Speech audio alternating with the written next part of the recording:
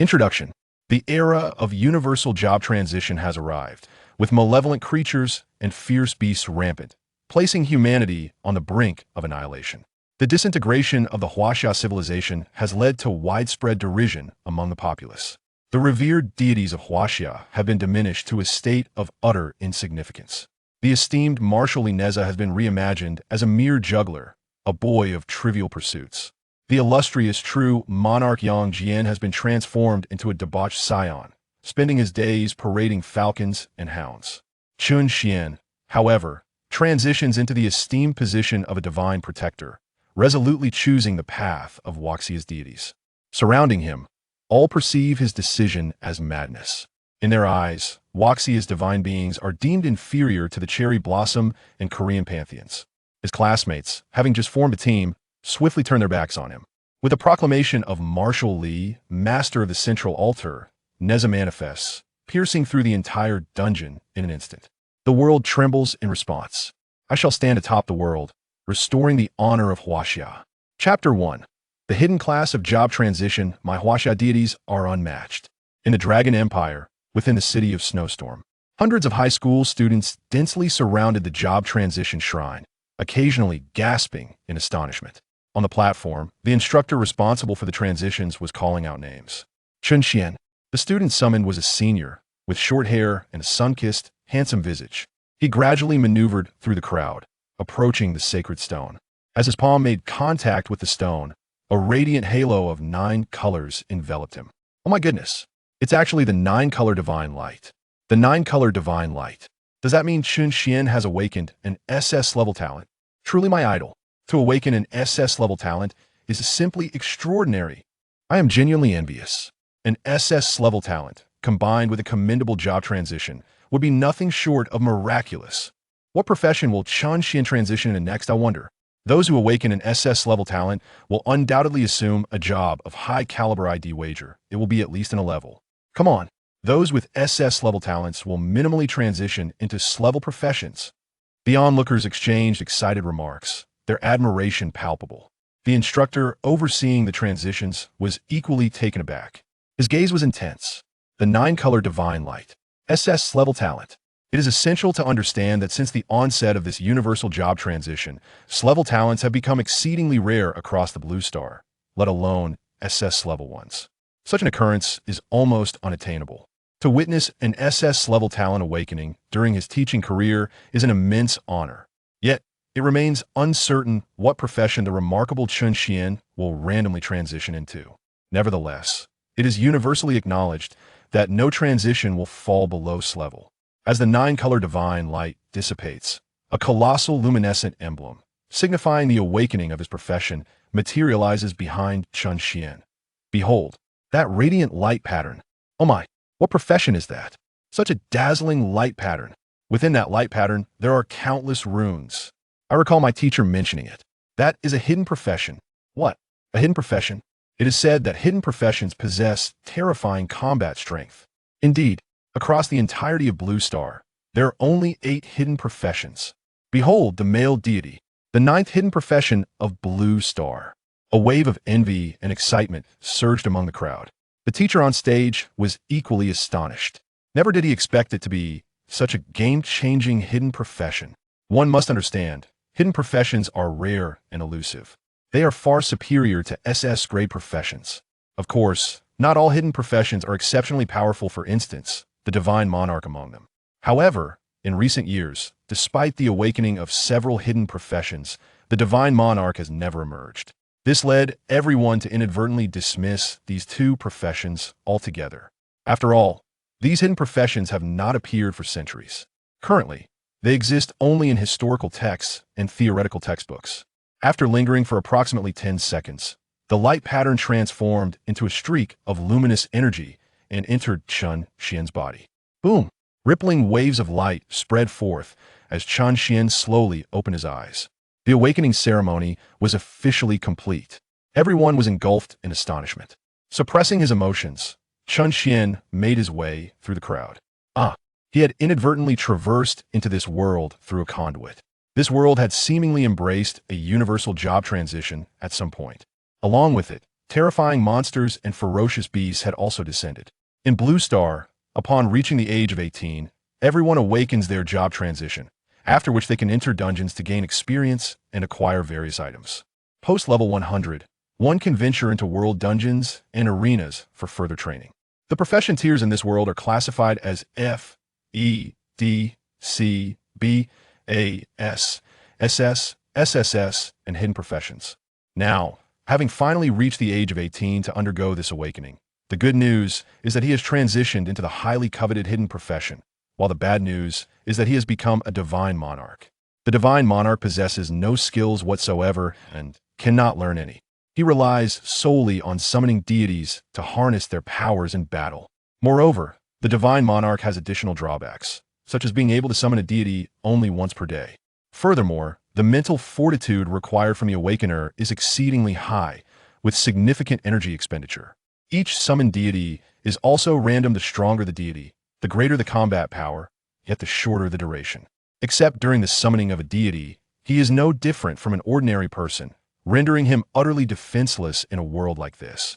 Due to the cultural invasion faced by the Divine Dragon Empire, there has been a disruption in the transmission of heritage, resulting in the Huaxia civilization being universally regarded as a secondary civilization. Consequently, the hidden profession of Divine Guardian has been relegated to the status of the most insignificant and feeble vocation. Marshal Nezha of the Central Altar has been reimagined as a mere street performer, a wayward youth devoid of purpose. Similarly, the esteemed Qingyuan Miaodao, Zhenjuanyang Jian has been depicted as a debauched young master, spending his days parading with hawks and hounds. Moreover, the deities of Huaxia have been collectively deemed weak beyond comparison. Even the mightiest among them are merely classified as level entities, and there are only a handful of such supreme beings. This pervasive notion is the reason why the Divine Guardian profession has been derisively labeled as a sewer profession. As a transmigrator, Chen Xuan found this intolerable. While others dismissed the Divine Guardian as inferior, he was exhilarated, for he alone comprehended the true strength of the deities within Huaxia. However, he realized that he would need to exert effort to compensate for the inherent weaknesses of the Divine Guardian. Upon making his choice, a peculiar surge of energy coursed through Chen Xuan's body. Subsequently, a voice resonated within his mind. Congratulations! By transitioning to the Divine Guardian profession, you have awakened the ancient bloodline of Huaxia and unlocked the retention talent. Retention. From now on, every time you summon a deity to possess you, you may select one of that deity's skills to permanently retain for your own use. As he processed the voice in his mind, Chen Xuan's heart raced with exhilaration. This was extraordinary. The awakened retention talent was a tailor-made, game-breaking ability for the Divine Guardian. With this talent, he could seamlessly address the profession's critical flaw. Its overwhelming summoning power contrasted with its otherwise frail nature. The ability to select a skill for permanent retention meant that his strength would only grow as time progressed. Ultimately, he could even embody a deity himself. Invincibility. These thoughts flashed through Chen Xuan's mind. Indeed, invincibility. Who could possibly contend with someone possessing the skills of numerous deities? Yet he pondered whether this talent was unique to him or if any individual from the Divine Dragon Empire who awakened the Divine Guardian profession and chose the Huaxia Pantheon could also attain this talent. Chapter 2. The Unique Talent and the Invitation from the Class Beauty, Lu Ruyan. Just as Chen Xuan mulled over this uncertainty, the voice in his mind echoed once more. Special note: not every Divine Guardian will awaken unique traits. Currently, the host is the sole awakened individual, and the trait is locked. No further awakened individuals will emerge. Hearing this, Chen Xuan felt a surge of excitement. How splendid! This was the essence of uniqueness and exclusivity. The last individual to transition to the Divine Guardian profession had done so a millennium ago, and that person had long since perished. This meant that he was the only one endowed with the retention talent. Now, the pressing matter at hand was to enhance his power expeditiously. The only way forward is to delve into the instance, accumulate experience, and summon deities to acquire skills. Chen Xuan gradually stepped away from the class change stone. Around him, the crowd appeared exceedingly animated, though anticipation seemed to prevail. I wonder what hidden profession Chen Xuan has chosen. Indeed, I am genuinely curious about what hidden class he will become. I wager it's the Marshal extreme with genuine weapons and relentless strikes. His combat prowess will be off the charts. Who could resist such a lure? A true man should embrace the martial extreme. Nevertheless, I believe the Grand Mage is superior after all. The Grand Mage's area effect attacks are extraordinarily powerful. I hope Chen Xuan transforms into a remarkably strong individual. Huh, why are you fawning over him in public? Even if he is exceptionally strong, it might not be for you. Personally, I find the Holy Knight formidable who wouldn't be entranced by divine attacks. Does no one appreciate the summoner's prowess? They can summon formidable creatures at will, how incredibly fierce. Moreover, there are no limits to their summons. I contend that the Holy Sword Master is even more impressive. With the unparalleled might of the Holy Sword under the Holy Sword Master's command, every attack can be cataclysmic. However, class changing is entirely a matter of luck. If one were to become a weak profession, it would be disastrous. What are you rambling about? Chen Xuan possesses an SS level talent. Even if he were to change classes, it would still be of steer strength. Do you possess such power? Exactly. We all recognize the might of an SS level talent. Why are you barking here? In our Dragon Empire's most significant crises, it was the hidden professionals who turned the tide. I envy him. Those with hidden professions and steer talents can be directly admitted to the Imperial Academy. Unlike me, despite being an attire, I still have to endure grueling examinations for a chance to enter. I must say, as long as he doesn't become the Divine Sovereign, any hidden profession would be remarkable. Such words. For centuries, the only time you've encountered the term Divine Sovereign is in books. Have you ever heard it mentioned in reality? Amidst the lively discussions of the students, a middle-aged man exuding an aura of elegance approached Chen Xuan. With a beaming smile, he said, "Congratulations, Chen Xuan, on awakening your hidden profession. I have already relayed the news to the Imperial Academy soon. Someone will come to assist you with the direct admission process." Chen Xuan politely returned a smile. "Thank you, Teacher Wang." This refined middle-aged man was none other than the homeroom teacher of Chen Xuan's class. Even he, typically composed, could not conceal the joy radiating from his face. After all, Chen Xuan had awakened an SS-level talent and had transformed into a hidden profession renowned as the Savior. As for the concern that he might become the underwhelming Divine Sovereign, in the teacher's view, it was simply an impossibility. After all, it has been several centuries since a hidden class had deviated during awakening. How could one possibly transform into a Divine Sovereign? In the class I lead, the emergence of a hidden profession heralds the future pillar of the Empire, which would undoubtedly bestow unparalleled glory upon my career. At that moment, a melodious voice resonated. "Chen Xuan, I happen to be looking for a team, for a dungeon. Shall we join forces?" The crowd turned towards the source of the voice. A young girl appeared, radiant and youthful, clad in a suit of bright silver metal armor that hugged her enchanting figure closely. Her long, slender legs moved gracefully, subtly revealed by the shifting plates of armor, captivating all who beheld her. At her waist hung a gleaming silver longsword of black iron grade, shimmering brilliantly under the sunlight, with gentle glimmers dancing along its blade. Her beautiful eyes sparkled with hope as they gazed at Chen Xuan. As the girl approached, the crowd became abuzz with excitement. "Wow, isn't that the class flower, Lu Ruyan? Goodness, that face, that figure. If she were my girlfriend, I'd gladly give my life for her." Someone pinch him. What kind of delusional daydreaming is this? Indeed, what a foolish daydream. Lu Ruyan just awakened as an S-grade light swordsman and was directly recruited by the Imperial Academy. S-grade, directly recruited by the Imperial Academy. I'm shedding tears of envy. She's not only stunning, but also possesses an S-grade profession. Her future is undoubtedly bright.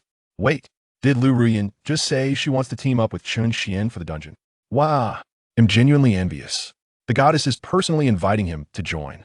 Your envy is futile. If you were as dashing and charming as Chen Xuan, with a hidden profession, perhaps the goddess would invite you too. Chen Xuan was taken aback by Lu Ruyan's words. Although their classes were not far apart, they were merely acquaintances, not particularly familiar with one another. He never anticipated that Lu Ruyan would take the initiative to seek him out for a dungeon run. However, he recalled what others had said. Lu Ruyan was an S-grade light swordsman, and forming a team with her would certainly be advantageous. After all, even though he was a divine sovereign with innate talents, he still required time to develop.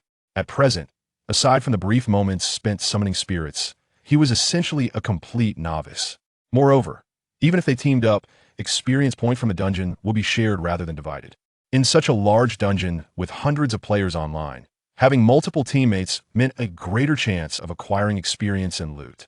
It was a situation that offered nothing but benefits. Since she had extended the invitation, why should he decline? Thus, he nodded in agreement. Sure, that sounds good.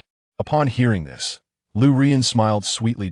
Eye in her eyes. The outcome was hardly surprising. A powerful alliance was the key to survival. Thus, she approached Chen Xuan directly and retrieved her phone. Let us exchange contact information and become friends, she suggested.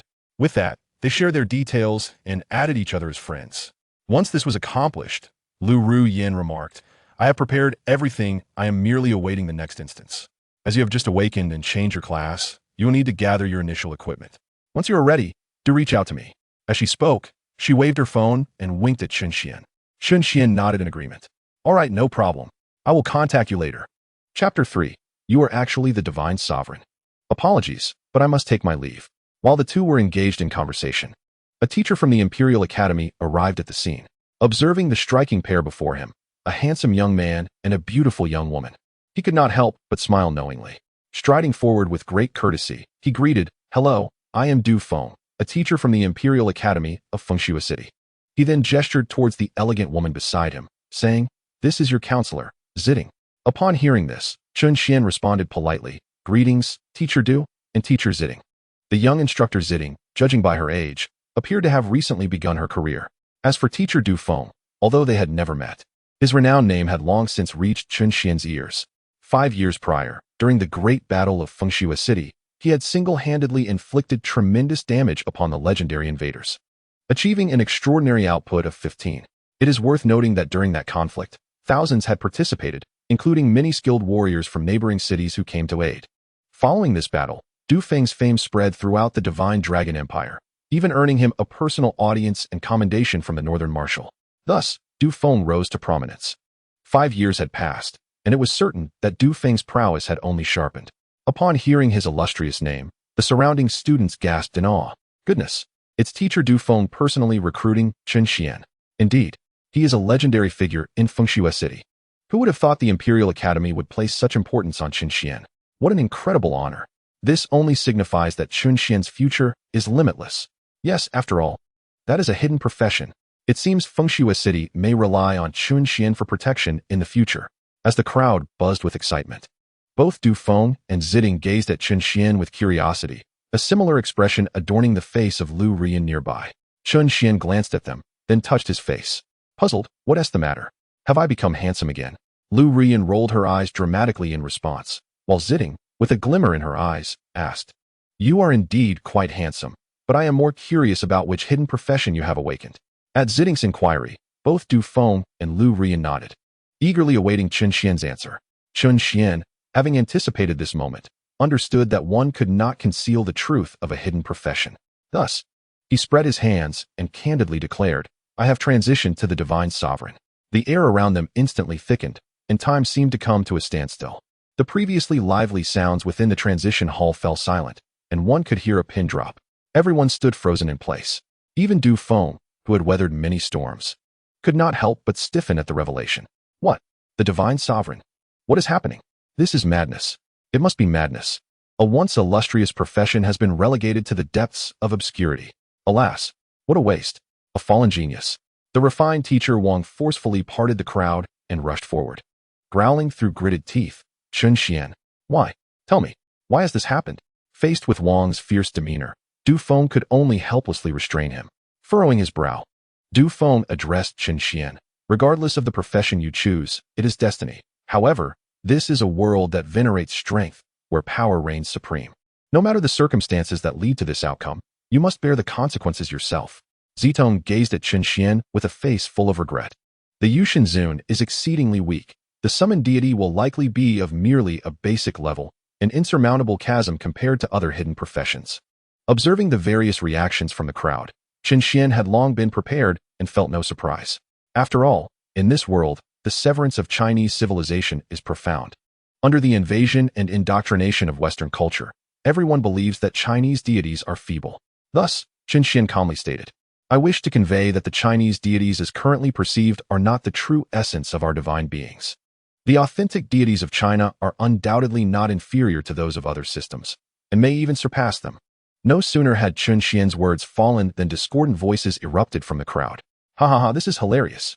You truly speak without a script. Exactly. Are you implying that all our perceptions are erroneous?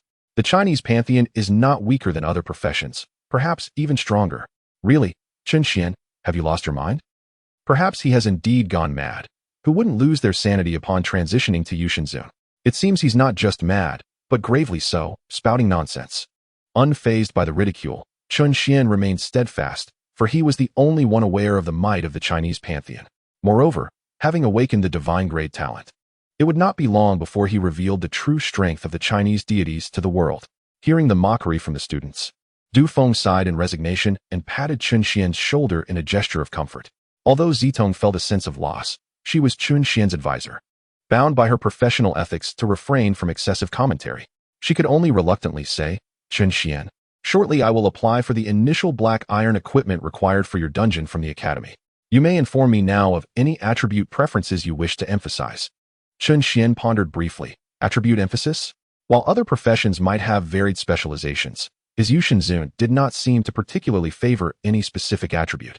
If he had to choose, it would be the mental attribute, yet all equipment offered uniform enhancements to mental attributes, negating the need for selection. In that case, he decided on a full set of attributes. Thus, he said, Teacher Zitong, I would like a complete set of equipment with all attributes. Zitong nodded in response, choosing to remain silent. Meanwhile, Lu Ruyan, upon hearing that Chen Xuan had chosen to become a divine sovereign, appeared somewhat embarrassed, yet said nothing. Du Feng glanced at Chen Xuan and then around the surroundings, stating, Let us proceed. It is getting late, and we must depart for the academy. With that, he led Chen Xuan and the others with purposeful strides towards the teleportation array. In this era, where demonic creatures and ferocious beasts roamed freely, every city and significant structure was equipped with a teleportation array. Travel was predominantly conducted through these arrays, as the dangers posed by the creatures outside the city made traversing the wilderness unthinkable, even for the most formidable of warriors. The risk of falling in battle was simply too great. As the four of them arrived at the teleportation array, Lu Ruyan suddenly pulled out her phone and held it to her ear. Hello, Dad? Oh, all right, I understand. I'll head back right away. She then turned to Chen Xuan and the others, wearing an apologetic expression. I'm really sorry, but my father needs me urgently. Chen Xuan, you head to the Imperial Academy first, and I will catch up with you later. Chapter 4. The class flower has run away. But the super campus bell has arrived after Lu Ruyan finished speaking. She dashed away like the wind. This unexpected maneuver left Du Feng and Zitong beside her, utterly bewildered. This girl, despite her youth, was quite adept at such antics. Chen Xuan was momentarily taken aback. This was no mere urgent matter, clearly. She had distanced herself upon learning of his new role as a divine sovereign. However, it mattered little. After all, it was entirely understandable for someone to flee in light of the entrenched beliefs held for over a century regarding the divine sovereign of the Huaxia system. In due time, he would undoubtedly vindicate the Huaxia deities, shattering the long-standing misconceptions and gradually dispelling cultural invasions through his own formidable prowess, thus continuing the legacy of a fractured civilization. Watching Lu Ruyan's figure recede into the distance, Du Feng patted Chen Xuan on the shoulder, his expression one of sympathy. Since Lu has pressing matters, we should proceed to the academy. With so many people there, we can form a team. Strength lies in numbers.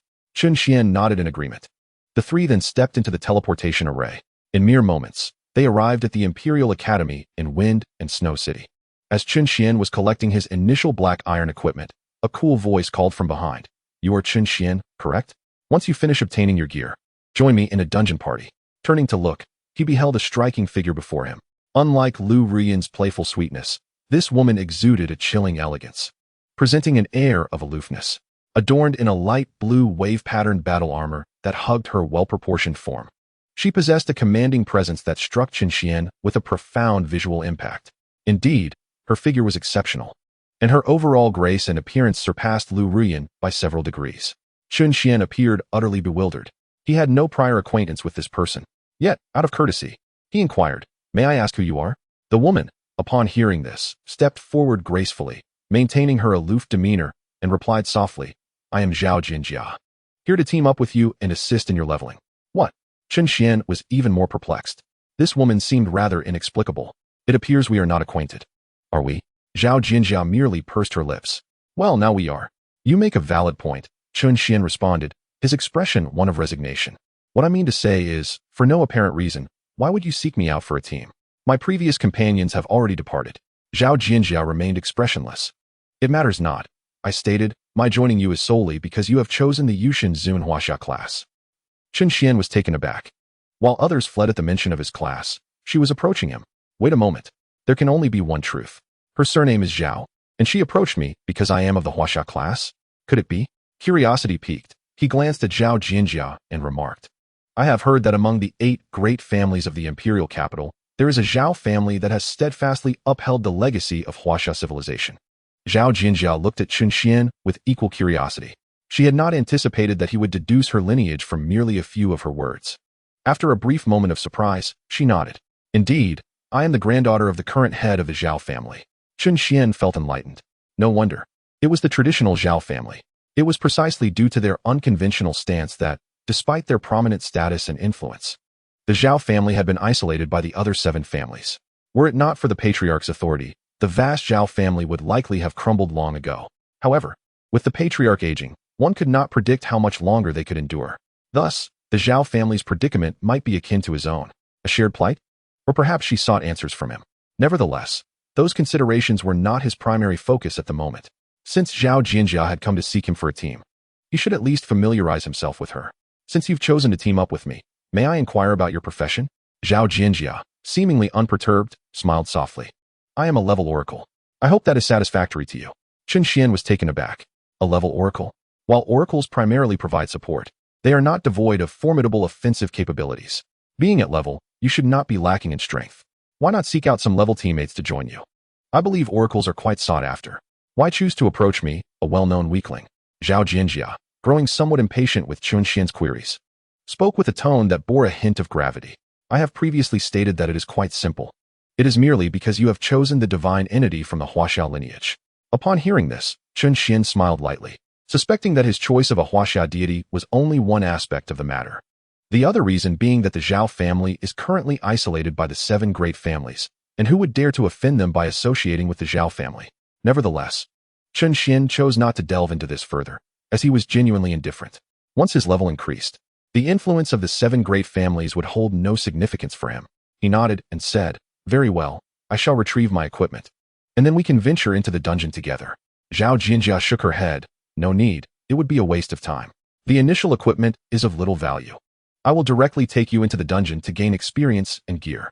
Chen Xuan was taken aback. This girl certainly had a hasty temperament. Just then, a graceful figure appeared before him. Turning around, he recognized his instructor, Zitong. Zitong glanced at Chen Xuan, then at Zhao Jinjia, her face filled with curiosity. She inquired, Jinjia, you arrived so quickly? Shall we proceed with the enrollment procedures together?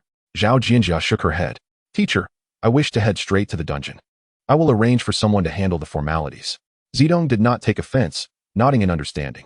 She then addressed Chen Xuan. Chen Xuan, here is your initial equipment. As per your request, all attributes are balanced.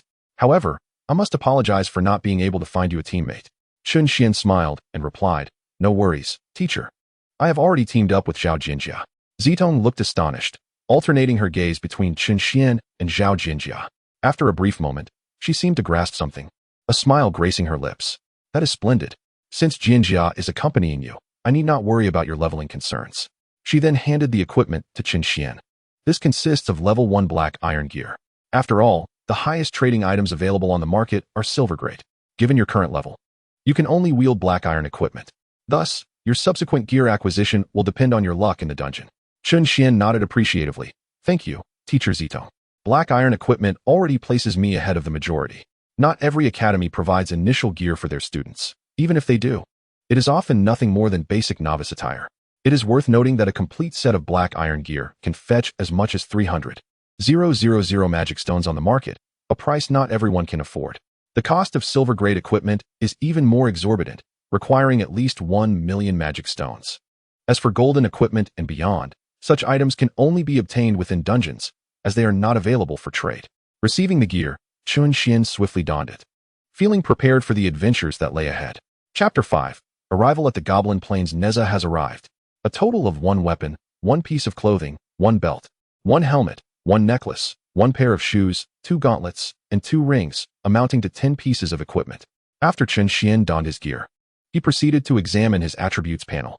Name, Chen Xuan. Occupation, Divine Sovereign, level 1 strength, 15 vitality, 15 agility, 15 mental power, 30. His foundational attributes were initially 5 points each in the first 4 categories, with mental power at 10 points. These constitute the basic attributes necessary for a successful class transition. Should these fundamental attributes fall short, the transition would fail, necessitating a delay in graduation until the standards are met and the transition is successfully completed. The surplus attributes were clearly derived from his equipment, presenting a harmonious balance, 10 points in the first 4 categories and an additional 20 points in mental power. This selection appeared to be a thoughtful choice by Master Wisteria, as mental power holds significant importance for a divine sovereign.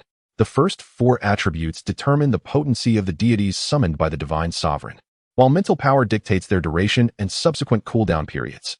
Upon witnessing Chen Xuan fully equipped, Wisteria smiled warmly and remarked, "I specifically selected this set of equipment for its balanced attributes, with a heightened emphasis on mental power. Given your current attributes, especially your agility, you should be more than capable of evading monster attacks, continuously maneuvering to draw aggro, thus creating an optimal output environment for Jianjia." Chen Xuan thought to himself, "Who understands this? Has everyone tacitly accepted me as a mere laboring tool? What a joke. I am one who has awakened the divine talent of retaining the heavens. I am destined to become the god of all gods. Once we enter the dungeon, I shall demonstrate the formidable strength of the Huaxiao Pantheon." The matter of enrollment paperwork was no longer a concern for either of them. Soon, they arrived at the entrance of the dungeon. This dungeon resembled those from previous Lives games in essence. Prior to entering, all participants could select their teammates and form parties. Inside the dungeon, they would slay monsters to gain experience, culminating in a final boss encounter to reap rewards. However, there was one distinction. This was a concept of dungeon rating, meaning that all individuals meeting the level requirements could enter. But the dungeon itself had a cap of hundreds of participants. The number of monsters within the dungeon was fixed, and the team that defeated the most would garner the most experience. Likewise, the final rewards were distributed based on team performance, with ownership awarded to the team that contributed the highest output, allowing for free distribution within the team. After conquering each dungeon, a return point would randomly appear, enabling all participants to return to the real world. Upon entering the dungeon, participants are awarded varying tiers of scores based on their performance, leading to different levels of settlement rewards. Thus, within the dungeon, there exists not only cooperation but also competition, as all resources must be contested. Distinctions exist between different dungeons. Prior to reaching level 100, players engage in national dungeons, while post-level 100, they transition into global dungeons. The primary difference lies in the fact that national dungeons exclusively host individuals from the same country and implement a mandatory protection mechanism, prohibiting any skills or spells from being used to attack others within the dungeon. Consequently, fatalities are rare in national dungeons. In contrast, global dungeons lack such protective measures, allowing any eligible player worldwide to enter, while still adhering to a limit on the number of participants. It is within the global dungeons that true brutality resides, for death can occur at any moment. To die in a dungeon signifies a permanent demise. One will not return to the realm of the living. Chen Xuan and Zhao Jinjia exchanged glances and nodded in mutual understanding. Having formed their party, they commenced their entry into the dungeon. The countdown commenced. 5, 4, 3, 2, 1. Congratulations, you have entered the level 1 dungeon, Goblin World. As the announcement resonated, the two were instantaneously transported to a vast expanse of verdant grassland. Feeling the solid ground beneath their feet, Chen Xuan could not suppress his excitement. Gazing across the endless fields of lush green grass, he pondered, is this the Goblin Kingdom? Turning to Zhao Jinjia, he observed her long, dark hair flowing in the gentle breeze, sunlight illuminating her delicate features, rendering her extraordinarily captivating. Zhao Jinjia surveyed the expansive plain, inhaled deeply, and clenched her fist. It was her first venture into a dungeon, and she felt a tinge of nervousness. After a few breaths, she composed herself and declared, "Let us seek out the goblin minions. Stay close to me. The number of entrants should still be low, so we must seize the opportunity to level up." With that, she prepared to move. However, Chen Xuan halted her with a firm grip, saying, "Not so fast. I need to summon a deity first."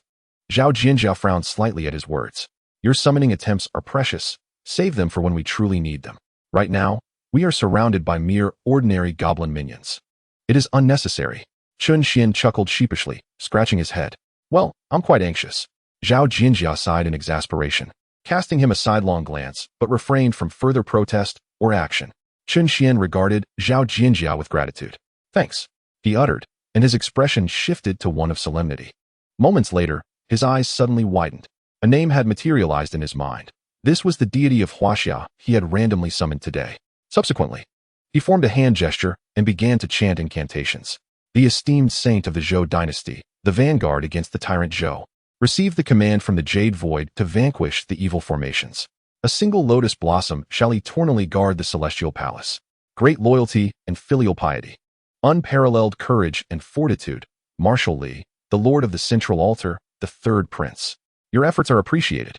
As Chen Xian's voice echoed, the sky suddenly darkened. Shrouded in thick clouds, thunder rumbled ominously. With a crackle of lightning, a beam of divine light pierced through the gloom. A voice resounded across the heavens. "Nezha has arrived."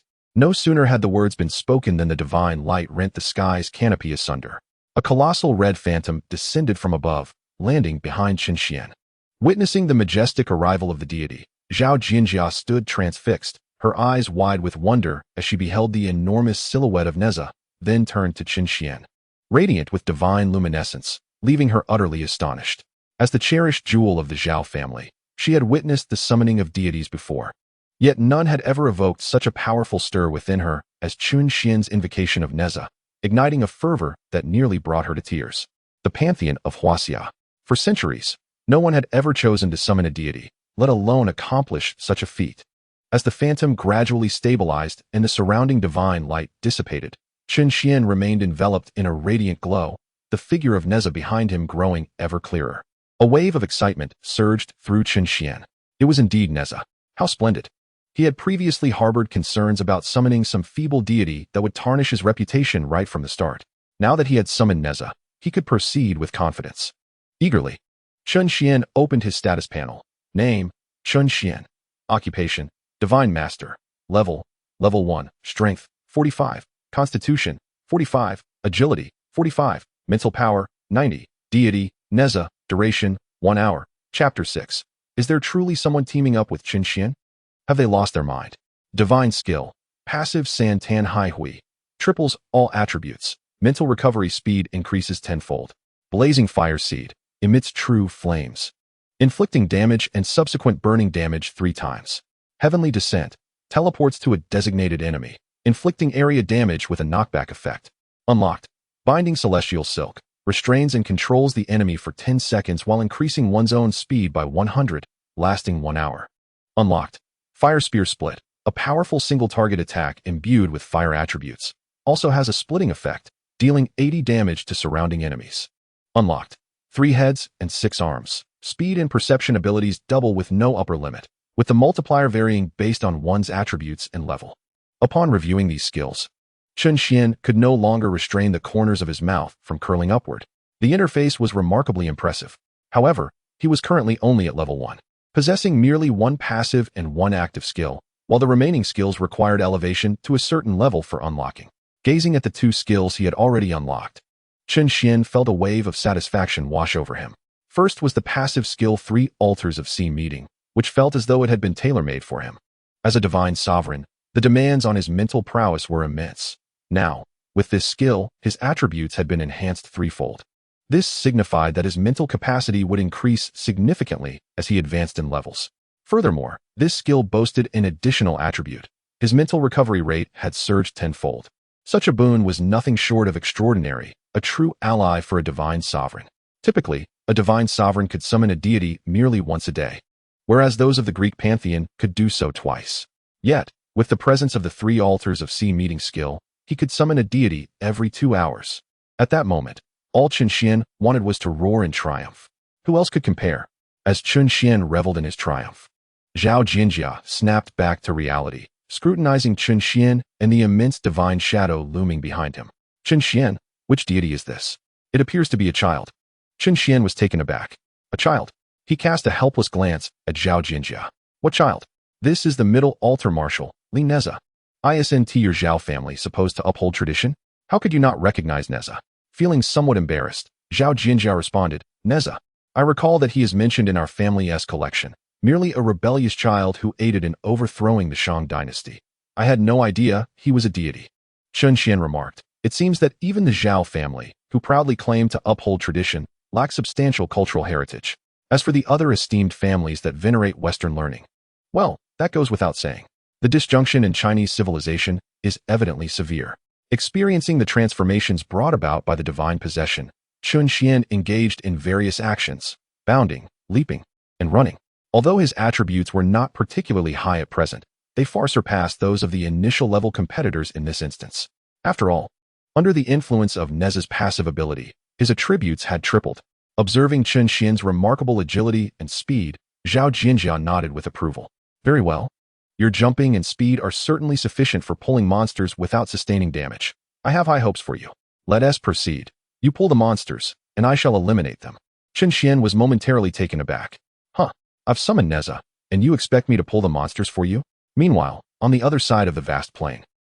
Previously fleeing with a bucket, Lu Ruyin suddenly appeared on the vast plain, soon accompanied by 3 other figures, her newly formed teammates. Unlike Chen Xuan, Lu Ruyin had no worries about lacking companions. On one hand, her own exceptional skills attracted numerous individuals eager to ally with her. On the other hand, as the class flower, she was never short of admirers, with various qualities among them, all available for her selection. Once the 4 had settled into position, an admirer exclaimed, "Ruyin, look, Chen Xuan is actually on the player list." Hearing this, Lu Ruyin opened her interface and indeed found Chen Xuan's name among the players. How did he end up in the dungeon? Lu Ruyin felt a twinge of surprise at the sight of his name. At that moment, another admirer, the most capable among them, Sun Yang, chimed in, "Haha, he must have come in alone to farm monsters." Sun Yang was in high spirits. As a skilled knight, he held a significant position within the Dragon Empire, not the pinnacle of excellence, but certainly a crucial pillar. He had previously thought that upon becoming a higher-level player, he could draw closer to Lu Ruyin. However, to his dismay, Lu Ruyin had extended her favor to Chen Xuan, who had just awakened as a god sovereign, which filled Sun Yang with jealousy.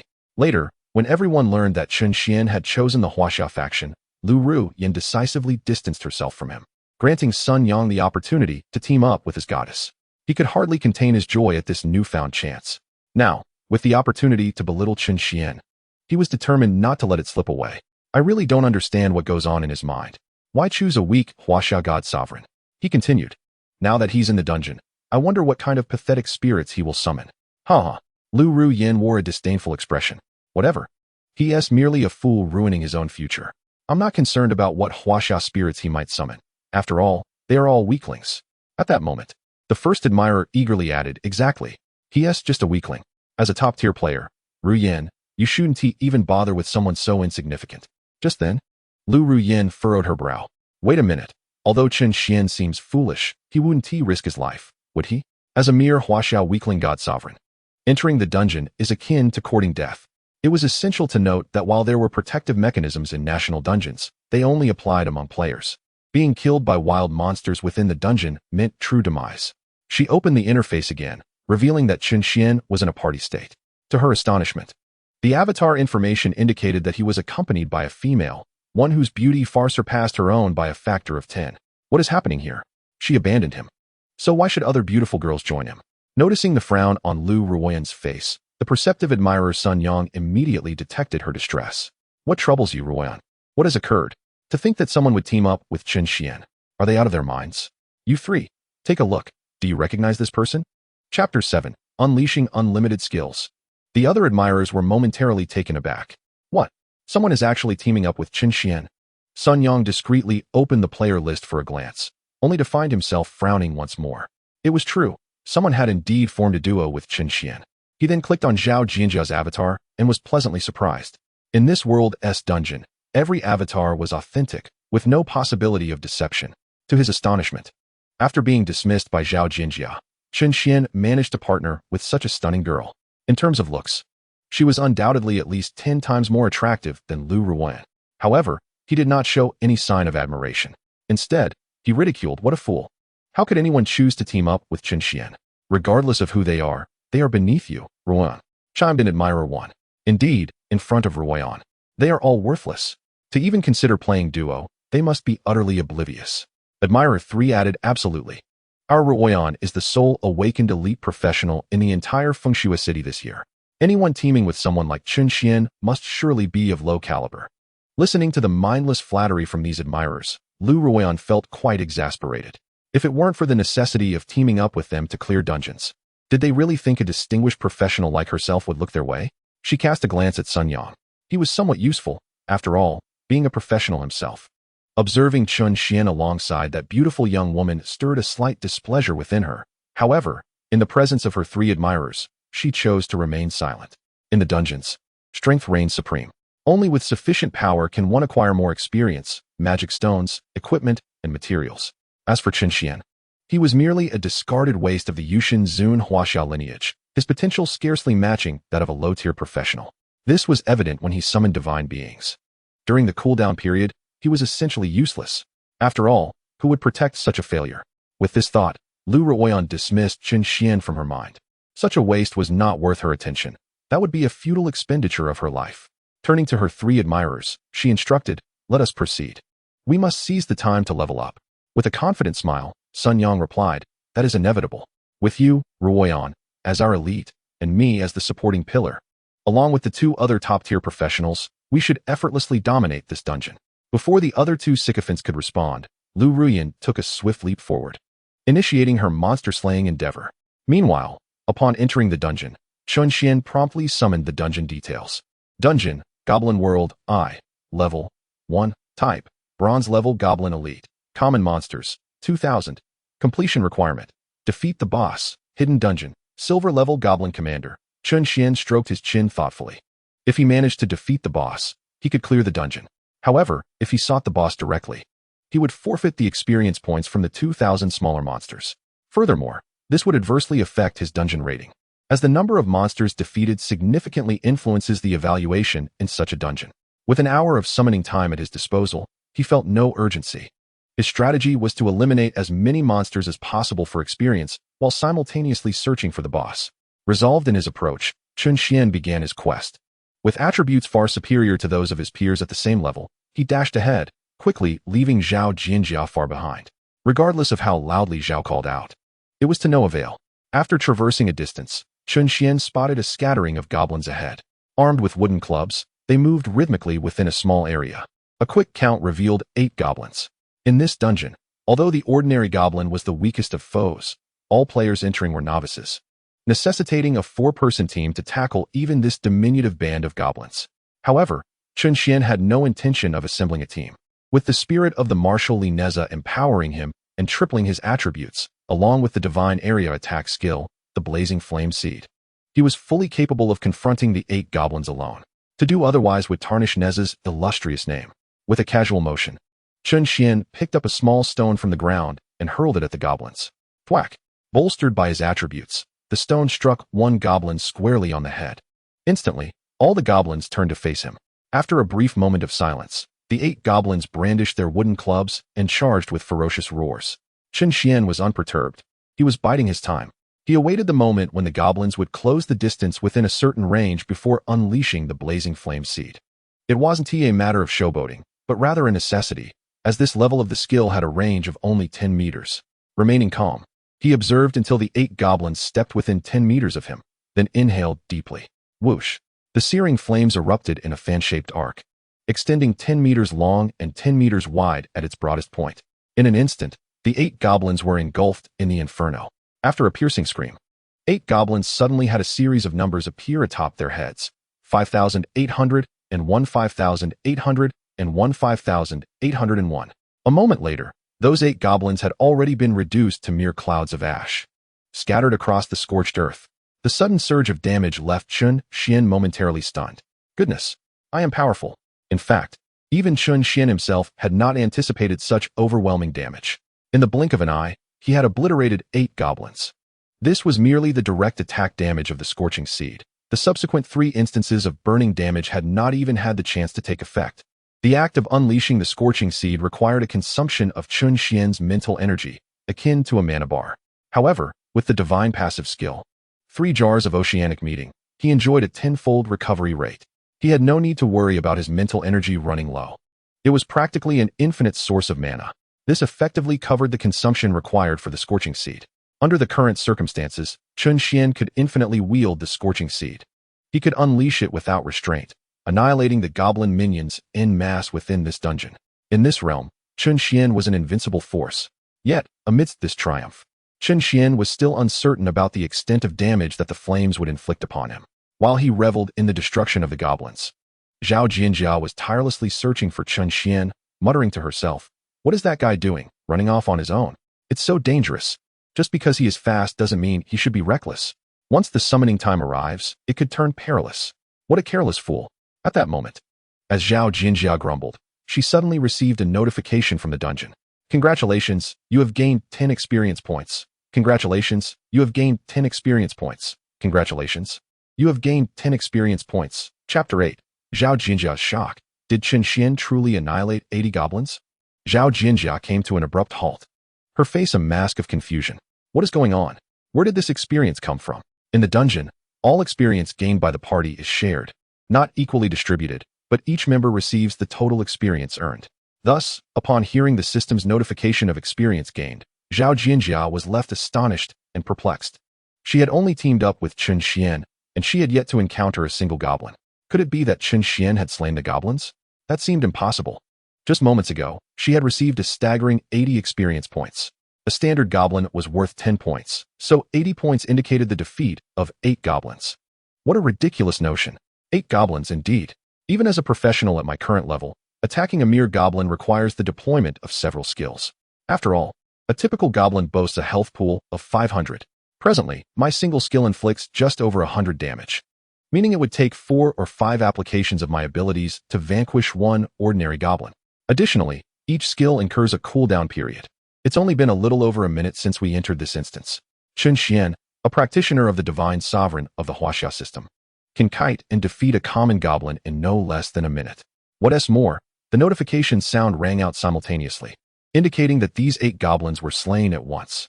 Could it be that these 8 goblins were truly dispatched by Chen Xuan, or were they all eliminated simultaneously? Zhao Jinjia's beautiful eyes widened in disbelief. Yet, she had only teamed up with Chen Xuan. The experience and system notifications cannot be mistaken. It must be true that Chen Xuan simultaneously defeated 8 goblins. Good heavens! Is the mischievous little child Nezha, whom Chen Xuan summoned, truly that formidable?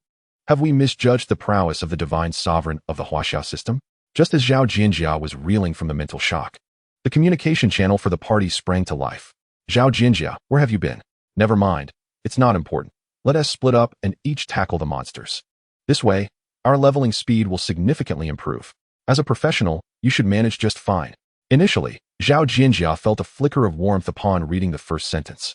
Though this person seemed a bit aloof, he still showed concern for her. However, the subsequent words from Chen Xuan left her utterly exasperated. "You just handle the monsters yourself. I'll be perfectly fine." While her words suggested confidence, Zhao Jinjia was far from worried about Chen Xuan's ability to handle the goblins in the instance, especially since he had just wiped out a wave of 8 goblins. Moreover, he was right. Both of them possessed the capability to solo ordinary goblins, and splitting up would indeed enhance their efficiency.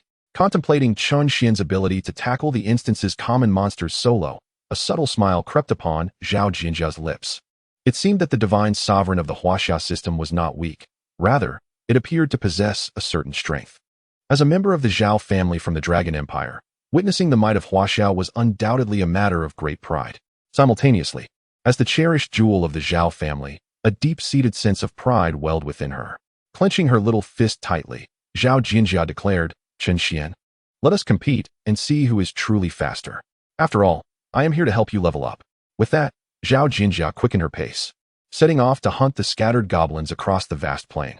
Meanwhile, on the other side, after Chen Xuan finished speaking, he directed all his attention towards hunting monsters. He had just eliminated 8 goblins in quick succession, earning some experience points. Yet he still found himself quite distant from leveling up to the 2nd tier. To expedite his advancement, he suggested parting ways with Zhao Jinjia for monster hunting. This way, his leveling speed would almost double. Considering Zhao Jinjia's prowess as a high-tier profession, her efficiency in monster hunting would likely be commendable. Thus, Chen Xuan began to run freely across the vast expanse of the plain, effortlessly dispatching 5 or 6 waves of goblin minions. The experience points continued to accumulate, and he paid little heed to who among them had delivered the final blow. After eliminating the current wave of ordinary goblins, Chen Xuan glanced at the system prompt for the dungeon, and a wave of exasperation washed over him. He couldn't help but voice his thoughts. Is this what it means to be a high-tier profession? I've taken down 50 or 60 goblins, and you've only managed a mere dozen. This left Chen Xuan questioning the effectiveness of high-tier professions. Observing the scan experience points, he scoffed. Better than nothing, I suppose. Despite his complaints, his feet did not falter. Soon, he arrived beside a massive tree hollow. Surrounding the hollow were 4 or 5 dozen ordinary goblin minions, seemingly guarding something. Chen Xuan halted, stroking his chin. With so many goblins congregated here, there must be something of significance, yet he saw nothing. His gaze shifted to the enormous tree hollow. Could the significant object be hidden within? Chen Xuan resorted to his previous tactic, picking up a small stone from the ground. With a swift motion, he flung it at the tree hollow. Thud! The sound echoed throughout the area. A furious roar erupted, and out of the hollow charged a goblin. Towering at nearly 6 feet, wielding an iron-spiked club, Chen Xuan's eyes lit up. This was an elite monster, the overlord of the Black Iron tier. This creature possessed tenfold the health of ordinary monsters, with both its attack and defense correspondingly enhanced. Most crucially, defeating it would yield equipment, materials, and other valuable items. If calculated by its tenfold health, this goblin likely possessed around 5,000 hit points. When he had previously dispatched the smaller monsters, the damage dealt was 5,801, suggesting he could potentially eliminate this Black Iron goblin in one blow. With this thought, a smile crept across Chen Xuan's lips. Just as he prepared to strike down the Black Iron goblin, a 4-member party entered his field of vision. The individuals appeared unfamiliar to him, indicating they were not newcomers from Wind and Snow City. At that moment, one of the party members called out, "Hey, brother, where's your teammate? How about we collaborate? You all may not be able to consume it anyway. As for the spoils, we shall divide them equally." Chen Xuan cast a glance at the 4 individuals before him. A quartet of spirited young men, each sporting a distinct hair color: red, yellow, green, and white. They were clad in matching tank tops, their bare arms adorned with an array of peculiar tattoos. Chen Xuan smirked, contemplating the absurdity of it all. Chapter 9. Ah, indeed, freshly slain, merely of Black Iron caliber. Chen Xuan had no intention of engaging with them. With a surge of speed, he charged headlong into the throng of goblins. The quartet stood frozen, bewildered by his sudden movement. Wang Defa, what does this mean? Are we to be treated as mere air, or is he dismissing my words as mere nonsense? Such insolence cannot be tolerated. The young man who had spoken earlier seethed with anger. What is your attitude, boy? Are we to be disregarded after we have shown you respect? At that moment, one of his companions chimed in, "Boss, could this lad be the newly transitioned Yu Shinzun from the Huaxia faction that we saw on the online headlines?" The leader of the spirited young men paused in surprise. Yu Shinzun from Huaxia faction? Uft! Ha ha ha! I thought he was some great deity. But he is just a Yu Shinzun from Huaxia. Why act so grand? Do you even possess such prowess, Luoqiang? While the leader continued his mockery, Chen Xuan had already plunged into the ranks of goblins. With a fierce exhalation, he unleashed a torrent of flames, engulfing 40 to 50 goblins in an instant. The air was filled with their mournful cries, echoing across the vast plain. In but a fleeting moment, all the goblin minions were reduced to ashes. Even the Black Iron goblin could not evade the fate of annihilation. Despite its tenfold increase in health compared to ordinary goblins, it too succumbed to the might of Chen Xuan's flames, turning to mere cinders in an instant. Subsequently, equipment, magic stones, and skill books scattered across the ground, glimmering amidst the ashes. This unexpected spectacle left the spirited young men utterly astonished, rendered speechless. What just happened? I have no idea, brother. What transpired? How would I know what happened? While the quartet stood there, dumbfounded, Chen Xuan received a notification from the dungeon system. Congratulations, player Chen Xuan, for successfully slaying the Black Iron Goblin. You have gained 100 experience points. A wave of satisfaction washed over Chen Xuan. After such a period of arduous effort, he had finally reached level 3. This also indicated that Zhao Jianjia, his teammate, had attained the same level. Consequently, her monster-slaying speed would likely increase significantly. Chen Xuan swiftly began to gather the spoils from the ground. Suddenly, Chen Xuan discovered among the spoils a shimmering object resembling a card. It was indeed the rare item known as the enchantment card, which could only be dropped with a certain probability. To his astonishment, he had acquired one merely by vanquishing a Black Iron level creature. The enchantment card could bestow various enhancements upon a practitioner's equipment, though only one card could be affixed to each piece of gear. However, there existed exceptional enchantment cards that allowed for the attachment of additional cards, thereby absorbing their attributes and growth values. Thus, even a mundane white enchantment card would not fetch less than 100,000 magic stones in the market. Surprisingly, The card in Chen Xuan's possession was a black iron level enchantment card. He quickly examined the card's details. Name, Goblin card. Grade, black iron. Attribute, after enchantment. The attack range of all skills of the equipment wearer is increased by 20. This seems promising, with a 20-point enhancement. Nezha's blazing fire seed could reach a distance of 12 meters, significantly improving his casting safety zone. As for the black iron level equipment, it was merely a matter of addition rather than replacement, as his current gear sufficed. After collecting the loot, Chen Xuan did not linger but swiftly departed the area, continuing his quest to locate more goblins. After all, seizing the opportunity to level up was paramount. The four spirited youths stared in disbelief at Chen Xuan's retreating figure, caught in a whirlwind of confusion. Am I seeing things? Did this guy just annihilate a black iron level creature? Is he using hacks? How could one possibly cheat here? Is it truly feasible for a divine master of the Huaxiao lineage to achieve such feats? Could it be that the divine master is indeed that formidable, and we are simply oblivious? Beep beep beep. Chen Xuan's dungeon system chimed. Upon opening it, he saw that Zhao Jianxiao was trying to reach him. Chen Xuan, did you really defeat a black iron level creature? Chen Xuan replied nonchalantly. Ah yes. Just took it down. By yourself? Zhao Jianxiao asked incredulously. Well, you weren't here, so naturally, I did it alone. It was a minor affair. No need for alarm. Zhao Jianxiao's expression reflected utter disbelief as she clenched her small fists. Listen to yourself. Is that even human language? A minor affair? That creature had 5,000 health points. You soloed it. And you call that a minor affair? Noticing Zhao Jianxiao's silence, Chen Xuan added, Don't just stand there. Pick up the pace. I'm heading to the next location. With that, he resumed his expedition. Chen Xuan is now completely unafraid of revealing his true abilities. This is precisely the effect he desires. He aims to restore the honor of the divine protector of Huaxia. He intends to gradually mend the fractures within Huaxia's civilization. From now on, anyone who dares to criticize the divine protector of Huaxia will find themselves soundly reprimanded. Minutes later, only 1,500 ordinary monsters remained in the dungeon, of which 300 had fallen to Chen Xuan's prowess. Given his current state, endowed with infinite skills and an endless mana pool, coupled with abilities potent enough to obliterate these dungeon monsters in a single strike. The task of monster slaying required little time. Most of his time was spent navigating the terrain in search of foes. Before long, Chen Xuan attained level 6, and his attributes received a significant boost. Each level up granted him 2 points in all attributes along with 2 points to allocate freely. With the passive enhancement from Nezha's 3 Altars of the Sea, this increase tripled, allowing Chen Xuan to gain 6 points in total attributes with each level up. Having ascended 5 levels, his overall attributes surged by 30 points.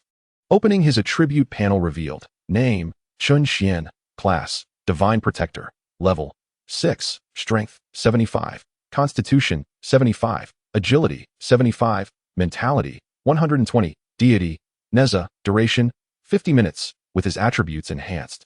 The damage level of his skills also escalated, now reaching an impressive 7,500 points. This figure filled Chen Xuan with satisfaction. Thus far, not a single goblin had withstood even one of his attacks. According to the calculation of doubled health points, the final boss of this dungeon, the Bronze Goblin, possessed a mere 50,000 health. Even if it were to conceal itself, its health would only amount to 100,000, merely double that of the current boss's health. With his fire attack dealing 7,005 damage, combined with subsequent burn damage from 3 additional hits, the total damage amounts to 30,000. This implies that even if the goblin were to hide, it could only endure a little over 3 of his strikes. Chapter 10, Little Girl. Are you being too obvious in your laziness? Who is that? The red-haired monster. Chen Xuan felt a sense of contentment with his current self. Meanwhile, on the other side, Zhao Jianxiao was engulfed in profound confusion. She had only slain a few dozen goblins, while Chen Xuan had already vanquished 300. This disparity instilled deep self-doubt within Zhao Jianxiao, a prodigious practitioner. Was Chen Xuan truly that formidable? It is well known that the divine protector of Huaxia is considered weak. Yet how does one explain his extraordinary feat of defeating 300 goblins and instantaneously slaying black iron foes? Was she truly that weak? That seemed implausible. After all, she was a high-tier practitioner. How could it possibly be weak? Yet the reality of having slain merely dozens of goblins lay before her, rendering her speechless. Taking a deep breath, she mustered a faint smile, reassuring herself. It's all right. Chen Xuan is currently in a summoning possession state. Given the formidable strength of the Nezha he summoned, it surely wouldn't last long, and soon it would be my turn to guide him through the levels. With this thought, Zhao Jinjia felt considerably more at ease. She then continued her quest to hunt for goblins. In a small grove, Lu Ruoyan, accompanied by her 3 devoted companions, had just vanquished a group of goblins. Lu Ruoyan glanced at the monster count in the dungeon system and was taken aback. What is happening? Her 3 loyal teammates quickly gathered around her. Sun Yang, with concern, inquired, Ruoyan, what is the matter? What happened? Lu Ruoyan, in disbelief, exclaimed, it's only been 10 minutes, and the monster count in the dungeon has decreased by over 500. Sun Yang was momentarily stunned. 500? What nonsense is this? Our party of 4 is already top tier, and we have only managed to slay just under 100. The group opened the dungeon system to check the monster count. Moments ago, it had displayed 1,500 monsters, and suddenly, it had dropped by more than a dozen. All at once. What? The 4 of them were left dumbfounded. How could there have been a simultaneous disappearance of so many monsters? Even a fully equipped team of elite professionals couldn't possibly slay over a dozen goblins at once. The 3rd devoted companion exclaimed, Wang Defa, could someone be hacking? Lu Ruoyan shot him a disdainful glance. This fool, does he think this place is some kind of playground for cheating? But which team could be so powerful? Meanwhile, Chen Xuan, at that moment, gently brushed off his sleeves. Fortune smiled upon him as he stumbled upon a group of over a dozen goblins. He hoped to encounter more such opportunities, saving both time and effort. Perhaps, with a bit of luck, he could complete another dungeon before his transformation ended. With that thought, he hastened forward. Such is the way of the world, cloaked in humility while concealing one's accomplishments. Just as Zhao Jinjia had walked a short distance, she abruptly halted. She had spotted a goblin wielding a crescent-shaped blade. Is that bronze? Upon seeing the bronze, Zhao Jinjia's heart leaped with joy. However, her delicate features soon fell.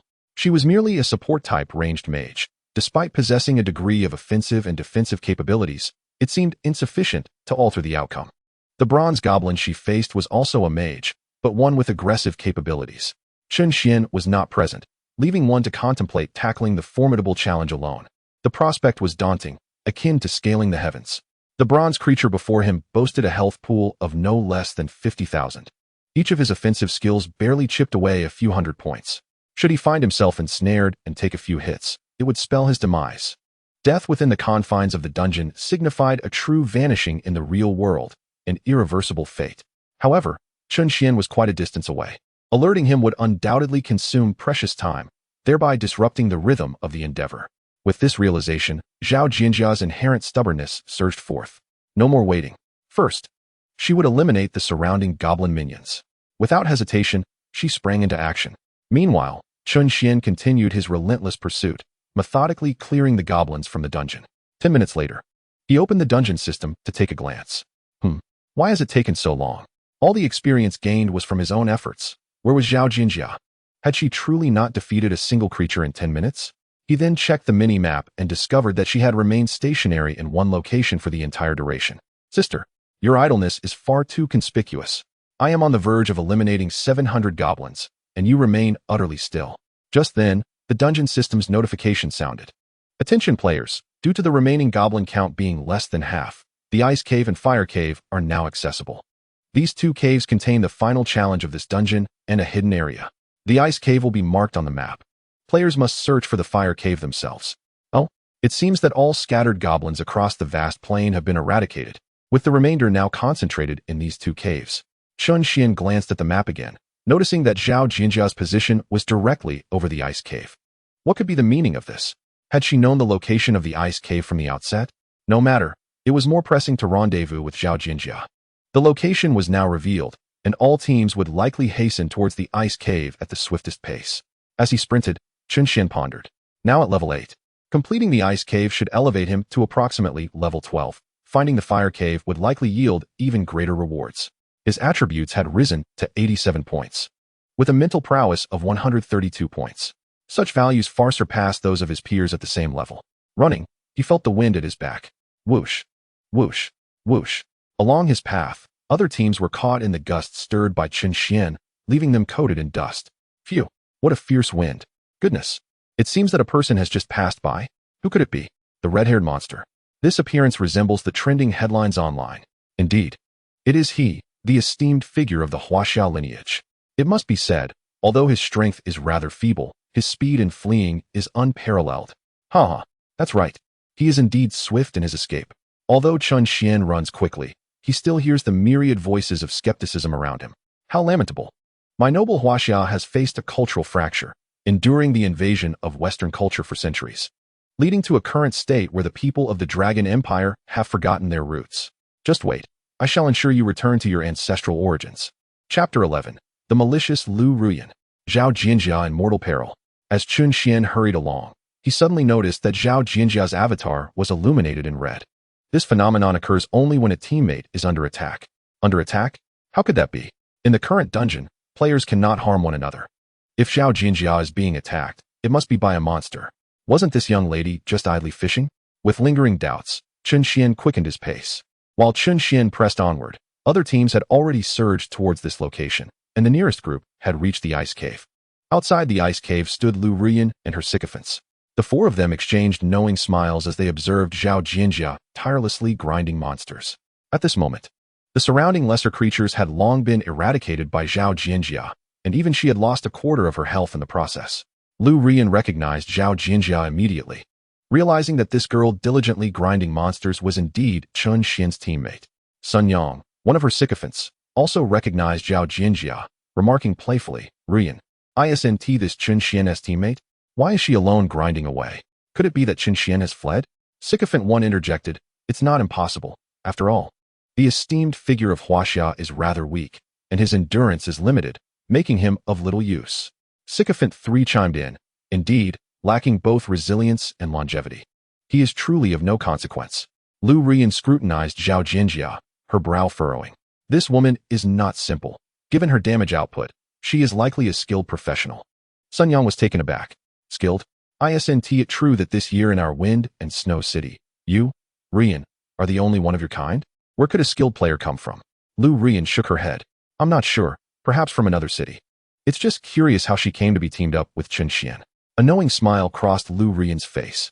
"Look how difficult she seems to be struggling. We should extend a hand in assistance, especially since she is a girl who appears to be having a tough time."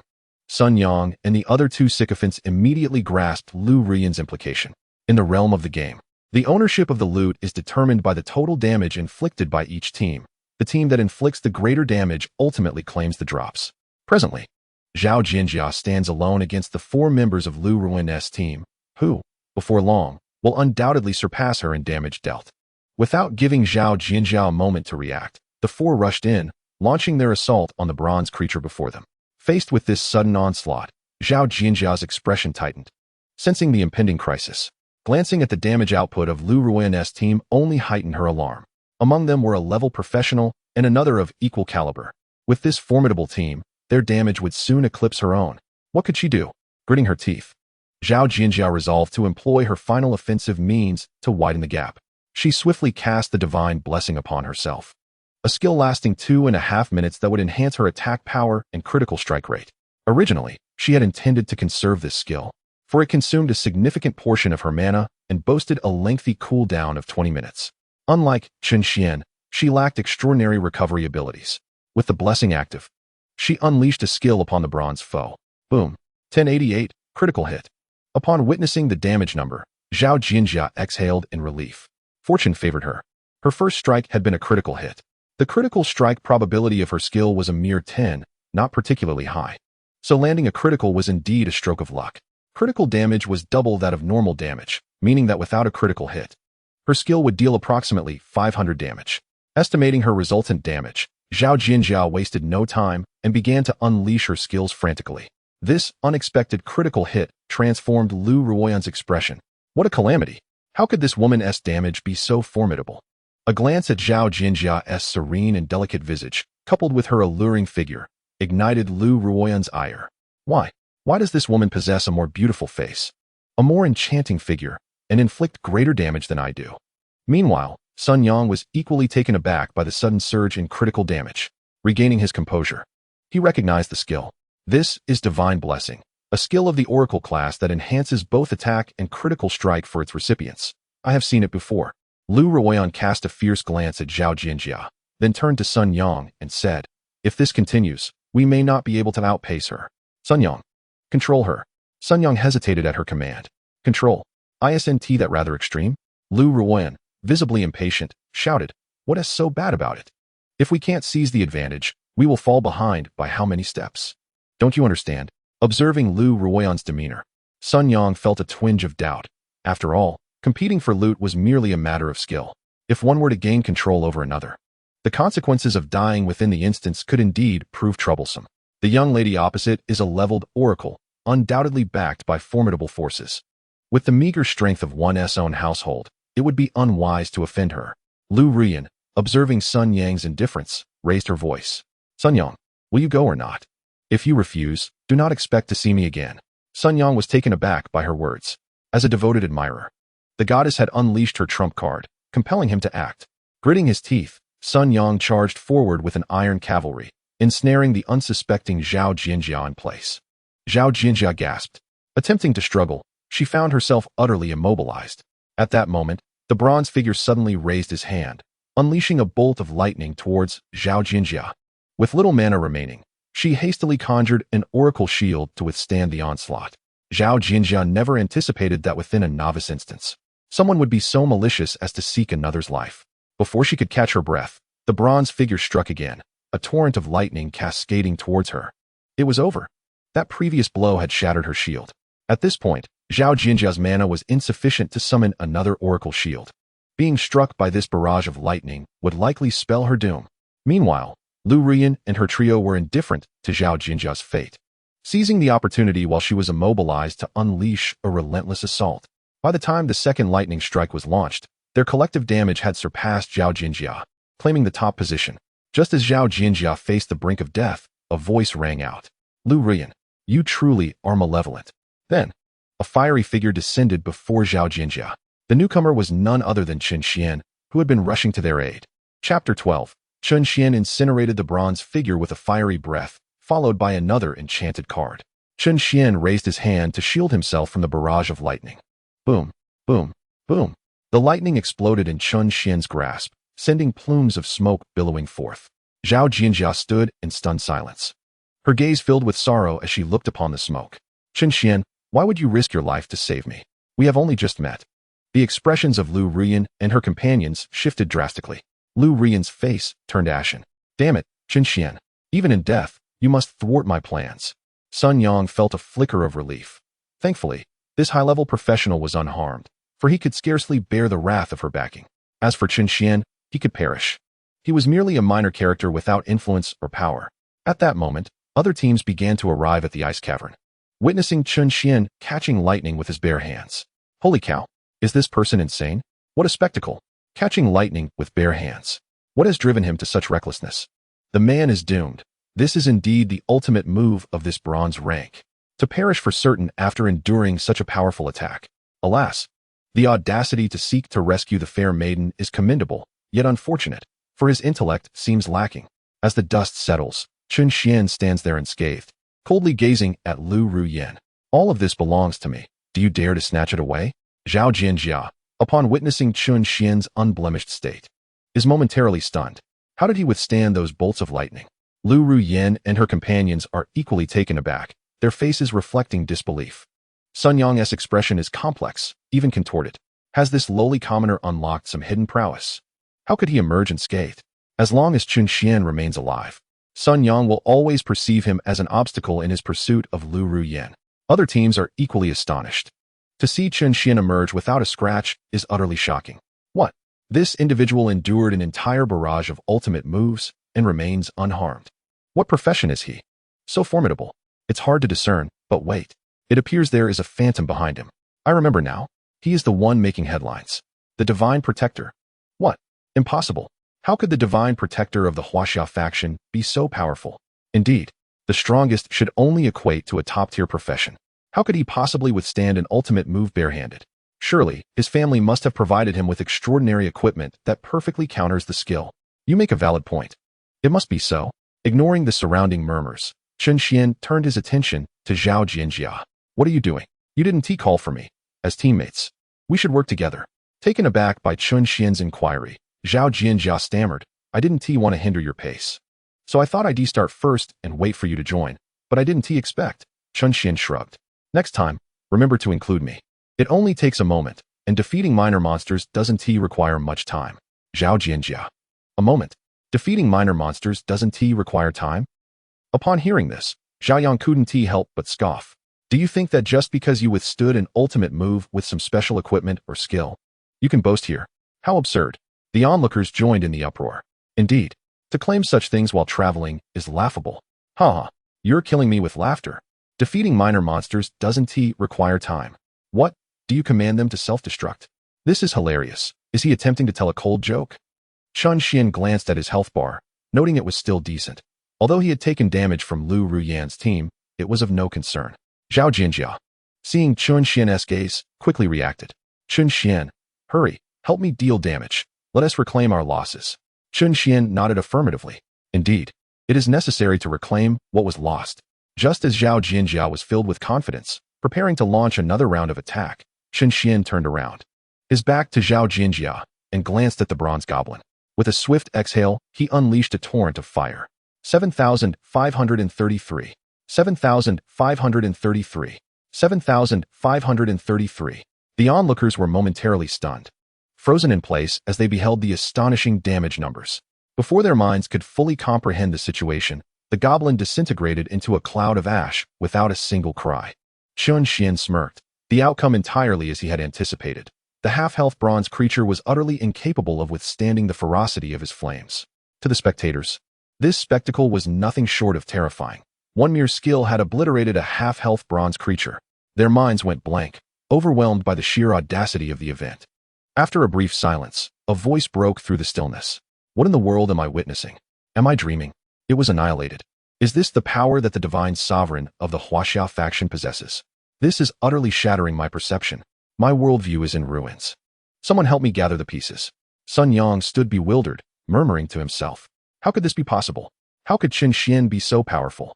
He is supposedly a weakling from the divine sovereign of the Huaxia faction. At that moment, Zhao Jinjia was also grappling with her bewilderment. He actually killed the goblin? Even though it was at half health, it was still a bronze creature. It seems he truly did eliminate that black iron beast. No wonder he claimed that ordinary monsters posed no challenge. It turns out he was entirely truthful. As she glanced at Nezha, who was leaning against Chen Xuan, excitement surged within Zhao Jinjia. The divine sovereign of the Huaxia faction was not a weakling after all. She seemed to glimpse the resurgence of Huaxia civilization on the horizon. Among all present, the one feeling most disheartened was Lu Ruyan. She was the first to team up with Chen Xuan and had succeeded, only to ultimately withdraw. Now, she found herself overshadowed by a stunning goddess who was with him. Having neither gained Chen Xuan's favor nor the goddess's, she felt utterly defeated. Lu Ruyan's expression was akin to that of someone who had just tasted something utterly distasteful. Unfazed by the reactions surrounding him, Chen Xuan approached the pile of ash, extending his hand to collect the dropped items. Among them, a shimmering card caught his eye, and he recognized it immediately as an enchantment card. Item, Goblin card. Grade, Bronze. Attribute. After enchantment, all skill damage of the equipped wearer is increased by 30. Chen Xuan examined the attributes, noting the card's bronze grade boasted an enhancement 10 points greater than that of a black iron card. This meant that after enchanting this card, the damage of his blazing ember would surge to over 9,700. With a mere breath of fire, the bronze foes were swiftly vanquished. Even the concealed silver adversaries succumbed to just a few strikes. The essence of my prowess lies in swift annihilation and sheer exhilaration. Chapter 13. Not only am I enduring, but I am also formidable.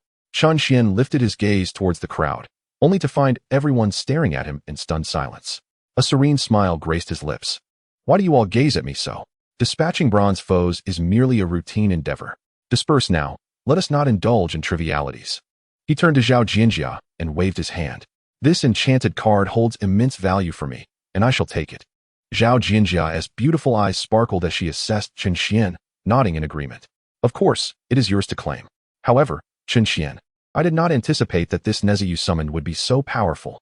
Chen Xuan chuckled. Indeed, it must be formidable. This fire-breathing skill is merely Nezha's first ability. There are many more skills to unlock as I level up. Soon, you shall witness true power.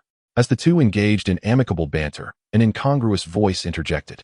Chen Xuan, as a grown man, how can you so casually seize the most precious enchanted card? Is there no hint of decorum in you? You can summon it only once a day for such a brief period, and this lovely lady needs your assistance to level up. You ought to relinquish the card to her. Chen Xuan turned towards the source of the voice, recognizing it as Sun Yang, the sycophantic admirer of Lu Ruoyan. Unfortunately, Chen Xuan did not know him. As Lu Ruoyan's devoted follower, Sun Yang felt compelled to defend her, even if it meant irritating Chen Xuan. Chen Xuan regarded Sun Yang with bemusement and quietly inquired of Zhao Jianjia, "Is this fellow your acquaintance?" Zhao Jianjia shook her head. "I do not know him at all." Chen Xuan raised an eyebrow. "Oh, not acquainted? Then this is quite simple. Who is this foolish individual? The distribution of resources among teammates is none of your concern. So why do you bark here like a mad dog? Imbecile." With that, he took Zhao Jianjia by the hand and departed. "Come, let me take you soaring. We shall seek the flame cave and uncover its secrets." He quickened his pace, leaving the ice cave behind, while the onlookers watched Chen Xuan and Zhao Jianjia vanish into the distance. As they gazed at the retreating figures, murmurs arose among the crowd. Isn't the god of war from the Huaxia faction considered weak? Isn't that common knowledge in Blue Star? Yet, something seems amiss. Indeed, that must be Nezha, right? Is it possible for such a rebellious youth to possess such strength? If even a rebellious youth is so formidable, does that imply that the god of war from the Huaxia faction is exceptionally powerful? But perhaps this one is merely the most elite among them, while the others are rather weak. That is of little significance. Even if it is universally acknowledged on the blue planet, it does not necessarily equate to truth. In my eyes, Chen Xuan is both formidable and handsome. Everything else pales in comparison. Today's events have indeed altered the public perception of the Yushin Zun Huaxia faction to some extent, yet a complete transformation is no simple feat conversely. The name Chen Xuan has become a topic of lively discussion among many. Meanwhile, Sun Yang, who had been thoroughly berated by Chen Xuan, glared furiously at the direction in which he and his companion departed, utterly powerless and consumed by impotent rage. "Ruyan, you must now see Chen Xuan's true nature," he thought. A selfish and self-serving individual who hoards the best treasures for himself while discarding mere scraps for his teammates. At that moment, Lu Ruyan's expression was decidedly grim. She had witnessed Chen Xuan's extraordinary prowess firsthand. Such a powerful figure had been propelled into the spotlight by her own actions. Regret was not an option she would permit herself. A celestial maiden cannot afford to rue her decisions. It is others who must bear that burden. Perhaps, as people say, this summoned Nezha is indeed the most potent entity within the Yushin Zun Huaxia system, while the rest are but weaklings. She continually reassured herself of this certainty. The celestial maiden would not err. As for the girl named Zhao Jianxia, it hardly mattered. She had not truly perished within the instance. So there was nothing of great consequence, especially since her father would surely support her in the future. Lu Ruyan found some agreement with Sun Yang's assessment. Chen Xuan had taken the finest enchantment card for himself instead of bestowing it upon Zhao Jianxia. He was undeniably a self-serving individual. Fortunately, she had not teamed up with him. As the crowd engaged in animated discussion, the instance system's notification reverberated across the plane. The final boss has been defeated. The instance evacuation point will randomly appear within the instance. Players are advised to seek it out. The instance will forcibly close in 30 minutes. It dawned on everyone. Indeed, being swiftly eliminated by Chen Xuan constituted a successful completion. Remaining in the instance was futile. Finding the evacuation point was the most prudent course of action. As for hiding, what a jest. The health points were doubled compared to the final boss, and both attack and defense were significantly enhanced. Although the rewards were bountiful, the dangers were exceedingly high, making such risks unnecessary. One's life was paramount. Moreover, with only 30 minutes before the instance closed, and the evacuation point being random, failure to exit in time could result in losing one's life. From any perspective, it was clearer that cooperating to locate the evacuation point was the most pragmatic approach. Chen Xuan, alongside Zhao Jianxia, was sensing the location of the flame cavern and also heard the system notification. Zhao Jianxia expressed her concerns. "Chen Xuan, this hidden instance cannot simply be discovered at will. It would be wiser to join everyone else in searching for the evacuation point." Chen Xuan waved dismissively. "I can sense the presence of flames. It should not be far off." Zhao Jianxia remained apprehensive. "Even if we find the flame cavern, it is a silver-tier challenge. Can we truly defeat it?" Chen Xuan glanced at Zhao Jianxia, his expression a mixture of resignation and determination. "Be more confident. You can prevail.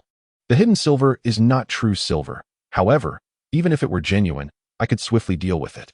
Zhao Jianxia expressed her concerns as well. "I fear that even if we locate the hidden entity, should your summoning time expire, I would be utterly incapable of defending myself. Rest assured, I possess considerable endurance. How long can you sustain it?" "Nearly 40 minutes. Is that so long? Is it not beneficial to be enduring?" "Pa, pa, pa." As the two conversed while walking, Chen Xuan soon halted. Zhao Jianjia, caught off guard, collided into Chen Xuan's back, embracing him unexpectedly. Chen Xuan teased, with such force. Do you wish to crash into my heart? Zhao Jinjia shot him a glare. Why did you stop so suddenly? Chen Xuan gestured ahead. Look, we have arrived at the fiery cave. Zhao Jinjia followed his gesture and beheld a vast opening embedded in the mountainside, stepping closer. She felt waves of intense heat wash over her. Zhao Jinjia's face illuminated with delight. Chen Xuan, I never anticipated your prowess. Chen Xuan smirked. I have always been formidable. With that, the pair advanced toward the cave's entrance. Chapter 14. The Fiery Cave and the Scarlet-Clad Woman. Upon reaching the mouth of the fiery cave, Chen Xuan and Zhao Jinjia discovered a multitude gathered there, seemingly engaged in fervent discussion. What shall we do? Indeed, must we perish within this instance? Let us wait a moment. With more people, we can form a party to venture inside. Alas, that is our only option. Who would have thought the evacuation point would be within this hidden instance of the fiery cave? Shortly thereafter, the crowd erupted in excitement upon spotting Chen Xuan and Zhao Jinjia. Look, Chen Xuan and his companion have arrived. This is splendid, with Chen Xuan's presence. Our chances of success have significantly increased, and casualties will be greatly diminished. Who is this person? You all seem to hold him in high regard. Indeed, who is he? Judging by his appearance, he must belong to the Yu Xin Zun Huaxia class, merely a weak profession. What is there to anticipate? Exactly. Are you so desperate that you must elevate a weak profession to such heights? You know nothing. This instance has 2,000 monsters, and Chen Xuan has vanquished over 1,000 of them himself. Moreover, Chen Xuan single-handedly annihilated both the black iron and bronze bosses of this instance. Is that true? Surely. You cannot be so reckless as to exaggerate on his behalf. Indeed, one person eliminating half the monsters and swiftly dispatching 2 bosses? This is utterly laughable. Are you attempting to make me laugh myself to death and then inherit my treasures? Surely, not even other hidden professions could achieve such feats at this level, let alone a weak profession. Indeed, are you jesting? There are still 300 lesser monsters within this hidden instance. If he truly possesses such skill, let him eliminate those. As the man's voice faded, Chen Xuan had already led Zhao Jinjia into the fiery cave, striding boldly under the gaze of the onlookers. With a swift motion, he conjured 3 flames, instantly incinerating over 100 minor creatures gathered at the entrance, reducing them to ashes. In that moment, those who had been clamoring just moments before were left utterly dumbfounded. Yet, some remained obstinate, unwilling to acknowledge the reality. What of it if a few minor creatures were dispatched? The hidden dungeon contained far more formidable foes, not merely these ordinary adversaries, but rather the concealed threats within, reinforced silver-tier foes. Even with collective effort, defeating them was no certainty. Many who were previously unfamiliar with Chen Xuan were now astounded by his prowess. He had single-handedly vanquished half of the dungeon's monsters and had swiftly eliminated 2 more. They believed that while there might be an element of exaggeration, it was nonetheless sufficient to demonstrate Chen Xuan's formidable strength. The present reality suggested that what they deemed to be hyperbole could indeed hold a kernel of truth. Curiosity stirred among them as they looked to Chen Xuan, eager to test their mettle.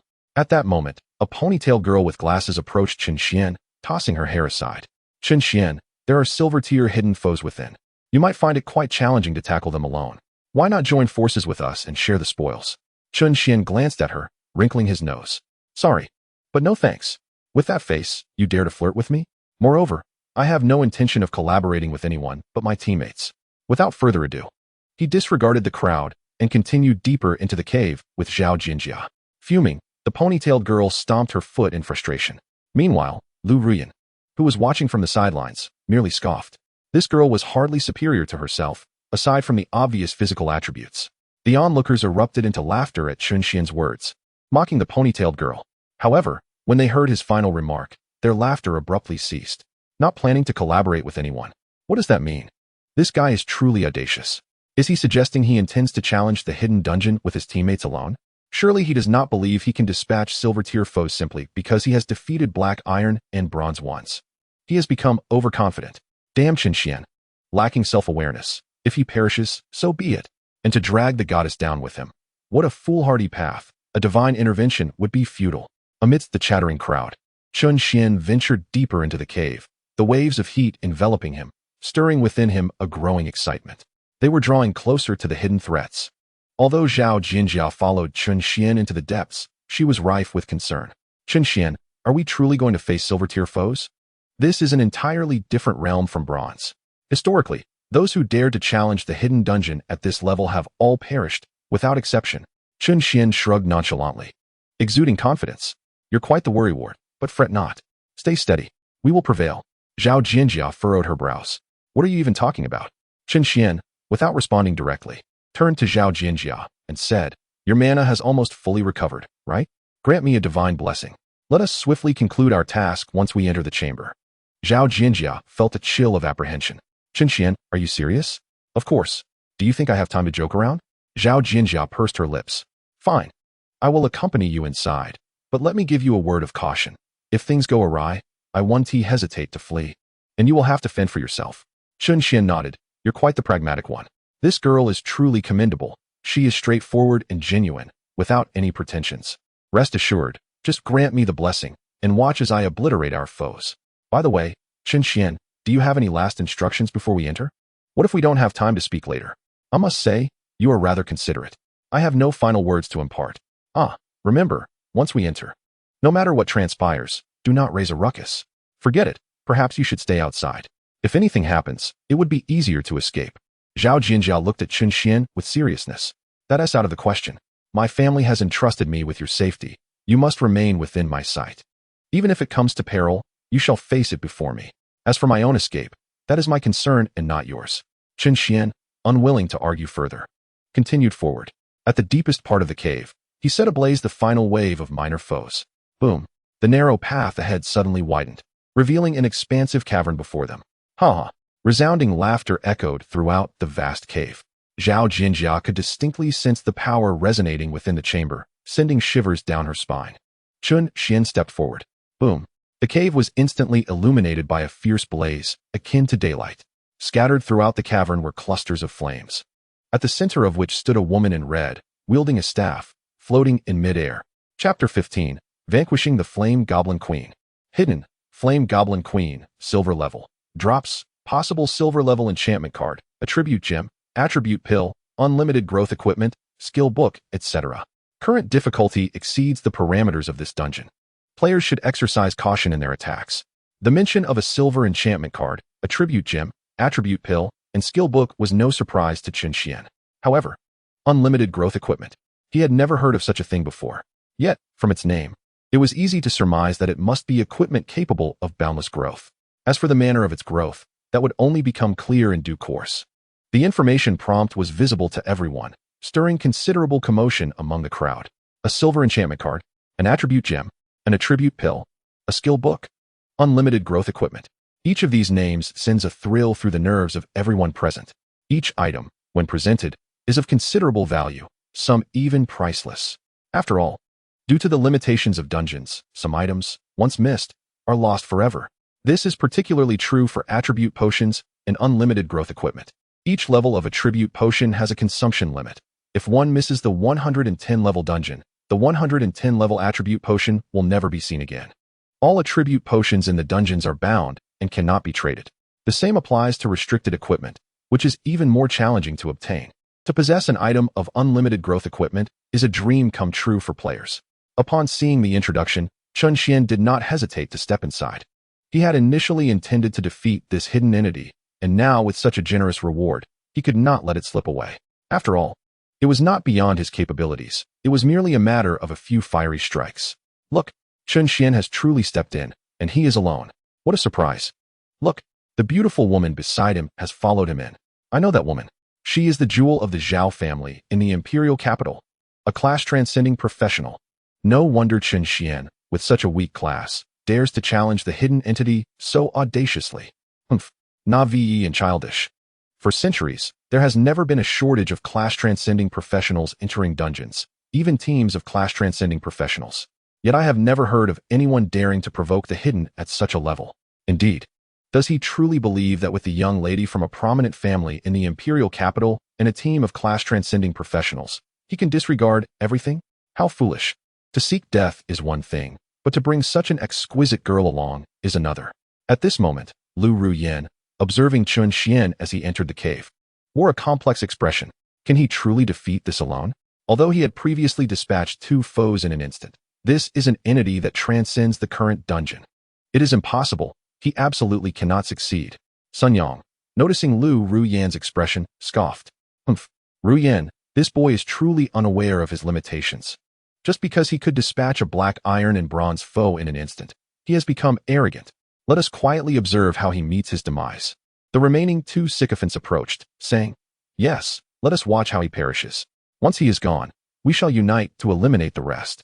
Indeed, with so many of us, we can surely vanquish them, and then retreat through the evacuation point inside. Chen Xuan had no time to pay attention to these individuals. He strode directly ahead. Without further ado, he raised his hand and unleashed a ball of fire, throwing it forth. 10,772. 21,544. Critical hit. 21,544. Critical hit. 21,544. Critical hit. What? As everyone beheld the numbers before them, they were left dumbfounded. What is happening? A single skill inflicts 75,000 damage. This entity only has a total of 100,000 health points. Behind her, Zhao Jinjia's mouth was agape in disbelief. Although she possessed her own enhancements, the sheer magnitude of Chen Xuan's damage was simply overwhelming. Such destructive power, if unleashed once more, would surely obliterate her. She had witnessed firsthand that Chen Xuan's ability seemed to possess no cooldown, immense damage. It was utterly monstrous. Moments later, the familiar voice of the dungeon system echoed once again. Hidden dungeon, blazing cavern has been defeated. Killer, Chen Xuan, Divine Dragon Empire. All challenges in this dungeon have been cleared. The dungeon will close in 10 minutes. Players are advised to swiftly reach the evacuation point. Dungeon rewards will be calculated upon exit. As they listened to the system's announcement, everyone's minds momentarily blanked. What? The hidden dungeon has been vanquished. How is that possible? He had only entered for a few minutes. What do you mean a few minutes? He was in there for mere seconds. Are you kidding me? Seconds. That was a silver tier challenge. Though it was a weakened version, it still boasted a staggering 100,000 health points.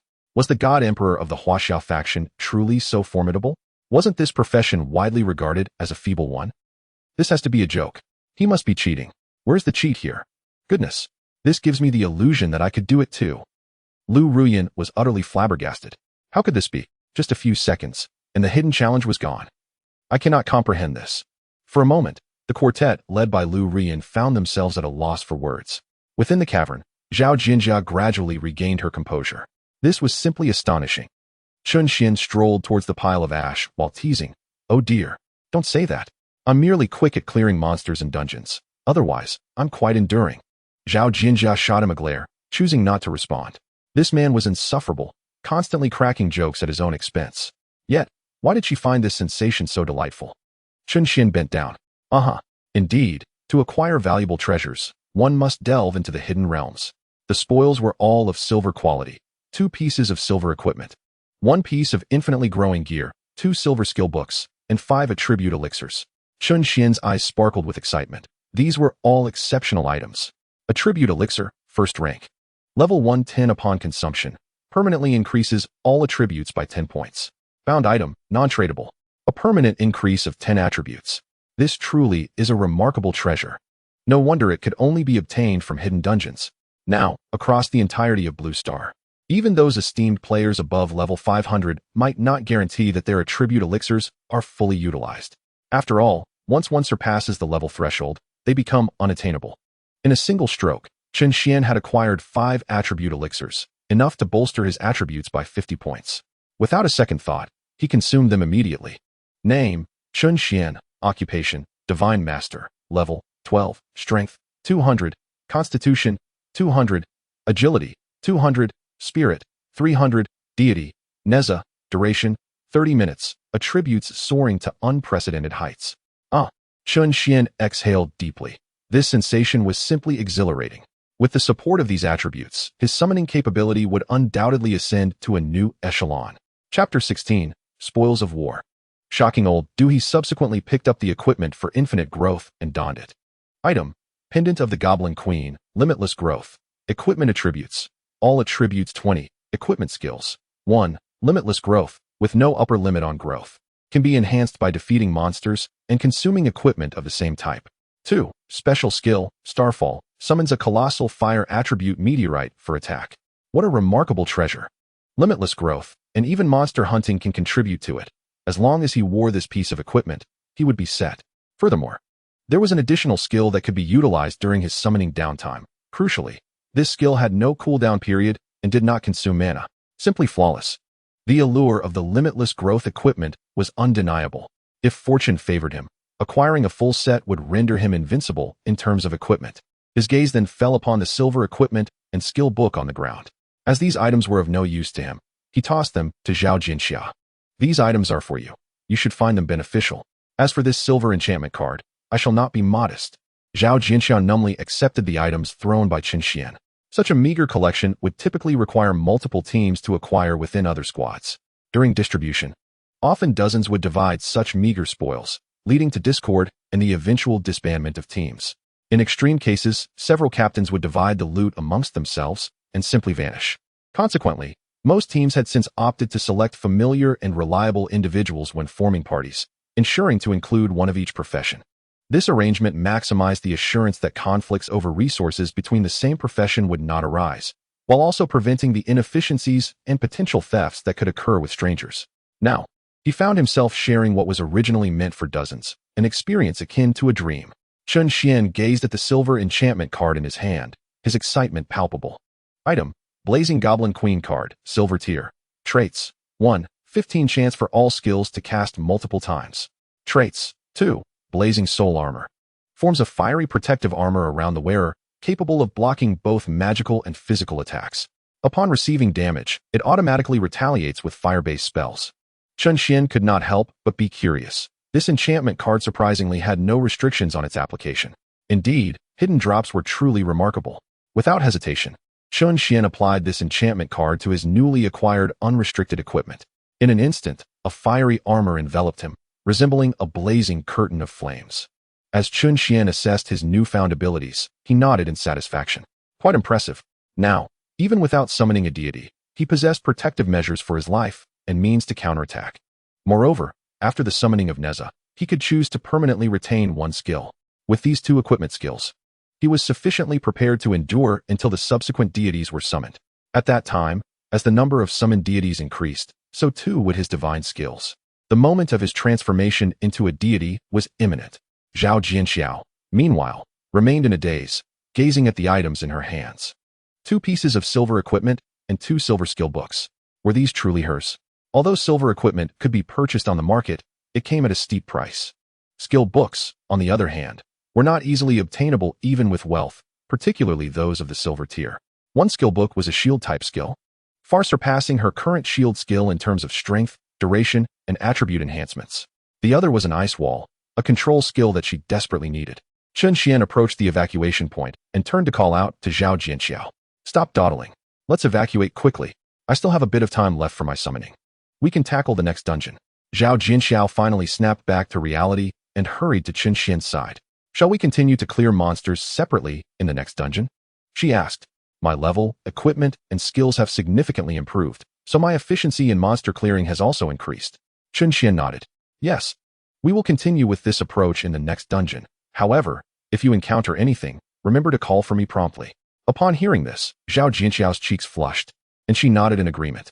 The two stepped into the evacuation point, leaving the vast plains of the Goblin Kingdom behind. In a world dungeon beyond level 100, the two could easily lie in wait at the evacuation point, becoming shadows lurking in the darkness. In world dungeons, players faced no restrictions against one another. Ambushes at evacuation points were not uncommon.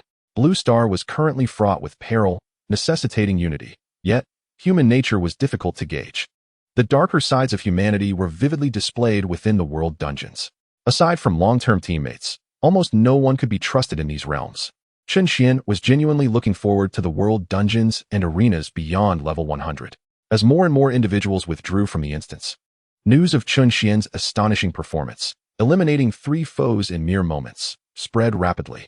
In the frosty snow city, at the Imperial Academy, Minter Dufeng had just concluded today's lesson and was leisurely sipping tea in his chair. Suddenly, there was a loud crash as the door to his office was flung open. Old Du, you won't believe it. The student you brought back from the Yushin Zone, the one from the Huaxiao faction, has just annihilated 3 in the novice instance. With a startled expression, Dufeng spat out the tea he had just sipped. He gazed incredulously at the teacher in the doorway. What nonsense are you talking about? Chen Xuan defeated 3 in the novice instance? Isn't he from the Huaxiao faction? How could that possibly be? Adjusting his glasses, the teacher clarified, it's not just defeating. He executed a swift annihilation. What? Annihilation? Du Feng stood frozen, grappling with the revelation. To defeat and to annihilate are two entirely different concepts. Defeating could imply a collective effort from multiple teams, where perhaps Chen Xuan was merely fortunate enough to secure the first kill. However, annihilation denotes an entirely different level of dominance, one that could only be attributed to Chen Xuan's overwhelming prowess. Otherwise, the term annihilation would be utterly undeserved. Observing Du Feng's reaction, the bespectacled teacher nodded in satisfaction. Exactly, that's the reaction I was looking for. How could one not exhibit such astonishment? He continued, indeed. It was an annihilation, one black iron, one bronze at the final stage, and within mere seconds, he obliterated a hidden silver. I must say, the entity he summoned, the central Marshal Nezha, is quite formidable. A single fire skill swept through the entire novice instance. Du Feng was rendered speechless. He felt as though his worldview had been irrevocably shaken. Could it be that the Huaxia civilization was not as feeble as everyone had purported? Just then, Chen Xuan's counselor, Ziteng, hurriedly entered the room. Professor Du, have you heard the news? You mean about Chen Xuan? Yes. Is it true that he achieved such terrifying results all on his own? He entered alongside Zhao Jinjia. Du Feng shook his head. That can't be. Even if Zhao Jinjia is a high-level profession, she couldn't possibly reach such heights. Perhaps she could manage to contend with the black iron and bronze. But silver is absolutely beyond her current capabilities. The bespectacled teacher concurred. Indeed, even if they managed to pull off the first two, annihilation would be impossible. As for the hidden one, that is even less feasible. Even if they were to rise, annihilation would remain out of reach. Ziteng chuckled softly. It's not that we don't believe, but for centuries, our education has taught us that Huaxia civilization is negligible, and that the Yu Shenzun Huaxia faction is merely a weak profession. Now, witnessing such strength is overwhelmingly impactful. Du Feng gazed on with eyes full of longing. Perhaps the education we have long received harbors issues. Perhaps Chen Xuan will become the guardian deity of our frosty city, or even the protector of the divine dragon empire. The bespectacled teacher sighed. It is premature to draw conclusions. It is possible that this individual is the most formidable within the Yu Shenzun Huaxia lineage, while other deities may pale in comparison. Upon hearing this, Zitian could only manage a wry smile. Indeed. One can only fear that this may already represent the pinnacle. Who knows what other deities may be summoned in the future? It seems improbable that anything could rival this power. Even the fervently passionate Du Feng sighed in resignation at this moment. The sentiments of Zitian and the teacher resonate with the majority of the populace. Within the Frosty City Guard's captain's office, Captain Qin Feng was engrossed in paperwork. As he perused the incessantly arriving casualty reports, his brow furrowed deeper. Recently, the monsters and colossal beasts outside the safe zone have become increasingly active, with attacks on the safe zone occurring with alarming frequency. This month alone has seen 5 encounters with ghost-level threats, whereas previously there was only 1 at most. If this trend continues, dragon-level assaults could very well be imminent, leading to even more terrifying casualties. However, situated in a predominantly frigid region, Frosty City's population is already sparse, compounded by a talent drain, resulting in a relatively weak guard force within the entire Divine Dragon Empire. As Qin Feng pondered the future of Frosty City, the office door was suddenly thrust open. Captain, this is bad. Upon hearing the ominous words, Qin Feng felt a splitting headache. His brows knitted even tighter. What is it that's so bad? The reporting officer hastily corrected himself. Well, it's not exactly bad, Captain. A novice team has managed to clear 3 dungeons in rapid succession, one of which was a hidden dungeon. Qin Feng's head snapped up at this revelation. What? 3 dungeons cleared in succession? He then fell into deep contemplation.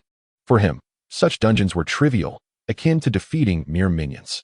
Yet, these were novice dungeons.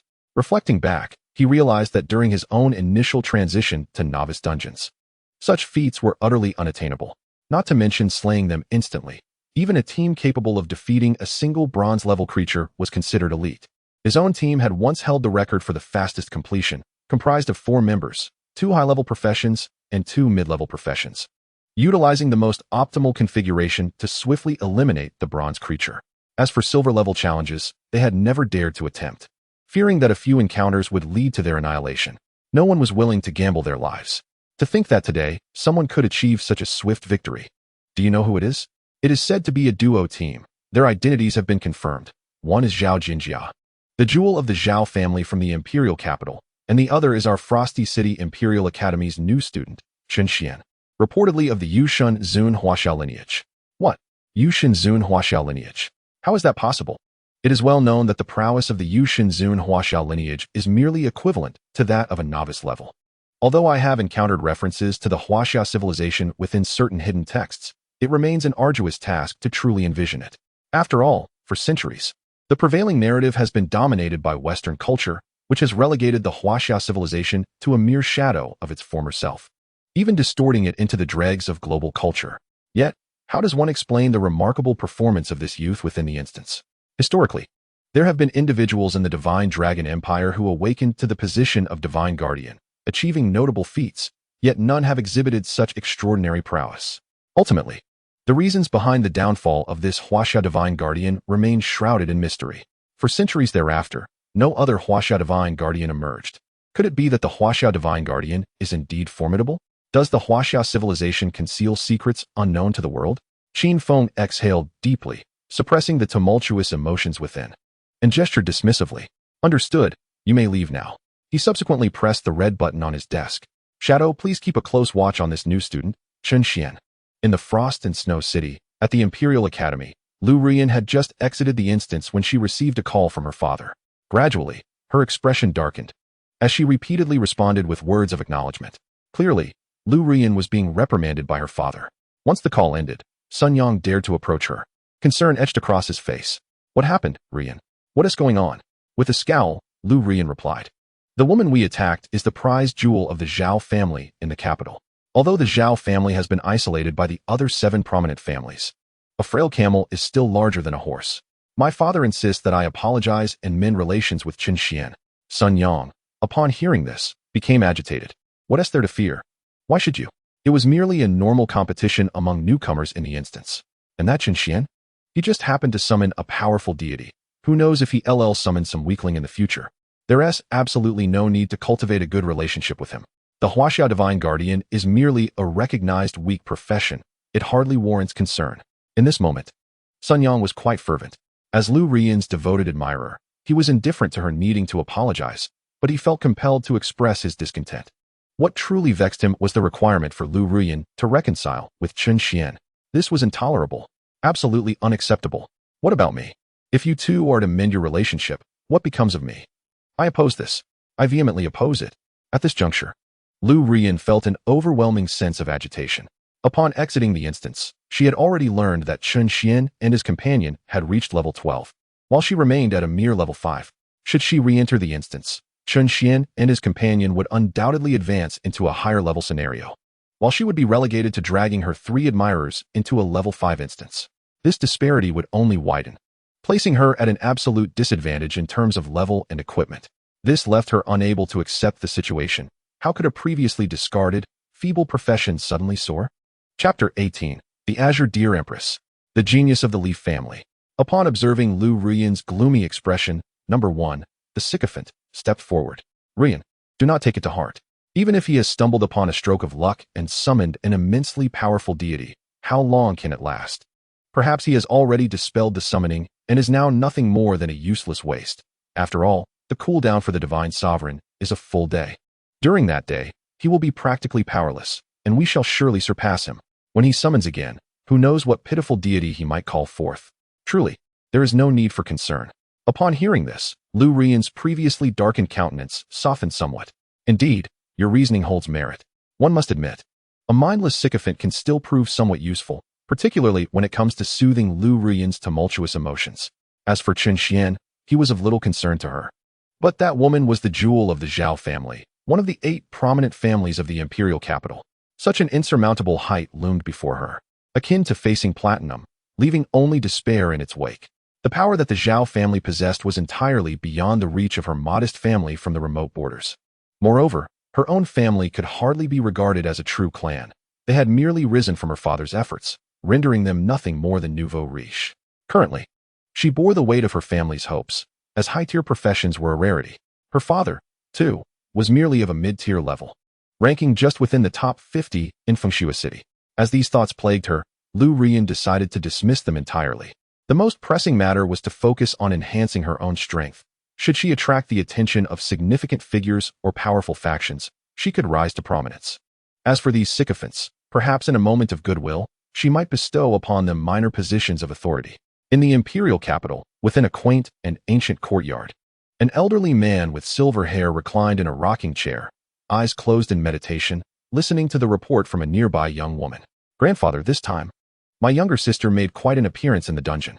She teamed up with a divine sovereign from the Huaxia faction and astonishingly managed to achieve 3 consecutive kills, one of which was a hidden target. The elder slowly opened his eyes, revealing a faint smile.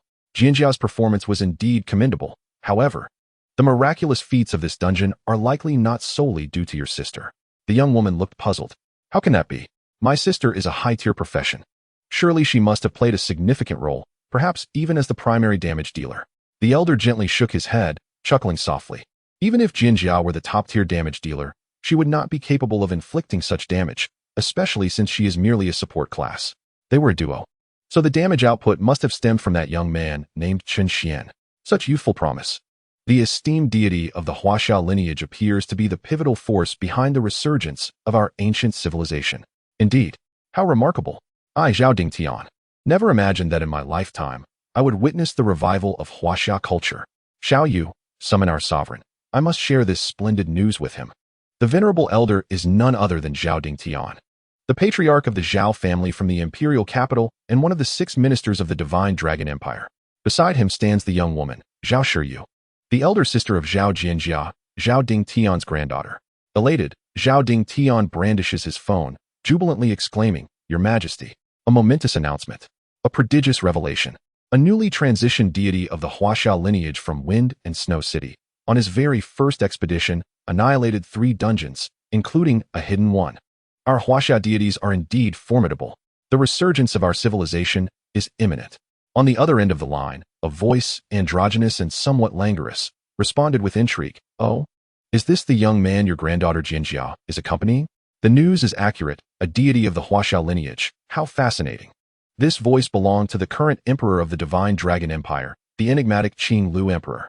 Rumors abound regarding their gender. However, no one dares to verify, for the emperor is unrivaled in both strength and cunning. No one is willing to risk probing further. More importantly, no one cares about their gender, as they are simply the emperor of the divine dragon empire. Zhao Dingtian chuckled heartily. Indeed, your majesty, that young man is Chen Xuan. I have a premonition that our Huaxia deities are not as feeble as commonly believed, but may, in fact, be immensely powerful. This young man could very well become a crucial ally in the revival of our Huaxia civilization. The Qing Lu emperor smiled faintly. I am already aware of the situation and will make suitable arrangements. However, you must remain vigilant regarding the Jinghong. Pay close attention to their list. Upon hearing this warning, Zhao Dingtian's expression shifted, his tone growing somber. Rest assured, Your Majesty, I understand. After the call ended, Zhao Dingtian's demeanor turned grave as he whispered a few instructions to Zhao Shiyu, who nodded and left the room. Meanwhile, in the imperial capital, at the Li residence, a modern estate starkly contrasting with the earlier courtyard style, a lavish pool party was in full swing, filled with bright lights, music, and merrymaking. At the poolside, a young man, bare-chested, was surrounded by a throng of alluring women. This individual was none other than Li Li, the heir of the Li family. Li Li, the foremost of the younger generation, had awakened to a hidden class, Marshal extremist. In just 3 short years, he had ascended to a staggering level of 300. With the advantages of this high-output class, he had become nearly unmatched among his peers and could even rank within the middle tier of the previous generation in terms of strength. His actual combat abilities rivaled those of typical transitioners nearing level 500. This is the perverse nature of hidden professions. The remarkable ascent to level 300 in such a brief span can be attributed to the support of family power. At every stage, there are formidable individuals of commensurate levels accompanying him, ensuring his progression is devoid of worries. This is the influence of the 8 great families of the imperial capital. Originally, Li Li intended to rest and celebrate at home today, feeling quite jubilant. However, news from Snowstorm City regarding the novice dungeon swiftly soured his mood. Such information about novice dungeons would typically not capture his attention, but due to Zhao Jianjia, he found himself keenly interested in these updates. Zhao Jianjia, a woman who ignites his fervor, had long been regarded by him as his cherished desire. Yet, news has suddenly emerged from Snowstorm City that Zhao Jianjia is mingling with a man, and they are even duo partnering. This is utterly intolerable for Li Li. His singular thought now is to eliminate the man who dares to team up with Zhao Jinjia. Chapter 19. I have told you before, I am quite enduring. The sycophant by his side, observing Li Li's demeanor, immediately surmised the cause of his distress. Young Master Li, that boy has no background. He is just an ordinary person. Should we find someone to take care of him? Li Li shot him a disdainful glance. Are you simple-minded? Where are we? The Divine Dragon Empire. Is it so easy to kill a person? Moreover, this boy has acquired quite a reputation, and the higher-ups may already be taking notice. Other families are also aware. Wouldn't he that be courting trouble for ourselves? The laws of the Divine Dragon Empire are stringent, and murder is an offense that will undoubtedly be investigated thoroughly. It can be said that, among all the nations within the current safe zone, the Divine Dragon Empire is the most secure. This is solely due to the terrifying presence of the Punishment Department. There have been individuals with deep backgrounds and formidable strength who, relying on their status and power, have scorned the laws of the Divine Dragon Empire and committed murder openly. The ultimate outcome was the complete eradication of not only the individual but their entire family, rendered non-existent within the Divine Dragon Empire. The perpetrators were none other than the formidable figures of the Punishment Department.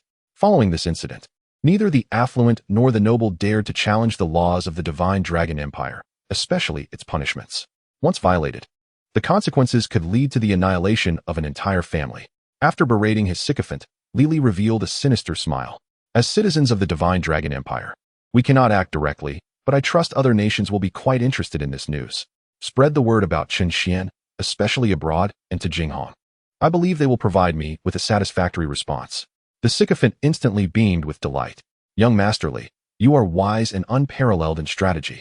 Jinghong is a globally recognized assassination organization, and its headquarters remains a mystery to this day. It is not affiliated with any nation, nor is it governed by any country. Its influence is so profound that every nation regards it with utmost attention and seriousness. They claim that with sufficient resources, no target is beyond their reach. Their assassination methods are diverse and continually evolving, tailored to different objectives with unique plans for each.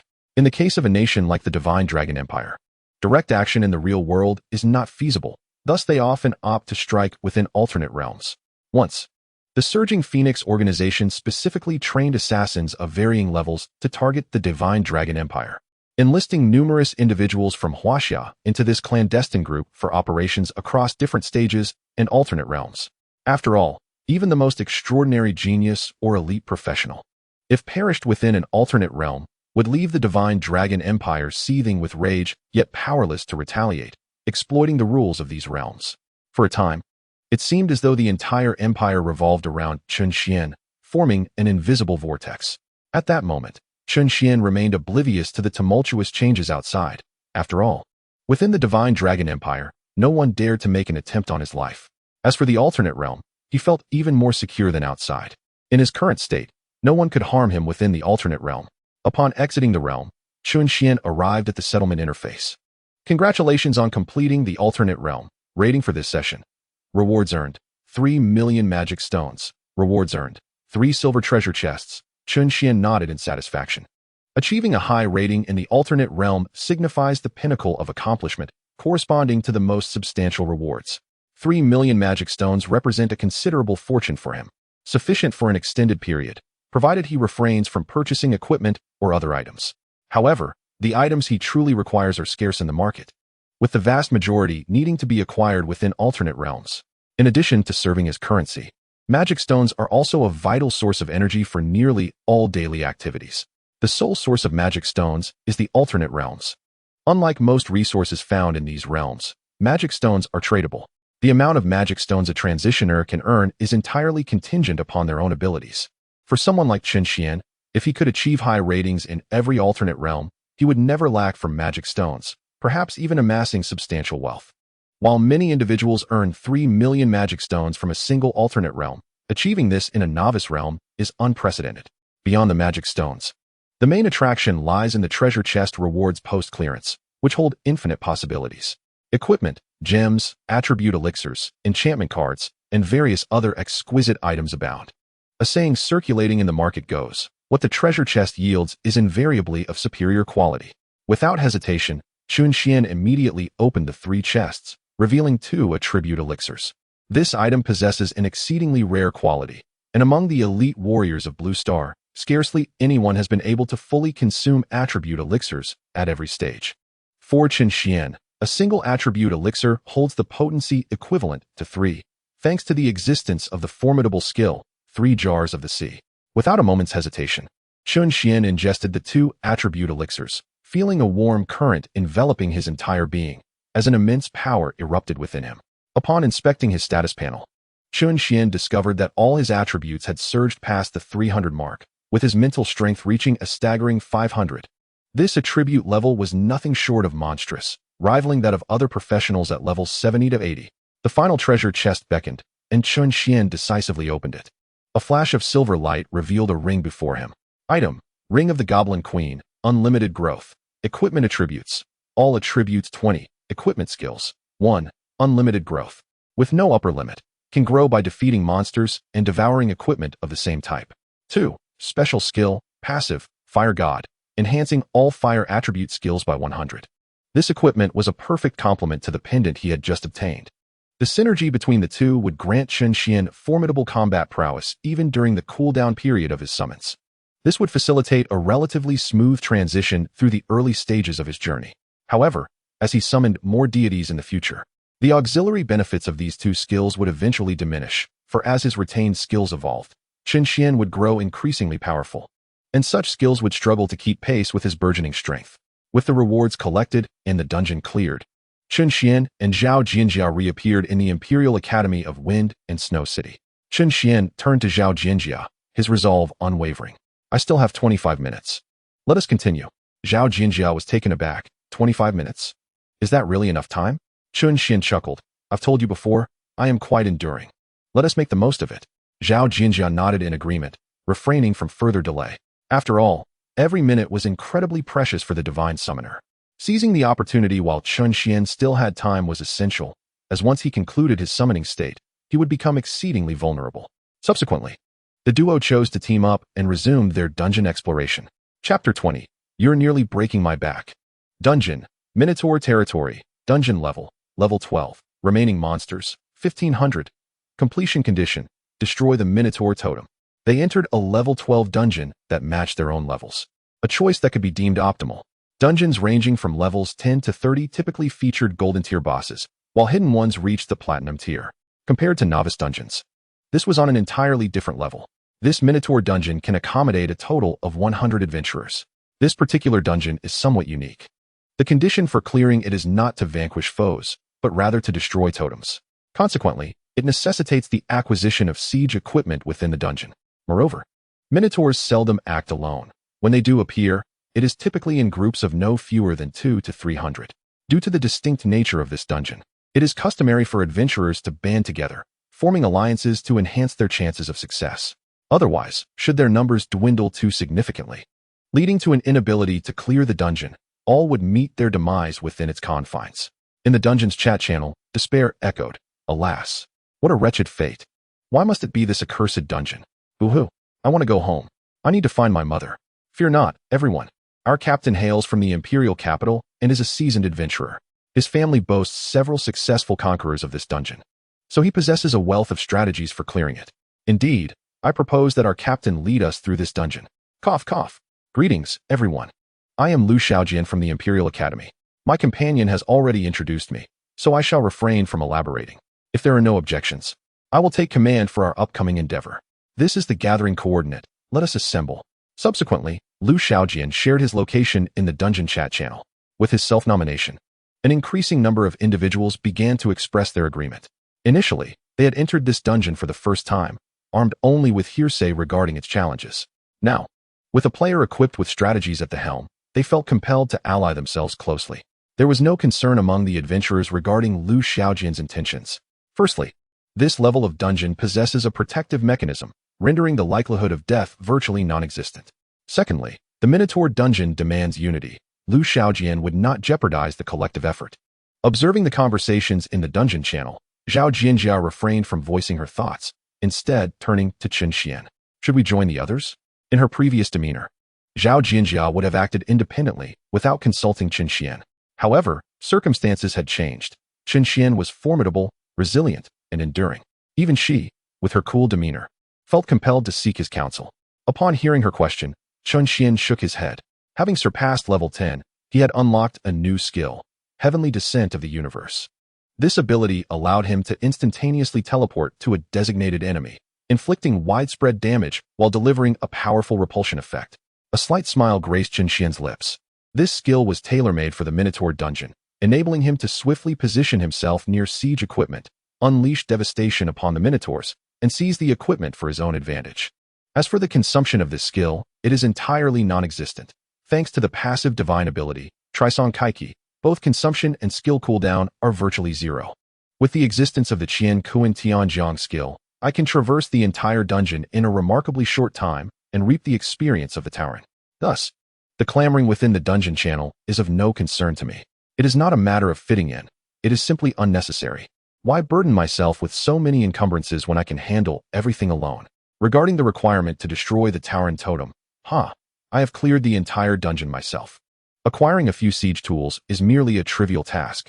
Observing the players in the dungeon channel clamoring to gather at the meeting point, Chen Xuan revealed a faint smile. You all go ahead and assemble. As for the experience from this dungeon, I'm afraid I shall claim it all. With this thought, Chen Xuan turned to Zhao Jinxia. Initially, I intended to replicate the experience from the previous dungeon, but it appears that the circumstances do not permit it. Since that is the case, let us act together. Your buffs are particularly enticing. Zhao Jinxia felt somewhat disheartened. I, a distinguished professional at my level, was supposed to assist you in leveling up. Yet I have now been relegated to a support role. However, the reality is as such, leaving her with no choice but to nod in resignation. Very well. Stealing a glance at Chen Xuan, she thought to herself, just wait. Once your summoning concludes, you will have to heed my words and let me guide you. Humph. This was Zhao Jinxia's final display of pride. Just as the two were preparing to set off, Lu Xiaojian from the dungeon channel suddenly spoke up. Hey, isn't that Zhao Jinxia? I'm Lu Xiaojian. I initially planned to team up with you, but you mysteriously vanished. Now, come over, let us conquer this dungeon together. Chen Xuan turned to Zhao Jinxia and inquired, are you acquainted with him? Zhao Jinxia's expression turned frosty. An ordinary classmate, we VE crossed paths. But we are not familiar. Observing Zhao Jinxia's demeanor, Chen Xuan comprehended. Oh, so he is one of those overly familiar types. Let us proceed. Chen Xuan, aware of the dungeon's peculiarities, asked, are you certain you do not wish to collaborate with them? Chen Xuan shrugged, a look of helplessness on his face. The experience from this dungeon is minimal. I have no desire to share it with them. Rest assured, they are merely minor Tauren, easily dispatched. A hint of a smile appeared on Zhao Jinxia's previously frosty face. Very well, I trust you. Let us go. Are you not going to acknowledge your acquaintance? If we are not familiar, why bother? Chen Xuan nodded in satisfaction. This girl is straightforward, resolute, and quite impressive. Then let us hasten. We are about to depart. With that, he grasped Zhao Jinxia's delicate hand. Zhao Jinxia. Just as he was about to erupt, Chen Xuan suddenly soared into the sky. At that moment, Zhao Jinxia could no longer concern herself with the boundaries of gender. She tightly embraced Chen Xuan's waist, her hands gripping him firmly. Chen Xuan glanced at Zhao Jinxia and couldn't help but tease, loosen your grip a bit. You're about to break my waist. Zhao Jinxia's face flushed crimson as she scoffed. I've never held hands with a boy in my life, let alone hugged anyone. You're fortunate. Oh, so, does this mean I have claimed your first? Zhao Jinxia shot him a fierce glare. This person, despite his many virtues, had a penchant for chatter. Yet, she was also astonished by Chen Xuan's newfound ability. What kind of skill was this? It felt akin to flying, yet even more like teleportation. Indeed, it was reminiscent of teleportation. As the two soon landed amidst a throng of minotaurs, boom, a thunderous explosion erupted. Centered around Chen Xuan and Zhao Jinxia, shockwaves rippled outward. The minotaurs at the epicenter were instantly blasted away, reduced to ashes. The ones farther away were also caught in the shockwave, their health plummeting rapidly. In an instant, half of the 200 to 300 minotaurs in the area had been obliterated by Chen Xuan's attack. The remaining minotaurs, enraged, brandished their battle axes and charged forward, their roars echoing throughout the expanse. Unfazed, Chen Xuan stood up calmly, observing the approaching minotaurs. Zhao Jinxia glanced between the minotaurs and Chen Xuan, her nerves fraying. Chen Xuan, the minotaurs are coming. We should run. Chen Xuan looked at her, utterly speechless. Run? Once they gather, I'll simply incinerate them and move on to the next area. Zhao Jinxia was taken aback. Big brother, this is a level 12 dungeon, not a beginner's quest. You don't seriously intend to wipe out these minotaurs in one blow, do you? Witnessing Zhao Jinjia's complicated expression, Chen Xuan replied nonchalantly, "You needn't fret. Didn't you just see whether I could take them out in one hit?" As the remaining minotaurs gradually converged, Chen Xuan hurled a fireball into their midst. Instantly, anguished cries filled the air. Zhao Jinjia was left in a daze. From this distance? That fireball is so colossal. I've never seen your flames this fierce before. Chen Xuan squinted. What is wrong with it being larger? Dogman. Always talking. In truth, as a cool and beautiful woman, Zhao Jinjia detested when boys prattled on. She found it exceedingly rude.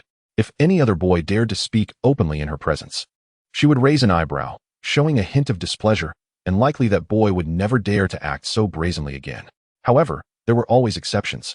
Chen Xuan is indeed an exception. Not only does he dare to speak freely, seemingly indifferent to Zhao Jinjia's thoughts, but this also causes Zhao Jinjia considerable distress. Chen Xuan's demeanor leaves her quite perplexed. He continues to elaborate.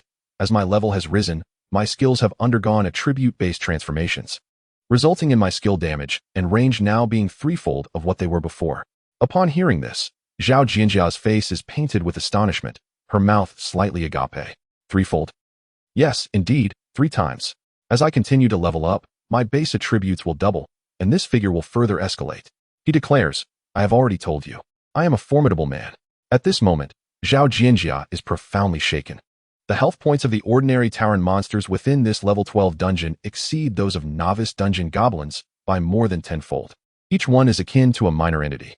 This implies that even if everyone in this dungeon is at level 12, defeating a Tauren would require considerable skill usage, even for seasoned professionals. Yet, Chen Xuan manages to obliterate a multitude with a single skill, just as he did in the novice dungeon. Zhao Jinjia is left contemplating. Is there still law? Is there still justice?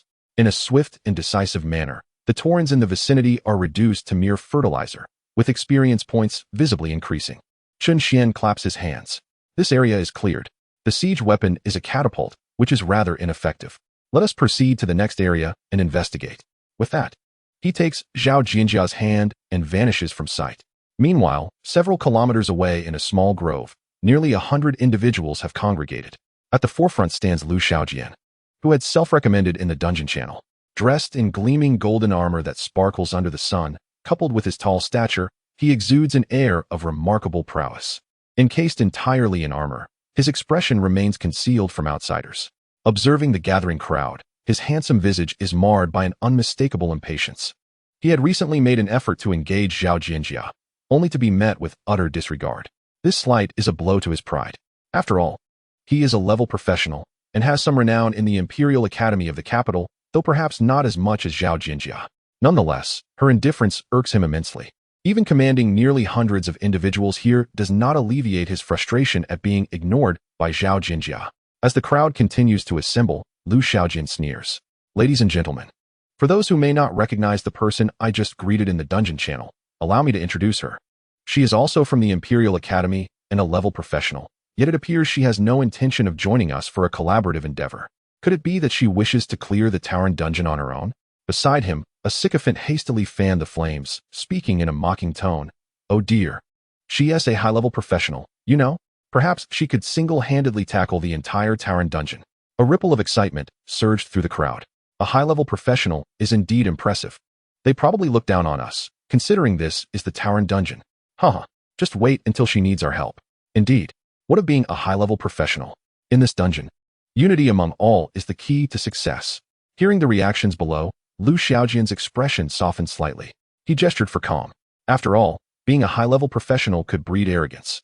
A little hardship would make her appreciate my good intentions. At that moment, a faint female voice broke through the chatter. Didn't you see her in a party? Her teammate is Chen Xuan. Chen Xuan? Who is that? Is he particularly formidable? Surely he isn't just a freeloader. The female voice chimed in again. You really don't know? He soloed 3 monsters in the novice dungeon, one of which was hidden, with him leading Zhao Jinjia. It's not impossible for them to take on the entire Tauren dungeon. Lu Xiaojin frowned at this information. Soloed 3 in the novice dungeon. What nonsense is this? One must at least be reasonable when boasting. Yet, soon enough, echoes of agreement arose from the crowd. So, it's that freak who soloed 3. I only saw it in the trending headlines before entering the dungeon. Is that true?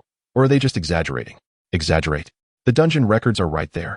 They can't possibly be fabricated. That is true. Oh wow. If what you say is accurate, then Zhao Jinjia has indeed found a powerful ally. I envy that. I want to find a strong partner too. In an instant, the crowd erupted into a tumult of excitement. Listening to the chatter, Lu Xiaojian realized that Chen Xuan might not be boasting after all. It seemed he truly had slain 3 monsters, one of which was hidden. At that moment, Lu Xiaojian was utterly flabbergasted. He had initially thought that Zhao Jinjia was invincible in the dungeon, only to discover someone even more formidable. Just then, someone screamed in astonishment. Oh my gosh! Look quickly! The number of Tauren has suddenly decreased by 300. What? The crowd gasped in shock. There were only a total of 1,500 Tauren in this dungeon. Now, suddenly, 300 had vanished. Everyone was present. It was impossible for anyone to clear the monsters alone. Could it be? Chapter 22. Only 800 left. Everyone was dumbfounded, staring at the monster count displayed. Total, 1,500. Current, 1,200. How could this be possible? Everyone had barely been in the dungeon for a mere minute. The monster count had plummeted by 300. As everyone was still processing the situation, a voice suddenly exclaimed, "What the hell? There are only 1,000 left." At that moment, everyone, including Lu Xiaojian, was stunned. What the hell? This guy is truly a divine guardian of the Huaxia lineage. Earlier, a girl had shrunk back. Indeed, he is the divine guardian of the Huaxia lineage. The creature he summoned appears to be Nezha. Lu Xiaojian was utterly bewildered. Nezha? The rebellious youth from legend? The fiery boy? Is that being truly so formidable? However, the evidence was irrefutable, and Lu Xiaojian had no choice but to accept the reality.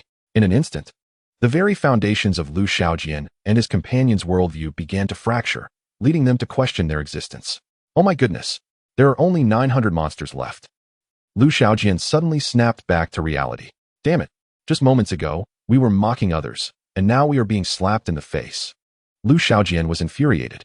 No, while the situation hasn't escalated further, I must regain control and swiftly gather experience with this group. Clearing his throat awkwardly, Lu Xiaojian's expression darkened. Everyone, remain calm. No matter how formidable he is, there is a time limit. Once his summoning period expires, he will be rendered powerless.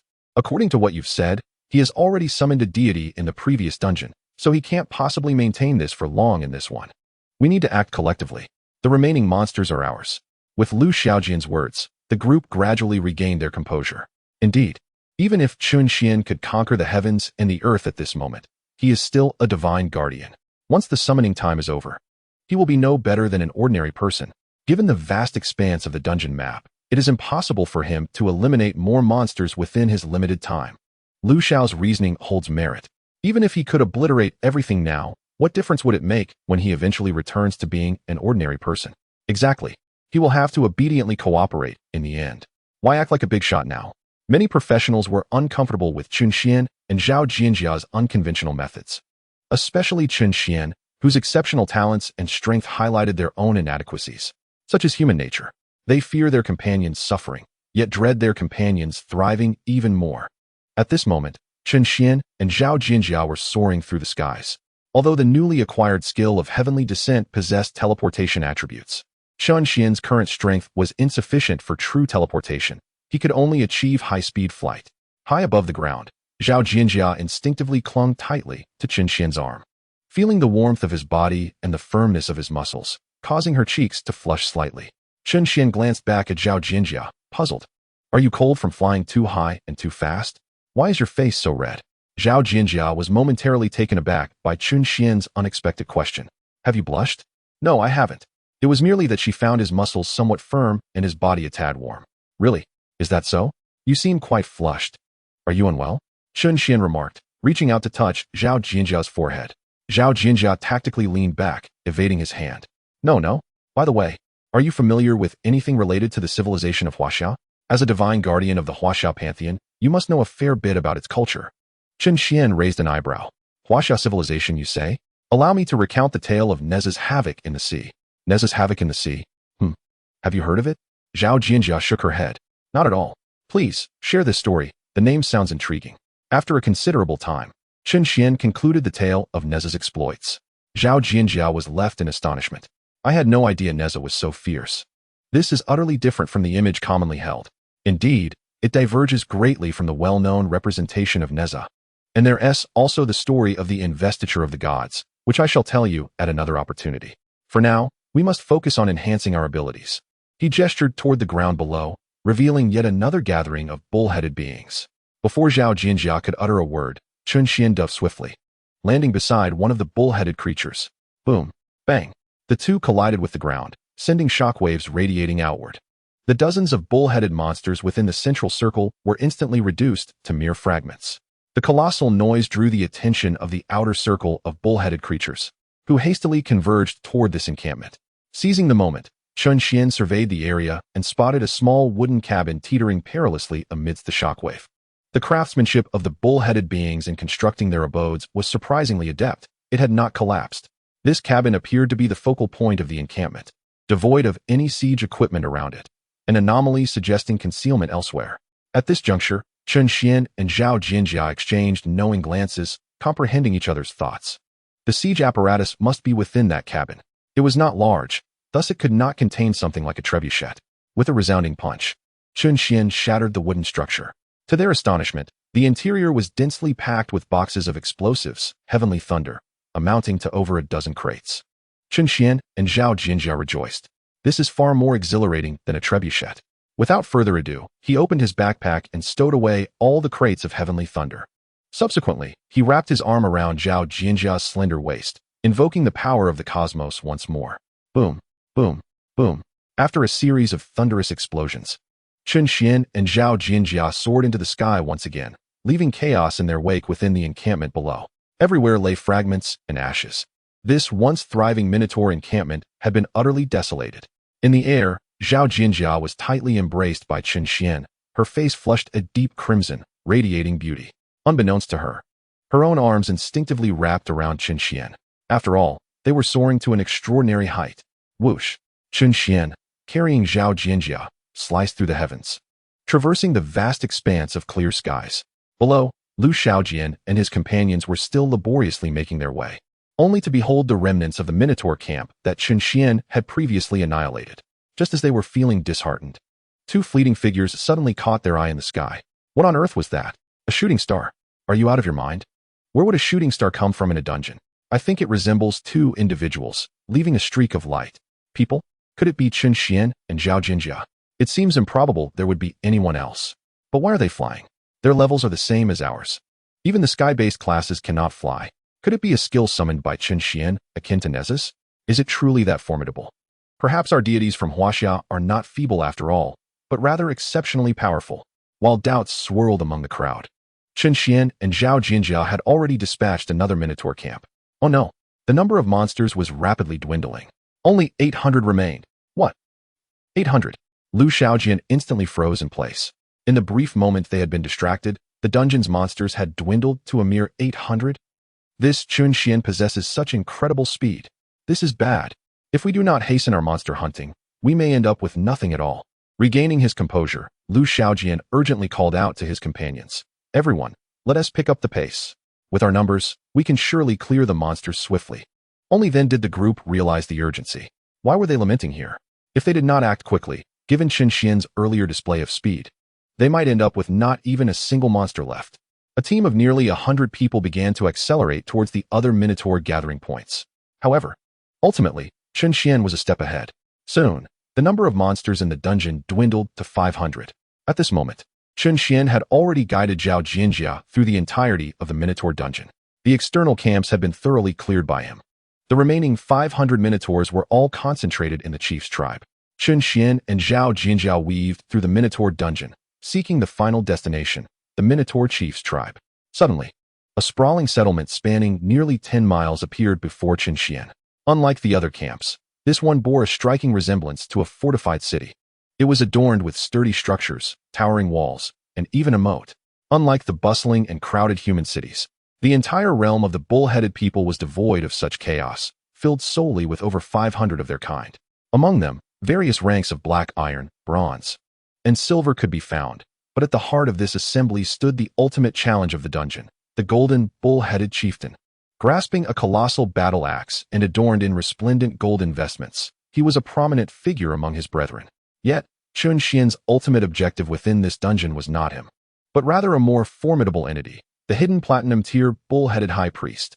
Each concealed figure promised unforeseen rewards, and Chen Xuan was determined not to let this opportunity slip away. However, he was presently unable to ascertain the whereabouts of the bull-headed high priest. On the surface, it seemed there was none to be found, but after a moment's contemplation, a spark of insight illuminated his mind. If it were absent above ground, perhaps it resided beneath. Suspended in midair, Chen Xuan closed his eyes, attuning himself to the life force pulsating beneath the city. Suddenly, he opened his eyes with a swift intensity, a smile forming on his lips. Indeed, it was here. Zhao Jinjiao looked perplexed, inquiring what he meant. The hidden bull-headed high priest was lurking beneath the city's foundations, and Chen Xuan could sense its vibrant life force. Having located the bull-headed high priest, he knew he could not let this chance pass. Beyond the vast experience and items it could yield, the prospect of rare treasures was too enticing to ignore. After all, his previous gains had only been of bronze and silver quality. Even unrestricted equipment required substantial resources to evolve swiftly. Yet this was a platinum-tier hidden entity, promising even more formidable and rare spoils. Having vanquished foes within the bull-headed dungeon, Chen Xuan and Zhao Jinjia had reached level 20. The exhilaration of solo experience gain was undeniable. Observing Chen Xuan, Zhao Jinjia recalled the astonishment and admiration expressed in the dungeon's chat, reflecting not only on Chen Xuan but also on the divine heritage and civilization of Huaxia. For the Zhao family, staunch guardians of traditional Huaxia culture, this phenomenon was a source of immense joy. If this trend continued under Chen Xuan's influence, the revival of Huaxia civilization, expelling westernization and reclaiming its former glory, was not beyond the realm of possibility. At that moment, Chen Xuan's voice pierced through Zhao Jinjia's thoughts, urging her not to linger, as time was of the essence. They must act swiftly to address the city. Zhao Jinjia nodded, instinctively rallying her support around him. Chen Xuan could distinctly feel his strength bolstered by these enhancements. Together, they soared above the city, witnessing the bull-headed totem, and without hesitation, he produced 2 bombs, casting them downwards. Boom, boom. With the resounding blasts, the bull-headed totem suffered significant damage, losing 2 of its segments. The totem came under assault, and the Tauren within the city were instantly incensed, rallying towards the totem with fervent cries. Chen Xuan swiftly propelled himself towards the golden figure. Boom. As he landed, a shockwave reverberated through the air. Whoosh. With a flick of his wrist, he hurled 3 flames, igniting the area around the golden figure. Launching himself into the air, Chen Xuan soared upwards. The entire sequence unfolded seamlessly, taking less than 3 seconds from start to finish. The golden Tauren and the surrounding lesser creatures had no time to react whatsoever. A chorus of anguished howls followed, as fragments and ashes scattered across the ground. Only the golden Tauren chieftain remained, struggling in vain. The damage numbers above its head flickered incessantly, and Chen Xuan lost count of how many there were. 5 seconds later, the 3 million health points of the golden Tauren chieftain crumbled to the ground, reduced to mere ashes. Incredible. 5 seconds. Is that it? Chen Xuan himself was astounded by the sheer magnitude of his damage. If it were another team, fully staffed, it would surely take dozens of them working together for a good 10 minutes. Indeed, I am remarkable. Zhao Jinjia, tightly clutching Chen Xuan, was momentarily stunned. Gazing blankly at the remnants and ashes scattered throughout the city, her face a mask of disbelief. In the blink of an eye, had all the Taurens, including the golden one, been eliminated? Lost in thought, Chen Xuan and Zhao's levels had already ascended to 26. This sensation was utterly exhilarating, as they reaped the entirety of the dungeon's experience and loot. Zhao Jinjia remained dazed. Wasn't I supposed to be leading him to level up? How has the situation reversed, and I have become the one clinging to his success? Chen Xuan, however, had no time for Zhao Jinjia's musings. A plethora of items awaited his attention below. Item: Tauren Chieftain card, Golden Grade. Trait: the first skill released every 10 seconds has its range and damage increased by 60, upon examining the enchanted card's attributes. Chen Xuan's eyes gleamed with excitement. This item is splendid. Given the current circumstances, his blazing fire seed could sustain its effects throughout, akin to a card, continually benefiting from this enhancement. Awesome. Time to soar. Chen Xuan selected a piece of equipment and proceeded to enchant it. Based on the current attributes, the damage and range of his blazing fire seed would double once more. As for the other items dropped by the golden figure, Chen Xuan collected them all, ensuring he did not overlook any of the lesser drops. Throughout this endeavor, he adhered to a singular principle: keep what he could use, bestow upon his teammates what they could utilize, and for those that were of no use, sell, consume, or dismantle them. sparing no effort in maximizing every ounce of hard-earned yield. After clearing the battlefield, Chen Xuan once again leaped into the air, tossing all the bombs from his inventory onto the totem. After a resounding explosion that shook the heavens and the earth, Chen Xuan could not help but widen his eyes in astonishment. Goodness. Chapter 24. You think you can compare to me? You have a long way to go. A totem, shattered in half by the blast, still stood resolutely in its place. The only difference was that a vast, bottomless pit had formed in the ground before the totem. Chen Xuan could hardly believe the totem's resilience. Despite the barrage of explosives unleashed upon it, it remained intact. However, gazing into the immense pit, Chen Xuan pondered deeply. Zhao Jinjia was equally astonished by the scene before her. Such a powerful explosion merely severed the totem, without completely obliterating it. What could this deep pit signify? Could it be? Zhao Jinjia turned her gaze toward Chen Xuan, who exchanged a knowing glance with her. It seemed you have also surmised that the pit must be the entrance to a hidden cavern. Let us proceed. At that moment, the monster list for the dungeon displayed a solitary count of 1. Meanwhile, Lu Xiaojian led a gathering of nearly 100 professionals through the dungeon. Unfortunately, at each Minotaur encampment they reached, all they encountered were fragments and ashes. Upon seeing the glaring number 1 for the dungeon monsters, their minds momentarily froze. The once lively group fell into a stunned silence. Could it be that all this destruction was wrought by that individual named Chen Xuan? Is the god of war from the Huaxia faction truly that formidable? It cannot be. Never had they heard of such extraordinary strength from the Huaxia god of war. Even other hidden professions could not possibly be this powerful. One person single-handedly challenging an entire dungeon. And it was a Minotaur dungeon at that. What then? Was the purpose of their venture into this dungeon? Lu Xiaojian felt utterly bewildered. He could hardly believe that a single Huaxia god of war could conquer an entire Minotaur dungeon. Soon, however, Lu Xiaojian regained his composure. The key to clearing the Minotaur dungeon lies in destroying the totem, even if they were unable to gain experience or loot from the monsters. As long as they could dismantle the totem, their journey would not be in vain. Everyone, let us cease our lamentations. While Chen Xuan is undoubtedly powerful, the ultimate goal of this dungeon is to destroy the Minotaur totem. We are a multitude, equipped with various siege weapons. What is there to fear? No matter how formidable Chen Xuan might be, he is merely 2 people. His offensive capabilities will have no effect on the totem. The final rewards for clearing the dungeon shall be ours. Upon hearing this, the crowd was invigorated. Indeed, even if they could not claim rewards from the monsters, they could still obtain the rewards for clearing the dungeon. With only Chen Xuan and his companion, even with siege weapons, they would not inflict substantial damage. There remains a significant opportunity for us. With determination, the group set forth towards the Minotaur chief's stronghold. As they traversed the path, they came upon a campsite still ablaze, strewn with the remnants of Minotaurs and scattered ashes. A gust of wind swept through, lifting the ashes from the ground along with withered leaves and branches, evoking a sense of desolation.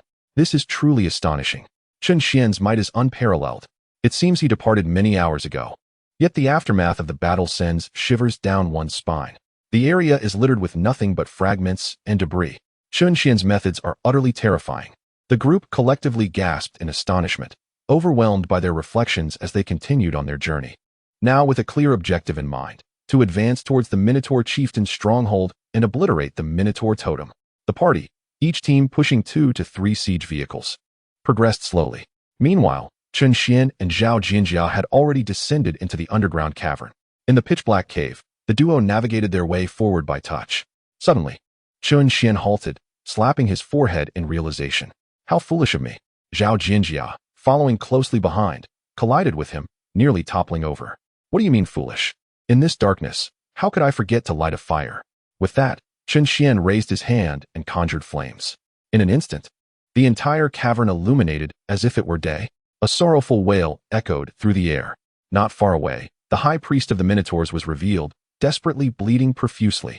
Although Chen Xuan's level had risen, the damage inflicted upon the high priest did not seem to increase.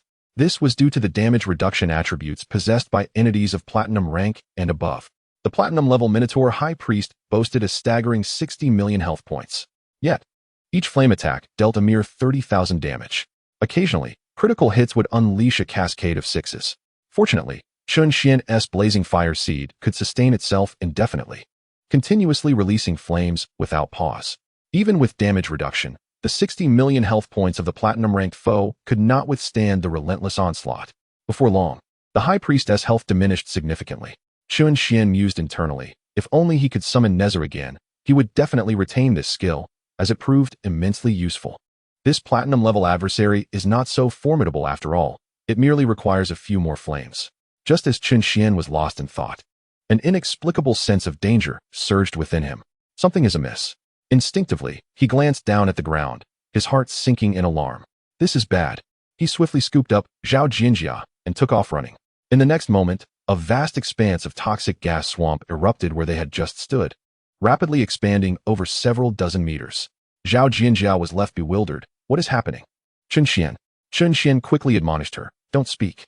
Immediately, the Minotaur High Priest, who was originally several dozen meters away, astonishingly appeared in the toxic swamp that had just been conjured. My goodness, can this creature actually teleport in such a manner? Without the slightest hesitation, Chen Xuan summoned the blazing fire seed once again. An unceasing torrent of flames surged towards the Minotaur High Priest. Meanwhile, the toxic swamp summoned by the Minotaur continued to expand at an alarming rate, quickly closing in on Chen Xuan. Left with no choice, he held on to Zhao Jinjia and retreated further back, continuously unleashing the blazing fire seed without a moment's delay. How audacious! You think you can spread? Let us see how far you can go. Soon, the toxic swamp ceased its expansion, prompting Chen Xuan to halt his retreat. However, the blazing fire seed did not cease its assault, still close enough to incinerate the Minotaur High Priest. Huh, you think you can outdo me? You are far from my league. As the blazing fire seed relentlessly burned, the nearly 10-meter-tall Minotaur High Priest collapsed with a resounding thud. Instantly, both Chen Xuan and Zhao Jinjia's levels skyrocketed to 30. Chen Xuan smiled with satisfaction. The experience points were indeed plentiful. With this, he could activate a new skill. He wondered what kind of skill would unlock at level 30. With less than 4 minutes remaining in his summoning state, Chen Xuan faced a dilemma. He needed to destroy the Minotaur totem. He had initially thought that the numerous bombs he prepared would be sufficient to obliterate the totem. But to his dismay, only half of it had been destroyed. It was the remaining half that truly troubled him. At that moment, a flash of light flickered in his skill bar, indicating the arrival of a new skill. Chen Xuan's eyes brightened at the sight of it. Chapter 25. Why can he have 3 heads and 6 arms, while I have only 1 head and 2 arms? 3 heads and 6 arms, a divine transformation. Chen Xuan was invigorated. 3 heads and 6 arms, divine transformation. A grand power of the universe. All attributes are exponentially enhanced, lasting for 600 seconds, with a cooldown of 43,200 seconds. This was truly a stroke of serendipity. With 3 heads and 6 arms, coupled with the exponential attribute enhancement, he could effortlessly shatter the Minotaur totem. Chen Xuan's total attributes had already surpassed 500 points. After unleashing the divine transformation, he would indeed tower over everything. With a mere swipe, his strength would be sufficient to obliterate all things within this instance. With this thought, Chen Xuan no longer hesitated, for his summoning time was dwindling.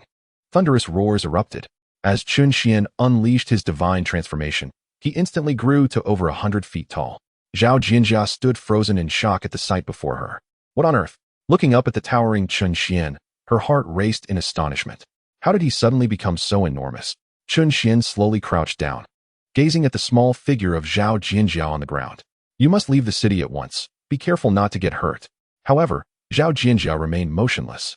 With a helpless shake of his head, Chen Xuan gently picked her up and placed her outside the city. Stay here obediently and do not wander off. Zhao Jinjia mechanically nodded. Watching Chen Xuan, she clenched her fist in determination. When the time comes for your summons, let us see what you will do. Ultimately, it will be me who guides you to level up. Humph. By then, you shall surely be beneath me. Meanwhile, Lu Xiaojian and his companions finally arrived near the stronghold of the towering chieftain, pushing their siege engine. The group appeared somewhat disheveled, their spirits low and morale dwindling. We gained hardly any experience from this dungeon. We are stagnating and can only hope for a successful completion in the end, one of the sycophants lamented. That wretched Chen Xuan hoarded all the experience for himself, leaving us no chance to progress. The sycophants began to voice their grievances about Chen Xuan's perceived selfishness. However, most of the others did not seem to share their sentiments. It's true, but competition within the dungeon is based on one's own abilities. There is no point in complaining. Indeed, each had to rely on their own skills, and Chen Xuan had the capability to solo the dungeon. I can't complain. I'm just here to scrape by. And any experience I can get is a bonus. Listening to their remarks, Lu Xiaojian's expression soured considerably. You bunch of layabouts, I am a high-level professional. The backbone of the future city. Can I be compared to you? You are merely looking to scrape by while I strive for greater heights. While Lu Xiaojian was dissatisfied, he knew better than to alienate his companions. Given the current situation, if he drove them away, he might not even secure the minimum experience. He felt utterly constrained. As a prominent professional, he was now reduced to merely scraping by while having to appease these idlers. Taking a few deep breaths, Lu Xiaojian declared, "All right, let us cease this bickering. Our unity is paramount. We must take down the tower and totem." Once their leader spoke, the sycophants fell silent, and the rest of the group agreed with Lu Xiaojian's reasoning. The most pressing matter was indeed to destroy the tower and totem and claim the rewards for completing the dungeon. Seeing that the group had quieted down, Lu Xiaojian began to rally their spirits. "Before us lies the stronghold of the tower and chieftain, and the totem stands tall in the center of the city. Now, let us prepare together." Just as Lu Xiaojian was about to finish his speech, a tremendous rumbling echoed from within the city. Suddenly, a colossal figure materialized in the center of the stronghold, towering over 100 feet. What on earth is that? Behold, this giant bears an uncanny resemblance to Chen Xuan. Chen Xuan. Lu Xiaojian gazed in astonishment at the towering figure, his scalp prickling with disbelief. Reluctantly, he acknowledged the truth. This colossal form undeniably belonged to Chen Xuan. Yet, at this moment, the specter embodying Chen Xuan manifested an astonishing 3 heads and 6 arms. What manner of skill is this? How can a mere human possess such an extraordinary form? Lu Xiaojian was engulfed by a profound shock. As a distinguished professional, he lacked such capabilities. Why does he possess 3 heads and 6 arms while I am limited to 1 head and 2 arms? It is utterly unjust. I refuse to accept this. A resounding crash echoed through the air, startling the crowd. They looked up to see the towering, bull-headed totem in the city center, now reduced to mere fragments beneath the feet of Chen Xuan's giant form. Wang Defa. Upon witnessing the bull-headed totem shattered by a single stomp from Chen Xuan, Lu Xiaojian felt his mind reel in disbelief. Who am I? Where am I? What has transpired? These existential queries flooded Lu Xiaojian's consciousness like a relentless tide. At that moment, the notification from the dungeon system rang out. "Congratulations, player. The bull-headed totem has been destroyed. The dungeon has been cleared. The evacuation point has appeared. The dungeon will close in 10 minutes. All players, please evacuate promptly." Only then did everyone awaken from their stupor, realizing they had merely taken a tour of the dungeon. They hadn't even secured the minimum reward for clearing. Instead, they received a meager consolation prize of 300 magic stones. How utterly absurd. Had I known this would occur, I would have entered the dungeon later, perhaps seeking another adventure. This dungeon was evidently tailored for Chen Xuan. It seems my sole purpose in this dungeon was to bear witness to Chen Xuan's ascent. How shallow, how naive. We are here to witness the resurgence of Chinese civilization. Goodness, truly, you are impressive, class leader. Your prestige far exceeds mine. Spare me the flattery. I have recorded the entire dungeon experience. What a coincidence, I have too. This segment, once shared online, is bound to create a sensation. At this moment, Chen Xuan was equally astonished by the potency of his transformation. Not only had his attributes multiplied exponentially, but his health also soared to several million. With such extraordinary stats and immense health, even later challenges would pale in comparison. Moreover, he was currently only at level 30, with modest base attributes. As his level increased, his attributes would reach staggering heights. When he transformed again, it would likely be even more terrifying. Presently, at a mere 100 feet, he might one day reach a staggering height of 10,000 feet. This skill is indeed an invincible force. The only drawback is its brief duration and excessively long cooldown time. If one were to choose to retain this skill, it would likely seem rather superfluous to the current self. The manifestation of cosmic forces? That appears intriguing enough. Just as Chen Xuan pondered which skills to preserve, his entire being began to diminish rapidly. Ultimately, he returned to his original form. Chen Xuan? Is this truly the end? I have yet to savor the experience. Chapter 26. No matter how many useless ones exist, they remain useless. Summoning time concluded. Retain talent effects. Select from the following skills for permanent preservation. 1. 3 altars convergence. 2. Blazing fire seed. 3. Cosmic forces manifest. 4. 3 heads and 6 arms. Divine manifestation. Chen Xuan sensed the alterations in his physique. It was not merely the issue of shrinking, but more significantly, the drastic decline in all his attributes.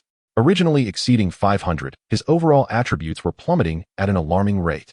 400, 300, my goodness. Chen Xuan could not help but curse. Is this truly a regression to the original state? Impossible. Absolutely unfathomable. Chen Xuan, will not permit such an occurrence. Skills are inconsequential. The foundational attribute values are the true pillars of strength. With unwavering determination, Chen Xuan decisively chose the skill 3 alters convergence. Upon confirming his choice, his overall attributes ceased their descent and began to surge, stabilizing at over 500. Chen Xuan let out a long sigh of relief. His current attribute values had reached a remarkably formidable level. Having diminished in size, Chen Xuan found himself at the heart of the city. While Zhao Jinjia had long been placed outside the city by him, the distance between the two was now a substantial 4 to 5 miles. When Chen Xuan had transformed into a giant, they had been but a step apart. Yet now, Chen Xuan smiled faintly. It seemed merely a fleeting moment. With that, he turned and dashed towards the city's outskirts. Along the path, he left behind nothing but a fleeting shadow and a swirl of dust. With his current attributes, Chen Xuan's speed surpassed that of ordinary professions by more than tenfold. The strength and attributes of his physical form were such that even those at hundreds of levels might find it difficult to rival Chen Xuan's prowess. Chen Xuan's equipment and skills, whether for defense or damage, were entirely dictated by his attributes. Presently, his shield counterattack skill could inflict damage exceeding 1,000 in a single retaliatory strike. Coupled with the enhancements from his gear and enchantments, a single counter could deal upwards of 2,000 damage. Chen Xuan now stood invincible among his peers. Even without summoning divine beings, this remained unchanged. Soon, Chen Xuan arrived at the location where Zhao Jinjia had previously been placed, but found no trace of her. Where could such a sizable girl have run off to? At this moment, Zhao Jinjia, upon witnessing Chen Xuan begin to shrink, had already commenced her retreat towards the city. This girl is certainly not foolish. Chen Xuan had returned to his diminutive form, and according to the current timeline, there was only one possibility. The summoning period for Chen Xuan had concluded. When a divine guardian relinquishes their summoned state, they are at their most vulnerable. She had to rush to his side, otherwise, Chen Xuan might be in peril. Thus, the two of them perfectly missed each other. Zhao Jinjia arrived at the center of the city and searched around the totem and within the underground chamber several times. But she could not locate Chen Xuan. Anxiety surged within her. She hurriedly called out to him through the team channel. Chen Xuan, where are you? Are you all right? As Chen Xuan pondered his situation, he suddenly heard a call from the channel. Upon opening it, he realized it was Zhao Jinjia. I'm outside the city. Where have you gone? Zhao Jinjia stood in a daze at Chen Xuan's reply. Outside the city. Why are you outside? Aren't you at your most vulnerable right now? I'm at the tower and totem. Chen Xuan sent another message before Zhao Jinjia could press further. You really enjoy wandering off. I understand now. Just stay put. Zhao Jinjia replied, bewildered, wandering off. Isn't that you? You, a divine guardian who has just relinquished your summoning, are merely an ordinary person with slightly enhanced attributes. You are the one wandering around. At that moment, Chen Xuan messaged again. Quickly check that hidden spot. Not a single item we dropped has been picked up. We need to evacuate soon. Zhao Jinjia hesitated. Could it be that Chen Xuan truly was unharmed? She then felt a wave of relief. The monsters in this dungeon had already been cleared by Chen Xuan. There was no danger remaining. She had been overthinking it. Thus, she hastily leaped down into the underground chamber and made her way to the location where the hidden items had been eliminated. Upon seeing the shimmering objects before her, Zhao Jinjia acted without hesitation and reached out to collect them. Suddenly, a halo of golden light enveloped the pile of items, forming a golden barrier. The hand Zhao Jinjia had just extended was instantly repelled. Caught off guard, she nearly stumbled. Steadying herself, Zhao Jinjia furrowed her brows. She had never anticipated that in such a dungeon, there would still be individuals resorting to thievery. Although we didn't gain any experience, our luck is quite good. This hidden drop hasn't been taken. Excellent, excellent. The boss was entirely correct. Since these are unclaimed items, they belong to whoever arrives first. Upon hearing this, Zhao Jinjia's expression darkened, and she turned to look in the direction of the voice. It was none other than Lu Xiaojian and his entourage of sycophants. These individuals hailed from the capital, and in terms of strength and profession, they were inferior to Lu Xiaojian, thus willingly surrounding him and accepting their roles as his lackeys. Oh, isn't this the beautiful Zhao? What brings you here all alone? Where's your extraordinarily powerful divine guardian companion? It appears that the summoning state has ended, and they have fled. At this moment, Lu Xiaojian is filled with immense pride. That individual named Chen Xuan has lost his summoning state, and now he is rendered useless. In front of him stands Zhao Jinjia, a distinguished member of the Zhao family. Yet what does that matter? His own lineage is not to be underestimated. Supported by the Qin family, another of the 8 great clans, rendering him unafraid of the Zhao family. Moreover, he is a professional at the pinnacle of his craft, surrounded by numerous companions, and he is confident he can claim Zhao Jinjia. With hidden equipment at his disposal, Lu Xiaojian is convinced of his victory. Zhao Jinjia, I previously offered you a chance, but you proved to be inept. Even if you were to plead with me now, I would not acquiesce. For this is a platinum tier hidden treasure. With so many dropped items, there must be exceedingly rare finds, and all of them shall belong to us. Once the protection period for the items expires, we shall seize them without hesitation. Those who are wise will depart promptly. The so-called protection period refers to the time during which the ownership of dropped items is safeguarded. Once this period elapses, they become unclaimed, and anyone can pick them up. For this reason, competition within the dungeons far exceeds one's imagination, particularly in dungeons beyond level 100, where players from around the globe converge, and the protection mechanisms are absent. Thus, it is commonplace for players to kill for treasures. Inter-country battles are an everyday occurrence, and many prodigies have fallen within these world dungeons. Hence, some refer to the world dungeons beyond level 100 as the true dungeons. However, Zhao Jinjia could never have anticipated that such tactics would be employed in a dungeon of merely a dozen levels. Zhao Jinjia's expression turned as cold as frost, her voice devoid of warmth. Lu Xiaojian, you believe that numbers grant you strength? A multitude of useless beings remains useless. As a top-tier professional and the jewel of the Zhao family, her innate pride forbids her from conceding defeat. Chapter 27. Maintain your dignity. Endure. Hearing Zhao Jinjia's threatening words, Lu Xiaojian laughed boisterously. Ha! I am the useless one. Heh, perhaps that's true. In the eyes of the esteemed Zhao Miss, how many are not deemed useless? Nonetheless, it matters little. You are merely indulging in verbal bravado. He then scrutinized Zhao Jinjia with ill intent, saying, such exquisite drops have truly caught my interest.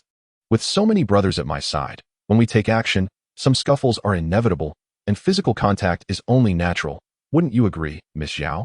Lu Xiaojian and his sycophants gazed greedily at the hidden drops on the ground. Among them, most are likely to be of exceptional quality, and those that cannot be traded. If even one item is usable for his profession, it would be a tremendous windfall. Zhao Jinjia frowned upon hearing this, but remained silent. Gazing at the hidden treasures within arm's reach, she felt a surge of urgency. Currently, the dungeon rules only safeguard the professionals themselves from harm, while anything beyond the individual is not within the protective boundaries of these regulations. For instance, the summoned creatures of a summoner and various manifestations of skills fall into the latter category. The barrier before me evidently belongs to this latter group.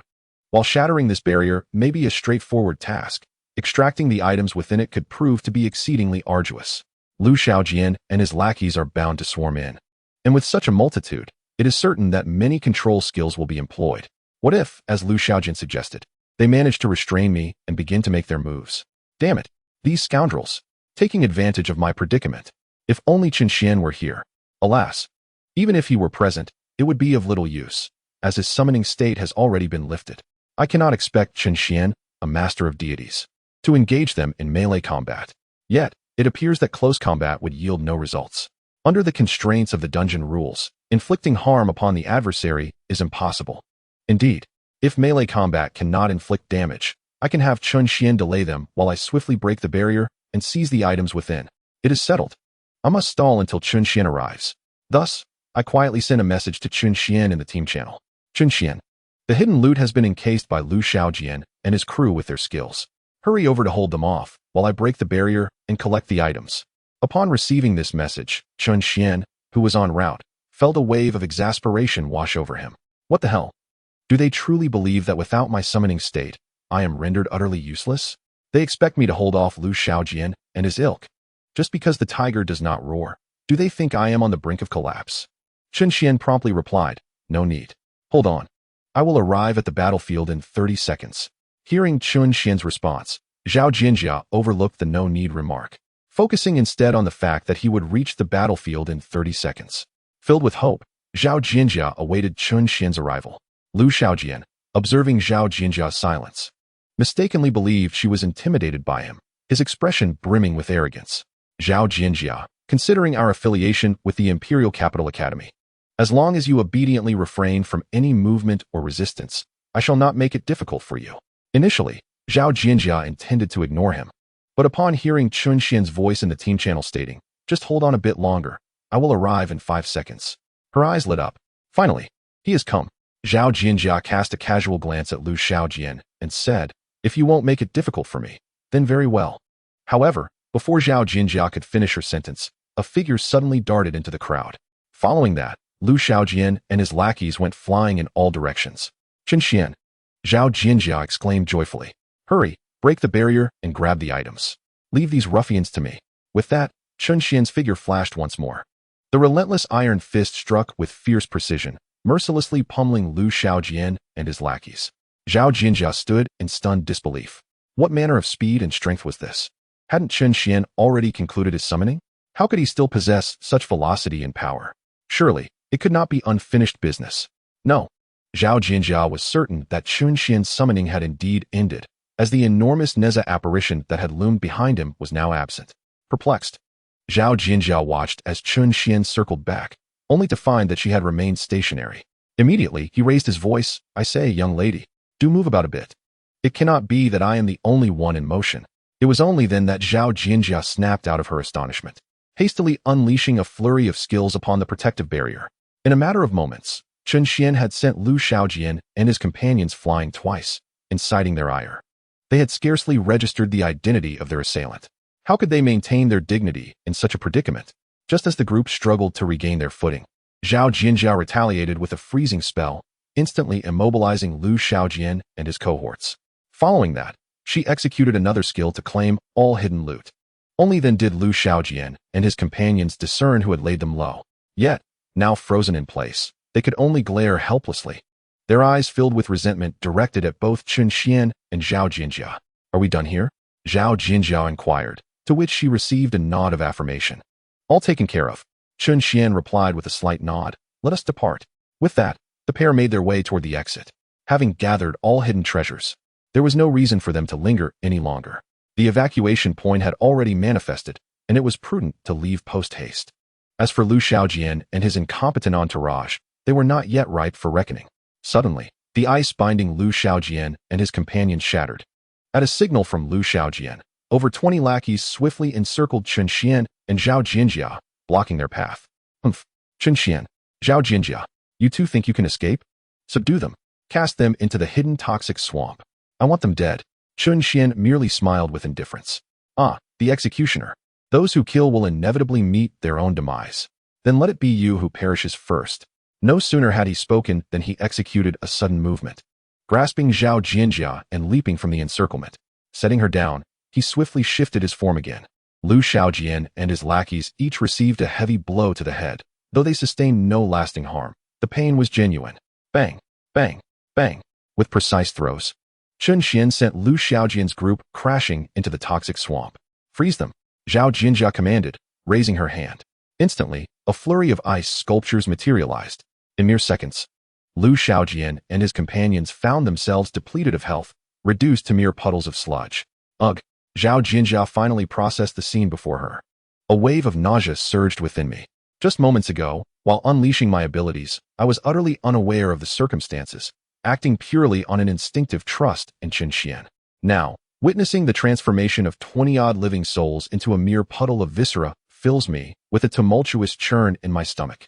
Yet, Chen Xuan appeared unfazed, his demeanor as calm as a tranquil sky. In truth, however, his own stomach roiled with unrest. One must maintain an air of composure. I must endure. Chapter 28. Simple. Brutal. Nezha's unstoppable rampage. Ugh, Chen Xuan, I feel nauseated. After taking several deep breaths, I managed to quell the turmoil within. You need not burden yourself with guilt. Reality is indeed merciless. It is unavoidable. They sought to end us, and we could not simply resign ourselves to fate. Chen Xuan shrugged in resignation. Zhao Jinjia shook her head. No, I meant, should we collect their equipment as well? Chen Xuan? My dear girl, I must admit, I underestimated you. Zhao Jinjia, you are quite the formidable character. As we made our way to the evacuation point, Zhao Jinjia gazed at Chen Xuan with a curiosity that was hard to ignore. Even with his thick skin, Chen Xuan found it difficult to withstand the gaze of such a striking beauty. My lady, with such a heartfelt look, are you contemplating a pledge of devotion? Not at all. I am merely curious. Your summoning state has clearly ended, yet you still possess such strength and speed. That Liu Shaojian may be insufferable, but he is a seasoned professional, and his sycophants are no easy foes. How did you manage to defeat them with a single punch? This perplexed her greatly. Chen Xuan smirked. A woman's curiosity about a man marks the beginning of her infatuation. Beware, dear lady, you tread upon dangerous ground. Zhao Jinjia shot him a glance. Her silence urging him to respond. She was confident that Chen Xuan would divulge the truth. Her instincts never led her astray. The lovely lady possessed her own brand of pride and confidence. It is not that I cannot share, but this is a deeply personal secret of mine.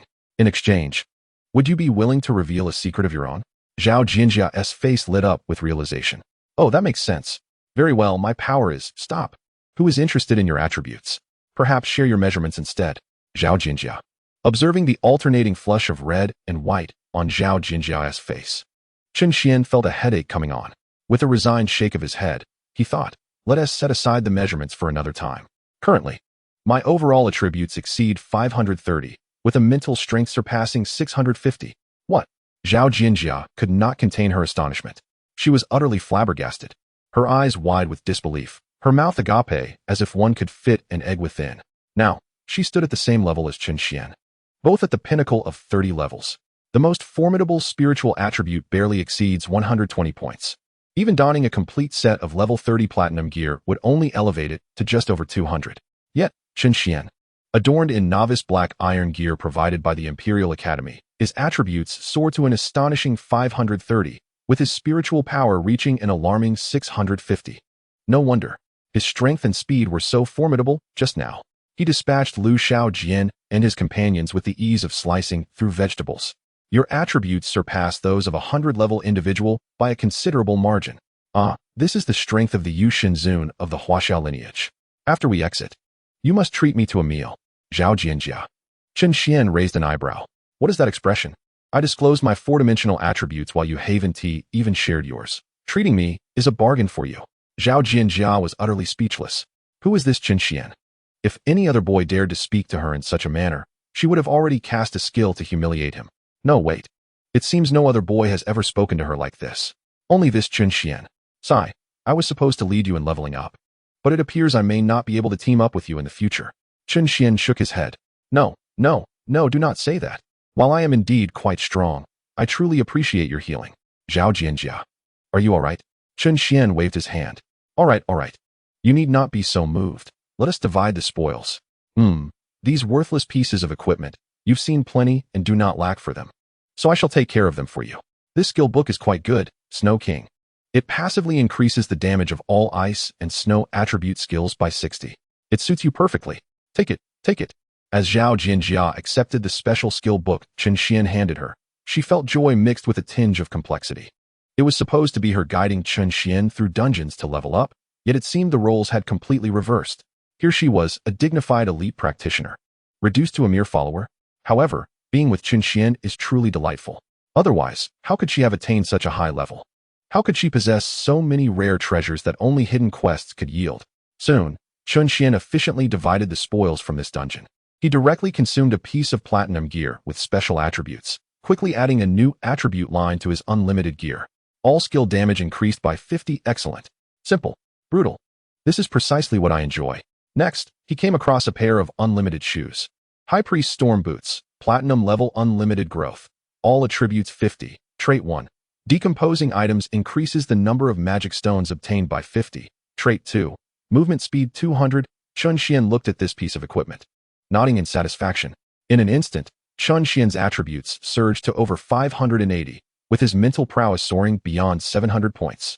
Coupled with an additional 200 in movement speed, his agility was bound to reach exhilarating heights. Without a moment's hesitation, Chen Xuan immediately donned the exquisite pair of shoes. Casting a glance at the other items, he scoffed. They were mere rubbish. Decomposition was in order. A cacophony of sounds ensued. Astonishingly, over 800,000 magic stones. These shoes were indeed a treasure, a veritable key to prosperity. Soon, the two arrived at the evacuation point, which was already brimming with people. Upon Chen Xuan's arrival, they instinctively parted to create a pathway, standing in neat rows as if to welcome a newly crowned monarch. The admiration in their eyes was palpable. This was the closest they had ever been to their new idol. The absence of frenzied cheers was the greatest testament to their restraint. As everyone evacuated, the the dungeon closed, except, of course, for Lu Xiaojian and his sycophants. Before long, various live recordings from the dungeon circulated across forums. In a flash, Chen Xuan, Nezha, the divine sovereign of Huaxia, and Huaxia civilization surged to the trending list. Viewers were captivated by the videos showcasing Chen Xuan's supersonic flight, instantaneous teleportation, and the devastating shockwaves that incinerated everything in their path. The sight of the Minotaur camp being obliterated in mere seconds sent shockwaves through the spectators' perceptions of reality. The children of Huaxia must awaken. It was utterly astonishing. Who would have thought that the deities of Huaxia were so formidable? Such a spectacle, truly. In a level 12 dungeon, without any cost? The might of our Huaxia deities is unparalleled. My worldview has been shattered. I adore Huaxia. I vow to delve into the study of Huaxia civilization. To those scoffing from above, have you lost your senses? What merit does Huaxia civilization possess? Outdated and ignorant? Nonsense. It is precisely this Huaxia deity, whom you scorn, that has, under Chen Xuan's command, effortlessly conquered 2 dungeons in succession. Indeed, Nezha plowed through with relentless force. Chapter 29. Sunlight filters in, beginning to dispel the darkness of the mortal realm in no time. The entire Dragon Empire was abuzz with discussions about Nezha and the deities of Huaxia. The supersonic speed, the all-consuming flames, the towering golden figure, all became the subjects of casual conversation over tea and meals. Centuries of cultural disconnection had led to a collective amnesia regarding their traditions, with the populace only familiar with Western civilization, myths, and deities. In the fixed perceptions of the people, Huaxia deities were dismissed as trifling jesters, hardly worthy of mention. Despite the Zhao family's efforts, one of the 8 noble families of Huaxia, to promote their legacy, it proved fruitless, as their heritage was quite limited. This time, Chen Xuan summoned Nezha, who appeared like a celestial being descending to earth, leaving everyone utterly astounded. In the dark night, which is being relentlessly eroded by the forces of the West, a fissure has been torn open, allowing sunlight to pour in and begin to dispel the shadows of the mortal realm. The online community has now distinctly divided into 2 factions. One faction asserts that the deities of Huaxia are feeble, claiming that Chen Xuan merely stumbled upon good fortune this time. Conversely, the other faction contends that the deities of Huaxia possess immense strength, and with the formidable summons Chen Xuan has called forth, the next will undoubtedly be even more powerful. The online discourse has erupted into a cacophony, with both factions evenly matched, neither able to dominate the other. Amidst their fervent exchanges, a third party's involvement has unexpectedly united these 2 factions, directing their collective ire outward. Chen Xuan has ascended the rankings of Jinghong. What? Jinghong? This makes no sense. Chen Xuan is merely a newcomer. Indeed, today marks merely his first day of class change. What? The first day? Goodness, had you not mentioned it. I would have thought he had long since changed classes. I too am astonished. Reaching level 30 on the first day, no wonder Jinghong has taken notice. This bodes ill. His summoning time is up. He is currently in a weakened state. I don't care if he has summoned the strongest or the weakest deity. He is one of us from the Divine Empire, a prodigy. I request protection for Chen Xuan. I echo that sentiment. Although I do not deem the deities of Huaxia particularly powerful, Chen Xuan is one of our own from the Dragon Empire, a Huaxia citizen. No one shall lay a hand on him. Everyone, please remain calm. It is said that the beautiful teammate by Chen Xuan's side is a high-level professional, seemingly having actively requested to team up with him. A high level is indeed formidable, but they are also a novice, of little use. Fear not, even if Jinghong is powerful, they would not dare to enter our Dragon Empire to commit murder. The previous speaker has struck a chord of clarity. Indeed, even with tenfold courage, they would not dare. Precisely, under such circumstances, as long as Chen Xuan refrains from entering dungeons during the cooldown period tomorrow, he shall be safe. Ha ha, perfect. The matter is resolved. Let us disperse. By the way, who just claimed that the deities of Huaxia are weak? Step forward and engage me in 300 rounds of combat. It was I who said it. Are you afraid of me? The online uproar continues, while at the center of the commotion, Chen Xuan quietly assesses his dungeon rewards. Congratulations on clearing the dungeon. Dungeon rating. High level. Clearance rewards. 3 platinum chests. Clearance rewards. 5 million magic stones. Profitable indeed. With 5 million magic stones, alongside the previous 3 million and the spoils from the dungeon disassembly, I now possess nearly 9 million magic stones. Affluent. Although these magic stones are but a trifling sum for grand families, they far exceed the wealth of 99% of the populace. What is most significant are those 3 platinum chests. There is no formal ceremony for opening them. as Chen Xuan does so with casual ease. As expected, he acquires 2 attribute elixirs. Chen Xuan consumes them in one gulp, and his attributes surge once more. His overall attributes have now reached 700 points, with his mental strength soaring to an impressive 820 points. As for the contents of the other chest, it revealed an exquisite piece of equipment. A platinum-grade item, albeit regrettably not one that allows for limitless growth. Nevertheless, Chen Xuan was pleased with the attributes of the equipment. Heartguard ring, platinum grade, level 12. Equipment attributes, all attributes 100.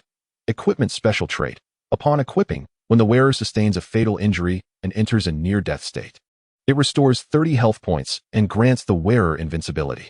The invincibility lasts for 300 seconds with a cooldown of 24 hours. Although this equipment is of relatively low level, its attributes are exceedingly rare and formidable, a true artifact for both show and survival. Such equipment is likely scarce even in the Divine Dragon Empire. Thus, it must be well hidden for critical moments. At that moment, a gentle voice, reminiscent of a young maiden, echoed in his ears. Chen Xuan, might you consider releasing me now? It dawned upon Chen Xuan that he was still firmly gripping Zhao Jinjia's hand, and the two had already completed their assessment and emerged from the instance, directly transported to the Grand Plaza. Chen Xuan glanced at the girl, his hand instinctively squeezing once more before reluctantly letting go. So soft, unaware of the longing gaze directed at him by Zhao Jinjia, he continued, if you feel you've been wronged, next time just hold on to my hand and don't let go. I won't force you to release it. Zhao Jinjia simply responded, and the pair walked side by side towards the equipment distribution area of the Snowstorm City Imperial Academy. Considering that he had reached level 30, Chen Xuan realized it was time to replace his remaining black iron equipment. This was one of the privileges of the Imperial Academy. Each student, upon reaching the corresponding level, would receive suitable equipment unconditionally, serving as a significant support for their future development. In truth, Chen Xuan's video of his overwhelming success had long circulated throughout the Divine Dragon Empire, and the Imperial Academy in Snowstorm City was no exception. Du Feng and Zitong, having calculated the timing of Chen Xuan's return, were already waiting at the academy gates for his arrival. Upon spotting him, they hurried over. Du Feng clapped Chen Xuan on the shoulder. You rascal, you've made quite a splash. Fantastic. Come on, let's get you some new gear to forge ahead. One must be strong in body and spirit. Zitong, however, wore a look of concern. Chen Xuan, you've gained notoriety, but you've also landed on the assassination list of the Stunning Hong. Here's what we'll do.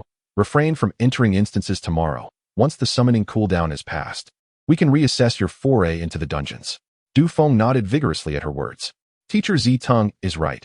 Take a day off tomorrow. Consider it a well-deserved break. Stay within the academy during your respite. It's the safest course of action. The day after tomorrow, we will petition the higher-ups for 2 elite professionals to protect you within the instance.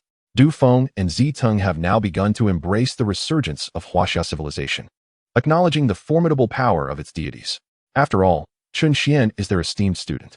Prior to Chen Xuan's entry into the dungeon, the Imperial Academy of Wind and Snow City received directives from the higher echelons of the Empire, mandating the utmost protection of Chen Xuan's personal safety and the fulfillment of all his needs. Chapter 30. This puts me in a difficult position. I only hear about well-built chests. Chen Xuan listened in a state of bewilderment. What assassination? What Jinghong? What protection? Excuse me, esteemed teachers, what are you discussing? Am I in danger? Du Feng nodded. Due to your exceptionally outstanding performance in the dungeon, you have attracted the attention of other nations, who have enlisted the assassination organization Jinghong. Therefore, considering your safety, these arrangements have been made. Only then did Chen Xuan grasp the situation. It turns out that his prowess was too overwhelming for foreign observers to accept. If protection is needed, he indeed requires some, as his current strength remains rather feeble. As for the dungeon, he was the supreme authority over those assassins. An invincible existence. If they dared to act against him in the dungeon, that would be splendid.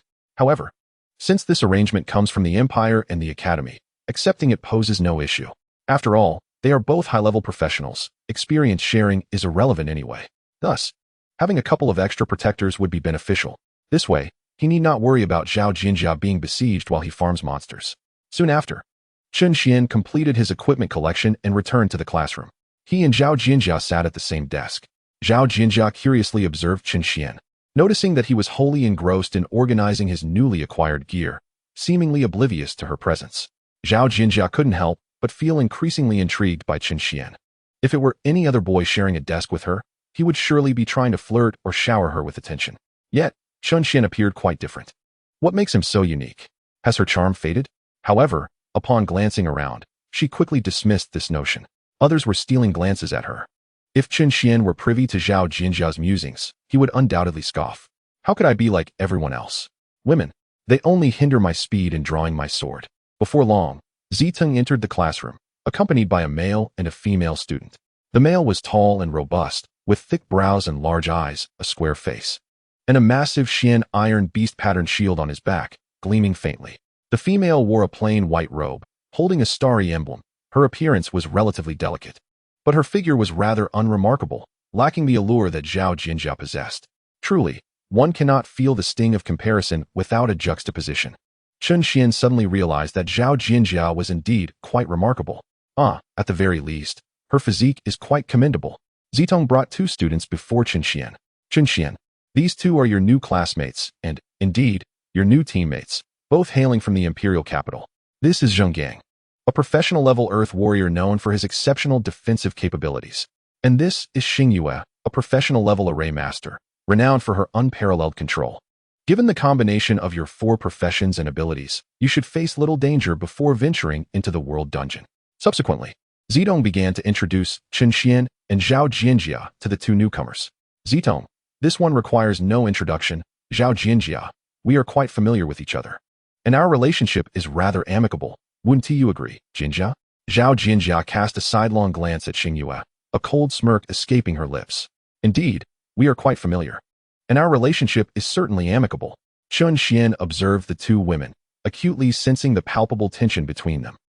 The complexities of women. The rivalry between these 2 could certainly provide enough drama for oneself. Both hailing from the imperial capital, and with the Zhao family ostracized there. How many genuine friends could Zhao Jinjia possibly have? The sense of rivalry was unmistakable.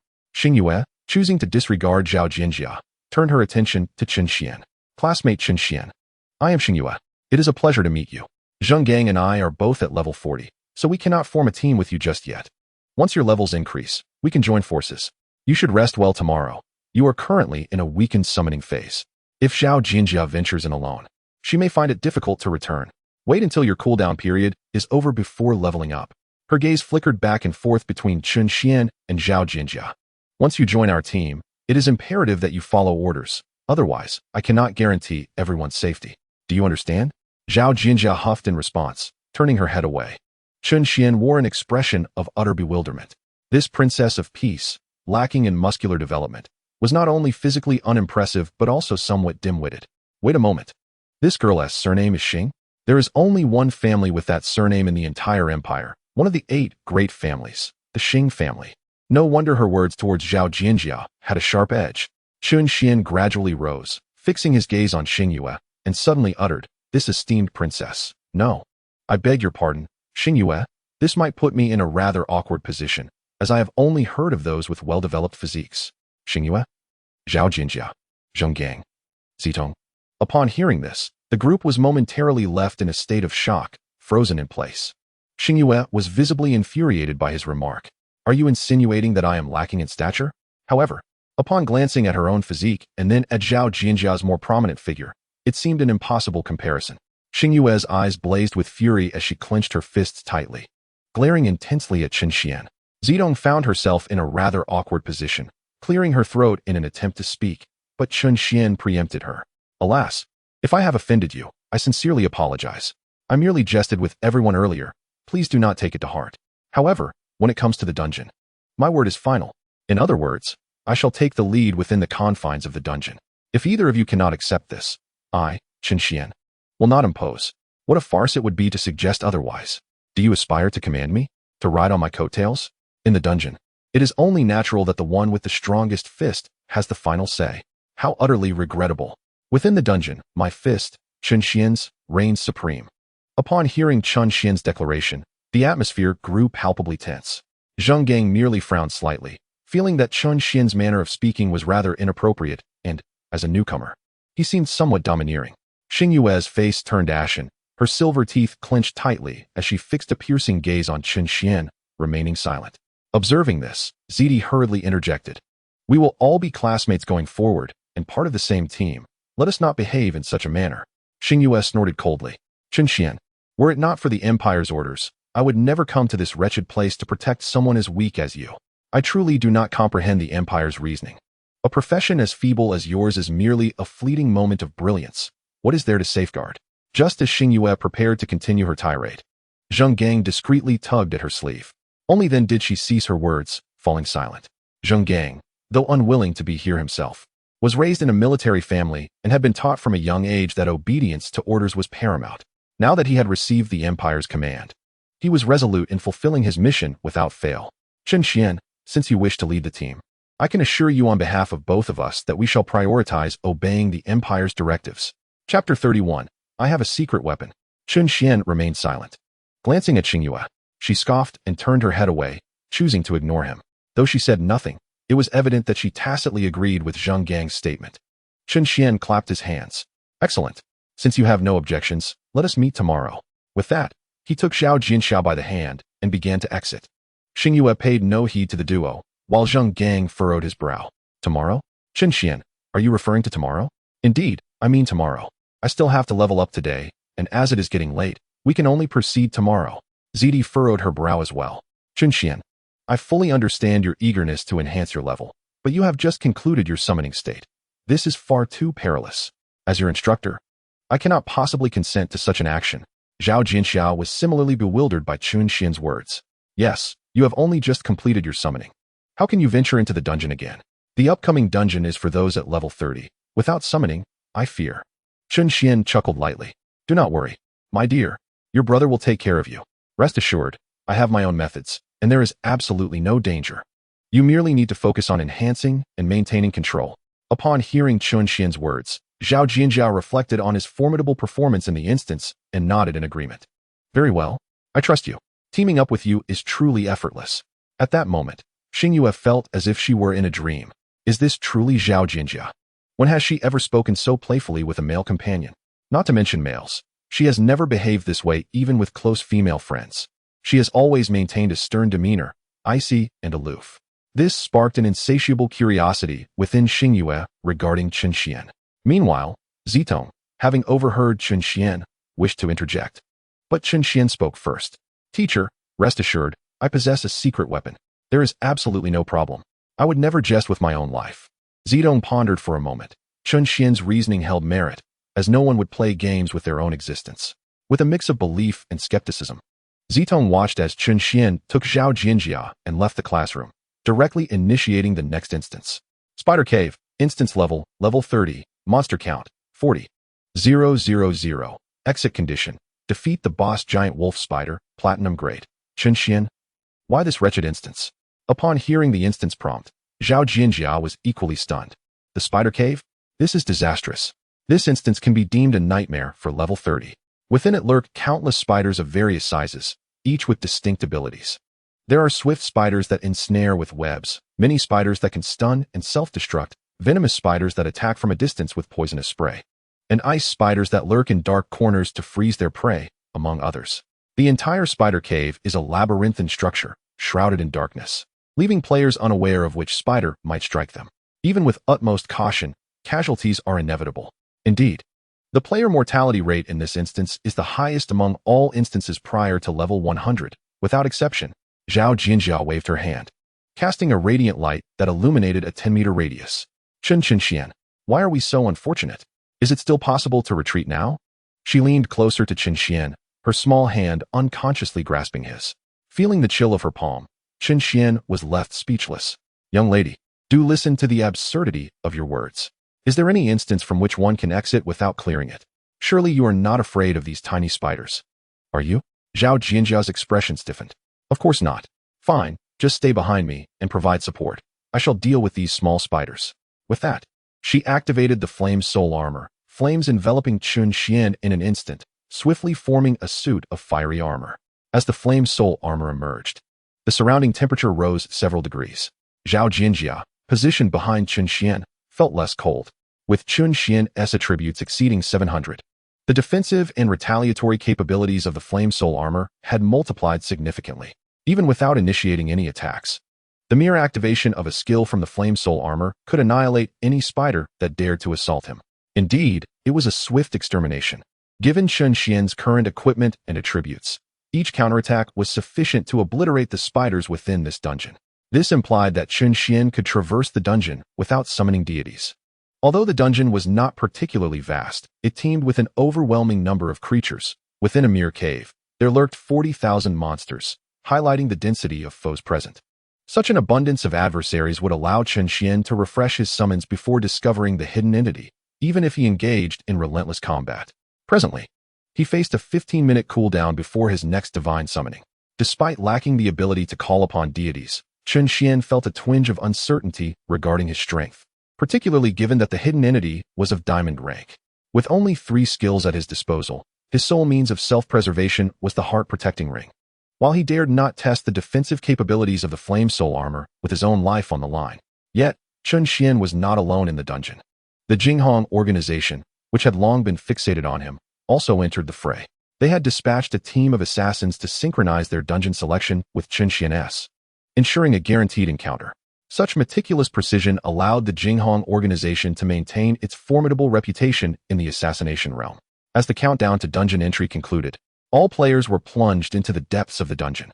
A cacophony of wails erupted. What a calamity! Why this dungeon? I want to go home. I want my mother. If I am guilty, let my teammates suffer for consuming instant noodles without seasoning packets instead of condemning us to this dungeon. At that moment, shadowy figures flitted through a corner, stealthily circumventing the crowd and making their way elsewhere. They had just confirmed from the dungeon list that their target, Chen Xuan, was indeed within this dungeon, and thus commenced their operation. The 4 split up, each seeking Chen Xuan. All 4 were assassins trained by the Jinghong organization, each at level 35. Since a level 30 dungeon could accommodate up to level 35 practitioners, the organization prioritized the stable assassination of targets. Hence the selection of 4 35-level shadow assassins for the task. Under normal circumstances, with their level and the unique stealth methods of shadow assassins, none in the dungeon would notice their presence. When they executed their ambush, it would surely result in a decisive kill.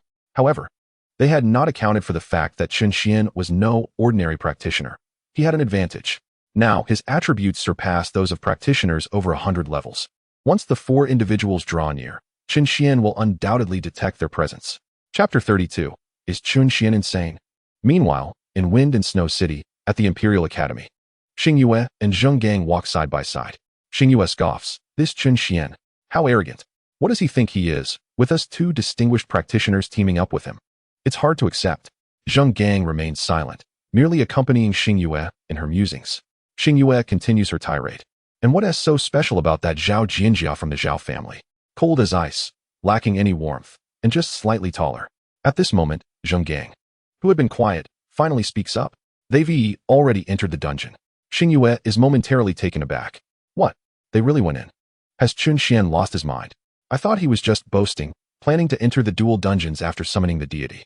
I never expected him to act so impulsively. Overestimating himself. Seeking his own demise. We can't be held responsible for not protecting him. Zheng Gang's brow furrows. The people from Jinghong have likely entered as well. This time, that fool may very well meet his end inside the dungeon. What a pity. Outside, discussions fervently revolve around Chen Xuan summoning the deity and rampaging through the dungeon. Suddenly, someone reveals, Chen Xuan and Zhao Jianjia have entered the dungeon again. What? Has Chen Xuan truly lost his mind? He has gone insane. Just 2 hours after emerging from the dungeon, and he is back in. His summoning cooldown must have just begun. What is he thinking? Does he believe he can conquer 2 dungeons and remain unscathed? He probably thinks Zhao Jianjia can help him clear a wave. Indeed, Zhao Jianjia is a practitioner of considerable rank. Even if the dungeon run is slow, it shouldn't pose too much trouble. Have you seen?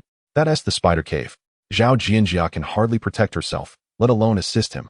Instantly, the forum erupts with skepticism. In Wind and Snow City, at the Imperial Academy, Zeding, you're young and reckless. Why are you going along with this? He is a deity summoner. He is currently in a cooldown state. How can you allow him to enter the dungeon?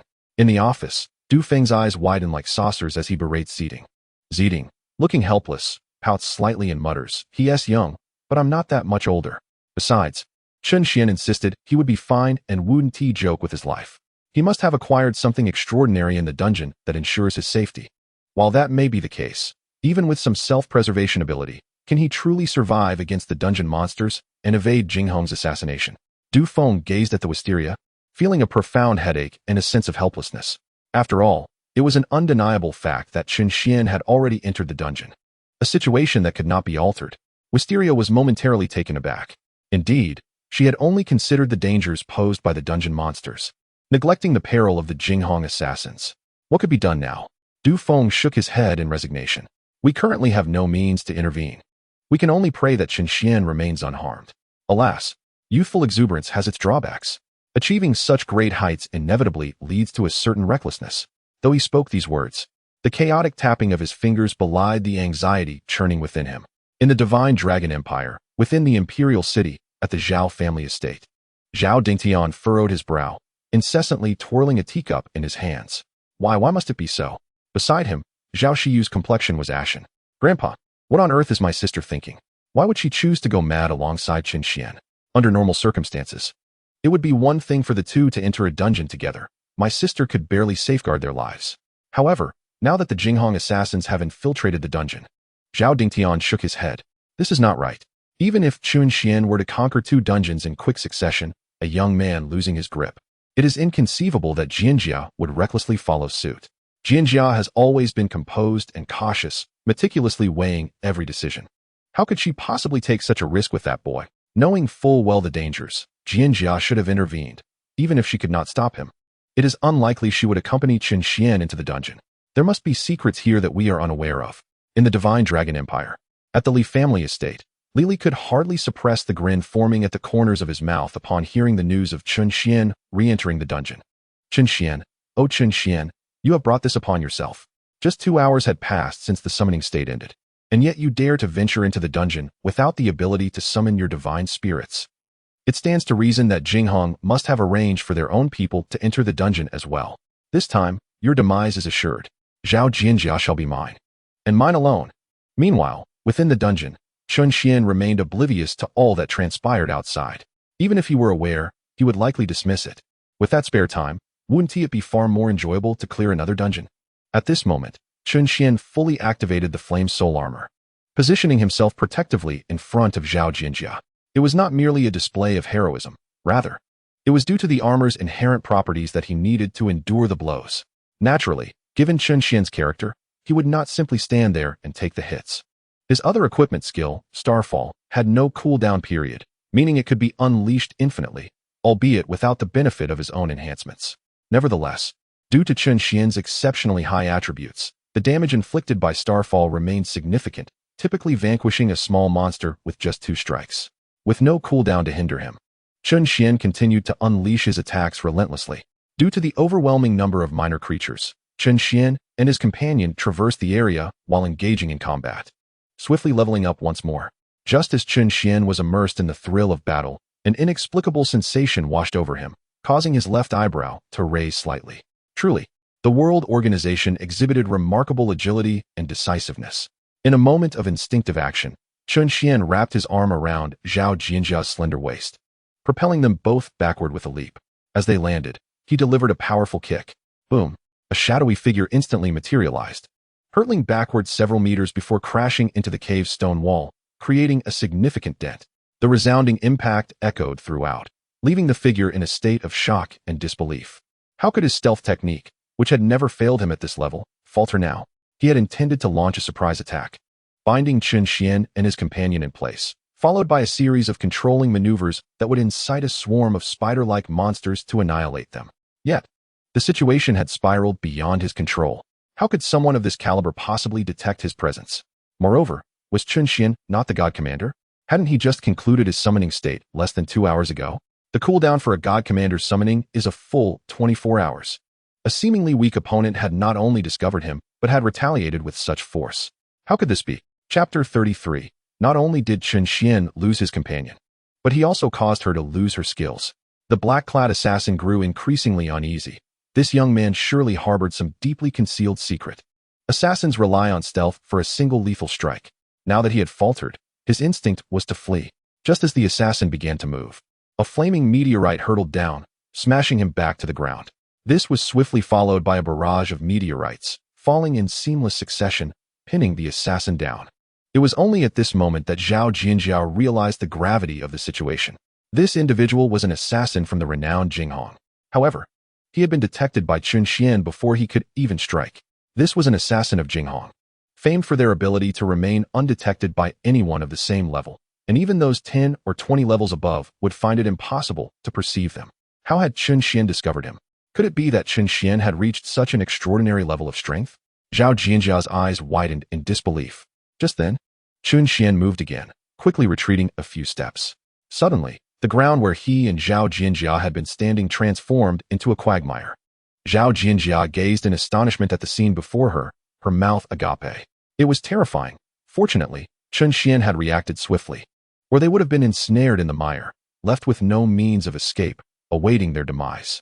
Thankfully, Chen Xuan's foresight and quick reflexes had spared them from disaster. Zhao Jinjia regarded Chen Xuan with wide-eyed curiosity. Had he truly become this formidable?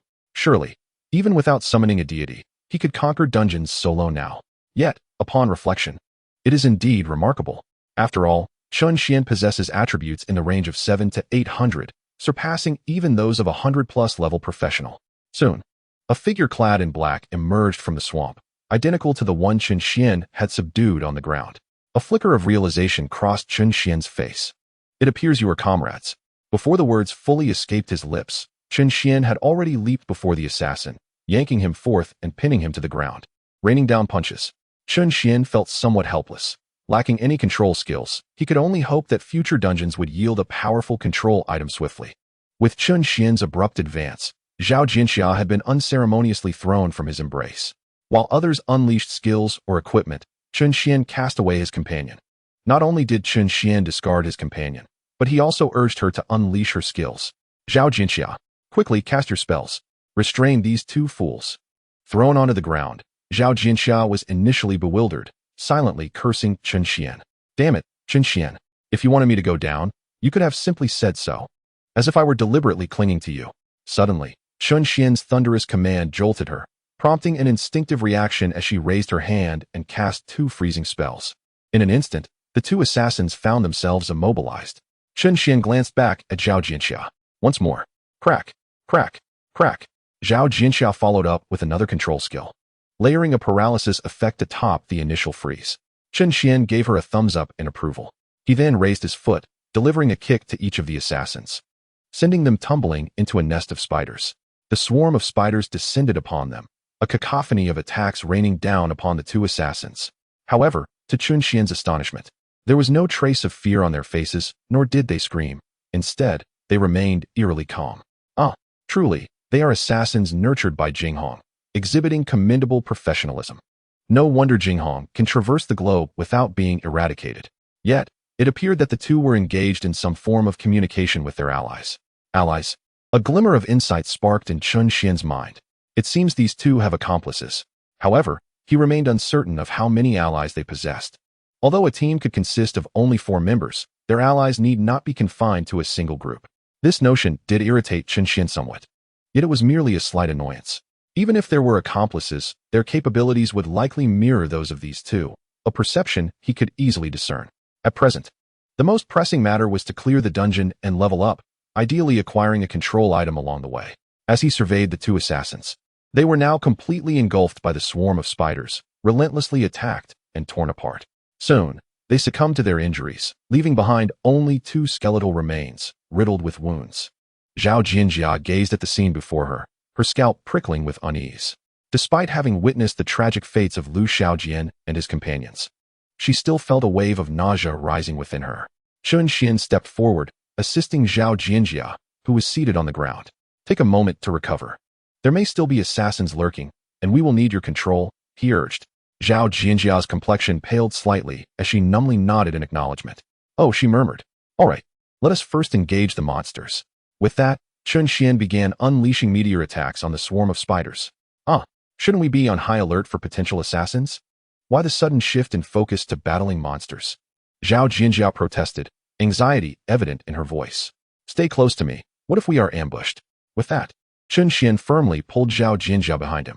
By the way, don't forget to support me. As Zhao Jinjia released her magic, the efficiency of Chen Xuan's meteor strikes noticeably increased. One meteor fell, igniting the battlefield and obliterating over 10 spider monsters. Chen Xuan nodded in satisfaction. Impressive. With your enhancement, even the radius of the meteor's impact has broadened. The splash damage has doubled. Consider this a commendation. Zhao Jianjia's face brightened slightly as she retorted with a playful huff. Well, without my assistance, could you really achieve such high output? Observing her demeanor, Chen Xuan raised an eyebrow. This girl seemed less aloof than before. Indeed, you are quite vital. Without your presence, I would hardly dare to pursue diamonds. Zhao Jianjia laughed lightly. If you don't want to go, then don't. After all, the completion condition for this dungeon isn't to defeat the hidden enemies. We merely need to safely finish the final boss and retreat. Chen Xuan chuckled, choosing not to respond. What are you saying, girl? I, Chen Xuan, cannot simply enter a dungeon only to leave after defeating the final boss. Now that I am here, I cannot allow the diamonds to go unacknowledged. In Zhao Jinjia's eyes, with Chen Xuan's attributes combined with her support, defeating the final boss would pose no problem. As for the hidden diamonds, they were simply unattainable. It was impossible to conquer them. At that moment, Zhao Jinjia remained unaware that Chen Xuan's summoning would soon be ready, leading to a swift and overwhelming victory. The diamonds wouldn't stand a chance against his output. As the two advanced, they encountered several other teams of adventurers at a crossroads. Unsurprisingly, these teams were at full strength. After all, aside from individuals like Chen Xuan, few ventured into dungeons without a complete party. Wow, is that Chen Xuan? Chapter 34. Wang Defa is still trapped in the wall. Hurry and dig him out. It really is him. He has entered the dungeon. I cannot decide whether to commend his bravery or question his judgment. He chose to enter the dungeon despite his summoning being on cooldown. I've heard he has been targeted by the assassination organization, Jinghong. What a precarious situation. What a predicament, where life and death are unpredictable. It seemed a foregone conclusion of demise. At that moment, a gentle female voice resonated. Chen Xuan, join us. We shall protect you. Following the sound, Chen Xuan beheld a group of 2 men and 2 women, all at level 30. The girl who spoke was delicate in appearance. Her figure unremarkable, yet Chen Xuan discerned that she was indeed a skilled practitioner. Such individuals were a rarity, to say the least. Beside her stood a taller gentleman, also a skilled practitioner. He appeared dashing and confident, standing close to the speaking girl, though his gaze often wandered towards Zhao Jinjia. Chen Xuan curled his lip in disdain. A cat. This young man clearly pursued the girl, yet found himself captivated by Zhao Jinjia. Most importantly, did he dare to harbor designs on my trusted aide? While Chen Xuan mused silently, the young man boldly stepped forward, saying, Xiaoyan is right. You can join us, as we have 2 skilled practitioners. He added confidently, by the way, I am Wang Defa. He lifted his head with assurance. Chen Xuan raised an eyebrow. Wang Defa. Ah, pardon me, what was your name again? Wang Defa. Never mind, it's inconsequential. I would advise you to keep your distance. Otherwise, you might find yourself at the mercy of an assassin. Not to mention you would struggle to encounter any monsters. With that, Chen Xuan dismissed the group. There was little to discuss with those who held ulterior motives or lacked self-awareness. Offering a single piece of advice was already the epitome of mercy. Wang Defa's expression shifted dramatically upon hearing this. Humph. Arrogance. Do you think you are still in your previous summon state? You claim we won't find any monsters? Huh. I would relish seeing who truly fails to encounter them. He then turned to Zhao Jinjia. This beautiful lady, teaming up with such an arrogant individual, could jeopardize your life. Why not join us instead? Steer clear of this ticking time bomb, ensuring both your safety and a swifter monster hunting progress together. With your level of skill, a collaboration with us could surely lead to triumph in this dungeon. At this moment, Zhao Jinjia had already retracted her previous amiability, slightly lifting her eyelids as she coldly replied, not interested. You may leave. However, Wang Defa appeared undeterred by her frosty demeanor, stepping forward with a grin. Beautiful lady. I'm only looking out for you. Teaming with this fellow is perilous, but with us. He reached out to grasp Zhao Jinjia's arm. Zhao Jinjia snapped, get lost. Wang Defa's expression froze, his outstretched hand suspended in midair. It was not that he hesitated to withdraw, but rather because Chen Xuan had seized it firmly. With a swift tug, Chen Xuan delivered a kick to Wang Defa's chest. Boom. The hard rock walls of the cave bore a large dent, with Wang Defa firmly embedded within. Due to the constraints of the dungeon rules, Chen Xuan's attack inflicted no substantial harm upon Wang Defa. However, the impact of being thrust into the stone wall was undeniably painful. Chen Xuan dusted off his hands and, alongside Zhao Jinjia, ventured deeper into the spider cave. Dear sister, your kindness is excessive. When dogs bark, they must be dealt with. Moreover, this dog even attempted to bite. Wang Defa's three companions gazed in astonishment at Chen Xuan's retreating figure. What is happening? Isn't this person a divine sovereign? Isn't it supposed to be his summoning cooldown time? He should be a complete weakling. How can he possess such formidable strength? This defies logic. Stop dawdling. Quickly rescue me. The initially bewildered trio finally realized Wang Defa was still wedged in the wall. They employed various skills and exerted tremendous effort before finally extracting him from his rocky confinement. At this moment, Wang Defa's expression darkened, his eyes filled with resentment. Chen Xuan, I vow that I shall not rest until I avenge this humiliation. Follow them. Steal their monsters. Additionally, send updates on Chen Xuan's location in the dungeon channel. I will ensure his demise. The other three nodded in agreement. Initially intrigued by Chen Xuan, a well-known figure online, they had hoped to seize the opportunity to get closer to him. However, Chen Xuan's blatant disregard and humiliation ignited their fury. He truly deserved to die. The quartet hastened to keep pace with Chen Xuan, maintaining a strategic distance, their expressions hostile and mocking. Particularly, the girl who had attempted to engage with Chen Xuan, Xiaoyan, was consumed with jealousy upon witnessing Chen Xuan's protectiveness towards Zhao Jinjia. She longed for someone to swiftly eliminate both Chen Xuan and Zhao Jinjia, separating them completely. Even such a fate would not quell her ire. The four maintained their leisurely pursuit of Chen Xuan and his companion. In their view, Chen Xuan's audacity to enter the dungeon stemmed solely from Zhao Jinjia's advanced profession. Ridiculous. To think that a mere support class character would dare to delve into a dungeon, with one of them being utterly useless. Just wait. You shall gain no experience from this. When the time comes, begging will be futile. Wang Defa declared. Before long, Chen Xuan and Zhao Jinjia arrived at a crossroads, where a multitude of spiders scuttled about. Upon sensing the presence of living beings, they surged forward with menacing hisses. Observing this scene from behind, Wang Defa's lips curled into a triumphant smile. The opportunity had arrived. It was time to strike. The other three prepared their skills, ready to snatch the impending prey.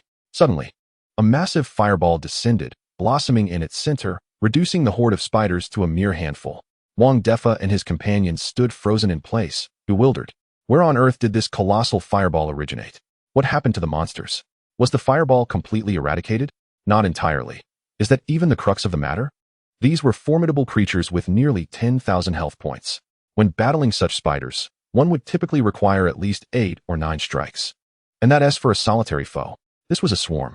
The fireball had appeared spontaneously, devoid of any casting motions, leading the four to believe it must be the work of Zhao Jinjia. Could a semi-support class possess such terrifying offensive capabilities? Chapter 35, Sister. Did your hand slip? Wang Defa's expression darkened. Humph. No wonder she was so arrogant. Clearly, she possessed such a skill, presumably acquired in a hidden dungeon. It was truly their misfortune. However, with such extensive power and range, the cooldown must be considerable. Let us see how she deals with so many spiders thereafter. We must seize the moment to eliminate the minor spiders and claim the experience for ourselves. Wang Defa gazed at the meteor's skill with envy. In this dungeon, he was determined to gain the upper hand and accumulate more experience. As for the hidden rewards, despite his intense jealousy towards Chen Xuan and his associate, Wang Defa was self-aware. Such hidden treasures were beyond the reach of his team. After all, no matter how alluring the rewards, one must live to claim them. As the sound of the explosion echoed, more and more spiders converged. Chen Xuan flickered with a faint light, suggesting a depletion of energy. Observing this, Zhao Jinjia hastily raised her hand, casting a spell that enveloped Chen Xuan. The dim glow vanished, replaced by a new radiance. Wang Defa and his companions stared in astonishment, utterly perplexed. What on earth was happening? Did that girl truly make a mistake? Why bolster that useless Chen Xuan instead of herself? All right, let us see how they managed to output damage next. The four, recovering from their initial shock, exchanged knowing glances and smiled. This must be an incredibly crucial skill. Perhaps the earlier devastating capability was linked to this. Indeed, it seemed plausible. However, since she chose to grant it to that inept Chen Xuan, they were destined to struggle in enhancing their damage output for a considerable time. Now was their opportunity to seize experience from them. The four were suddenly brimming with confidence, ready to engage in a grand endeavor. Just as they charged forward, another fiery meteor descended, instantly obliterating the recently amassed spiders once again. Wang Defa and his companions were once more rendered speechless. What on earth was happening? Had that woman truly miscast? Why is there such formidable output capability? Furthermore, the skill of the flame meteor is so potent, it ought to be a major ultimate ability with an exceedingly long cooldown, is it not? How is it possible that after merely a brief interlude, it can be unleashed once more? Could it be that the cooldown is instantaneous? Hence, the flame meteor skill can be activated again within such a fleeting moment.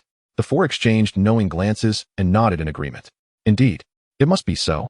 Yet, almost immediately, they raised their heads in unison, their gazes locking in confusion. Wait, that skill was cast upon Chen Xuan. Could it be that the flame meteor skill was unleashed by Chen Xuan himself? Impossible. Absolutely inconceivable. Chen Xuan is merely a god sovereign, a mere husk once the summoning concludes. How could he possibly release a skill, especially one of such overwhelming power? However, how then do we account for the second flame meteor? It was evidently bestowed upon Chen Xuan.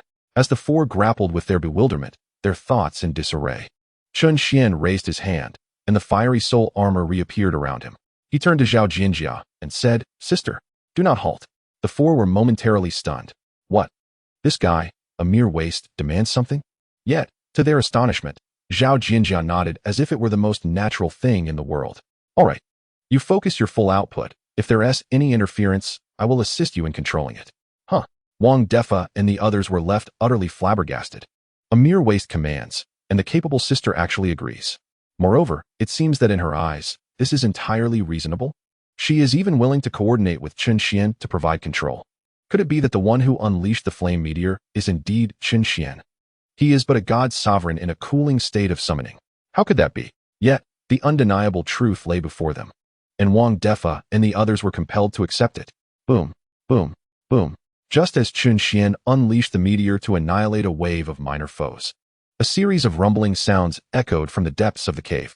Moments later, a colossal black spider, towering over 4 meters and stretching beyond 5 meters in length, came into view. Oh no, this is a level 30 golden, its health vastly surpassing that of a level 1 novice dungeon foe. Its health is estimated to be between 90 million and 100 million, given the current capable individuals entering this dungeon. The strongest combination could muster a damage per second ranging from 10,000 to 20,000. If we calculate based on the top-tier damage of 20,000, it would require 5,000 seconds, nearly an hour and a half, to vanquish this golden. This is achievable only under completely ideal circumstances. However, this golden will not remain stationary for the players to attack. It will move and retaliate, thus prolonging the actual time required to defeat it. Even amidst the chaos of the assault, should he fall victim to a skill attack, his life could be in jeopardy. Wang Defa and his 3 companions anxiously observed the golden creature, instinctively retreating. Chen Xuan cast a glance at Wang Defa and his companions, curling his lip in disdain. What a bunch of cowards. With such meager abilities, they dare to vie for experience against me? This is merely a golden creature, at the final stage. We face platinum-level foes. In comparison, this golden creature is but a mere child. Moreover, there lies a hidden objective, which is truly Chen Xuan's target this time. Relative to the hidden goal, this golden creature is utterly inconsequential. As Chen Xuan prepared to unleash his skills, he sensed 2 figures concealed on the slanted stone wall above. Surely, they must be the accomplices of the 2 assassins who had perished. Having learned from the misfortune of their comrades, these 2 were exceedingly cautious, maintaining a considerable distance to avoid detection. The pair of assassins lurked behind the golden creature, evidently intending to launch a surprise attack while Chen Xuan was engaged. However, Chen Xuan's attributes were exceedingly formidable. The movements of those assassins were well within his perception. Chen Xuan regarded the 2 assassins, then glanced at the golden giant spider. A smirk gracing his lips as a plan began to form in his mind. Wang Defa and his companions stealthily retreated to a safe distance. The scout within the group whispered, "There are assassins." Wang Defa gestured for silence, signaling, "Stay quiet. Let us observe the spectacle. We shall witness how Chen Xuan meets his demise." The other 3 exchanged glances filled with malice, nodding in agreement. Wang Defa brimmed with confidence. With a golden creature and 2 swift assassins against Chen Xuan, surely he could not survive this encounter. Just as the 4 companions settled in to watch, Chen Xuan suddenly made his move. He swiftly scooped up Zhao Jinjia and vanished in an instant. Bang! Bang! In the darkness, 2 shadows were flung backward, colliding with the golden creature. Roar! The golden creature, enraged in an instant, emitted a piercing howl. What is happening? This is impossible. How could Chen Xuan detect the assassins in their concealed state? He must have been guessing blindly. How could this be? As a scout, I can barely sense the presence of the assassins, let alone pinpoint their exact location. The 4 were left in stunned silence, frozen in disbelief at the scene before them. Could it be that Chen Xuan was truly guessing? It certainly did not appear that way. The precision with which he located the assassins and launched an attack could not possibly be mere luck. At that moment, the scout within Wang Defa's group was the most bewildered. He found it hard to believe that even he, as a scout, could not discern the assassins' positions. Yet, Chen Xuan not only detected them but also executed a sudden assault. Moreover, the terrifying speed and strength displayed moments ago were beyond my ability to track. Even with the unique talents bestowed upon the explorer, the sheer intensity of that sudden eruption possessed such formidable power that it propelled the two assassins several dozen meters away. Upon crashing against the golden figure, they were sent flying an additional several meters. Although the two assassins had previously received a message from their companion, they had not taken it to heart. After all, it was merely a god emperor. How much of a stir could he possibly create? Now, confronted by the golden entity, they believed that ambushing during Chen Xuan's assault would surely be effortless. However, after personally experiencing Chen Xuan's might, their nerves frayed instantaneously. Chen Xuan was utterly overpowering. His incredible speed left the assassins no time to react. The force of his attack caused them excruciating pain in their chests.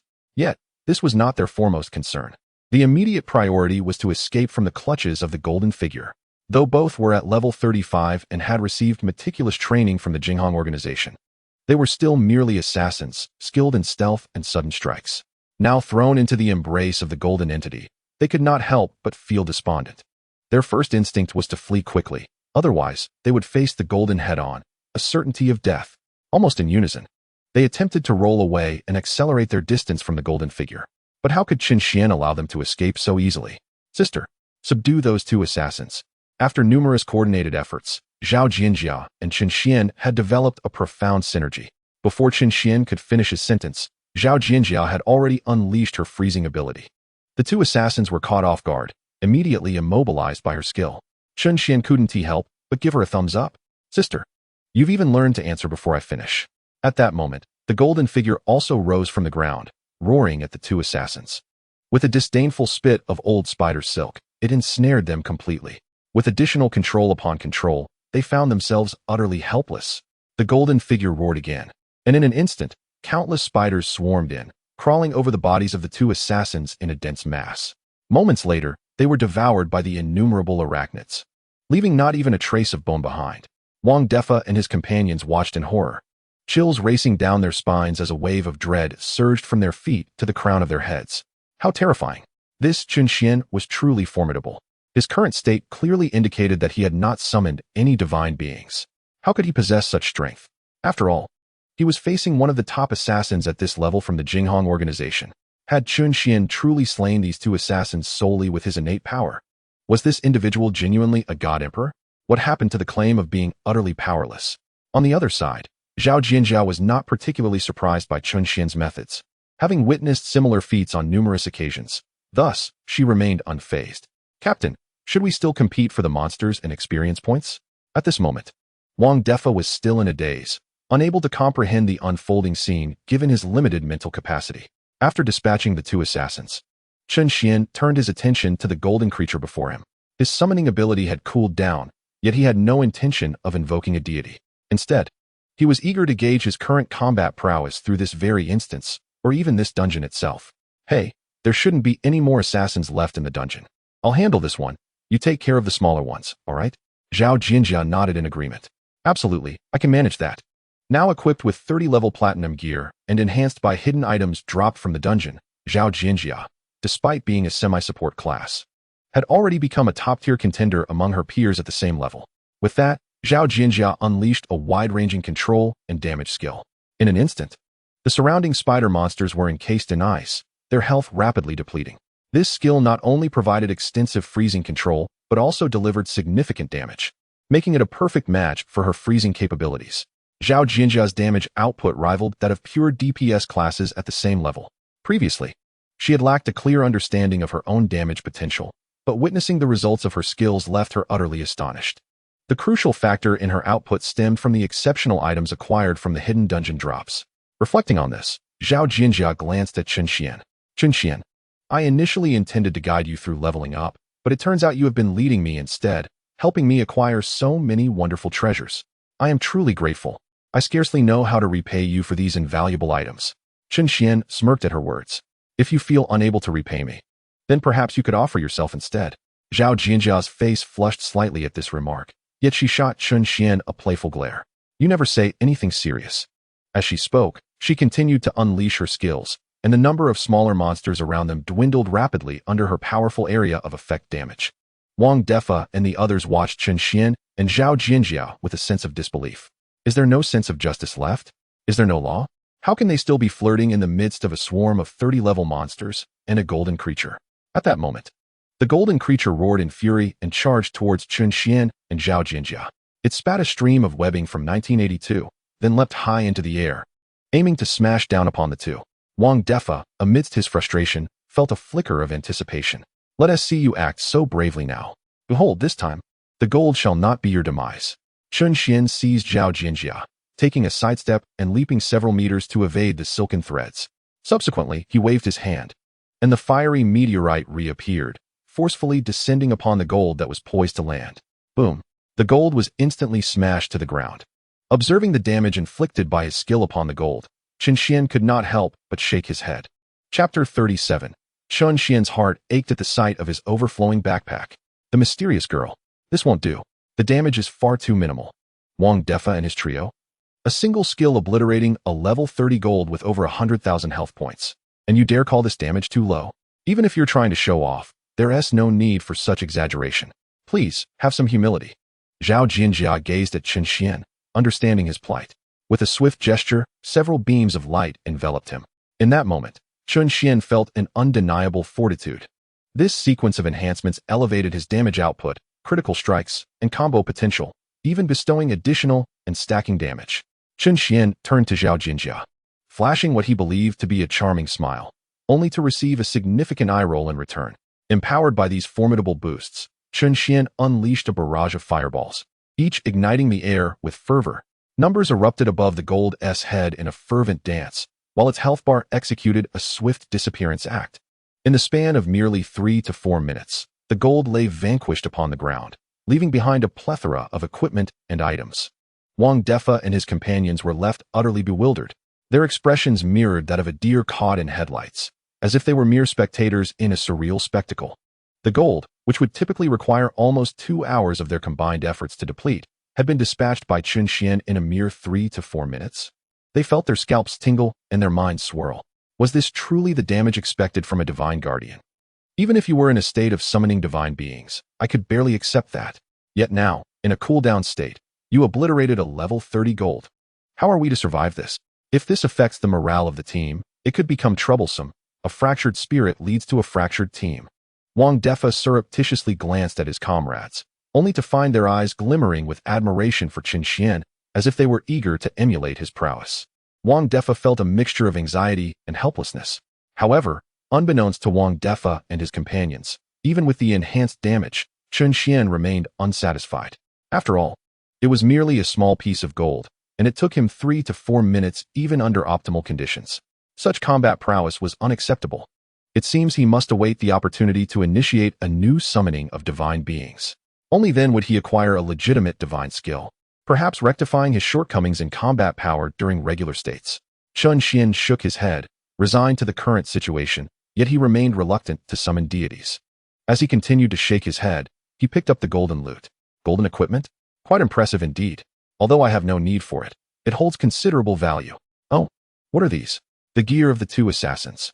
One must admit, the Jinghong organization truly spares no expense. 2 killers adorned in a full set of 30-level platinum-grade equipment. Moreover, several pieces possess unique attributes. Alas, it is unfortunate that these items are bound to their owners. Once the master perishes, the gear will lose its inherent properties, reduced to mere scraps.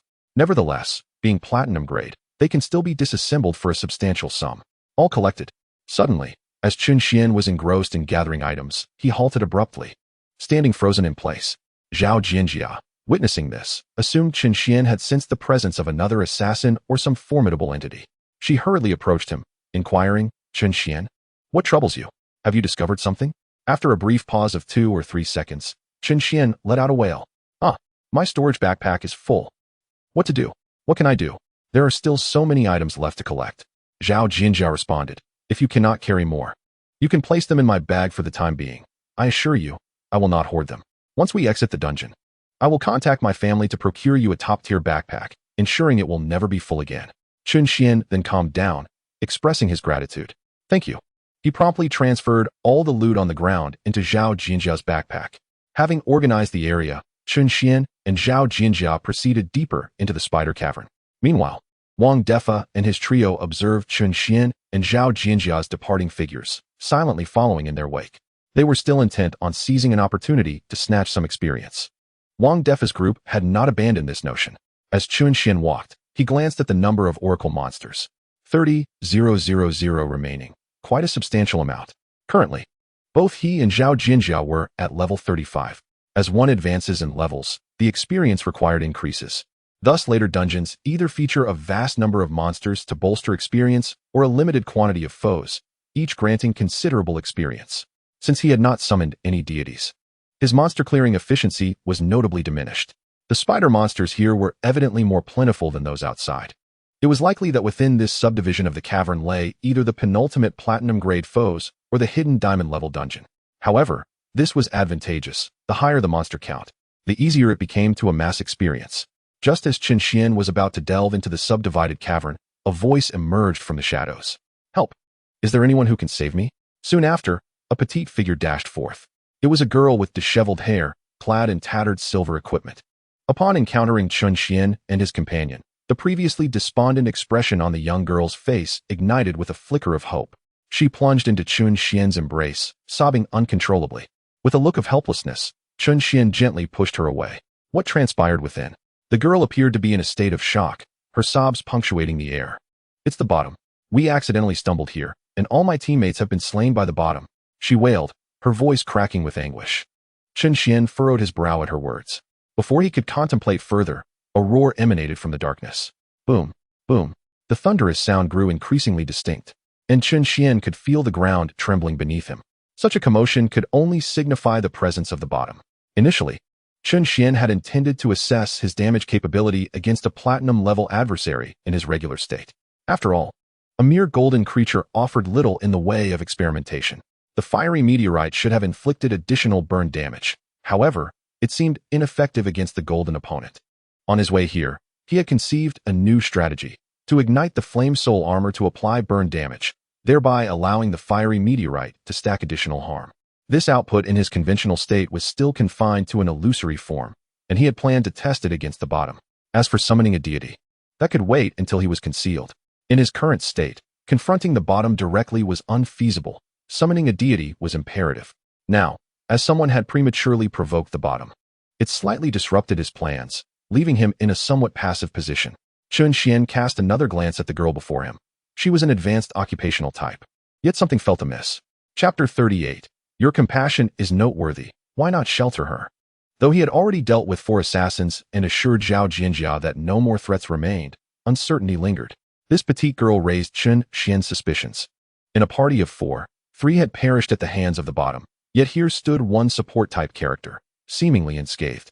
Apart from a slightly torn garment and disheveled hair, she bore no signs of injury. This was exceedingly illogical. Something was indeed amiss. From the moment the girl appeared, Chen Xuan had been on high alert. Gently pushing her aside, he wore an expression of indifference. I will deal with the bottom shortly. However, you must leave and distance yourself from us. Do not follow. The girl paused, momentarily taken aback. Her voice trembled as she implored, my teammates have all sacrificed themselves. And as a mere support type, I struggle to survive against any creature that may appear. Please, I beg you. Chen Xuan waved a hand, interrupting her plea. By shielding you from the bottom, I have already saved you. Do not push your luck. At his words, the girl stiffened visibly, casting a look of wounded innocence towards Zhao Jinjia. Sister, I implore you, persuade this gentleman to take me in. I find myself utterly unable to survive in this realm. I beg of you. As she spoke, she leaned forward to grasp Zhao Jinjia's garment, only to be seized by Chen Xuan, rendering her immobile.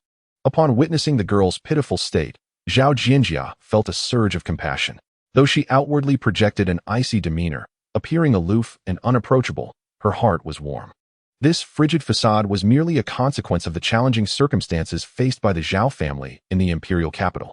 Zhao Jinjia bit her lip, casting a glance at Chen Xuan. Chen Xuan, do you not find her plight rather pitiable? Perhaps we should allow her to accompany us. Chen Xuan decisively interrupted her. Absolutely not. Zhao Jinjia regarded Chen Xuan, then the girl, swallowing the words that nearly escaped her lips. Through their recent interactions, she had come to understand Chen Xuan's character. Despite appearing somewhat disheveled and seemingly amicable, once he made a decision, he would not waver. Moreover, Zhao Jinjia sensed something amiss about the girl and chose not to press Chen Xuan further. Nearby, Wang Defa, who had been observing the scene, was far from pleased. He was indifferent to the girl's predicament. His sole desire was to vex Chen Xuan. Upon witnessing Chen Xuan's heartless rejection of the girl, Wang Defa sprang into action. Chen Xuan, how can you remain so unfeeling towards such a delicate, fragile girl who has endured such harrowing experiences? Do you possess no humanity? How can you expect her to survive in this realm without support? You are utterly cold-blooded. What distinguishes you from those bloodthirsty fiends? Chen Xuan, I shall expose you. With that, Wang Defa activated his recording function. Chen Xuan turned his head slightly to regard Wang Defa, sneering. If you are so compassionate, why not take her in yourself? Wang Defa was momentarily rendered speechless by Chen Xuan's retort. Take her in. Am I foolish? My team lacks no support. Adding an unknown auxiliary would only be a burden and a danger. Absolutely not. The atmosphere became decidedly awkward. Wang Defa fell silent, while the girl stood frozen in confusion. Noticing Wang Defa's silence, Chen Xuan chose to disregard him, having no time to engage in frivolous banter. He still had to resolve the matter within. Suddenly, the ground trembled. Chen Xuan swiftly wrapped his arms around Zhao Jinjia's waist and retreated hastily, leaving only a cloud of dust in their wake. Whoosh! As they distanced themselves, the spot they had just vacated was instantly ensnared by 3 webs. The webs sizzled ominously upon contact with the ground, indicating their lethal toxicity. Chen Xuan couldn't help but furrow his brow. The strength of this platinum was somewhat beyond his expectations. Before anyone could react, the ground began to tremble. A resounding roar echoed as a massive shadow gradually emerged. It was the boss, towering nearly 10 meters, measuring 6 to 7 meters in length and width. Covered in black steel fur, with an array of small spiders densely packed in the gaps of its hair. Many had fallen from the boss, shrieking at Chen Xuan and his companions. With a stoic expression, Chen Xuan gazed at the colossal creature before him, contemplating whether to summon a deity at this juncture. Meanwhile, Wang Defa's complexion drastically changed. Was this a joke? This was a platinum-level boss. Even with a dozen teams, they might barely manage to contend with it. And now, aside from their quartet, there was just Chen Xuan and another duo, alongside an unwanted support girl. What nonsense. They needed to flee. If they were slow, their lives would be at stake. Chen Xuan stroked his chin. The multitude of small spiders was rather bothersome.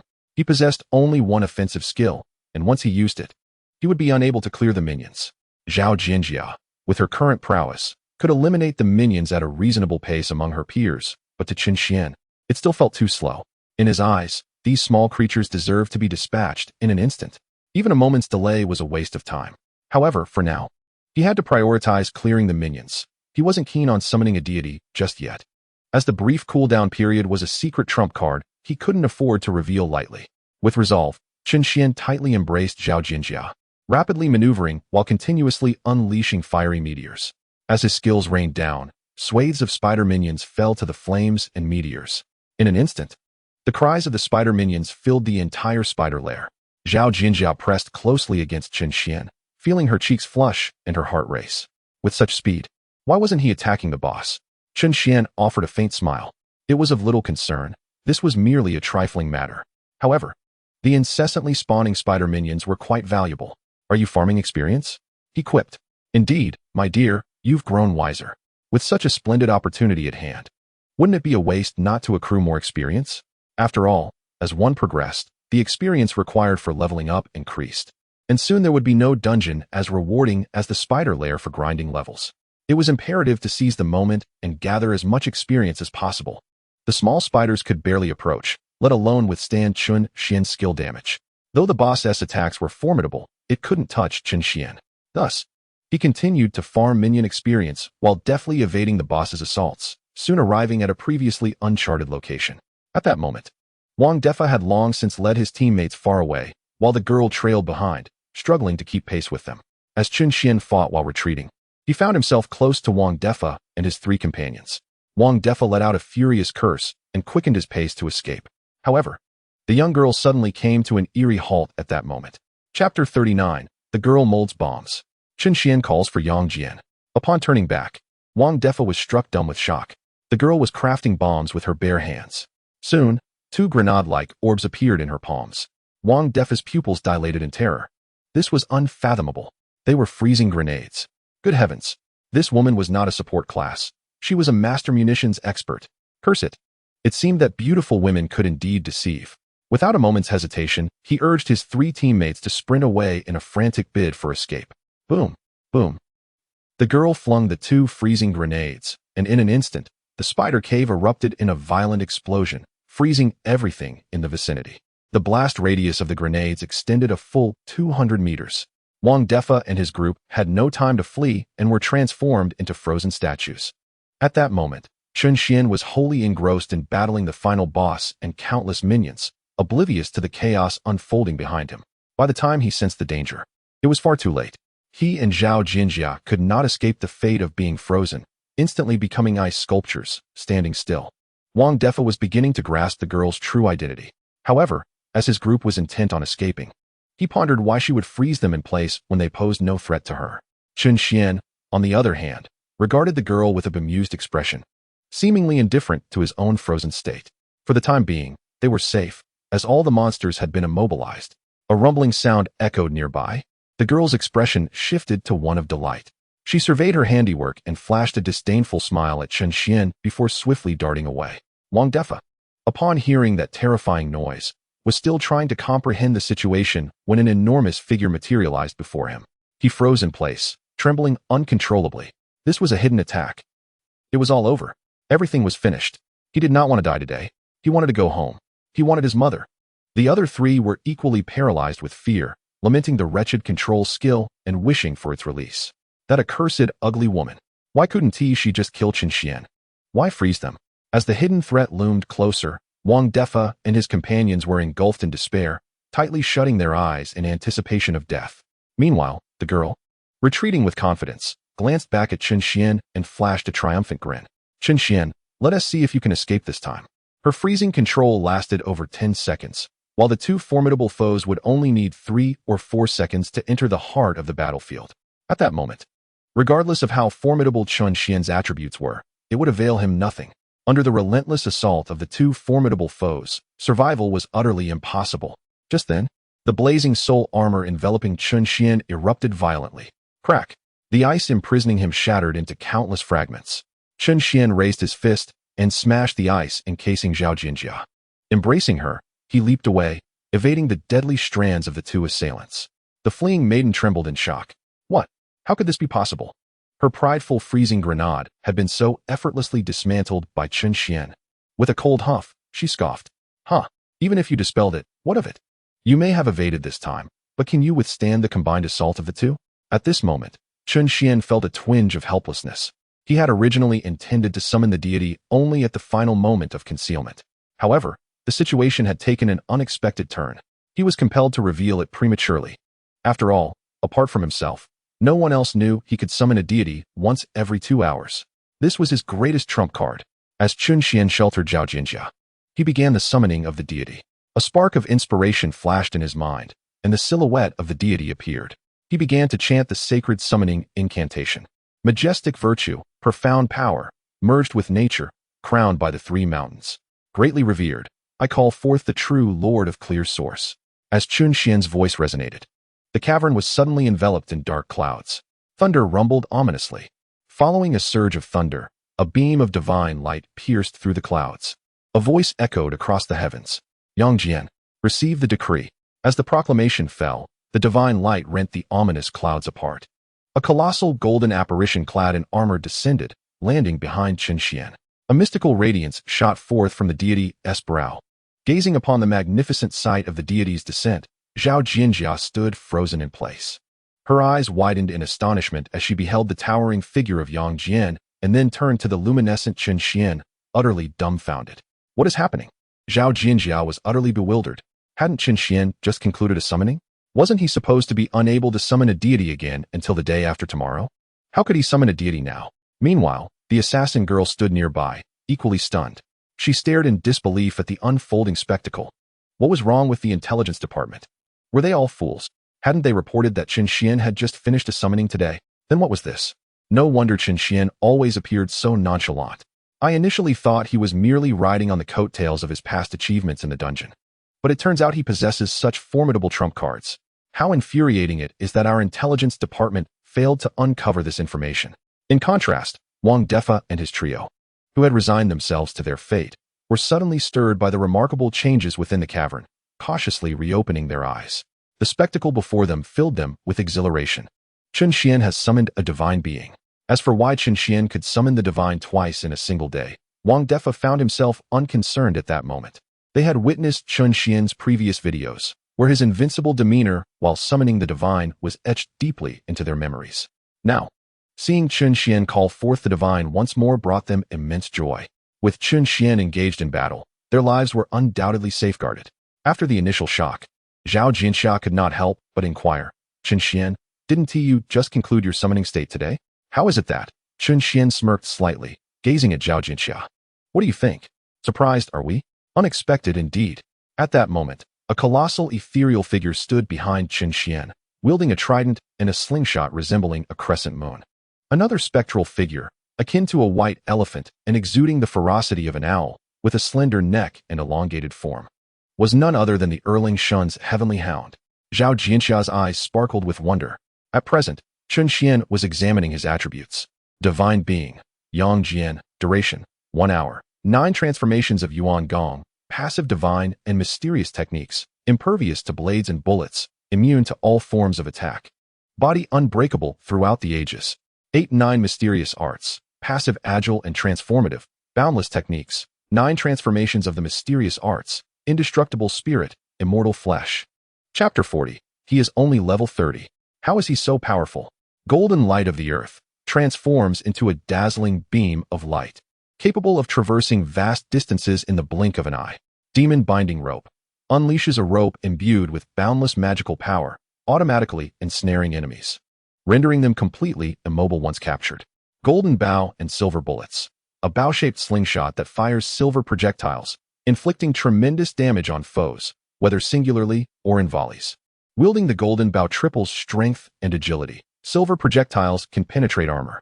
After perusing his skill attributes, Chen Xuan exclaimed in delight. He was undeniably invincible. The first 2 skills were undoubtedly divine abilities. Impervious to blades, undying and indestructible. Incredible, truly remarkable. The golden light of the earth surpassed mere speed enhancement. A journey of 10,000 miles in an instant. The demon binding rope ensured absolute control, leaving no escape. The golden bow and silver bullets represented overwhelming offensive capabilities. With the slingshot in hand, the world was his to command. This singular skill could maximize damage output. Not only did it enhance attributes and damage, but the ability to penetrate armor rendered defenses virtually meaningless, making the damage dealt effectively equivalent to true damage. Erlang Shen Yang Jian. Invincible. The aforementioned skills, though present in other professions or among the divine beings of various nations, remain confined to select abilities. Skills akin to the 9 turns Yuan Gong and the 8-9 mystical arts are virtually non-existent. Even if they were to exist, they would only be possessed by the most elite deities within the divine pantheon, typically the sovereigns or creators of other divine realms, who alone wield such formidable powers. However, these exalted beings, when summoned, exist for an exceedingly brief duration, at most 10 minutes, and more often merely 3 to 5 minutes. Yet, the deity summoned on this occasion, Erlang Shen Yang Jian, does not even rank among the most powerful, yet possesses such extraordinary skills. Furthermore, the duration of his summoning extends to a full hour. This is identical to the summoning of Nezha. As a result, Chen Xuan harbors a hypothesis. Perhaps the deities of the Huaxia Pantheon possess a standard summoning duration of 1 hour. If that is the case, as Chen Xuan's level continues to rise, coupled with enhancements from equipment and other items, his spiritual power will also increase. Does this imply that he may eventually transcend the notion of summoning cooldowns? With the invincible skills granted by Yang Jian, Chen Xuan, wielding his golden bow, stands unperturbed amidst the monstrous foes, his focus unwavering on the assassin maiden. With a mere thought, the binding demon rope activates instantaneously, ensnaring the assassin maiden before she can react, rendering her immobile. The expression on the assassin maiden's face shifts dramatically. What is this? Why can I not move? Initially, she believed that Chen Xuan was incapable of summoning deities, and though he did summon one, she dismissed it as merely a weak Huaxia deity. Even with a summoned deity, she saw no cause for alarm. Despite having received numerous reports indicating that Chen Xuan's first summoned deity was exceptionally powerful, the assassin maiden remained unfazed. After all, even a feeble Huaxia deity would have a divine sovereign, which she assumed was the being Chen Xuan had called forth. It was merely luck that he had summoned a sovereign on his first attempt. However, the odds of the Huaxia deity summoning the same divine being consecutively are nearly non-existent. Having summoned the strongest, what need was there to concern herself with the weaker deities? Yet, the assassin maiden could never have anticipated the immense power of this particular deity summoned by Chen Xuan. He could silently subjugate her. This deity, seemingly the legendary Erlang Shen, was nothing more than a debauched scion known for hunting dogs and soaring eagles. How could he be so formidable? After her initial shock, the assassin maiden swiftly regained her composure. As Chen Xuan approached, she rolled her eyes and employed the morally coercive tactics and provocation techniques that had vexed countless adversaries. Chen Xuan, what kind of man are you to bully a woman? And resorting to ambush. What skill is that? Release me if you dare. Let us engage in a contest, or else you are nothing but a coward. Upon hearing this, Chen Xuan halted his steps and cast a glance at the assassin maiden. The assassin, realizing her words had struck a chord, could not help but show a flicker of delight. Just as she was about to intensify her efforts, Chen Xuan coldly retorted, "Capturing you is sufficient. Your tactics and bravado do not concern me. Whether I am a man or possess any skill is not for you to decide with a mere utterance." With that, Chen Xuan disregarded the assassin maiden. Meanwhile, the frozen state of Wang Defa and his companions had lifted, and they shouted towards Chen Xuan, "Chen Xuan, save us. We implore you, eliminate those two." Yet, Chen Xuan paid them no heed, and instead ascended into the air, cradling Zhao Jinjia. He unleashed a barrage of silver pellets that rained down upon the ground. Observing this, Wang Defa and his companions felt a surge of hope. Such a concentrated assault would surely obliterate the two alongside the countless minions surrounding them. However, when the dust settled, they were astonished to find the two unscathed, and only a few of the minions had perished. Instead, the ground was riddled with a multitude of bullet holes, encircling Wang Defa's group, the assassin maiden, and the innumerable minions.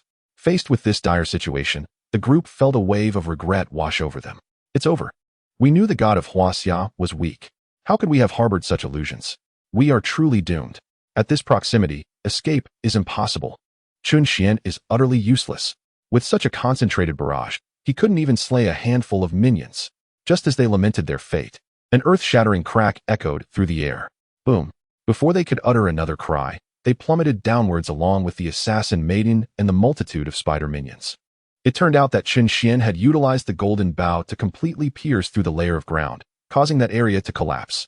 Wang Defa's group had no time to flee, becoming engulfed by the myriad of spider minions, their anguished cries quickly silenced, leaving no trace behind. As for the assassin maiden, she was torn to shreds by the two giants. Even in her final moments, she could not fathom why Chen Xuan could summon deities twice in a single day. Why, despite the perceived weakness of the Huaxia deities, was he so formidable? The method of piercing and cleaving through the ground was not something a weak deity could accomplish. It would require damage on a scale of millions. Chen Xuan was merely a 30-something level god of Huaxia. How could he inflict damage that even elite hidden classes at levels 3 to 500 could not achieve? Her eyes closed in death, filled with unanswered questions. Chapter 41. What exactly is the golden bow in your hands? A divine weapon or a Gatling gun? Zhao Jinjia gazed in astonishment from the air. What is the origin of this extraordinarily ferocious assault? Are you wielding a golden bow or a Gatling gun? Such formidable output capabilities must surely surpass the divine beings of other nations at the same level by an astounding margin. In the past, there existed a divine being abroad who summoned formidable Greek deities, wreaking havoc in a level 400 dungeon, leading to the demise of several elite members from the Dragon Empire. The terrifying visage of that unrestrained slaughter, invincible and fearsome, remains indelibly etched in the memories of those who participated in that battle. Yet, if that individual were to be replaced by someone of similar level 30, it is likely that they would be utterly subdued by the current Chen Xuan. However, what the young lady is unaware of is that, in comparison to this output skill, the first two abilities summoned by Chen Xuan's Yang Jian are truly monstrous. After all, for Chen Xuan, the temporary lack of output is merely a fleeting concern. A 2-hour cooldown signifies that he can acquire numerous skills within a brief span. Presently, under the dual enhancement of the 3 altars and the golden bow and silver bullets, Chen Xuan's strength and agility have surged to an astonishing 1,200 points. Such attributes can only be rivaled by the most elite players at hundreds of levels. At this moment, Chen Xuan is more preoccupied with his own level. Observing the multitude of spider minions on the ground, a knowing smile crosses his face. My dear, this dungeon must not be squandered within the allotted time. We must eradicate as many minions as possible to maximize our experience. We shall leave those two for last. After all, creatures that reproduce infinitely are a rare find. Zhao Jinxiao obediently nods in agreement. All right, I shall follow your lead. Chen Xuan reciprocates with a nod, signaling Zhao Jinxiao to hold on tightly, as he still needs to free his hands for output. With the activation of the golden light of the earth, a stream of golden radiance begins to glide through the air. Chen Xuan raises his hand, unleashing a barrage of silver pellets from the golden bow. Boom, boom, boom. The damage numbers on the ground soar to their maximum. One by one, the spider minions perish under Chen Xuan's onslaught. In mere seconds, hundreds of spider creatures have been vanquished.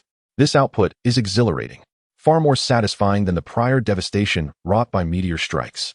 Meanwhile, two others on the ground are frantically howling, leaping, and spinning webs. Yet, due to the considerable distance, they cannot reach Chen Xuan, left impotently seething in place. Meanwhile, both Chen Xuan and Zhao Jinxiao's experience points are skyrocketing. Just as Chen Xuan unleashes his chaotic barrage, a surviving team from the Spider Cave arrives at this location. Their earlier progress had been fraught with difficulty, constantly at risk of annihilation. Yet, inexplicably, upon reaching this point, they encountered not a single spider minion along the way. All members successfully arrive at this final destination. From a distance, they beheld a radiant golden light flitting across the sky. As they drew nearer, the imposing golden phantom behind Chen Xuan became visible, alongside the multitude of attacks he unleashed. The onlookers swiftly accessed the dungeon information, discovering details about Chen Xuan and the rapidly diminishing monster statistics. Goodness, I was wondering who it was. Turns out it's Chen Xuan. Chen Xuan, that can't be right. Wasn't he supposed to have concluded his summoning state today? How is he able to summon again? Does he possess some extraordinary talent? And who is that phantom? I'm not well versed in the deities of Huaxia, but it certainly looks impressive. Ah, I know this one. It's Erlang Shen. He may appear formidable, but what good is that? He's just a wasteful dandy chasing after a flying eagle. Are you blind? Look at that damage. With a single attack, hundreds of minor monsters are obliterated. Do you dare call him a waste? Then what does that make us? He is a deity. Defeating small monsters must be effortless for him. Doesn't that make sense? Enough. You ought to be quiet. In my opinion, Huaxia deities are not weak. They have simply been misrepresented. I concur. Just look at Nezha, whom Chen Xuan summoned before, and now Yang Jian. Each one is incredibly formidable. Absolutely astounding. We must record this. We need to showcase that Huaxia deities are indeed powerful. As they spoke, the crowd hurriedly activated their recording devices to capture the live spectacle. The contemporary disdain towards Huaxia deities stems from a cultural disconnect caused by calamities and the encroachment of Western civilization. As individuals of Huaxia, their inherent drive is one of perseverance and strength. Under the stimulation and shock of Chen Xuan's summoning, many began to question the validity of the Western civilization they had embraced for centuries. Most still deemed it acceptable, yet a small faction had begun to awaken, pondering why the Huaxia deities, once labeled as feeble, were being shattered by Chen Xuan. Could something that can be dismantled truly be deemed correct? Everyone paused, exchanging glances before hastily advancing, eager to draw closer to Chen Xuan. On one hand, they sought a clearer view. On the other, they hoped to glean some experience for themselves. Boom, boom, boom. Chen Xuan relentlessly unleashed silver projectiles, causing explosions to erupt upon the ground. While the spider monsters perished in droves, only to be replaced by an unceasing influx of new ones. The crowd was utterly bewildered. What was Chen Xuan doing? Why was he neglecting the two formidable foes to attack the small spider monsters instead? It was known that the final stage could infinitely produce minor spiders. If he continued to strike them, he would never finish before the dungeon closed. Suddenly, a particularly astute individual had an epiphany. Goodness, I now understand what Chen Xuan is doing. Huh. Everyone turned in unison to gaze at him, expressions filled with confusion. These small spiders yield delectable experience points. Goodness, so that's the case. Chen Xuan truly is a master. His understanding is unparalleled. Indeed, how did I not see that sooner? An infinite generation of tiny spiders equates to an unlimited reservoir of experience points. Yet, even if such thoughts cross your mind, they bear no fruit. The instances are inherently limited, and merely tackling the final boss would consume ample time. Even with dozens of groups collaborating, It would likely take an eternity. Indeed, even if you comprehend this, it remains futile. The reality does not permit it. Where would you find the time to vanquish lesser foes? Completing the task itself is an accomplishment. Otherwise, time will elapse, and one would inevitably perish within the instance. Sigh. How enviable. Only the esteemed Chen Xuan dares to undertake such endeavors. After all, he has effortlessly dispatched 2 prior instances in mere moments. However, it is worth noting that those were merely of the silver tier, whereas these 2 here are of platinum and diamond ranks, an entirely different realm. An increasing number of professionals congregated in this final haven, witnessing the golden silhouette in the sky unleashing its might. While the ground lay strewn with the carcasses of defeated monsters, the crowd could not help but exclaim, Chen Xuan, so formidable, a divine being of Huaxia, truly unparalleled. As time progressed, the influx consisted not only of professionals, but also a multitude of spider creatures. With the proliferation of these diminutive spiders, the gathering became increasingly populated, predominantly by those of lower than golden rank. Chen Xuan furrowed his brow. If he continued to move restlessly, it would hinder his full firepower output. Ordinarily, with his 9 turns Yuan skill and 8-9 profound skill, Chen Xuan could comfortably output from a stationary position. However, with Zhao Jinjia in tow, it was not particularly convenient. While he remained impervious to harm, Zhao Jinjia was not as fortunate. Casting a glance at the distant crowd, an idea ignited within him. Sister, I shall place you amidst the throng. Find a safe spot, for I am about to unleash my full force. Zhao Jinjia obediently nodded in agreement. Following this, Chen Xuan activated the golden light of the earth, teleporting Zhao Jinjia into the crowd before returning to his previous position in midair. Zhao Jinjia stood momentarily stunned. What just transpired? In the brief moment of distraction, she found herself placed on the ground. The speed was astonishing. Meanwhile, the onlookers perceived a fleeting blur before a strikingly beautiful woman materialized beside them, their eyes widening in disbelief. They had expected a windfall from above, yet never imagined a maiden would descend alongside it. After delivering Zhao Jinjia to the ground, Chen Xuan hovered in midair, a subtle smile gracing his lips. At last, he could fully unleash his prowess. Subsequently, he descended rapidly, gracefully touching the earth. The countless spider creatures, initially unable to reach him, now surged toward him in a frenzy as he voluntarily landed. Zhao Jinjia was taken aback by Chen Xuan's bold maneuver. Chen Xuan, what are you doing? Get back up there. Had he lost his mind? The sky was so secure, why abandon it to descend? The onlookers were equally bewildered. Was there something amiss with Chen Xuan's judgment? Is running down not a path leading to demise? Below, a throng of diminutive spiders swarms, accompanied by a bounty of gold. And more significantly, 2 formidable foes await. Is descending not a sure invitation for the spiders to feast upon him? Could it be that Chen Xuan's stamina has waned? Or has his mana been entirely depleted? Is he unable to sustain himself in the air any longer? The crowd buzzed with speculation. It must be so. Surely, Chen Xuan's mental fortitude has faltered, preventing him from maintaining his aerial prowess. Did they not witness him carefully placing the girl in his arms down before his descent? He feared that his inability to hold on would endanger her life. Zhao Jinjia, listening to the murmurs around her, felt an involuntary sting in her nose. Chen Xuan, why are you so foolish? You let me down while putting yourself in peril. We could have fled together. With these thoughts, she was about to rush forward to rescue Chen Xuan. But at that moment, countless spider attacks struck Chen Xuan. To their astonishment, he stood unscathed, a look of contentment adorning his face as he remained amidst the swarm of spider monsters. Zhao Jinjia's impulsive steps came to an abrupt halt as disbelief washed over her. What is happening? Why do the spider monsters' attacks have no effect whatsoever? The crowd was equally baffled. Chen Xuan was completely unharmed. Incredible. What kind of skill is this? Invulnerable? Indestructible? No wonder he dared to descend. It turns out he possessed such an outrageous ability. He was not concerned about dragging her down.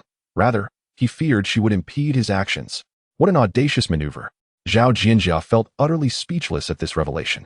Damn you. Chen Xuan, I thought you cared for me, but it appears I merely hindered your endeavors, prompting you to cast me into the throng. With his 9 turns of Yuan power and the 8-9 profound art, Chen Xuan stood amidst the multitude of spiders, exuding an invincible aura. He then raised his hand, and the golden bow shot forth with fervor. The surrounding spider monsters and various treasures fell in waves. Numerous items spilled forth from the defeated spiders, littering the ground.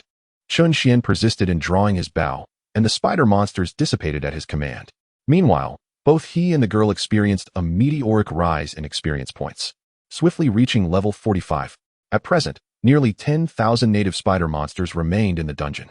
However, due to the existence of the final boss, the spiders continued to appear in an unending stream. Yet, these were regarded as summoned creatures by the dungeon and did not count towards the total of dungeon monsters. A smile crept upon Chen Xuan's lips, which he struggled to suppress. This dungeon was simply exhilarating. Were it not for the time constraints, he would relish the opportunity to grind here until reaching level 100. The variety of loot here was astonishing.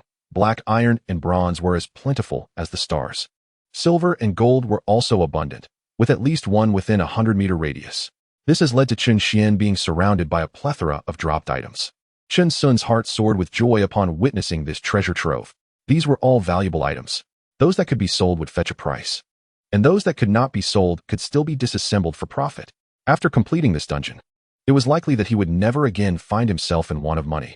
The onlookers, enthralled by the sight of the scattered loot and the rapid ascent of Chen Xuan and his companion S levels, were filled with excitement and envy. They had been recording the entire event, eagerly anticipating the moment they could share these treasures with their families. They would urge the younger generation at home to befriend Chen Xuan, or at the very least, not to make enemies of him. After all, with Chen Xuan's current combat prowess in dungeons and his rate of experience acquisition, it was believed he would soon reach level 100. At that juncture, he would enter world dungeons, the true battleground. There, not only would it facilitate a qualitative transformation for professionals, but it was also fraught with peril. This danger came not solely from the dungeons themselves, but more often from professionals of other nations and personal adversaries. In such circumstances, having someone like Chen Xuan from their family would undoubtedly enhance their survival prospects in the dungeons. It is well known that each year, numerous elite players perish within world dungeons. Moreover, the people of the Divine Dragon Empire are particularly targeted by multiple countries, resulting in the highest losses of elite players during these world dungeons. Sometimes, these casualties even exceed the combined losses of other nations. However, the Divine Dragon Empire finds itself in a precarious situation. With the fragmentation of Chinese civilization, most individuals have succumbed to the cultural invasion of the West. Upon entering world dungeons, they often form close bonds with Western teams, leading to instances where they would even conspire with these teams against their own countrymen. Such occurrences are alarmingly common. Nevertheless, Chen Xuan, at present, had no time to concern himself with these matters. His utmost priority was to grind, to level up, to acquire equipment, to gather items. It was all about relentless grinding. While Chen Xuan fervently engaged in his dungeon exploration, the outside world bore a somber atmosphere. In Wind and Snow City, at the Imperial Academy, Du Feng and Ziteng had convened with the head of the Wind and Snow City branch, discussing Chen Xuan's predicament. They all deemed Chen Xuan's actions exceedingly reckless, asserting that he should not have entered the dungeon during the cooldown period, as it posed significant danger. Meanwhile, in the capital of the Divine Dragon Empire, within the Zhao family courtyard, Elder Zhao and Zhao Xiyu were equally anxious. They were not only aware of Chen Xuan's dungeon entry during the cooldown period, but also knew that the Jinghong faction had dispatched numerous assassins into the dungeon where Chen Xuan was located. Chapter 43. If that is the case, then let it come to an end. On the forums, netizens fervently debated Chen Xuan's re-entry into the dungeon. What was he thinking? A divine guardian entering a dungeon while under summoning cooldown. Was he not jesting with his own life? Alas, what a talent he is. It is a pity that he has become too arrogant. Perhaps the previous dungeon instilled in him an inflated sense of self-worth. Indeed, I had thought Chen Xuan would become a pillar of strength for our Divine Dragon Empire, yet he seems to be self-sabotaging his future. Within the Spider Cave dungeon, Chen Xuan remains oblivious to the reactions of the outside world. Likewise, no one outside is aware of the circumstances within the dungeon. However, the speculations circulating are far from optimistic. After all, Chen Xuan, a mere god control master, has entered the dungeon at his most vulnerable moment, accompanied only by a semi-supportive ally. Furthermore, assassins from the Jinghong organization lurk in the shadows, poised to strike. To the outside observers, it appears nearly impossible for Chen Xuan to survive in the dungeon. Yet, unbeknownst to them, the dungeon has become Chen Xuan's domain. The assassins from Jinghong have not only failed to eliminate him, but have instead fallen victim to his prowess. At this moment, within the confines of the dungeon, Chen Xuan is the brightest star. All the surviving adventurers watch in awe as he performs solo. Indeed, to them, it appears to be a mere spectacle, devoid of challenge. The number of spider monsters is rapidly dwindling, unable to keep pace with Chen Xuan's relentless onslaught. The replenishment rate at the final level is beginning to lag behind. Truly a sight to behold. All of this has been meticulously recorded by the onlooking professionals, and once they exit the dungeon, it will undoubtedly spread like wildfire across the internet, creating a tremendous uproar. This is unequivocally a one-sided domination by Chen Xuan. Look at our divine being from Huaxia. How magnificent! Chen Xuan is my idol. I would gladly bear his children. Brother, you are a man. Ah, if love endures. Does it truly matter whether it is between men or women? Incredible. Chen Xuan's level has likely reached an unfathomable height. After this dungeon run, he is bound to ascend significantly, drawing ever closer to the coveted 100-level mark. 100 levels? That would bring glory to our Huaxia. In my view, our divine beings from Huaxia are far from weak. Indeed.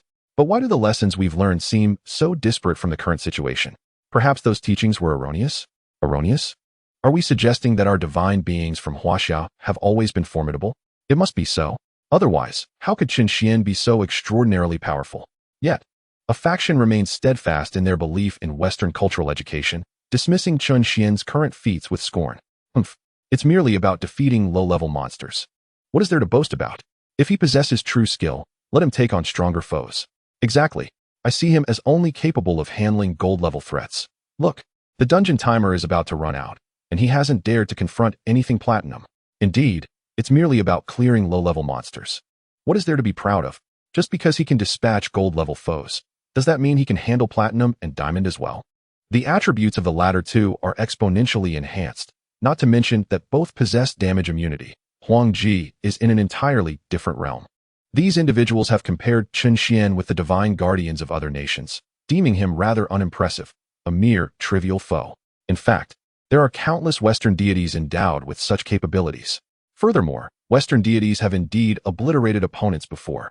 They have not merely dispatched foes of golden caliber, but those of even loftier platinum status. You traitorous dogs, what are you prattling on about? What level is Chen Xuan? What equipment does he wield? What rank and gear do the foreign gods possess? Clearly, disregarding facts for comparison is nothing short of deceitful. These individuals are utterly foolish. Ignore them. Chen Xuan is merely conserving his energy to maximize his experience gain. How can they not perceive this? In a moment, the spectators were divided, embroiled in a heated debate over Chen Xuan. As for Chen Xuan himself, he paid no heed to the commotion. These people are idle. However, for Chen Xuan, this is a fortuitous development. At the very least, recognition of the deities from Huaxia has begun. Subsequently, acceptance of Huaxia civilization will follow, gradually restoring the cultural continuity and ultimately expelling the Western cultural invasion. Chen Xuan immersed himself in battling monsters, occasionally glancing at the remaining time in the dungeon. His current objective was to maximize monster encounters and accumulate experience. He reserved the last 3 minutes to eliminate foes, collect loot, and locate an extraction point. Amidst the crowd, Zhong Zhao Jianjia gazed at Chen Xuan, her expression a complex mix. Initially, she intended to guide Chen Xuan through the dungeon. Yet now it was he who was leading her, and this leadership extended through 3 consecutive dungeons. Her level had already reached 55. In other teams, on the first day of transitioning to a new class, achieving a 10-level increase would be considered impressive, generally not exceeding that mark. Yet here she was, already at 55 and still climbing. Observing Chen Xuan's current state, it was likely he would reach level 60 within the remaining time. It was truly unimaginable to attain level 60 on the very first day of transitioning. Such a record was unprecedented and perhaps would remain unmatched. The current dungeon was a 30-level one, and her experience gained was diminishing due to her level surpassing the dungeons by a significant margin. Soon, it might cease to yield any experience. Upon reaching level 60, she would unlock her 7th skill, heralding a transformative leap. Achieving level 60 in a single day was nothing short of miraculous. From that point forward, she would operate on an entirely different plane from her contemporaries, embarking on a journey toward higher realms and broader horizons. Zhao Jianjia observed Chen Xuan in the arena. He appears rather dashing. Her cheeks flushed slightly. Meanwhile, Chen Xuan felt somewhat disheartened. Aside from the 2 before him, all the native spider monsters in the dungeon had long been vanquished by him. The incessant emergence of small spider monsters at the finale has provided Chen Xuan with exceedingly scant experience, rendering it quite challenging for him to reach level 60. Given this predicament, he resolved to conclude the dungeon. This outcome brought a tinge of regret to Chen Xuan, albeit merely a slight one. For every 2 hours, he could summon a deity, facilitating a straightforward ascent in levels. This not only enabled rapid leveling, but also allowed for swift acquisition of divine skills, thereby strengthening himself. In due course, even without summoning a deity, he would become an invincible force. Having made the decision to terminate the dungeon, Chen Xuan hesitated no longer. He summoned the radiant golden light of the earth, ascending once more into the air. With his golden bow gleaming brilliantly and 2 silver pellets in hand, he unleashed the golden light, releasing his grip. Chapter 44. Where's the mountain? Where has the spider cave gone? Boom! The silver pellets struck with ferocity, resulting in a cataclysmic explosion that illuminated the entire dungeon. The spectators were caught off guard, their eyes stinging painfully, forcing them to shut tightly. A wave of heat surged forth, toppling everyone present to the ground due to the shockwave and heat generated by the explosion. Moments later, all received the system notification indicating the dungeon had been vanquished. This strike, infused with immense power by Chen Xuan, obliterated the dungeon instantaneously, even without the aid of Zhao Jinjia. In the wake of the explosion, the onlookers struggled to rise, gazing in disbelief at the scene before them, momentarily petrified. It took some time for them to recover from their astonishment. What on earth just happened? I recall Chen Xuan ascending to the heavens and launching an attack, right? Indeed. What happened to the mountain? How did this place transform into an open grassland? Where did the spider cave disappear to? Were 2 of them obliterated by Chen Xuan in an instant? Goodness, who will dare to claim that our Huaxia deities are feeble after witnessing such an outcome? As for Zhao Jinjia, Chen Xuan ensured she was not swept away by the residual shockwave. In the instant of the explosion, he swiftly moved to encircle her tightly in his embrace. Zhao Jinjia, her eyes closed against the blinding light, felt a sudden grip around her waist. Initially inclined to resist, she soon recognized the familiar aura. Indeed, it was Chen Xuan. Thus, she ceased her struggles. With the annihilation of the monsters, both Chen Xuan and Zhao Jinjia ascended to level 59, tantalizingly close to level 60, which was a minor regret for Chen Xuan. Nevertheless, it mattered little. There was another dungeon ahead, where he would surely surpass level 60. After a considerable time, Zhao Jinjia opened her eyes, gazing down at the former spider cave. Where's the spider cave? How could it have transformed into a vast expanse of grassland? No, that description is not entirely accurate. It resembles the ruins of a grand prairie. Zhao Jinjia's mouth fell agape in disbelief. How could this be possible? Your final strike obliterated the entire spider cave, reducing it to mere rubble. I find myself increasingly befuddled by your damage output. Zhao Jinjia stood astounded, struggling to comprehend how Chen Xuan's attack could alter the very terrain with sheer force. Gazing at the countless items strewn across the debris, her emotions were in turmoil. At this moment, Chen Xuan furrowed his brow as well. The sight of bountiful spoils was exhilarating, yet the thought of collecting them was daunting. He gently squeezed Zhao Jinjia's slender waist. Stop staring, let's gather the loot, he said, shaking his head. This is quite the undertaking. With that, he transformed into a streak of golden light, descending to the ground. Let's split up, it will be faster this way. Before Zhao Jinjia could respond, Chen Xuan darted through the ruins, diligently claiming his treasures. Fortunately, he had the ability to decompose items. For those deemed useless or of little value, he disassembled them, thus conserving space in his inventory. Meanwhile, Zhao Jinjia flitted about like a battlefield sprite, weaving through the scattered drops.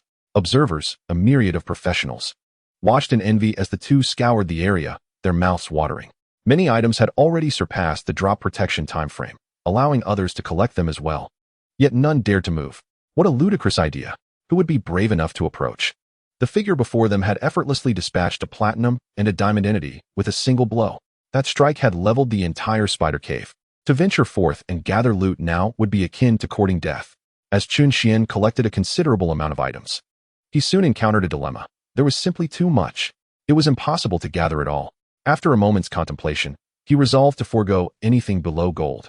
He could not afford to waste precious summoning time on trifles. After all, he still needed to utilize the remaining summoning time to venture into another dungeon. Thus, he relayed a message to Zhao Jinjia. Only collect items of gold quality or higher. Disregard everything else. Once we are done, we must hurry to the next dungeon while we still have time. Zhao Jinjia instantly grasped the logic. Indeed, what purpose did those worthless items serve?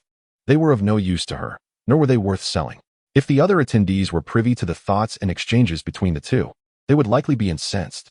Many among them still bore 30-level black iron gear, and to declare anything below gold as refuse was truly an affront. Having abandoned items of lower quality, the duo swiftly gathered their treasures, leaving a sea of black iron, bronze, and silver items in their wake as they departed. All present were left bewildered. Wait, Chen Xuan and Zhao Jinjiao are leaving. What does this mean? The abundance of treasures scattered across the ground.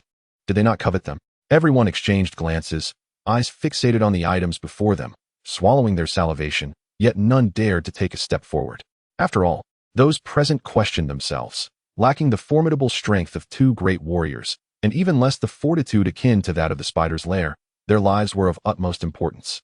After a prolonged silence, someone finally could not contain their curiosity and glanced at the dungeon list, rendering them utterly astounded. What on earth? Chen Xuan and Zhao Jinxiao were no longer in the dungeon. What? They just left like that? Did this mean that these items were forsaken by Chen Xuan? In a moment of uproar, a voice erupted, and nearly everyone surged towards the ruins of the spider's lair, scrambling to seize the items on the ground. Only a handful of affluent youth showed disinterest in the treasures, turning away from the dungeon. Upon exiting the dungeon, they eagerly uploaded the recorded footage from their adventure onto their social media accounts, seeking to capitalize on the burgeoning excitement. In no time, the affluent young man's social media account was inundated with countless new followers. He glanced at the numbers. His account, which had previously boasted only a few hundred followers, now surged with an addition of tens of thousands. Astonishing. 1 million followers gained. Ha! I am on the verge of prosperity. I shall prove to my father that I am capable. At that moment, the young man beamed with uncontainable joy, akin to a child weighing over 200 pounds. Meanwhile, on the other side, in Windsnow City, at the Imperial Academy, due to Chen Xian's previously dazzling performance, he had drawn the attention of other nations, with some even offering substantial rewards for assassins from the Jinghong organization to eliminate him. The Divine Dragon Empire responded accordingly. Such a genius must be safeguarded, for he would undoubtedly become a pillar of the nation in the future. Moreover, with the elder Zhao orchestrating matters behind the scenes, the classroom where Chen Xuan and Zhao Jinxiao attended, along with a radius of 1 mile outside, was now under the watchful eye of the Divine Dragon Empire security personnel. 5-man teams had been dispatched, totaling 10 groups from the Imperial Security Department, a level of protection rare even within the entire Divine Dragon Empire. These 10 groups were strategically positioned within a mile radius, some fixed in place, while others patrolled. At this moment, one of the fixed teams lingered outside the classroom, engaged in conversation. Chapter 45, Chen Xuan embracing the blushing maiden. The captain is frustrated. Let us be honest, this Chen Xuan is excessively arrogant, isn't he? A mere god sovereign dares to enter a dungeon during the summoning cooldown. To begin with, entering a dungeon in such a state is perilous. Especially with assassins from the Jinghong organization lurking about, it is simply impossible for him to emerge unscathed. Alas, another genius falls. I suspect we will soon receive orders to retreat. Youth is often marked by impulsiveness, easily inflating their ego, especially since he took the treasured granddaughter of the Zhao family along with him.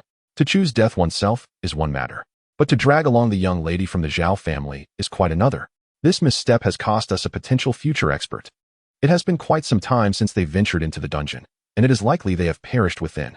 We await orders, soon we shall retreat.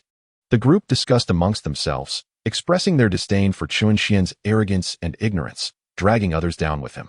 By now, everyone believed that Chen Xuan could not possibly emerge. It was highly probable that he had met his demise in the dungeon. They lamented for Zhao Jinjia, convinced that she had been brainwashed and coerced by Chen Xuan. At that moment, a brilliant golden light flashed within the classroom.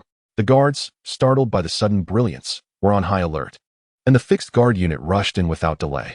After the golden light subsided, a young man emerged, radiating with splendor, accompanied by a majestic summoning spirit, holding a young lady in his arms, his face flushed with a rosy hue. It was indeed Chen Xuan and Zhao Jinjia. The guards stood dumbfounded at the sight before them. What was happening? According to their intelligence, these two were the very targets they were assigned to protect. They were unscathed? And what was that ethereal figure behind Chen Xuan? The team leader, a formidable warrior at level 500, felt his pupils dilate in shock.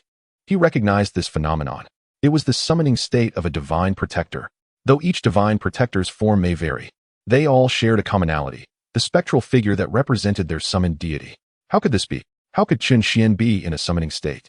The leader of the expedition felt his mind reeling, utterly perplexed.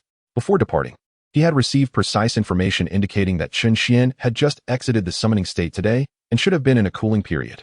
The cooling period for a divine protector's summoning lasts a full day. And what was this overwhelming pressure and aura? It was suffocating. He was a level 500 warrior. Even if Chen Xuan were to experience a dramatic surge, it could only be by 30 or 40 levels at most, as that was the pinnacle attainable by countless prodigies. The Guardian stood frozen in place, momentarily at a loss. Fortunately, he was a seasoned warrior and quickly regained his composure. He swiftly relayed the news of Chen Xuan's safe return from the dungeon to the higher-ups. Chen Xuan had emerged unscathed. He had summoned a deity once more. His level stood at 59. These 3 pieces of information spread rapidly. Chen Xuan surveyed the guards before him, sensing their formidable presence. Observing their uniform attire, he deduced they were indeed members of the protective detail. Zhao Jinjia, initially savoring Chen Xuan's embrace, suddenly blushed at the sight of so many unfamiliar faces and swiftly leaped from his arms. Observing the attire of these individuals, it quickly became apparent to Zhao Jinjia, the cherished jewel of the Zhao family, that they belonged to the Empire's security division. She whispered a few words into Chen Xuan's ear, leading him to a sudden realization. So, these were agents dispatched by the Imperial security to ensure my safety. How impressive. The leader among them must be at least level 500. Do I truly possess such significance? The formidable leader stepped forward. Greetings, Chen Xuan. I am Wang Hu, here on a mission to safeguard your well-being. It brings me great relief to see you return safely. I trust Gao Su feels similarly. Until I receive new instructions, my entire team will remain vigilant in your protection. Chen Xuan nodded in acknowledgement, expressing his gratitude. Meanwhile, in Wind and Snow City, at the residence of Lu Ruyan, the atmosphere in the reception room was lively. Lu Ruyan, her father, and 2 young individuals, 1 male and 1 female, were engaged in spirited conversation. These 2 were, in fact, the Star and Moon duo, previously assigned to ensure Chen Xuan's safety and assist him in dungeon expeditions. After Chen Xuan and Zhao Jinjia had concluded their venture, feeling rather bored, Star decided to take Zheng Gang for a stroll to clear their minds, especially after the frustration Chen Xuan had caused. Had it not been for the Empire's orders, she would have departed long ago. While wandering, they encountered the sincere Lu father and daughter, whose earnest demeanor charmed Star. Delighted, she accepted the Lu family's invitation to visit. As they settled in, the conversation became increasingly animated, with the Lu family expressing their admiration for Star, making for a delightful exchange. Particularly, Lu Ruyan's sweet words and compliant nature were pleasing to Star, who, feeling emboldened, unilaterally decided that the 2 from her side would team up with Lu Ruyan for the upcoming dungeon expedition. Who cared about Chen Xuan? The uncertainty of their survival in the dungeon loomed large. This sister before her was rather appealing, and the more she looked, the more she found her agreeable. Her abilities were commendable, albeit at a lower level. But that was of little concern. She could easily assist in leveling her up. The conversation soon turned to Zhao Jinjia. Upon mention of her name, Lu Ruyan's disdain was palpable. From their earlier discussions, it was evident that Star shared her sentiments. Sister, I must say, Zhao Jinjia is truly laughable. Does she really think that by associating with Chen Xuan, she has secured a powerful ally? Look at them. They have been inside for so long, and with the time in the dungeon running out, they have yet to emerge. They are likely perished within. Upon hearing this, Star's expression brightened even further. You are absolutely right, Lu Ruyan. There is a high probability they have met their demise in the dungeon, given their reckless decision to enter. It can only be described as a self-inflicted demise. Just as they were speaking, Star's phone buzzed with a notification. As she glanced at the message, the last word she intended to utter caught in her throat, unable to escape her lips. The once radiant smile transformed in an instant into a visage of dread, the grip on the phone tightening to the point of paleness. Observing this, Lu Ruyan urgently inquired, Sister, what troubles you? Are you unwell? Xingyue gritted her teeth, exclaiming, Chen Xuan and his companions have emerged alive.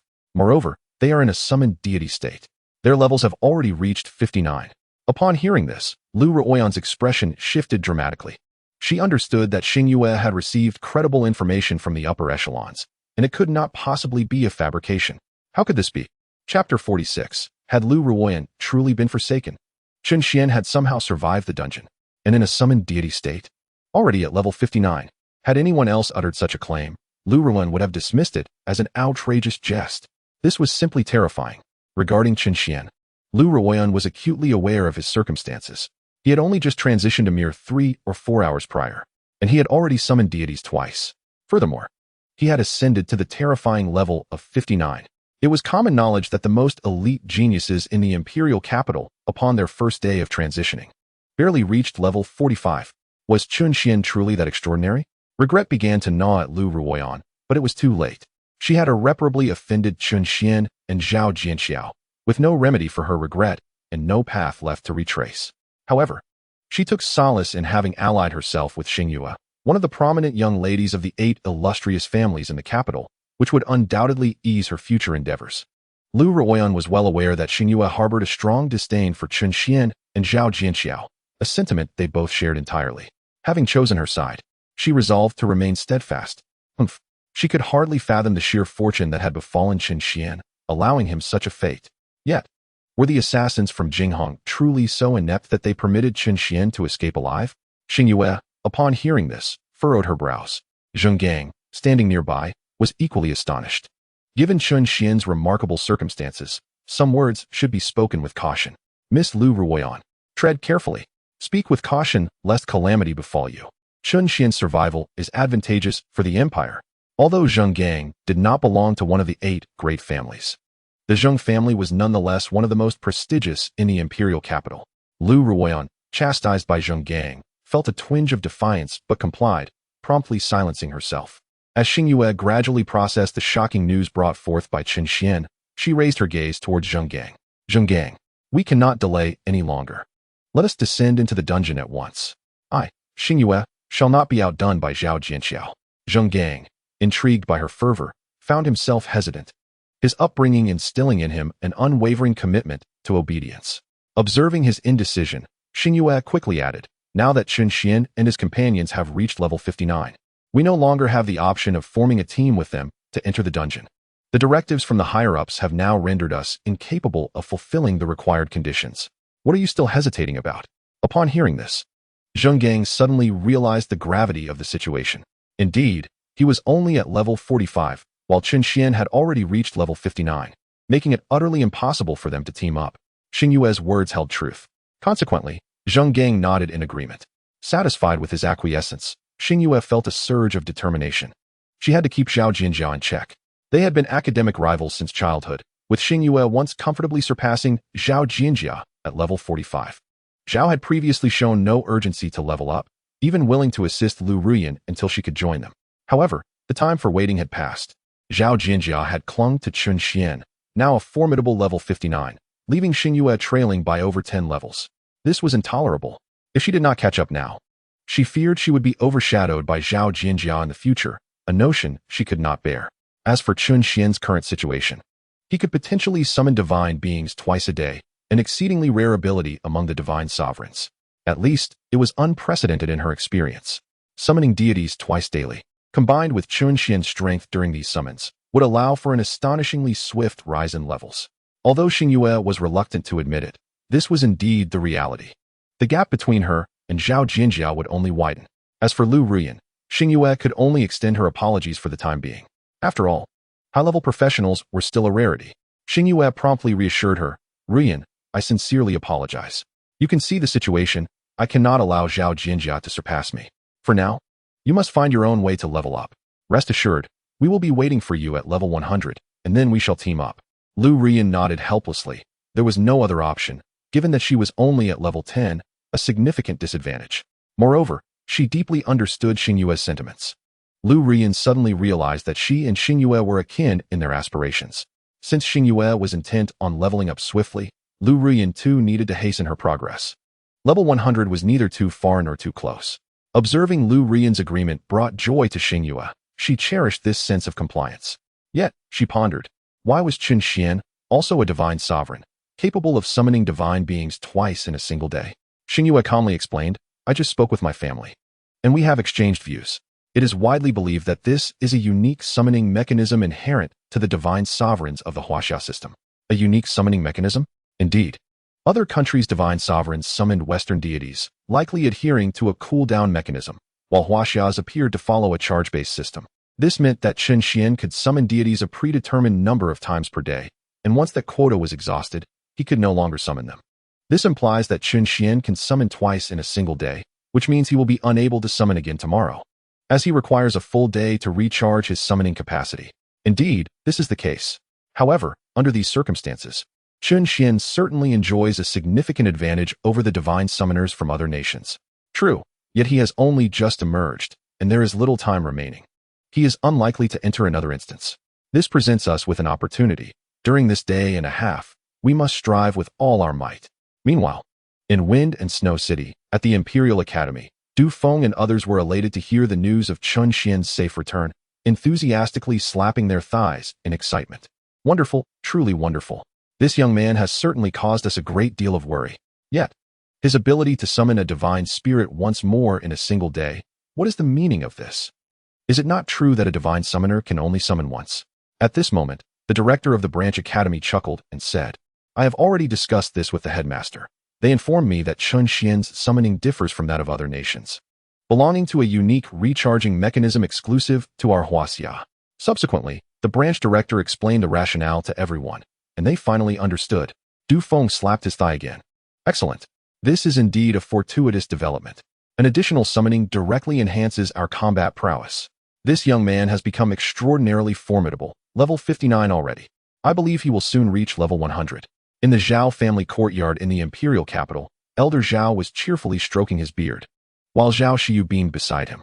Ah, this young man truly brings surprises. Splendid. Come, Xiyu, let us go and visit Jinjia and also meet this young man. With that, Zhao Dingtian rose and walked outside. Meanwhile, the entire Shenlong Empire was fervently discussing the matter of Chen Xuan. Chapter 47. Come here.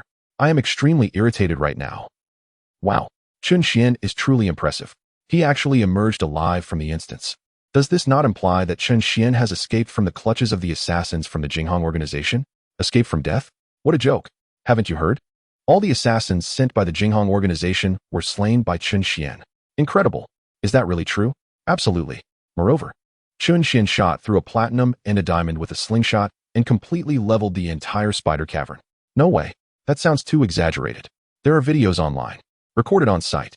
It is said that Chen Xuan collected all the items above gold quality and left the lesser ones for the others present.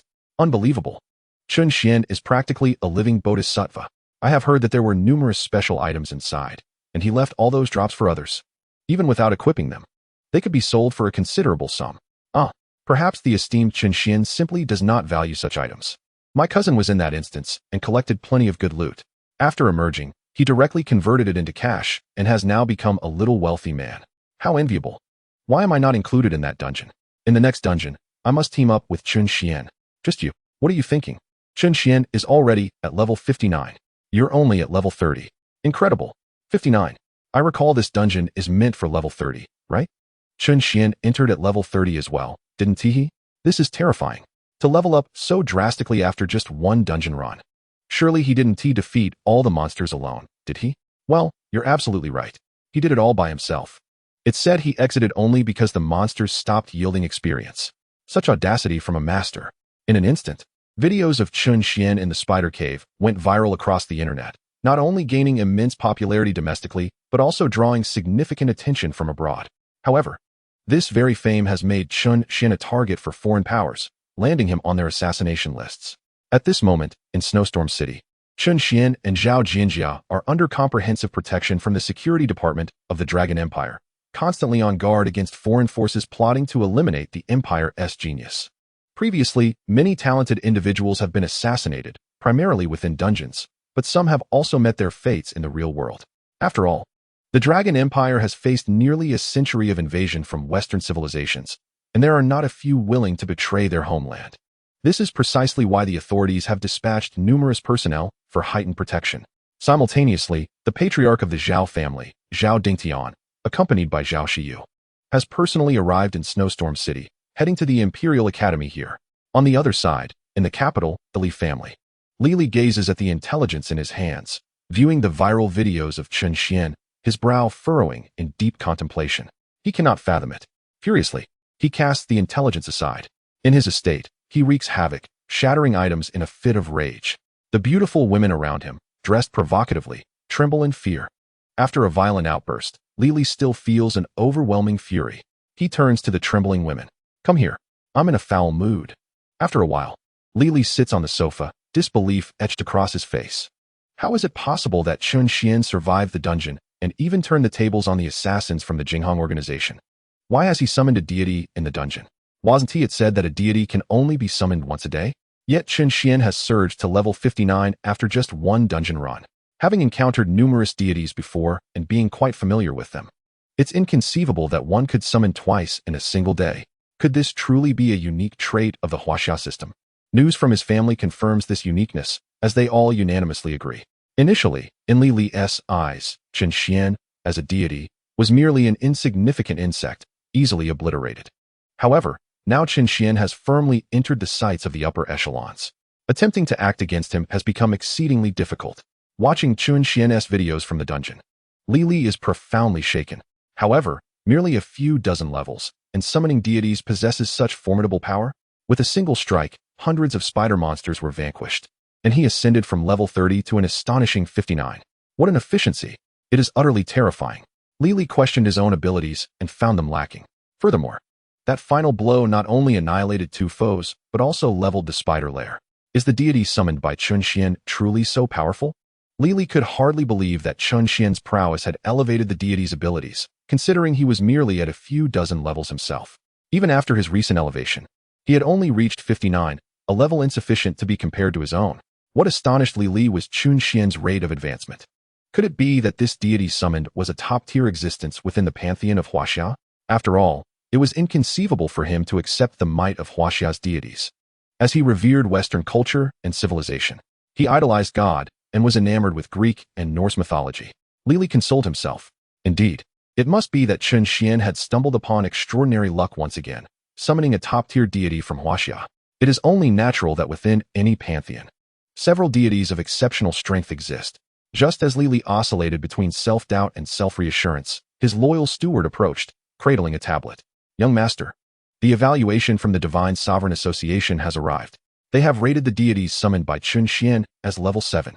Li did not glance at the tablet. Upon hearing the steward's report, his brow furrowed once more. The Divine Sovereign Association is a globally recognized organization, renowned within the professional realm. It specializes in the study of divine summoners and provides authoritative evaluations of the deities they summon. Despite the rarity of summoners, they do exist worldwide. For although summoners may appear weak in their day-to-day lives, once they summon a deity, they can exert a profound influence on the global stage.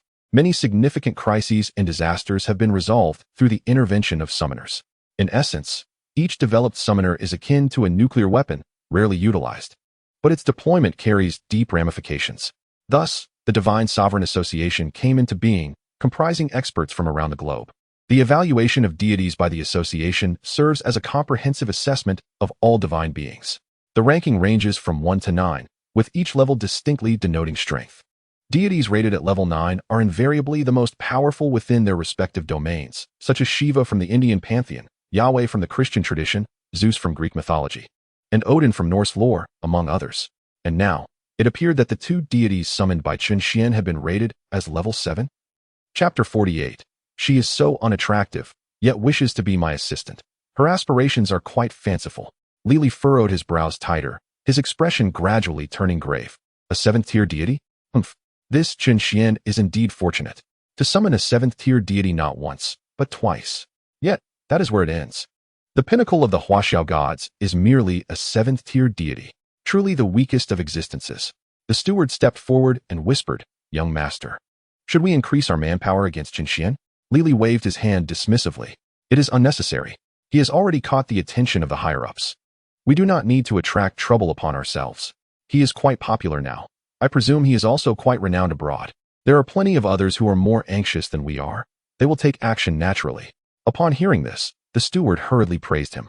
"As expected of the young master, your foresight is remarkable." With a wave of his hand, the steward retreated. Li felt a pang of discomfort in his heart.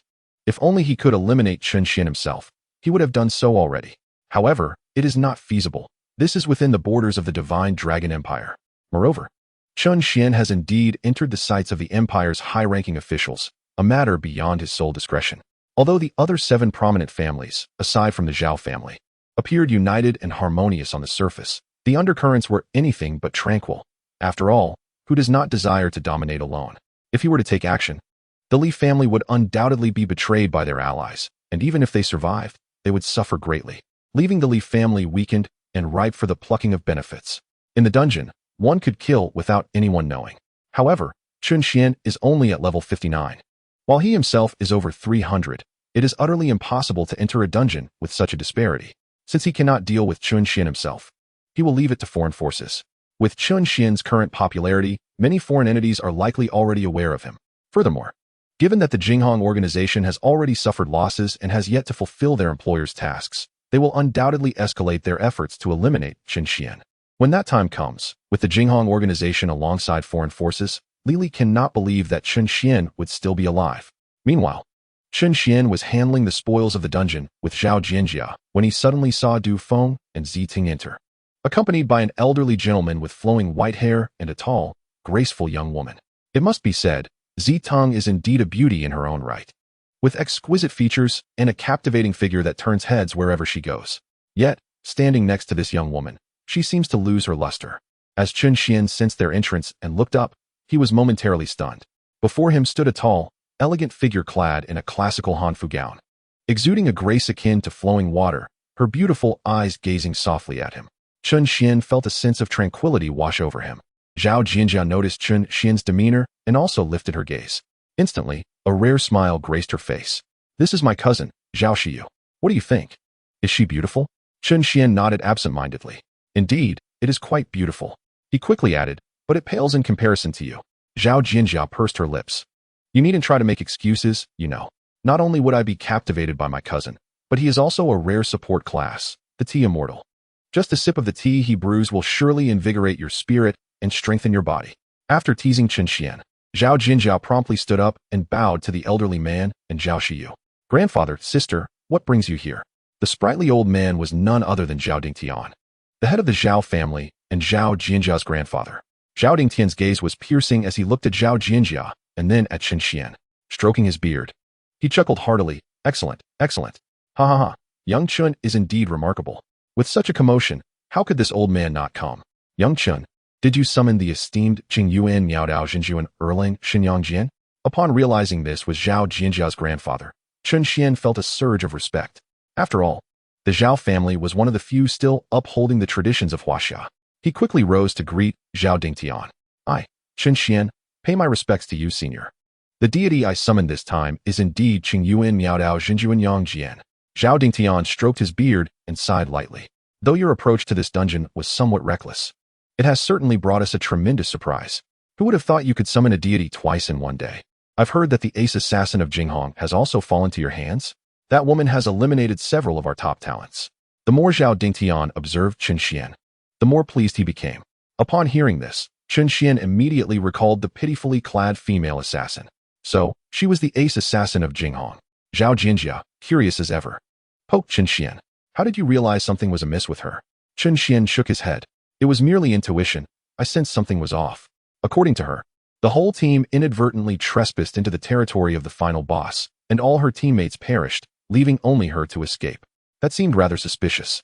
Be it a power type or agility type practitioner, their survival capabilities should surpass that of a pure support class, right? And besides, she was so unattractive.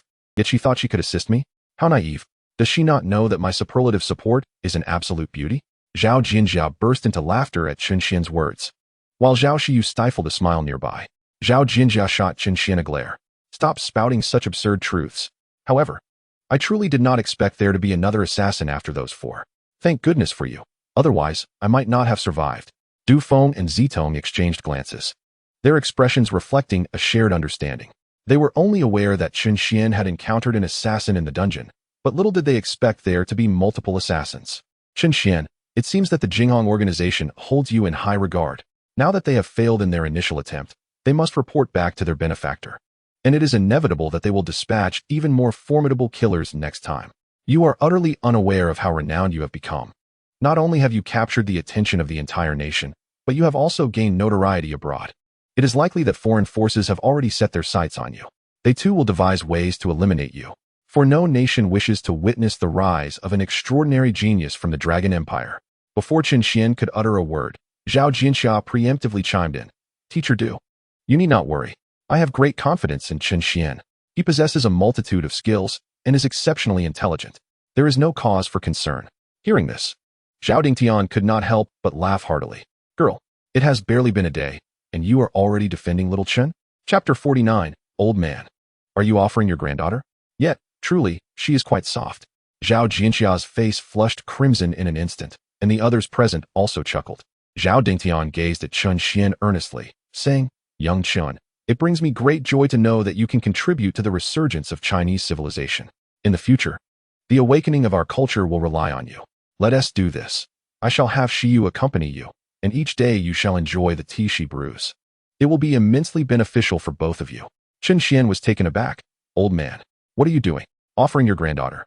One is not enough. You wish to send another? Oh dear, do you take me for someone of that sort?" Zhao Shiyu approached with a bright smile, extending her hand. "Hello, Chen Xuan, my name is Zhao Shiyu, a master tea brewer. The tea I prepare not only strengthens the body and prolongs life, but also enhances one's abilities." Chen Xuan promptly extended his hand in return. "Hello, hello." Zhao Shiyu's hand felt soft and delicate, akin to jade and flowing water. The sensation was delightful. The atmosphere became somewhat intimate. Just then, Ziti broke this harmony. "Look, everyone. We have just received news from the Divine Association that the two deities Chun Xian summoned have been rated as level 7 gods. Level 7 gods." Zhao Dingtian and Du Feng exclaimed with joy. "Excellent. Level 7 is already quite powerful. Who would dare to claim that the gods of China are weak now? Indeed, these level 7 gods are equivalent to the 12-winged angels of the Christian Pantheon. Beyond them lie the 12 great angels, which are level 8 gods." Upon hearing this, Chen Xian could not help but scoff. Only rated as a 7, Yang Jian achieved sanctity in his physical form, his might transcending heaven and earth. Yet he is merely rated as a 7? That is far too low. Truly an undervaluation. Seeing Chen Xian's dejected expression, Zhao Dingtian chuckled heartily. Patting Chen Xian on the shoulder. "Do not be disheartened. Level 7 is already quite commendable. Based on the previous predictions of many, the Huaxia deity was merely rated as a top-tier level 5. However, once your level increases, I believe you will undoubtedly exhibit even more formidable prowess. Perhaps your rating will rise even higher at that time.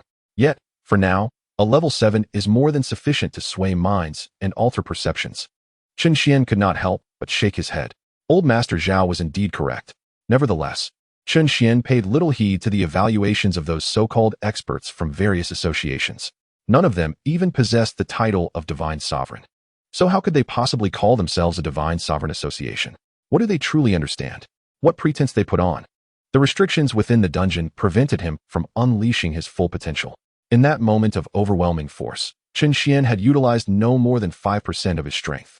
If he were to exert himself fully, his destructive capability would undoubtedly be exponentially greater. Regrettably, there were no external demons to test the true might of his current strike. He longed for all to recognize the immense strength of the Huaxia deities. At that moment, all present felt the ground tremble with a resounding roar. This sensation was all too familiar. A demon was descending upon the outskirts of Wind and Snow City. Such intense vibrations indicated that the demon's level was certainly formidable. In an instant, the expressions of everyone, including Zhao Dingtian, grew grave. Before anyone could react, a more violent tremor shook the ground. The entirety of Wind and Snow City quaked. On the streets, within the venues, millions of citizens found themselves engulfed in panic, stumbling in disarray. Meanwhile, Zhao Shiyu stumbled and was propelled into Chen Xian's embrace. Chen Xian was taken aback. Was this girl truly so delicate and frail? Yet, she was undeniably soft. He could distinctly sense that Zhao Shiyu's overall attributes were rather low, which left him perplexed. Even as a support character, she should not be so lacking. Du Feng's expression was serious as he immediately retrieved his communicator to notify the city's defense forces. As a member of the city defense team, his role at school was merely part-time. He then dashed out of the classroom, turning back to instruct Chen Xian, "Stay here and do not wander off. Avoid entering the dungeon for now. I will go take a look." Without a backward glance, he hurried toward the city defense. Beside him, Zhao Dingtian, the head of the Zhao family and one of the 6 ministers of the Divine Dragon Empire, possessed a high level and formidable combat strength. Faced with such a situation, he felt an inescapable duty to act. He commanded, "Leave a few from the security department to protect them," and then rushed toward the city defense as well. Chen Xian sensed the overwhelming power of this demon, and according to his perception, it seemed just right to test his current abilities by summoning Yang Jian at his most potent state. Moments ago, there was a discussion about the desirability of a magical creature test, and now it has materialized. Upon this realization, Chen Xian was immediately filled with exhilaration. Such an extraordinary opportunity, if missed, would never return. Without hesitation, he swiftly decided to act. He promptly assisted Zhao Shiyu to her feet, and entrusted her to Zhao Jinjia.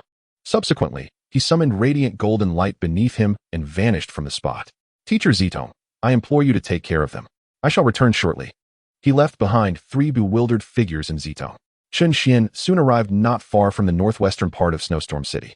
Before him stood a creature of immense stature, stretching several thousand meters in length, shrouded in darkness, towering into the clouds. This being was, astonishingly, a humanoid monster. It stood on 2 legs, with extraordinarily elongated arms that hung past its knees. Beside these arms, there were additional hands. This abomination possessed 4 arms. The ground beneath it fractured, and the clouds of dust rose over the city walls. Bathed in the glow of the setting sun, the creature appeared as though it had emerged from the depths of hell. The scene before him resembled a hellish realm. Species, Battle Demon, level 500 goodness. A level 500 Battle Demon. It is worth noting that the last occurrence of such a formidable being was during that fateful battle in which Du Feng rose to fame. Since the arrival of these creatures a millennium ago, humanity on Blue Star has entered an era of universal class advancement. Individuals have sought to enhance their levels and acquire various equipment and items through class transitions and dungeon raids to empower themselves, thereby gaining the means to confront these monsters for their own survival. However, the super monsters possess overwhelming power and devastating potential. Each time they descend, they wreak havoc upon human cities, inflicting significant destruction and suffering. Du Feng gazed at the monstrous entity before him, feeling a shiver of trepidation. The creature that had once granted him fame, despite being labeled level 500, had actually dealt damage equivalent to merely 420. Yet, the one before him was undeniably a genuine level 500. All onlookers stared intently at the monster, brows furrowed in apprehension. This was undoubtedly to be an arduous struggle for survival. A moment's carelessness could lead to the complete annihilation of Snowstorm City.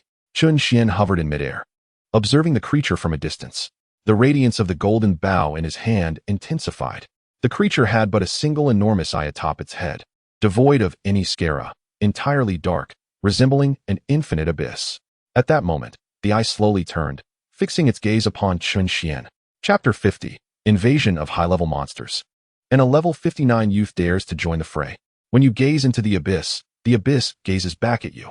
The entirety of Snowstorm City was now in disarray, with all inhabitants engulfed in panic. The painful memories of the last encounter with such a super monster lingered in their minds. That battle was also Du Feng's rise to prominence. However, during that conflict, the city had suffered the loss of 500 to 600 professional fighters. The sacrificed professionals were the elite forces of Frostwind City, all of high rank. As for the lower-ranked individuals, they were entirely unqualified and incapable of participating in that battle. They resembled the flickering embers of hope and future for this city. The governing authorities of the city prohibited those below level 400 from engaging in combat. In merely a decade, Frostwind City faced the resurgence of such a formidable magical creature. Should the outer defenses falter and permit this beast to invade the city, it would undoubtedly lead to an epic catastrophe. Typically, cities are fortified with protective barriers, which ordinary magical creatures cannot breach. However, high-level magical beasts possess the capacity to shatter these defenses. Once the barrier is breached, it could result in catastrophic casualties, or even the total annihilation of the city. There was once a city in a foreign nation that succumbed to an invasion by a high-level magical creature. Due to inadequate resistance, the entire city was obliterated. Additionally, there are magical beings adept at mental attacks, who can bypass barriers altogether, assaulting with psychic or sonic waves that are impervious to conventional defenses. In daily life, people engage in minor skirmishes within dungeons, but the true peril emanates from the outside world. The entirety of Blue Star is perpetually enveloped in this extreme danger posed by magical creatures, resembling a grand carnival of chaos. Humanity, in turn, appears as mere trifles in this revelry. At this moment, Frostwind City is under a state of heightened alert. Countless top-tier warriors mobilize towards the northwest corner of the city. The second layer of the protective barrier of Frostwind City is promptly activated, enveloping the entire city in a vast protective dome. The warriors gazed solemnly at the colossal magical creature before them. This beast was significantly stronger than the one encountered a decade ago, signaling yet another arduous battle ahead. With each individual prepared for the possibility of sacrifice, all departments within Frostwind City commenced full operational capacity to ensure rapid responses to the ever-changing battlefield. Soon, the command center relayed a message. Attention, everyone. This magical creature possesses mental attack capabilities, strength currently unknown, Avoid direct eye contact if possible. A team of mentalists has been organized for psychic countermeasures, with effectiveness yet to be determined. The situation here has been reported to the imperial capital. Please give your utmost effort. Meanwhile, within a classroom, Chen Xuan had already soared into the air. It was at this moment that the others in the classroom realized. Chen Xuan, he's gone. What do we do? Through their equipment, they discovered Chen Xuan had reached the battlefield, standing suspended in midair. What was his intention? Surely he wouldn't dare to join the fight. This was madness. That was a level 500 magical creature from the outside world. This boy was far too impulsive. Hurry. The creature possesses formidable mental attack capabilities. Someone must rush to protect Chen Xuan. The personnel from the security department quickly grasped the urgency of the situation. Realizing that this young man was their designated protection target, they hastened towards Chen Xuan's position. At that moment, Chen Xuan hovered in midair, locked in a gaze with the monstrous entity. The creature's enormous single eye unleashed a terrifying mental assault directed at Chen Xuan. He felt as though he had been struck by an unseen force, and then everything went dark. It appeared that the monster had employed its mental attack on him. But the reason it bore no effect was likely due to Yang Jian's skills coming into play. 9 turns of the primordial essence. Not only is he impervious to blades and arrows, but he is also untouched by all forms of magic. A slight smirk curled at the corners of Chen Xuan's mouth. Since your attack has proven futile, it is now my turn. It is the perfect opportunity to test my own offensive capabilities. With such a massive form, let us see if you can evade my strike. Chen Xuan summoned all his energy, and in an instant, he was enveloped in a radiant golden light. Wielding a golden bow, while the illusory figure of Yang Jian behind him glowed even brighter. The golden light beneath his feet surged upwards, soaring into the heavens. At this moment, Chen Xuan had maximized his state. With the enhancements from Zhao Jinjia, his own gear, and the stacking of skills, his attributes soared. His damage output had increased a staggering 12-fold. Excellent. Let us test this strike. Meanwhile, in the city of wind and snow, an astonished voice exclaimed, "What is that golden radiance? Is it a deity? Has a celestial being descended? Are we to be saved? Wait, that figure looks so familiar. Oh my, it's Chen Xuan. Chen Xuan, who is that? Someone search online. Is he about to attack the monster? Has he lost his mind? He is only at level 59. What does he think he can achieve?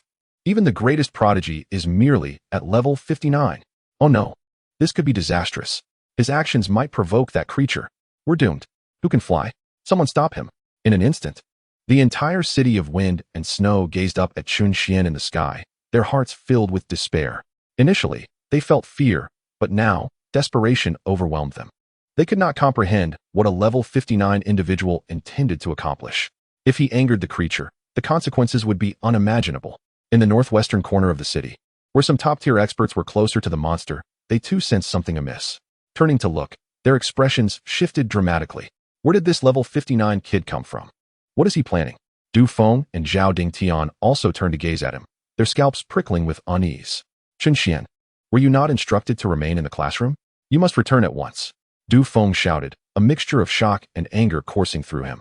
Zhao Dingtian furrowed his brow, troubled by the recklessness displayed by this usually composed young man.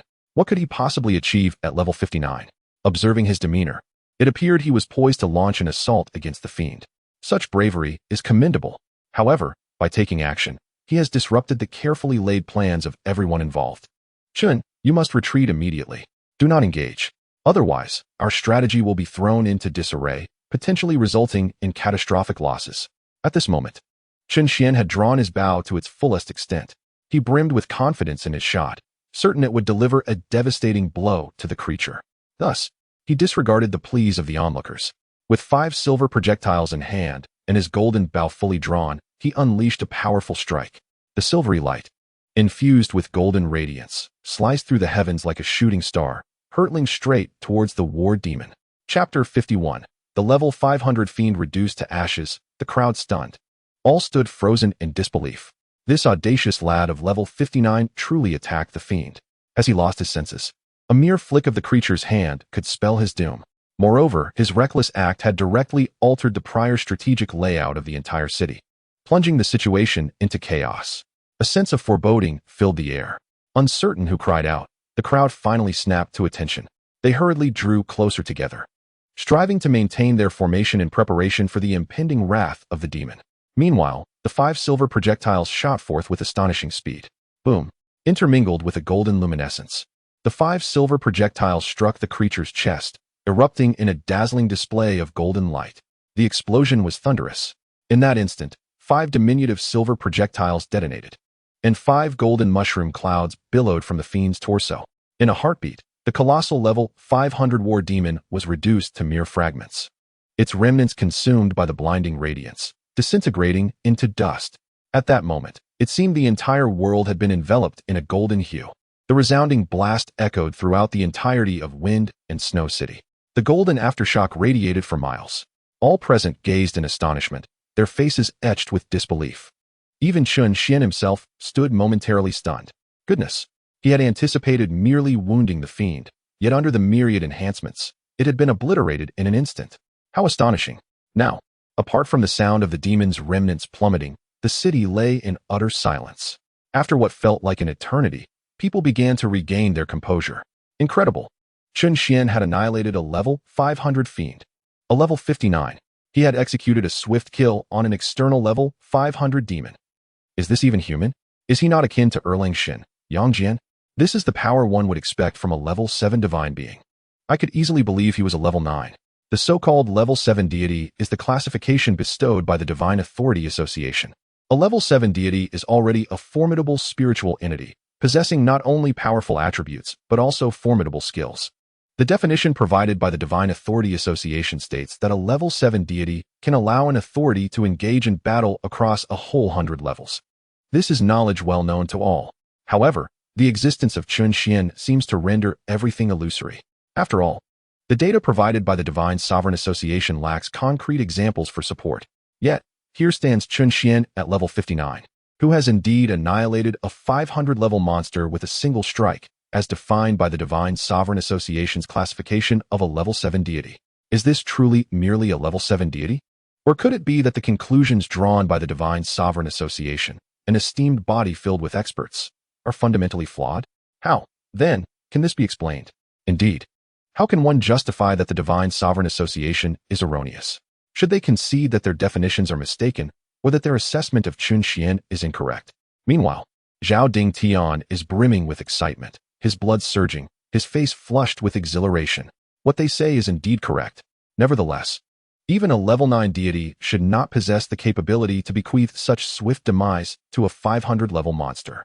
If a level 9 deity lacks such power, does this imply the existence of an even higher tier? Or perhaps the Divine Sovereign Association's classification of divine levels is erroneous? After all, none among them are actual divine sovereigns. How absurd it is that the experts of the Divine Sovereign Association are not even divine sovereigns themselves. Yet they attempt to study and define the divine sovereign. Regardless, witnessing Chen Xuan's formidable prowess fills him with immense elation. Since inheriting the Zhao family legacy, he has not only failed to elevate its status, but has instead seen it continually oppressed by the other 7 prominent families. Despite his own formidable strength, the heads of these families are no less powerful than he. Moreover, these families are thriving, their descendants abundant with talent, with no generational gaps over 3 generations. In contrast, the Zhao family has suffered a depletion of talent. One son perished in battle against monsters, while the other fell victim to foreign forces in a world instance. Only Zhao Jinjia and Zhao Shiyu remain, one newly transitioned into a profession and the other merely a support role with no combat prowess. This has led to the Zhao family's gradual decline. If this continues, it is feared that a century from now, the Zhao family will cease to exist. Thus, the preservation of the rich heritage of Chinese civilization, which the Zhao family has steadfastly upheld, will also be irrevocably lost. The reason that fragments of Chinese civilization are still known today is largely due to the tireless efforts of generations of Zhao family members dedicated to its propagation. They have utilized their influence to integrate it into education, fostering public awareness. Initially, Old Master Zhao had seen no glimmer of hope. Yet now, Chen Xuan has rekindled the possibility of rejuvenating Chinese civilization. From the very first instance that Chen Xuan undertook, to the present, where he has dispatched a 500-level monster with a single arrow at level 59, his rapid growth is astounding. His demonstrated strength has instilled a renewed understanding of Chinese civilization among the people. An increasing number of individuals have shown a keen interest in the splendid civilization of Huaxia, seeking to actively learn and comprehend its essence. This is indeed a promising sign. Perhaps under the leadership of Chen Xuan, the Huaxia civilization may experience a complete revival. And in such a scenario, the Divine Dragon Empire shall undoubtedly stand atop the pinnacle of the world. On another front, Du Feng, who had prepared himself and his comrades for sacrifice, was astounded when a 500-level monster was effortlessly obliterated by a single shot from Chen Xuan. He stood there, momentarily dazed. Before coming to his senses, the monster had been vanquished. He and his brothers had survived this ordeal. The entire Snowstorm City was spared from the wanton destruction of the monsters. It was Chen Xuan who saved himself, his comrades, and the entire Snowstorm City. Ha! Du Feng was overwhelmed with joy. Marvelous. Chen Xuan. Outstanding. An invincible presence. The worthless members of the Divine Guardian Society had long been a source of disdain for him. Day in and day out, they accomplished nothing but absurd chatter. To think that a mere level 59 could obliterate a level 500 monster. And they dare to label this as a 7th level deity. Pathetic. A bunch of inept fools. Why is such a formidable divine being relegated to the pages of books and the whispers of the streets as a weakling? This single act is far more impressive than the so-called deities of the West. Jehovah, Odin, step aside. At this moment, Du Feng felt as though he had been granted a second chance at life, his excitement palpable. The powerful warriors around him shared this sentiment. Had it not been for Chen Xuan's arrow that destroyed the monster, who knows how many would have perished here according to the original plan. From this perspective, Chen Xuan had effectively saved them all. Before this moment, who could have imagined that one day they would be rescued by a mere novice? Freshly transitioned, with only level 59? Meanwhile, the people of Snowstorm City were also left in shock. They had all begun to seek shelter, only to be caught off guard by this sudden turn of events. Everything unfolded so rapidly that they barely had time to react. Chapter 52. Chen Xuan is a remarkably swift individual. For Chen Xuan is indeed exceedingly fast. So fast that the people could not comprehend. What on earth is that lad doing? Don't you recognize him? He is the prominent figure of our Snowstorm City. Just today, he transitioned to the Divine Guardian, Chen Xuan. What? The Divine Guardian? Just transitioned? Are you jesting with me? He can obliterate a 500-level monster right after his transition. I truly am a fool. Just today, I mocked him mercilessly upon hearing of his transition. And now, he is the one who has saved me. I never expected that the true fool would turn out to be myself. He is the unparalleled genius who has recently risen in our Snowstorm City. Indeed, for those unacquainted, you can find his dungeon videos online, which will undoubtedly offer you a fresh perspective on Chen Xuan and his mastery as the Divine Guardian. Yes, he is only level 59. No need. I have witnessed his prowess with my own eyes. Truly formidable. It is said that the Jinghong organization dispatched numerous assassins, all of whom were vanquished by him in return. Astonishing, isn't it? This implies that not only did he amass experience points in the dungeon, progressing from level 30 to 59, but he also eliminated the assassins of the Jinghong organization, effortlessly dispatching 2 of them in the process. You are correct. At this moment, Chen Xuan has become my idol. Initially, many in Frost Snow City were unaware of Chen Xuan. However, his feats have become common knowledge among the populace. Given Chen Xuan's performance, he is no longer merely a prodigious talent of Frost Snow City. He has emerged as the savior of the entire city. Had it not been for Chen Xuan's decisive strike that felled the 500-level demon, perhaps half of those present would have perished. In an instant, every eye in Frost Snow City was filled with admiration as they gazed upon Chen Xuan hovering in the air. The city has erupted into fervor, all due to one individual. Meanwhile, at Lu Ruyan's residence, Xing Yue and her companions were preparing to take refuge when they witnessed an unforgettable scene. Chen Xuan's blow not only defeated a 500-level demon, but also shattered their worldview. Xing Yue stared with disbelief, her beautiful eyes wide open, her mind still reeling. She struggled to comprehend the reality before her. How could she reconcile that Chen Xuan, merely a level 59 divine sovereign, could possibly dispatch a 500-level demon? Even with the so-called assistance of a 7th-level deity? A mere 59. A trivial 7th-level Huaxia deity. By what right? Lu Ruyan gazed at the golden figure in the sky, her expression a complex tapestry of emotions. She found it hard to believe, and even less willing to accept the truth. Initially, she was the first to team up with him, and she could have claimed all that now belonged to Zhao Jinjia. Yet, she had inadvertently relinquished such tremendous fortune. At that moment, how could she have foreseen that a Huaxia divine sovereign could ascend to such heights? Was he truly a 7th-level deity? In everyone's perception, Yang Jian was merely a debauched scion. What capabilities could he possess? Yet now, the evidence lay before them. What could disbelief accomplish? Deceiving oneself? Lu Ruyan was filled with regret. She had never experienced such remorse. Regret over letting Chen Xuan slip away.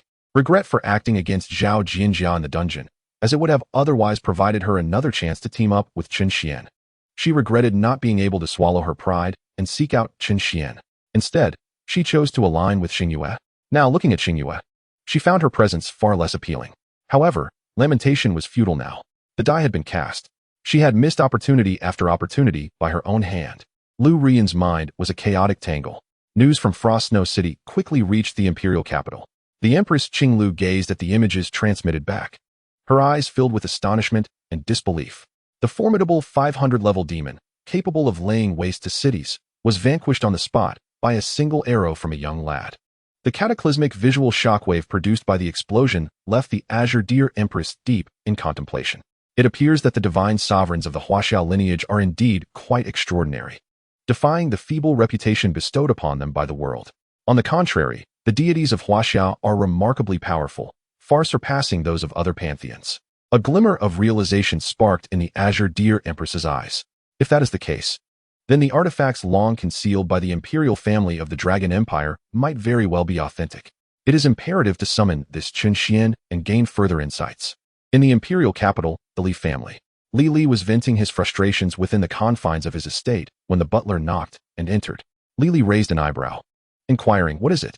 Given the butler's long-standing service, his presence at such a moment suggested the urgency of the matter. Nonetheless, Li continued his activity, unperturbed.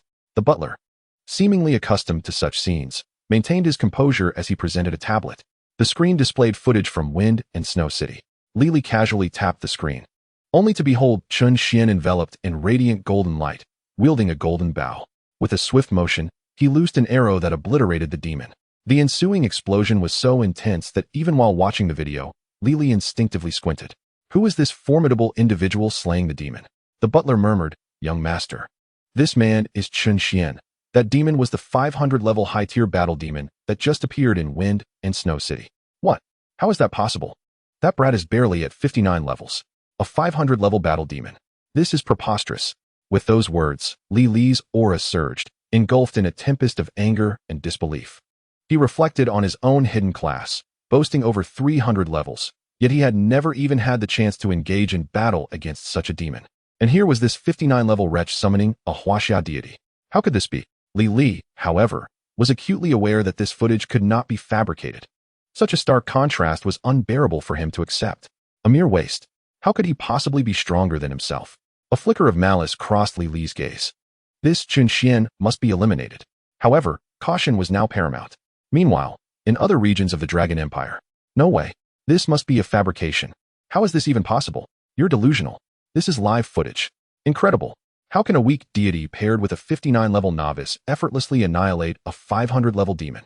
Silence. Chen Xuan is now the great hero of Wind and Snow City. The video's transmission spread rapidly, soon reaching every corner of the nation. Among those sharing it was Guzi, who disseminated the video to his contacts. Thus, Chen Xuan's remarkable feat quickly garnered international attention. Is this divine being summoned to the level of a 9th-tier deity? No way. Has Huaxia also attained a 9th-tier god? That would be akin to having our own Yahweh. Absurd. Absolutely absurd. Even the great Amaterasu cannot reach such heights. How could the deities of Huaxia possess such formidable strength? Unbelievable. Is it truly that powerful? No, it cannot be. Such a mighty deity clearly belongs to our realm. Chapter 53. Chen Xuan, are you uninjured? No. Is your mind intact? As the crowd went wild for Chen Xuan, he found himself engulfed in astonishment, not from the overwhelming power of his skill, but from the bountiful rewards for his swift victory. Initially, he believed that experience could only be gained within dungeons, yet he was astounded to discover that even wild monsters could yield experience. This surge of experience catapulted both Chen Xuan and Zhao Jinjia's levels to a staggering 99. This was precisely the source of Chen Xuan's astonishment. Incredible.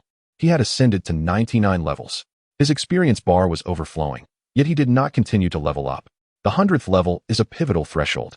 Surpassing it signifies the end of the novice protection period, granting entry into world dungeons for even richer rewards. However, this also implies a greater peril. World dungeons lack the constraints of rules, and the protective measures for newcomers are entirely absent. Many who hastily enter world dungeons upon reaching level 100 succumb to death, unprepared for the new rules of these dungeons. Thus, at level 99, Everyone's progression is halted for an assessment. Only those who succeed may advance to level 100, a process commonly referred to as the first transition. The advancement test entails a class transition dungeon, a battleground for factions designed to acclimatize individuals to the realities of post-level 100 dungeons. Yet, there are always those who take it lightly. Chen Xuan glanced at his summoning timer. 3 minutes remained. He opted not to enter the dungeon now, as the summoning would conclude, and with a cooldown of 2 hours. There was no need to rush. After finishing his tasks, Chen Xuan transformed into a beam of golden light and returned to the Imperial Academy. Upon landing, he was greeted by Zi Tong, Zhao Jinjia, and Zhao Xiyu, standing in unison, their eyes filled with adoration. The trio formed a stunning tableau. Yet it was Chen Xuan who shone the brightest. Golden light enveloped him entirely. The surrounding faculty and students cast admiring and grateful glances his way. Had Chen Xuan not vanquished the monster, countless lives would have been lost in this calamity, perhaps even his own, or those of his loved ones. Under normal circumstances, the three women would undoubtedly be the center of attention, but now, Chen Xuan was the beacon in their eyes, observing the infatuated gazes of numerous enamored girls. The security personnel grew tense and quickly moved to surround Chen Xuan, shielding him from the throng. Upon seeing Chen Xuan approach, Zhao Jinjia immediately stepped forward, scrutinizing him with a thorough gaze, circling around him. Chen Xuan, you aren't hurt, are you? The sight of the girl's genuine concern warmed Chen Xuan's heart. He opened his arms and twirled around, lightly chuckling. Look, my clothes are intact. Zhao Jinjia sighed in relief, patting her chest. You scared me. That was a level 500 high-tier magical beast. You were too reckless. By the way, are you alright mentally? Chen Xuan looked at her, utterly perplexed. What do you mean? Noticing his confusion, Zhao Jinjia quickly explained, that monster is capable of mental attacks, and I was worried you might have been affected. Understanding her concern, Chen Xuan reassured her. I'm fine, I can still tease you as usual. Zhao Jinjia shot him a playful glare. Speaking of which, Chen Xuan, when you are in the state of summoning a deity, possessing such formidable offensive capabilities and immunity to mental attacks, doesn't that make you invincible? Chen Xuan waved his hand dismissively. That's an exaggeration. I still need to maintain my composure and not become overzealous. At that moment, Zitong also approached, inquiring, Chen Xuan, the deity you summoned, he is truly powerful, isn't he? His name is Yangjian, correct? Chen Xuan nodded. Zhao Xiyu remained silent, simply gazing at him with a gentle expression. Zhao Jinjia leaned in again. Chen Xuan, last time you told the story of Nezha. Does Yang Jian have a tale of his own? Chen Xuan smiled. Indeed, Yang Jian has a story. Let me share it with you. Long ago, during the Shang dynasty. I can't narrate it all. Dear audience, feel free to research it yourselves. As Chen Xuan vividly recounted the tale, his voice fluctuated between highs and lows. The three girls were utterly captivated, their minds weaving Chen Xuan into Yang Jian's character, experiencing the peaks and valleys of the narrative as if it were Chen Xuan's own journey. Their hearts resonated with the rhythm of the story. Just as they were engrossed in the tale, a series of footsteps shattered the harmonious atmosphere. Zhao Dingtian, Du Feng, and others had returned from the battlefield. Upon seeing Chen Xuan, Zhao Dingtian heartily patted his shoulder. Excellent. A hero emerges in youth. I didn't misjudge you. The Zhao family will depend on you in the future. Chen Xuan was bewildered. Old Master Zhao, what are you talking about? My surname is Chen. What does the Zhao family have to do with me? Suddenly, Zhao Dingtian's expression turned serious. Chen Xuan, compose yourself and follow me. Chen Xuan was left in a state of confusion. Old Master Zhao, what is going on? The Emperor has arrived and specifically requested to see you. Chen Xuan was taken aback. The Emperor? You mean the Emperor of the Divine Dragon Empire, the Qingli Emperor? It is said he is a high-tier professional, but no one knows his exact vocation. That information is a state secret. The young Emperor of the Qinglu has ascended the throne for 7 years, diligently striving for governance, and the Divine Dragon Empire is gradually restoring its former foundations. As for his prowess, it remains an enigma. In the past, no one could rival him in his domain. Similarly, no one has ever beheld his visage. His Majesty wishes to see me? Why is that? Zhao Dingtian's beard trembled. Are you not aware of the implications? Chen Xuan replied with an awkward smile.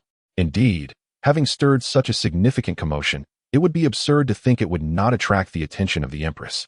Soon, Zhao Dingtian led Chen Xuan to a certain location.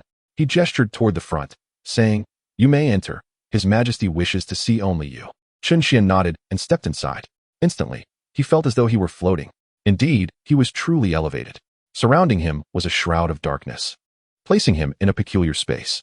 Amidst the endless blackness, two flickering candle flames illuminated a small area around him. In the dancing light, a crimson chair came into view, occupied by an individual whose hair was elegantly styled, clad in a resplendent azure robe, yet facing away from Chen Xuan.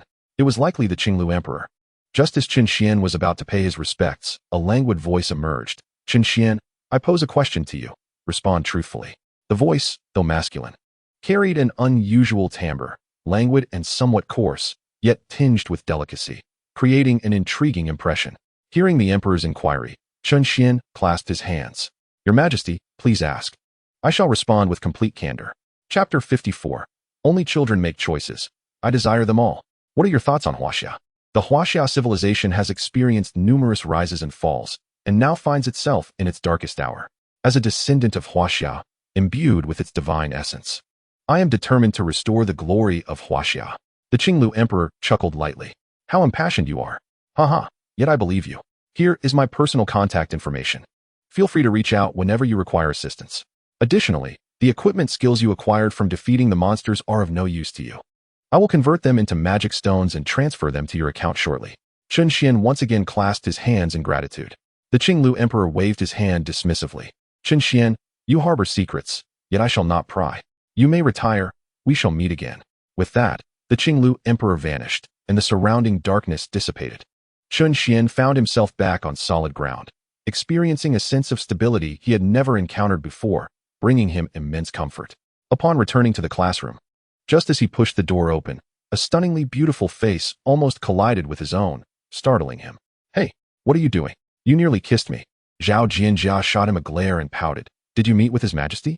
It is said that Your Majesty possesses extraordinary powers, capable of directly meeting those one wishes to see, regardless of the distance.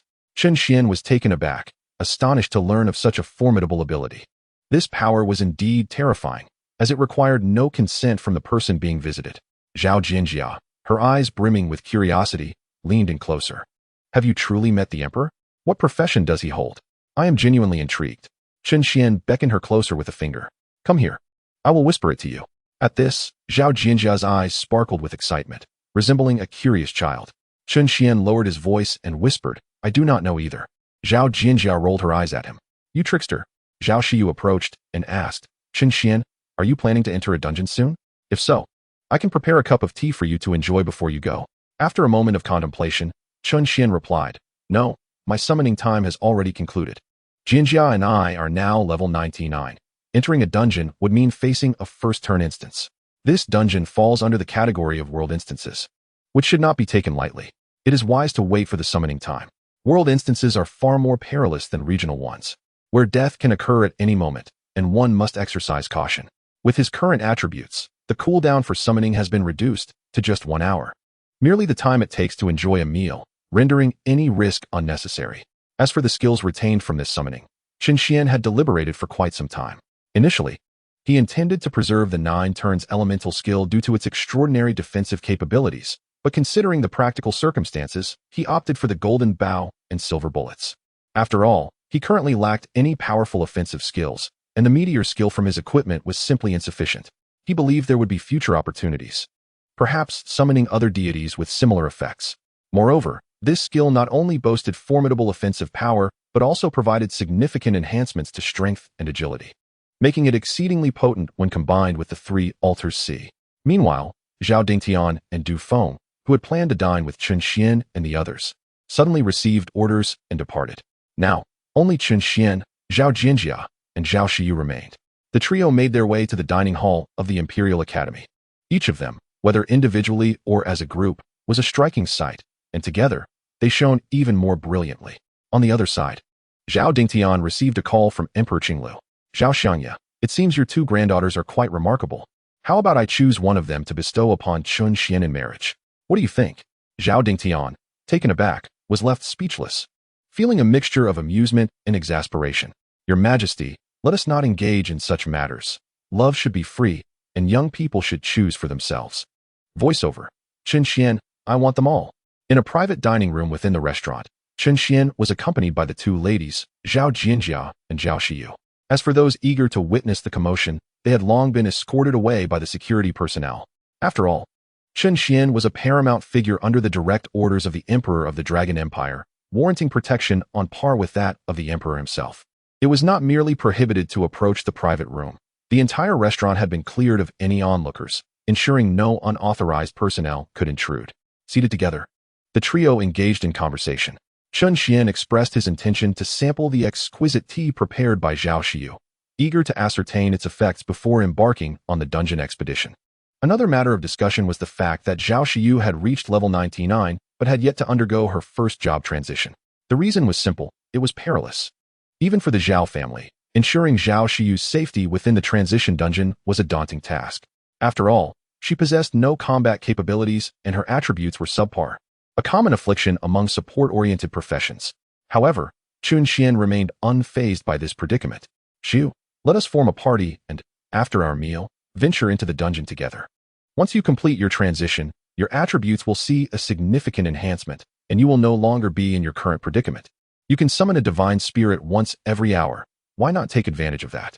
Each summoning grants you an additional divine skill, far more beneficial than it seems.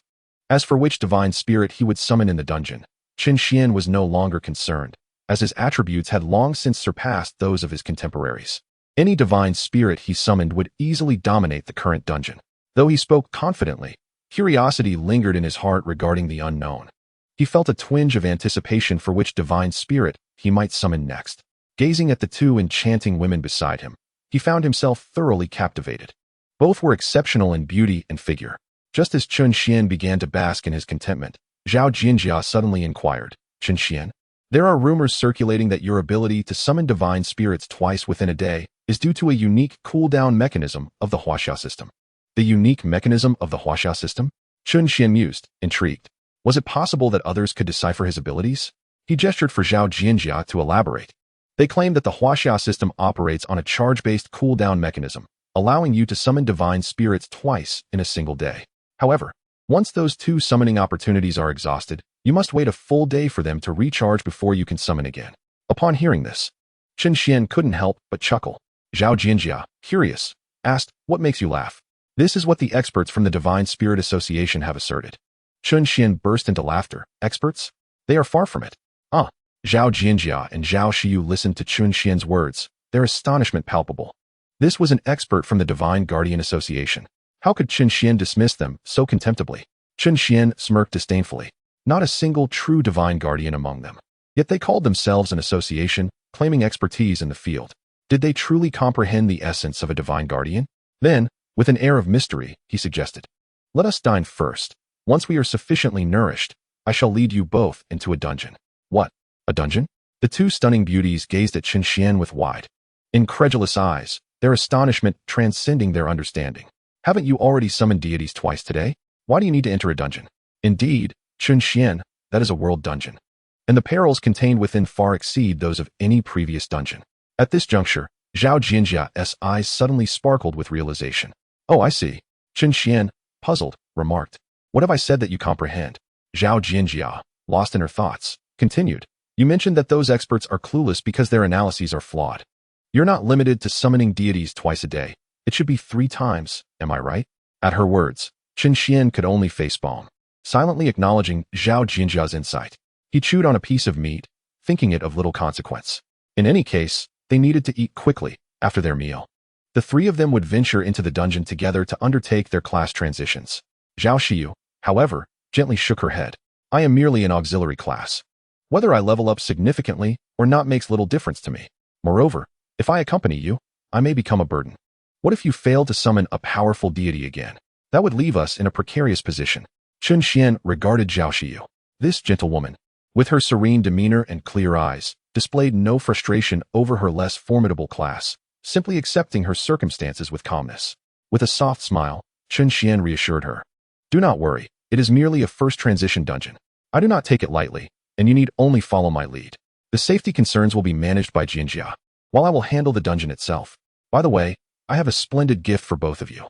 He then produced a pair of rings from his pocket. These are hidden equipment obtained from the spider cave. The 2 rings are a matched set, known as Guardian. Each ring bestows defensive attributes and damage reduction upon the wearer. Interestingly, the rings complement one another. The closer they are to each other, the greater the defense and damage mitigation, potentially reaching up to 100-fold. Zhao Jinjia took the rings, her mouth agape in astonishment. Is it really that extraordinary? Does that mean as long as my sister and I stay close together, we will not suffer significant harm? Zhao Xiyu was equally taken aback. Though she was the jewel of the Zhao family, her profession had prevented her from ever utilizing hidden equipment. This marked her inaugural possession of concealed equipment, yet Zhao Xiyu refrained from reaching out to accept the ring. If that is the case, Chen Xuan, why not don both rings yourself? It would certainly enhance our chances in the dungeon, she suggested. Chen Xuan shook his head. These rings are effective only when worn separately. Thus, each of you should take one. Please do not refuse any longer. Reluctantly, Zhao Xiyu accepted the ring and adorned her finger. Zhao Jinjia gazed at the ring in her hand, lost in thought. It dawned on her that the rings needed to be worn apart to yield their effects. And the closer they were, the more potent their power became. If she were to wear one alongside Chen Xuan, they could maximize the effect by staying in close proximity. The idea of being so close to Chen Xuan seemed rather appealing. Her cheeks flushed at the thought. Though Chen Xuan had an affinity for beautiful women, he was not one to frivolously accompany females without reason.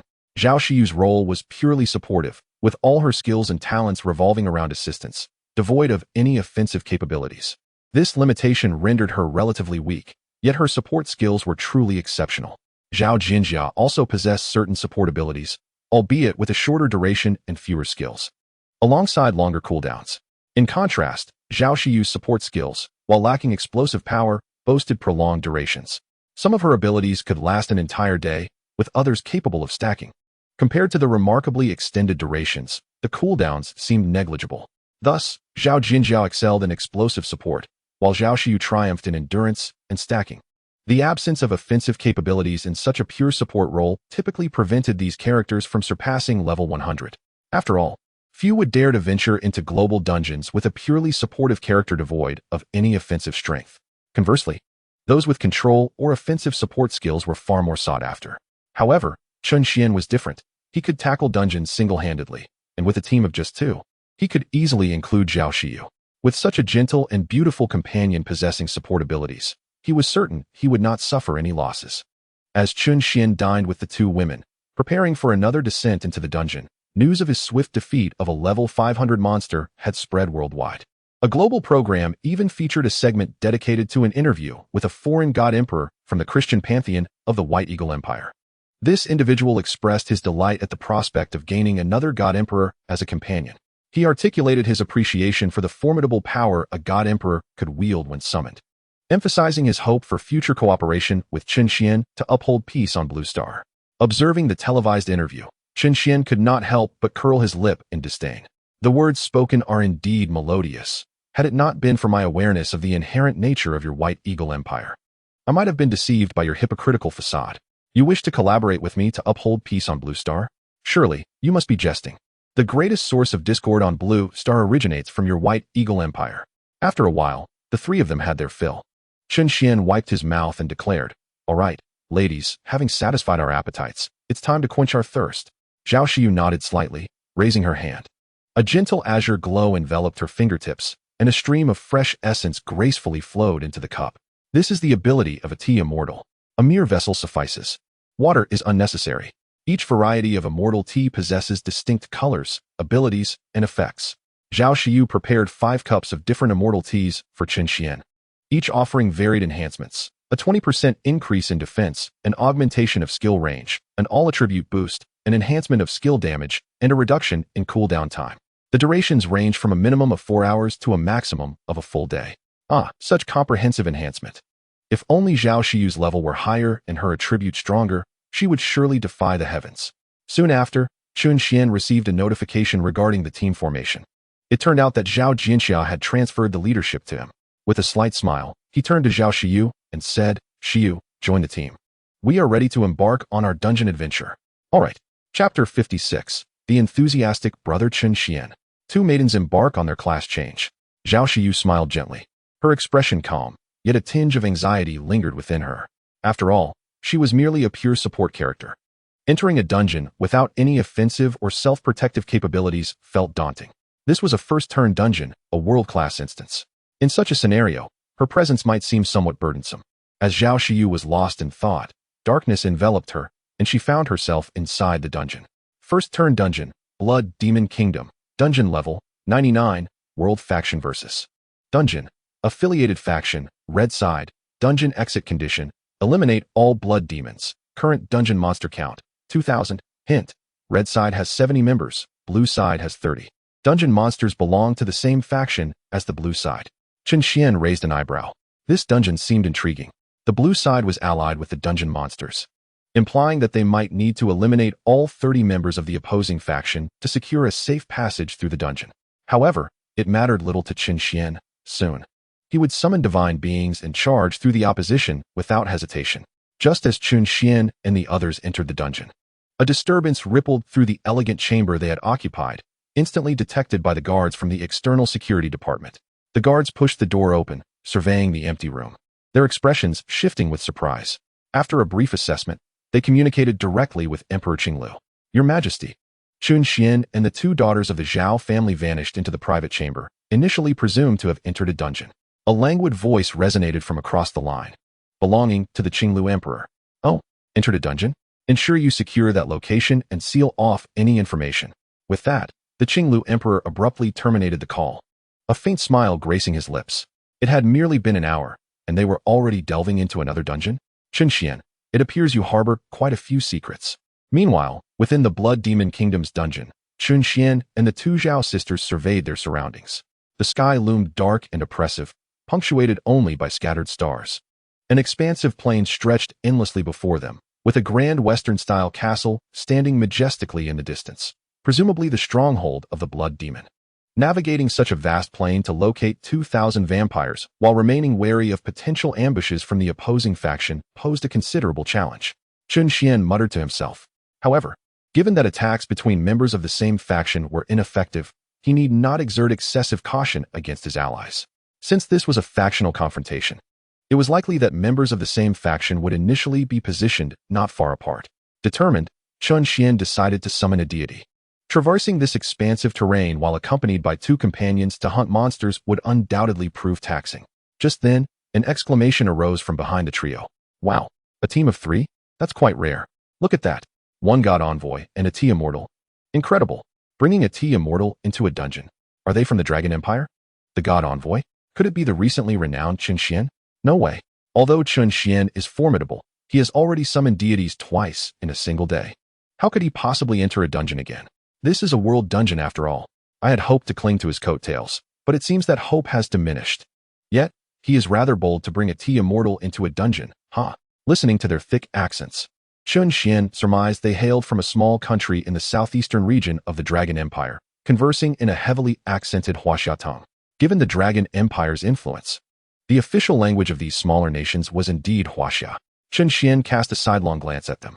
Although the nation may be small, the quartet was clad in remarkably fine equipment, adorned with platinum gear and even diamond gear, indicating they had likely spent a considerable duration in the dungeon.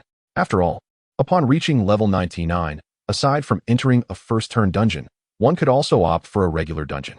In a regular dungeon, experience points ceased to accumulate. Yet other equipment and items could still be acquired. This group evidently belonged to those who had lingered in level 99 regular dungeons for quite some time, with many likely having amassed a surplus of equipment and items. Chen Xuan merely glanced at them, uninterested in engaging. He beckoned Zhao Jinxia and Zhao Xiyu to join him in the search for wild blood demons. Chen Xuan was not one to play the role of a good Samaritan. However, these individuals are on the same side as themselves, and currently, there is no effective way to deal with them. Just as Chen Xuan was about to depart, a 4-member team approached from a distance, 2 men and 2 women, all with golden hair and blue eyes, clearly of Western descent. Leading the group was a young man wielding a lightning sword, unmistakably a high-ranking lightning swordsman. He cast a disdainful glance at the 4 from the small southeastern nation. Greetings. I am Shabi, a high-ranking lightning swordsman. I trust you are all aware that this dungeon is a contest between factions. A unified and orderly organization is essential, and I propose that the red team be under my command. Who is in favor? Who is against? The small countries group exchanged glances with Shabi's team, hesitant to voice their objections, as the 4 of them were merely of high rank. They nodded submissively. Shabi was quite pleased with their response. He then turned his attention to Chen Xuan and his companions. I recognize you. You are the revered deity of the divine Dragon Empire. You are quite popular now. However, it seems you are unable to summon your divine spirit at this moment. rendering you nearly useless, a liability. He continued. But this enchanting high-ranking oracle by your side possesses commendable strength. I will permit her to join us and fight alongside our ranks. As for you two, I'm afraid you will only drag us down. We cannot accept you. We can only wish you good luck. Chen Xuan raised an eyebrow and, pulling Zhao Jinjia and Zhao Shiyu along, turned to leave. Zhao Jinjia appeared accustomed to such situations, while Zhao Shiyu, puzzled, inquired, "Where are we going now?" Chen Xuan shrugged. "Shabi's foul demeanor is repulsive. Let us seek out the scattered blood demons." Upon hearing Chen Xuan's words, Shabi was immediately incensed. "Damn, you are nothing but a waste. How dare you act so arrogant? If it weren't for being on the same side, you would already be a corpse." Chen Xuan paid no heed to Shabi and continued walking away with the two women. Observing Shabi's furious reaction, one of his female teammates, a petite blonde, seized his arm with a mischievous grin. "Shabi, you can't do anything to him now, but those two of them are useless. I believe the blue team would be quite interested." Shabi's eyes lit up. "Indeed, while I may have no means to deal with you, the opposing side can certainly eliminate you." "Oh, my dear, you are absolutely right. That young man is from the newly risen Divine Dragon Empire, rumored to have a bright future ahead. I am certain the White Eagle Empire will be intrigued. Quickly, contact them and deliver this splendid news." Chapter 57, The Young Girl. Bewildered, as Chen Xuan summons the Nine Heavens Thunder Ancestor, Shabi now intended to exploit the dungeon's rules, utilizing the private messaging feature to report Chen Xuan's location to the blue team of the White Eagle Empire at any moment. Other nations would be more than willing to witness the downfall of a potential stronghold from the Divine Dragon Empire. Although humanity currently finds itself in perpetual peril, the rise of the Dragon Empire has led Western nations to regard the human crisis as somewhat secondary.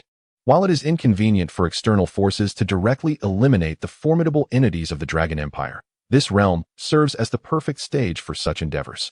Within this world instance, all participants are competitors. After all, those who acquire greater resources will inevitably grow stronger, and casualties are an inherent aspect of this world instance. Even if individuals from the Dragon Empire perish within, the Empire itself cannot voice any complaints. Consequently, the mortality rate among the Dragon Empire's professionals is the highest in this world instance, much to the chagrin of its higher-ups, who find themselves frustrated yet powerless. Meanwhile, after departing from the others, Chen Xuan and his companions made their way to the opposite side of the vast plain. In this instance, Chen Xuan harbored no fears of danger. As long as he could summon a deity, he would be an invincible force. As for Zhao Jinxiao and Zhao Shiyu, their current state was nearly invulnerable, albeit defensively so. Given their proximity, the protective ring's hundredfold effect had long been activated. In such a state of enhanced defense and damage reduction, death was nearly impossible. Before long, Chen Xuan led the two women into a secluded valley. He halted his steps and smiled. "I am about to summon a deity. Thereafter, we shall sweep through this instance." Zhao Jinxia gazed at Chen Xuan with curiosity. "Chen Xuan, can you truly summon another deity?" Chen Xuan shot her a look. "Do I have any reason to deceive you?" Zhao Shiyu chimed in with a smile. "Now that we are in the instance, Chen Xuan has no need to mislead us." Zhao Jinxia responded with an "oh," and, like an inquisitive child, leaned closer. "Chen Xuan, which deity will you summon this time?" Zhao Shiyu also looked at Chen Xuan, her face brimming with curiosity. "Indeed, I too am eager to know which deity you will invoke this time." Chen Xuan chuckled. "You shall find out soon enough." With that, Chen Xuan closed his eyes, attuning himself to the changes within his body. Suddenly, a towering figure materialized in his mind. Chen Xuan's eyes sparkled as he began to chant the incantation. Nine Heavens Responding Yuan Palace, Supreme Jade Purity King, transforming shape across the 10 directions, discussing the Tao by the 9 Phoenixes, commander of the 5 thunders, manifesting the 3 realms, father of all beings, master of all spirits, I beseech you. Nine Heavens Thunder Ancestor. As his voice resonated, the celestial brilliance was instantly shrouded by ominous clouds. Thunder rumbled across the sky. Crack! A divine light tore through the darkened heavens. A colossal golden phantom, wielding a golden whip, descended from above, landing behind Chen Xuan. Countless arcs of lightning swirled around him, crackling with energy. Observing the majestic spectacle of the deity's arrival, Zhao Jinxiao remained relatively composed, having already witnessed such wonders twice before. Beside Zhao Jinxiao, Zhao Shiyu stood frozen in place, her eyes wide with astonishment as she gazed at the colossal phantom of the Jutian Leizu and then at Chen Xuan, whose countenance radiated divine brilliance. Could this truly be the summoning of a deity? Was this immense apparition indeed a god? Jutian Leizu? Who could that be? It seemed she had never heard of such a figure before. Zhao Jinjia, equally intrigued, inquired, Chen Xuan, which deity is this? Our Zhao family prides itself on its rich cultural heritage, yet we have never encountered the Jiutian Leizu in our lore. At this moment, Zhao Xiyu regained her composure, her usual serene demeanor unable to quell her overwhelming curiosity. Jinjia is correct. Chen Xuan, from whence does this Jiutian Leizu hail? Our Zhao family has never been acquainted with such a deity. Chen Xuan gradually opened his eyes, lightning flashing within their depths. He spoke softly. Jiutian Leizu, also known as Jiutian Ingyuan Leishing Puhua Tianzuan, is said to be the manifestation of the Emperor of Longevity in the south. He is the supreme deity of the Thunder Department, governing the 9 heavens' thunderous realms, residing in the Jade Purity Palace of the Divine Heavens. He commands life and death, rewards virtue and punishes vice, orchestrates clouds and rain, vanquishes demons, and wields the power of thunder. He illuminates the celestial path above and alleviates the suffering of the underworld below. Zhao Jinjia and Zhao Xiyu listened, utterly captivated. Wow, that sounds incredibly powerful. To wield such divine authority. Zhao Xiyu smiled gently. I recall seeing a mention of the Emperor of Longevity in our family's ancient texts. So this Jiutian Leizu is indeed his incarnation. Chen Xuan held his head high with pride. Indeed, summoning the Leizu is far more formidable than the previous deities Nezha and Yangjian. We shall commence our expedition shortly. Chen Xuan glanced at his interface. Deity, Jiutian Ingyuan Leishing Puhua Tianzuan, Jiutian Leizu. Duration, infinite. Skill 1. True God, passive. The enhancement status is permanently active, including the summoning state. But summoning does not stack. Skill 2. Thunderbolt. Travel with the speed of thunder, enhancing both speed and damage. Skill 3. Thunderous Strike. Manipulate divine thunder to assault all entities. Skill 4. Thunder Department, True God, passive. Increases all thunder-related damage. Skill 5. 36 Thunder Generals. Summon thunderous warriors to engage in battle. Upon reviewing the summoning interface of Jiutian Leizu, Chen Xuan was momentarily rendered speechless. What was this? It was astonishingly powerful. The first skill, True God, was an extraordinary existence. A permanent enhancement status? Did that mean that all the boosts Zhao Jinjia and Zhao Xiyu provided would remain with him indefinitely? This implied he would almost be invincible, both within and outside of dungeons, including the summoning state. No wonder the duration of his summoning of Jiutian Leizu was infinite. As long as he did not actively dismiss the summoning, he could remain in the presence of a deity indefinitely. How incredible! Above invincibility lies yet another layer of invincibility. The summoning does not stack? This is quite understandable. When one summons the next, the previous one simply ceases to exist. It stands to reason that if one could summon deities that stack, one could conjure a new deity every hour, resulting in an overwhelming accumulation of divine beings. Forget about dominating dungeons. One could venture into the wild and eradicate all malevolent creatures, thus alleviating the plight of humanity. The initial skill of the Thunder Ancestor is truly remarkable. If one could summon the Thunder Ancestor on the first attempt, it is not entirely out of the realm of possibility. Chen Xuan felt a surge of happiness so swift that he was almost dizzy with delight. The Thunder Ancestor is incredibly powerful, yet even beyond it exist deities of greater might. However, the passive skill of the Thunder Ancestor is simply astonishing. Observing Chen Xuan standing there with a foolish grin, Zhao Jinjia and Zhao Xiyu wore expressions of bewilderment. What transpired? Just a moment ago, he was perfectly fine. And now he has turned into a simpleton? Chapter 58. Do you have the capability to show off with me, Chen Xuan? Chen Xuan, what's wrong? Did you summon too many times and strain your brain? Chen Xuan cast her a sidelong glance. Can't you wish for something good for me? Zhao Jinjia blinked. Then why are you grinning like an idiot? I want to tell you. Let us go. We should start hunting monsters. With that, he led the two women into action. Meanwhile, Shabi had gathered his recruits by the riverbank. As it was a faction versus faction dungeon, the red team only needed to eliminate all the monsters within the specified time. The blue team, on the other hand, had to endure for 12 hours, as long as a single monster survived during that period. They would be deemed successful in their class transfer. Consequently, within this dungeon, regardless of differing nationalities, individuals of the same faction typically unite. After all, the class transfer dungeon only allows 3 attempts, and failing all 3 would render one forever stuck at level 99, unable to progress further.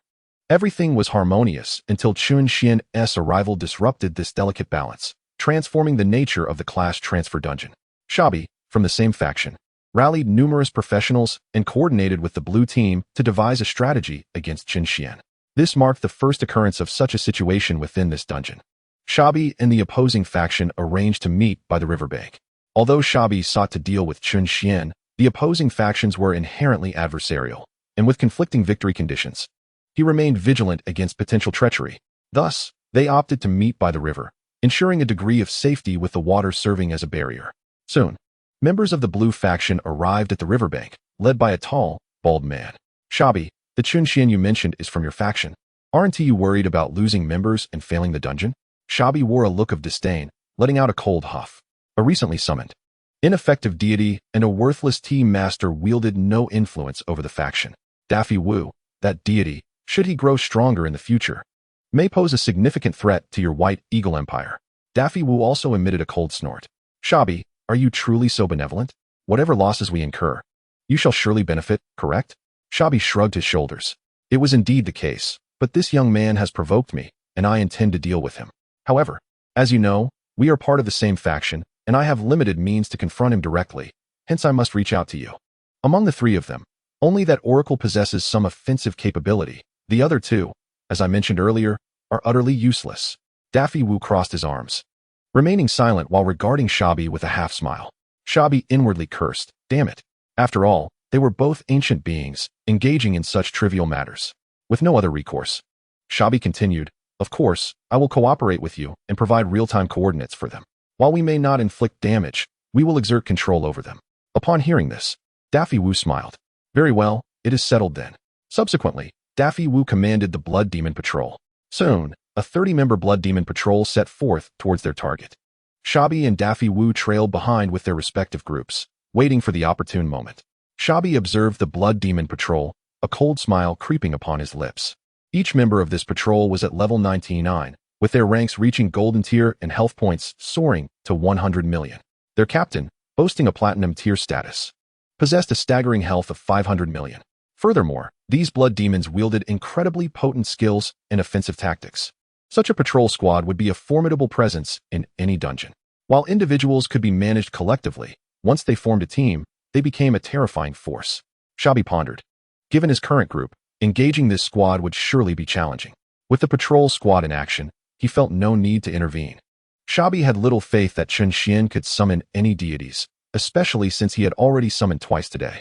Moreover, Shabi concluded that even should Chen Xuan defy expectations and summon again, it was improbable he could call forth a previous level 7 deity. Without the strength of a level 7 deity, contending with this squad would be nothing short of wishful thinking. Shabi opened the map, noting his position was drawing closer to Chen Xuan's. His eyes gleamed with anticipation. The moment he had waited for was finally at hand. Chen Xuan, do you truly possess the strength to match me, Shabi? Behind Shabi's group, a small team stealthily followed, whispering among themselves. They are heading to confront Chen Xuan. Should we offer our assistance? Are you out of your mind? With just our 4 garlic heads, are we really heading into this as an appetizer? Moreover, we are the blue faction while Chen Xuan belongs to the red faction. What advantage could assisting him possibly bring us? Nevertheless, we are all part of the Dragon Empire, so perhaps we should inform him. I advise you not to be foolish. Knowing full well that your summoning attempts are exhausted, you still wish to enter a higher level instance? Isn't that akin to courting death? Indeed, it is a self-destructive path, and even divine intervention would be futile, let alone our own. It would be wiser to hide and wait until the end. Even if we cannot clear the instance, we may at least preserve our lives for the next challenge. Within the red faction, there are also numerous members of the Dragon Empire who are aware of Shabi's plans.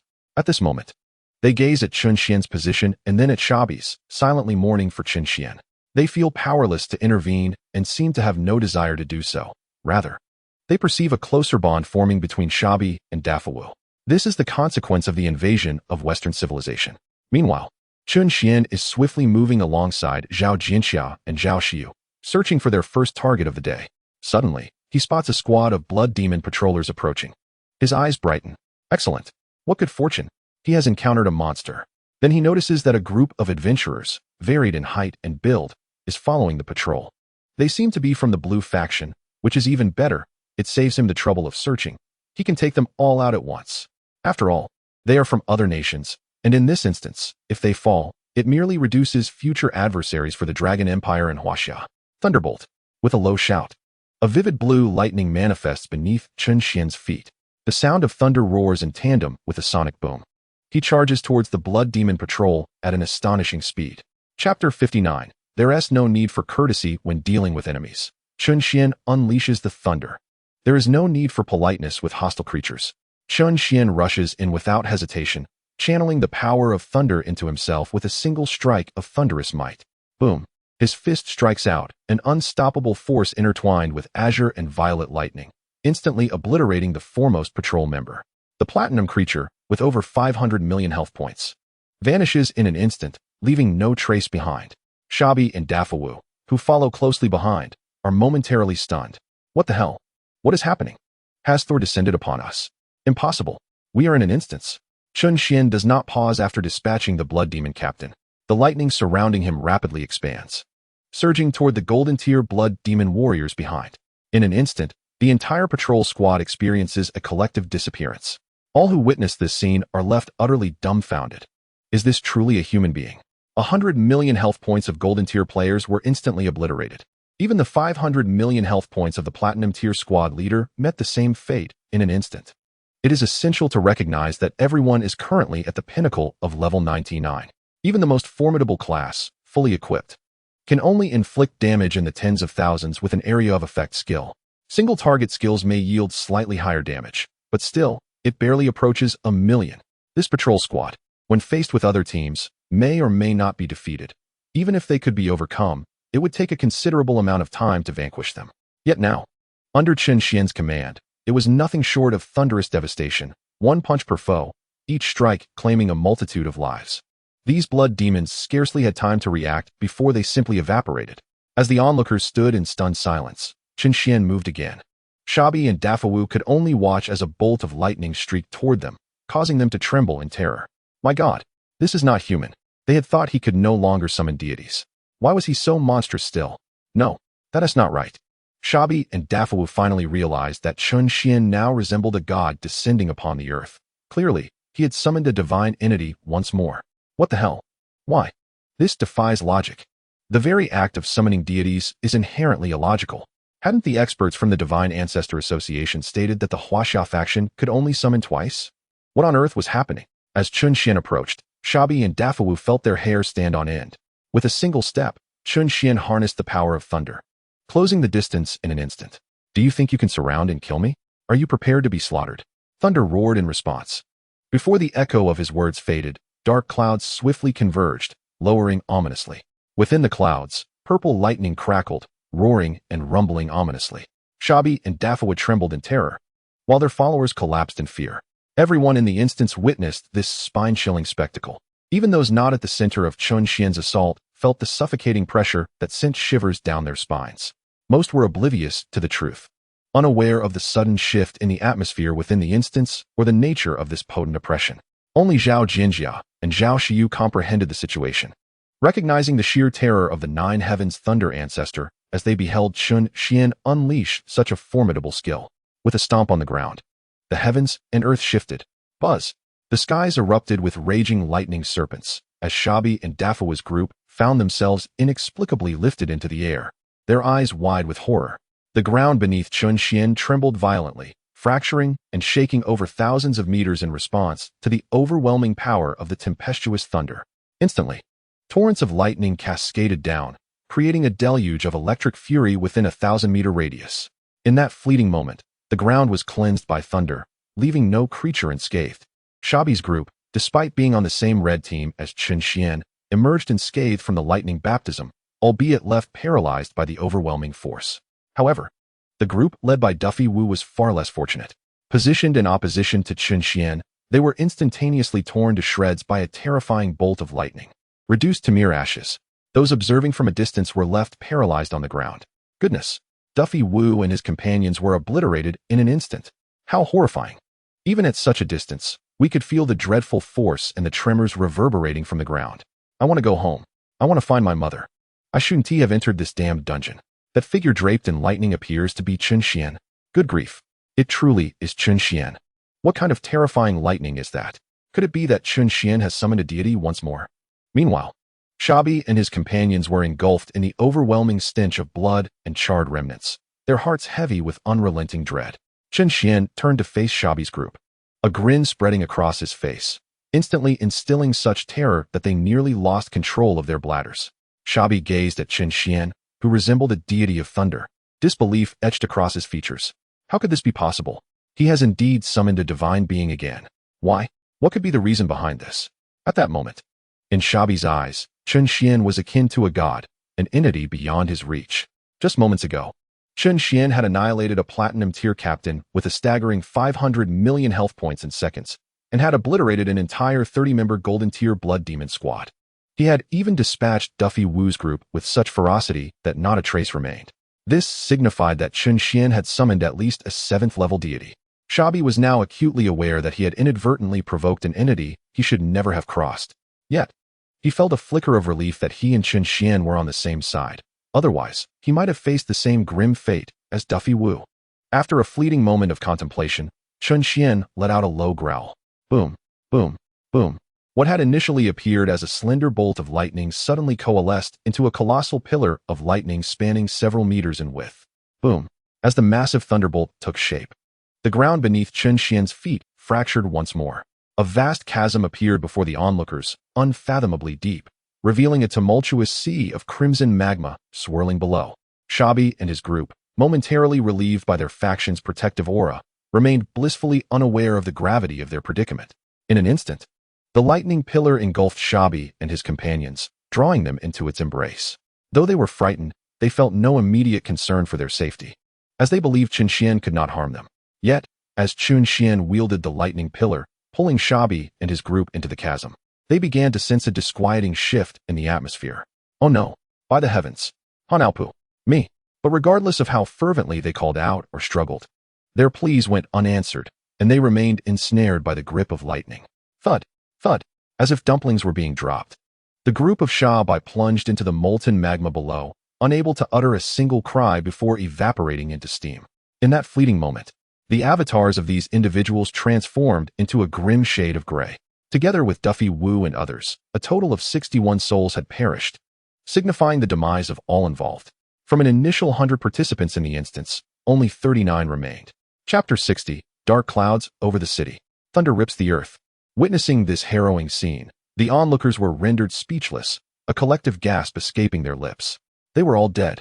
It was utterly terrifying. Was he even human? Not only had he effortlessly annihilated a patrol team of 30, composed of both platinum and gold ranks, but he had also dispatched Duffy Wu and Shabi's duo with an invincible flare. The thunder was truly horrifying. It ravaged the skies and tore the earth asunder. Who could have anticipated that Chen Xuan could summon such power again? Who knows? In just a single day, he had summoned 3 times. He might not be an ordinary human. Perhaps he was a reincarnated deity. However, even a deity's reincarnation could not be this exaggerated. No wonder he dared to enter a first-turn instance with 2 maidens by his side. Indeed, how enviable. If I possessed such prowess, I would accompany a different maiden every day. At this moment, a faint smile graced Chen Xuan's lips. What an exhilarating battle it had been. It was rather delightful that he had managed to eliminate all those who openly sought to confront him. Yet, it was somewhat commendable that these individuals had gathered together, sparing him the trouble of dealing with them one by one. At this juncture, Zhao Jinjia and Zhao Shiyu approached. Even Zhao Jinjia, who had become accustomed to strange occurrences, could not help but feel a twinge of shock at the scene before her. The 9 heavens thunder ancestor summoned by Chen Xuan was indeed terrifying. The overwhelming pressure they had just experienced lingered in their minds. The sight of terrifying lightning tearing through the earth evoked an apocalyptic sensation. Zhao Jinjia, her eyes brimming with excitement, rushed to Chen Xuan's side. Chen Xuan, you are truly a great fortune bringer. The 9 heavens thunder ancestor seems to possess the strength of a level 7 deity. Beside her, Zhao Shiyu spoke softly, her gaze tender. I fear it may be even more formidable. Those within this instance might also be swiftly eliminated. Chen Xuan chuckled, offering no explanation, merely gesturing towards the spoils on the ground. You may collect what you wish. Let us disregard anything below gold rank. We only need those of gold rank and above. The drops from this blood demon squad were indeed plentiful, and coupled with the items from Duffy Wu and his companions, it would keep the 2 maidens occupied for quite some time. Chen Xuan felt quite pleased. Freeing himself of burdens while having maidens assist him was indeed a boon. Oh, by the way, it must be said that these 2 maidens were quite the sight for sore eyes. As for their musings regarding the nine heavens' thunder ancestors' divine prowess, they were not far from the truth.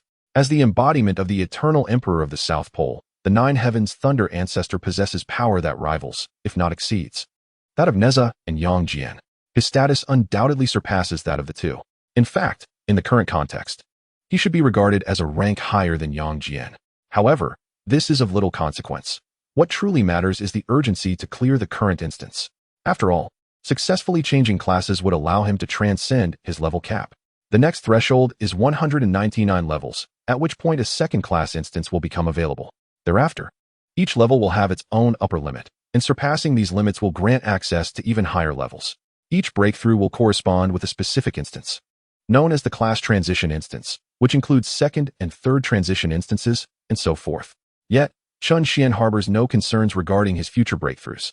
As he progresses further, with an increase in both his level and summoning frequency, the divine skills at his disposal will multiply, bringing him ever closer to invincibility.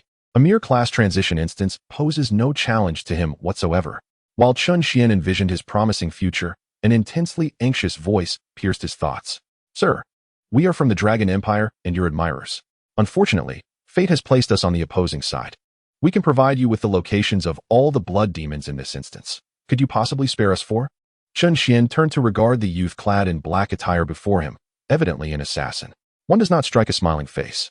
Since the other party was willing to offer such valuable information, it would save him considerable time.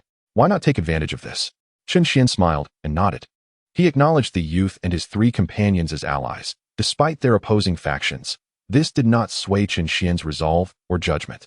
Lead the way, Chen Xuan instructed. The black-clad youth nodded respectfully and proceeded to guide Chen Xuan forward. At this moment, Zhao Jinjia and Zhao Xiu had finished collecting the loot scattered on the ground and followed closely behind toward the nearby ancient city of the blood demons. As the ancient city gradually came into view, Chen Xuan's eyes sparkled with excitement. The previous battle had been so fierce and spectacular that all scattered blood demons outside had been summoned into the ancient city. The notion of strength in numbers was the singular thought of the ancient city. At that moment, the blood demons within were concentrated in the thousands. The weakest among them were of silver rank, a rarity, while the most abundant were of golden rank, easily found. One might even strike 2 or 3 with a falling brick. As for the blue faction practitioners, upon witnessing the thunderous spectacle orchestrated by Chen Xuan, they dared not gather within the ancient city. Instead, they chose to disperse and conceal themselves in the wilderness. What a joke! Had they not seen Chen Xuan obliterate an entire squad of high-ranking patrollers in an instant? Still, I have yet to witness Chen Xuan single-handedly annihilating the teams of Shabi and Dafawu, totaling over 60 individuals. Only a fool would gather in the blood demon ancient city. Wouldn't that be akin to presenting oneself as an easy target for Chen Xuan? As the saying goes, while the green mountains remain, one need not fear the absence of firewood. After all, the remaining blue faction players still have the opportunity to return once, or even twice. There is no need to sacrifice their lives for an improbable victory. At this moment, Chen Xuan, under the guidance of the cloaked youth, arrived beneath the walls of the blood demon ancient city. Master Chen Xuan, he remarked, all the blood demons of the dungeon have congregated here, likely summoned. As for the other players from the faction, they were scattered throughout various locations in the dungeon. Chen Xuan nodded in satisfaction and gestured for the cloaked youth to step back. Stay at a distance. I am about to cleanse these blood demons. As for the others, we shall see how it goes. With that, Chen Xuan's body crackled with electricity once more, shimmering with bright flashes. The cloaked youth, witnessing this, hurriedly bowed to Chen Xuan and dashed away without looking back. Chen Xuan gazed up at the walls of the blood demon ancient city, a smile curling at the corners of his lips. Without further ado, he soared to the top of the city. In an instant, ominous clouds enveloped the blood demon ancient city. Thunder rumbled. The very essence of lightning descended upon the realm. With a low command from Chen Xuan, countless bolts of lightning, thick as a man's arm, struck down in an instant. The entire blood demon ancient city was ravaged by the tempest of thunder. In that fleeting moment, the city was baptized by lightning, with thousands of blood demons obliterated by the relentless strikes, reduced to mere ashes under the storm. Subsequently, the system's prompt echoed in everyone's ears. Congratulations, the conditions for retreating from the class change dungeon have been met. Current number of dungeon monsters, 0. Congratulations to the red faction for fulfilling the current dungeon class change requirements, unlocking the level cap. The dungeon's retreat point has appeared. Please evacuate promptly. Upon observing the retreat point on the map, Chen Xuan wasted no time and hurriedly led Zhao Jianjia and Zhao Xiu towards it. Although the dungeon had officially concluded, the enmity between the two factions remained until complete evacuation. Thus, no one could guarantee that nothing would transpire at the retreat point. The overwhelming numerical advantage of the red faction caused the blue faction to hesitate in appearing at the evacuation site. Turning to the cloaked youth, Chen Xuan instructed, "Let us go, follow me to the retreat point." The cloaked youth and his companions were filled with exhilaration. "Thank you, Master Chen Xuan. We are immensely grateful." Their excitement was understandable. Had it not been for Chen Xuan's protection, they might have faced peril at the retreat point. But with such a formidable figure safeguarding them, no one would dare to challenge their safety. After all, the previous cataclysms and thundering upheavals remain vividly etched in memory. All the professionals, upon witnessing Chen Xuan's arrival, exhibited a myriad of complex emotions: respect, excitement, fear, and admiration. Yet, without exception, they retreated to a distance, instinctively parting to grant him passage. Upon reaching the evacuation point, Chen Xuan smiled gently. "You four should leave quickly." The four youths in black were momentarily taken aback. "Boss, aren't you coming with us?" "I have matters to attend to. I can't leave without addressing the hidden challenges." The quartet gazed at Chen Xuan, their eyes brimming with reverence. Truly, he was a figure of greatness, even seeking out the hidden challenges.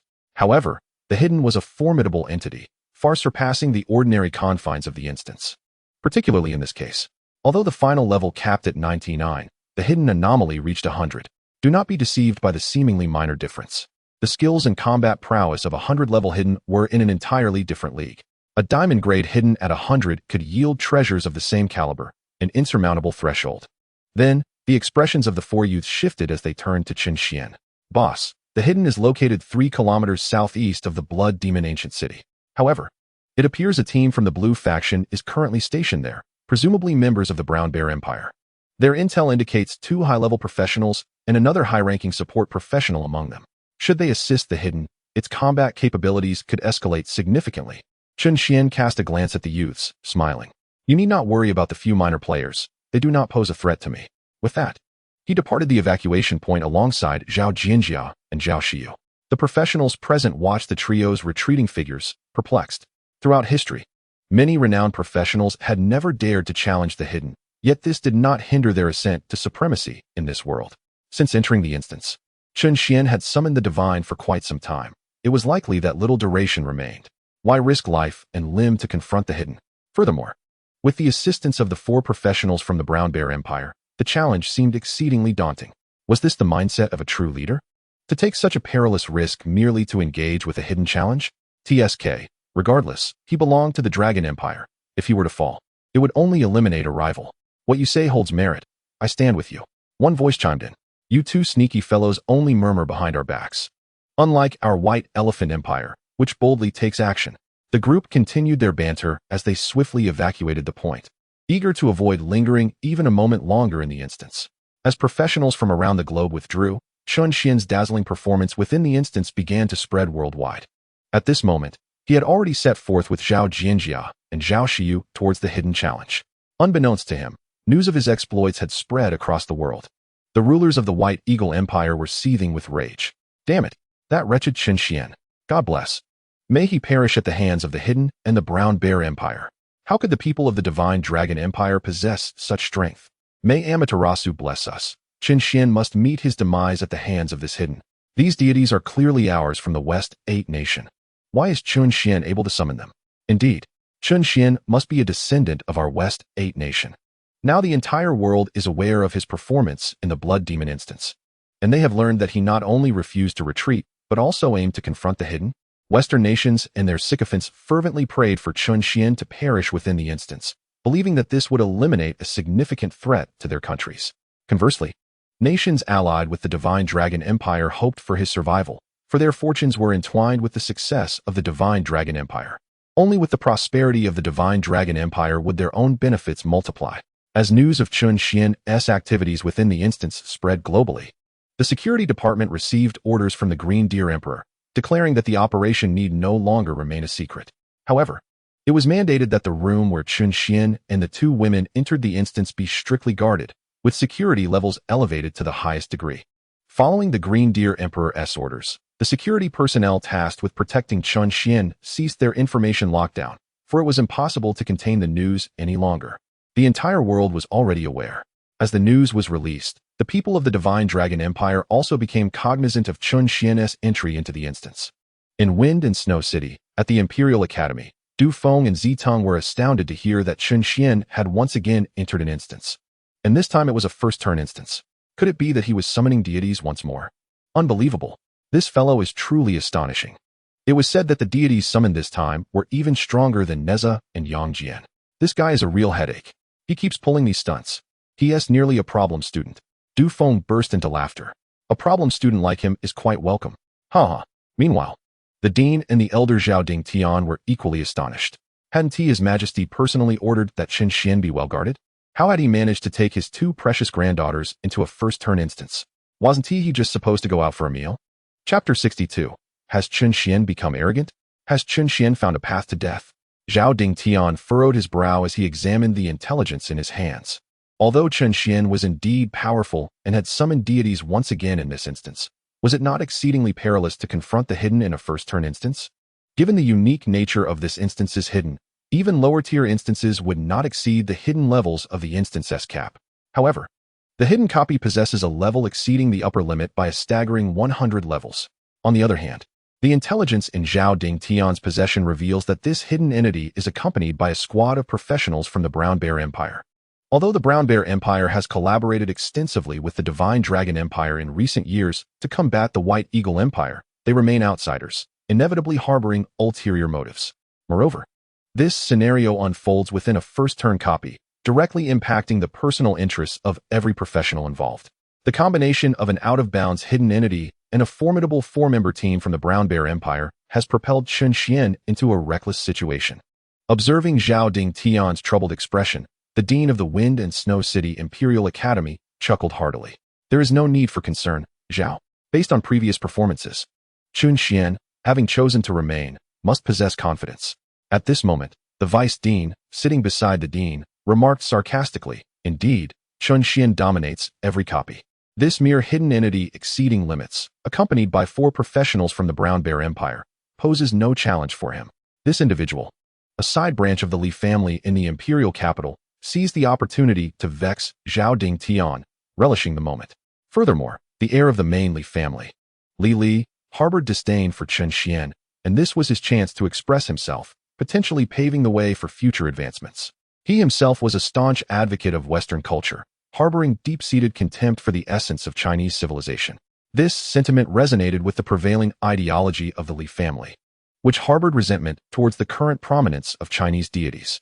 In his view, Chen Xuan's audacious challenge against the out-of-limit hidden entity was tantamount to courting disaster.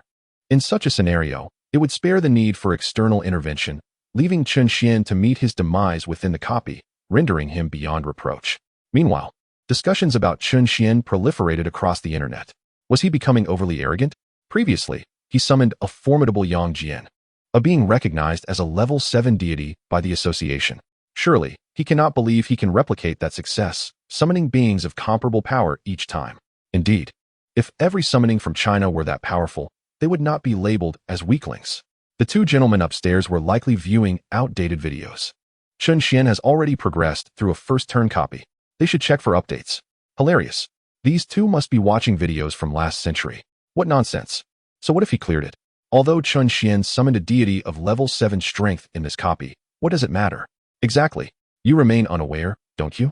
He has not exited the copy. He is determined to challenge the hidden entity of the first-turn copy. Ha ha ha. Chen Xuan is on a path to self-destruction. Has he lost his mind? The hidden entity in this copy is beyond limits. Moreover, I have heard that the hidden entity is accompanied by 4 formidable warriors from the Brown Bear Empire.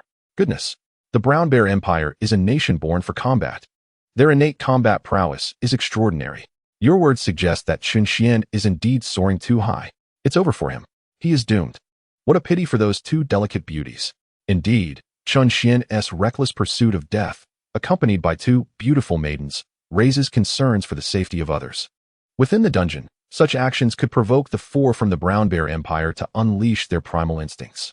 The thought alone is disheartening. The individual upstairs seems to know quite a bit. Could it be that you've experienced this yourself? In the capital, within the Li family courtyard, Li gazed coldly at the intelligence in his hands, letting out a disdainful snort. How intriguing. A divine sovereign capable of summoning deities thrice in a single day? My curiosity is piqued. Just how many times can you summon? Twice, level 7 deities. This time, it appears to be yet another of that caliber. Such extraordinary fortune.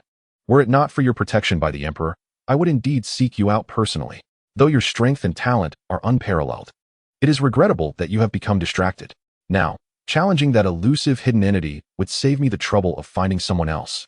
Witnessing Chen Xuan summon deities 3 times within a day, each exceeding level 7, Lili felt a stir of astonishment within.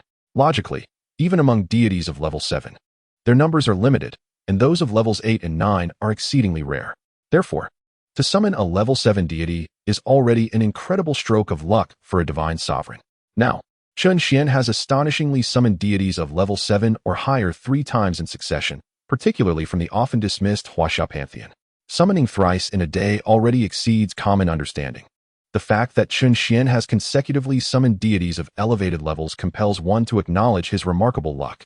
Little do they know, the strength of Huaxia deities is formidable. Unlike other pantheons which may harbor lower-tier deities, based on Chen Xuan's estimations, the weakest among Huaxia deities should be at least level 5. It is noteworthy that summoning a level 5 deity from other pantheons is sufficient to dominate within a dungeon. This reflects the profound legacy of Huaxia.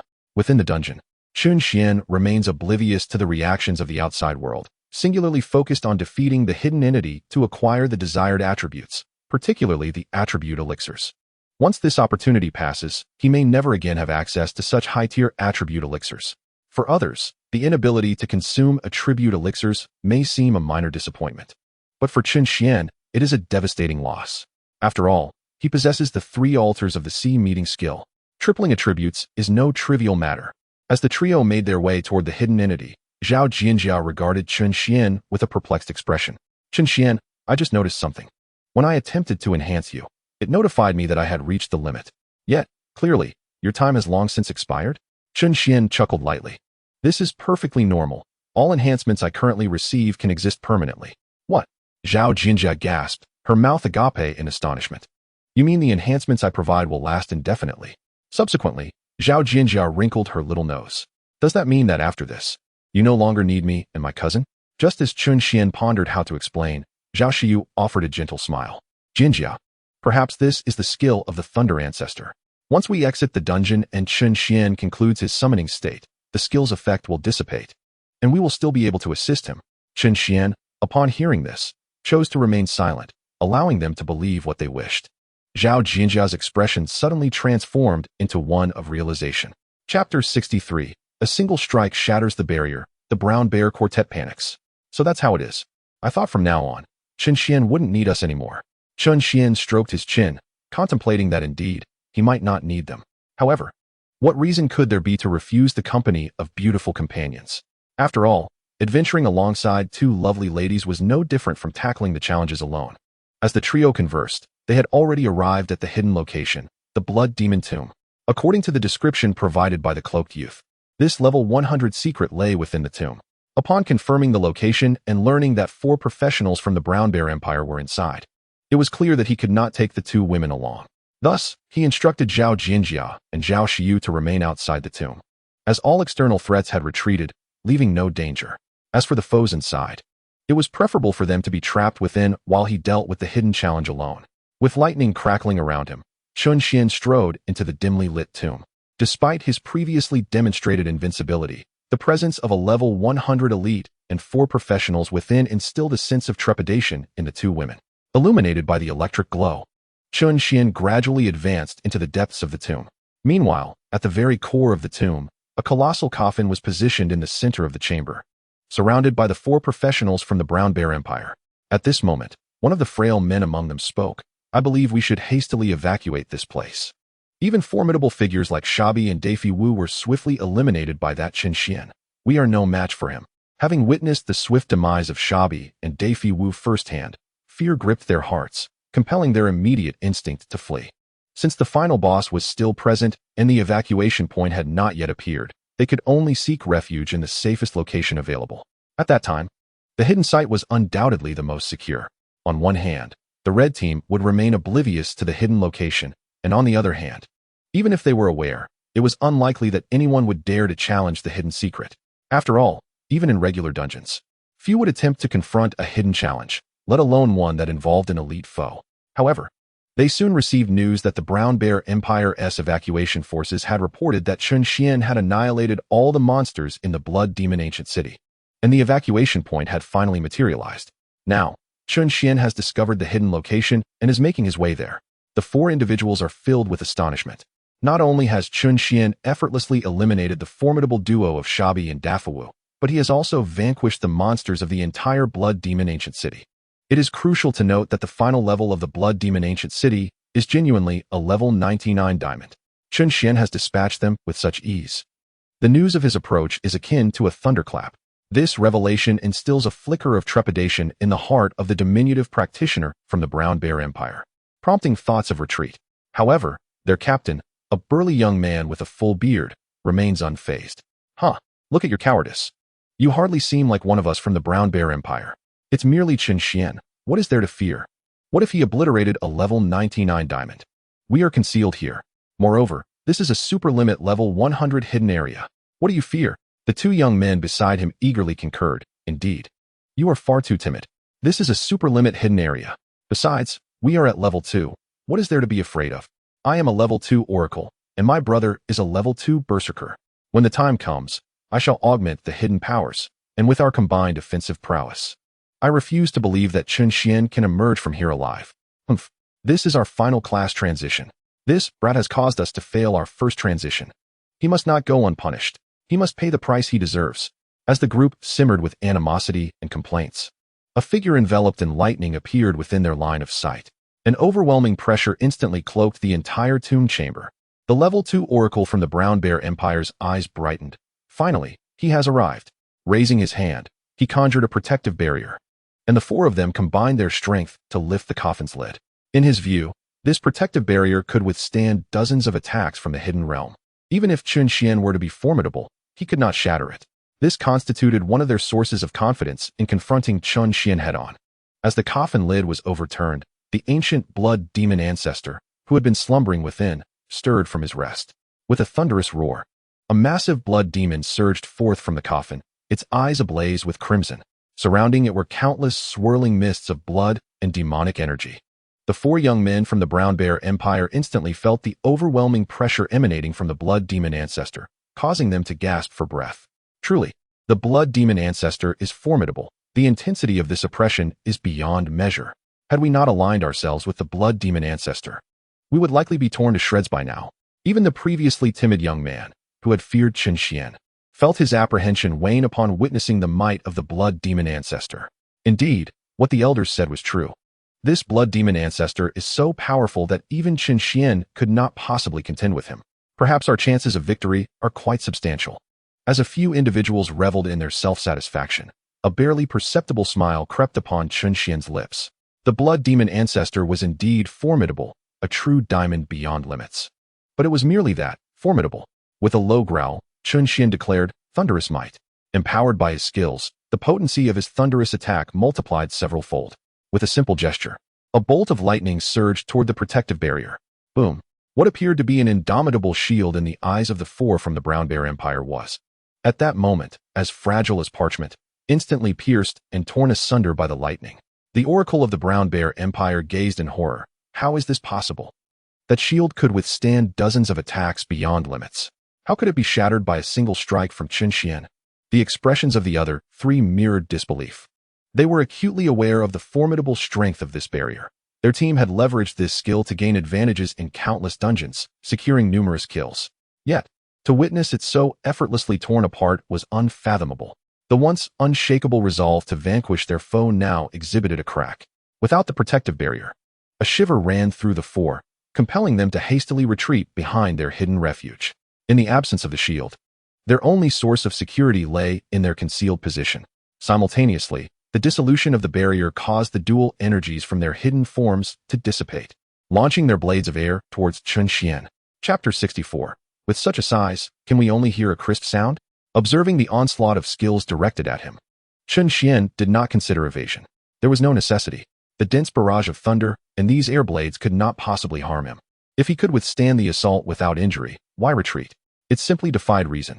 The quartet from the Brown Bear Empire watched in exhilaration as the myriad air blades descended upon Chen Xuan. With such attack intensity and output capacity, this impenetrable barrage of air blades would surely leave him gasping for breath, if not dead. Excellent. This was splendid. They could finally vent their pent-up frustration. They gazed longingly in Chen Xuan's direction, eager to witness him being torn to shreds by the hidden blades, just as he had shredded their protective barrier moments ago. Clang, clang, clang. As the hidden blades incessantly struck Chen Xuan, the sound of impact echoed, leaving the four utterly dumbfounded. Before them stood Chen Xuan, enveloped in a shroud of lightning, akin to a divine thunder god. Countless air blades bombarded him, yet apart from a crisp sound, there was no further response. What was happening? How could this be possible? The four from the Brown Bear Empire were now agape, their faces etched with incredulity. This defied all logic. The output of this hidden form was already exceptionally formidable. With the multiple enhancements bestowed by their team's esteemed oracle, their offensive capabilities, attack power, speed, critical hit rate, and accuracy have been elevated to extraordinary levels. How could it be that they inflicted no damage whatsoever, merely producing a faint sound? What manner of individual is he? What kind of divine being has he summoned to confront the overwhelming hidden power head-on? Could it be that Chen Xuan has summoned an 8th-level deity? My heavens! It is said that this marks his third divine summoning today, the first two being 7th-level entities. Could this one truly be an 8th level? What unfathomable fortune is this? The quartet from the Brown Bear Empire is utterly perplexed. This is simply beyond the realm of science. In that moment, the four of them felt a twinge of panic. Their last bastion, the hidden power, seemed to be losing its efficacy. At this juncture, the previously timid, slender youth lamented, "No fighting allowed. Why must we engage? Now look where we are. We cannot win the fight, nor can we retreat." The other three, shedding their earlier indifference, exchanged uneasy glances with the slender youth. "My brother and I are both elite professionals of the Brown Bear Empire. Should Chen Xuan slay us, the Empire will certainly pressure the Dragon Empire and will not let him off easily." The slender youth was suddenly enlightened. After hearing his teammates, he could not help but roll his eyes dramatically. "Are you out of your mind? Do you genuinely believe the Empire would pressure the Dragon Empire over two elite professionals? You must realize our Empire is currently weaker than the Dragon Empire. Numerous formidable magical beasts have been dealt with by the Dragon Empire. Our Empire desperately needs to collaborate with the Dragon Empire, not provoke them. Furthermore, given Chen Xuan's influence in the Dragon Empire, even if our Empire were to exert pressure, the Dragon Empire would likely disregard it. After all, considering Chen Xuan's exhibited power, he is destined to become a guardian deity for the Dragon Empire. At present, there exists both cooperation and discord between the Brown Bear Empire and the Dragon Empire, yet overall, collaboration outweighs the differences. Faced with the pressure from the Eagle Empire, it is difficult for these two great empires to remain divided. Nevertheless, competition persists, for instance, within dungeons above level 100. Encounters between professionals from the two nations are often far from amicable, sometimes culminating in fierce clashes. In summary, the two empires cooperate due to shared interests while competing over diverging benefits within the dungeons. Their relationship cannot be described as particularly friendly, nor can it be deemed as a mortal enmity. Now, in this dungeon, the quartet from the Brown Bear Empire is exceedingly frustrated. They could have simply retreated. Why provoke him? Having done all that should not have been done, reconciliation now seems impossible. They can only seek an opportunity to slip away. After all, remaining to confront him might significantly elevate their chances of demise. Previously, there was an intention to use the hidden advantage against Chen Xuan, but it now appears to be a formidable challenge. Despite the concentrated assault from the hidden forces, they were unable to inflict even the slightest harm on Chen Xuan. Observing him now, having withstood such a powerful onslaught, he stands unfazed, a smile gracing his face. Terrifying, truly frightening.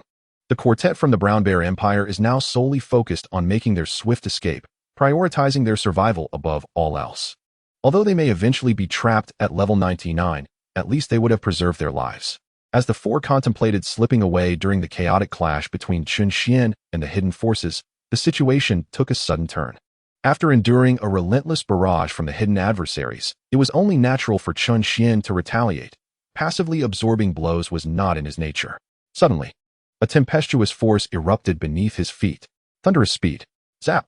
In an instant, Chen Xuan vanished from the crypt. While the Brown Bear Quartet was momentarily stunned, Chen Xuan reappeared, this time above the hidden foe. With a single fist raised, he bellowed. The might of thunder. channeling all the power of the 9 heavens into that one strike. Boom. As his fist descended, the hidden entity could not react in time, and its head was shattered into oblivion. The health bar above the hidden S head vanished in an instant. The Brown Bear Empire's quartet was left in utter disbelief. What was this? The disappearance of a health bar? They had envisioned countless scenarios in which Chen Xuan would triumph over the hidden, yet never anticipated this. A diamond-level hidden, exceeding limits, obliterated by a single blow. This was a hidden entity at a diamond level. After all, its health must have been at least 2 billion. Its defenses and resistances were beyond anything conceivable within the current instance. Even if the entire Red faction united in relentless assault, it would take hours to bring it down, assuming, of course, that this hidden entity refrained from attacking. It must be noted that the hidden S attacks transcended the confines of the instance. Within the instance, all combatants were at level 99, and it was inconceivable that they could withstand such assaults. A single misstep could lead to the annihilation of the entire Red faction.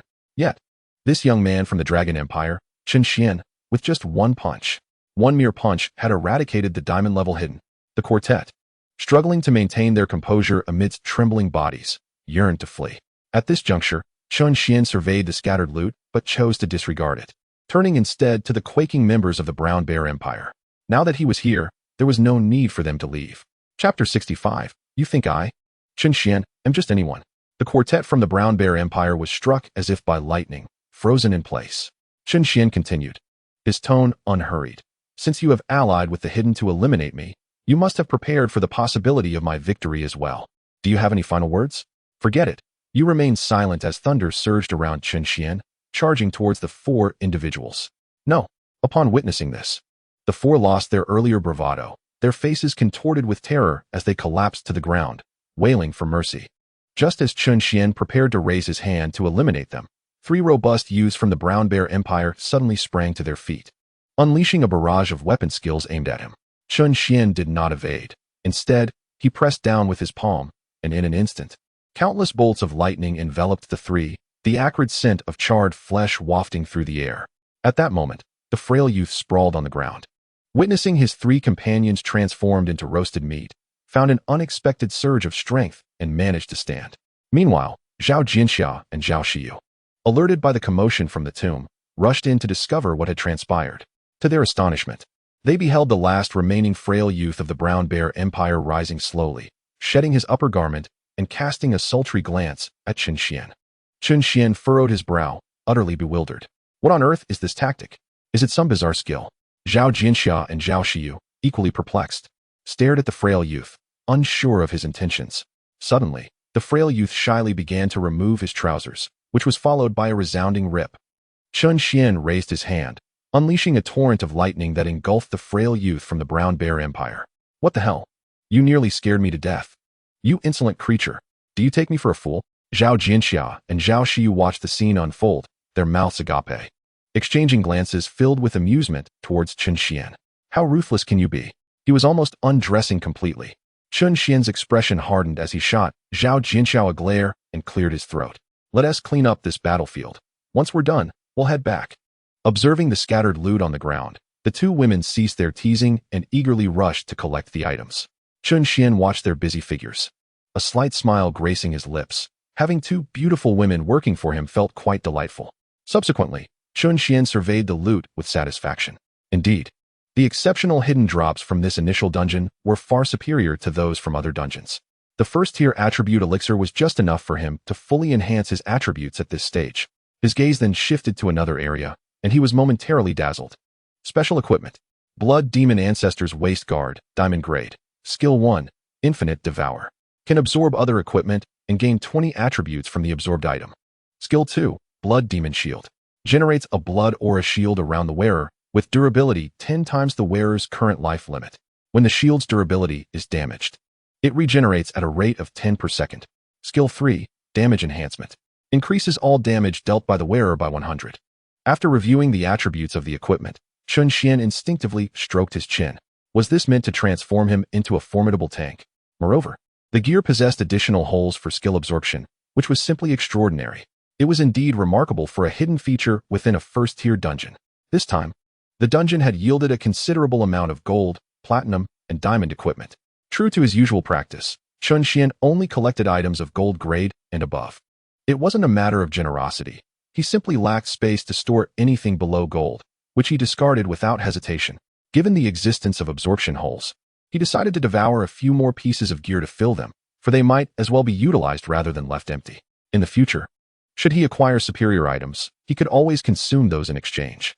Thus, Chen Xuan selected several pieces from his spoils, each possessing commendable ranks and skills.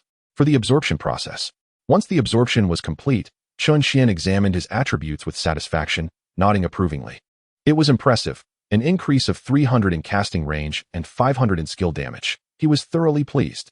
With this equipment, coupled with his existing skills, he was now virtually invincible at his level, even without summoning deities.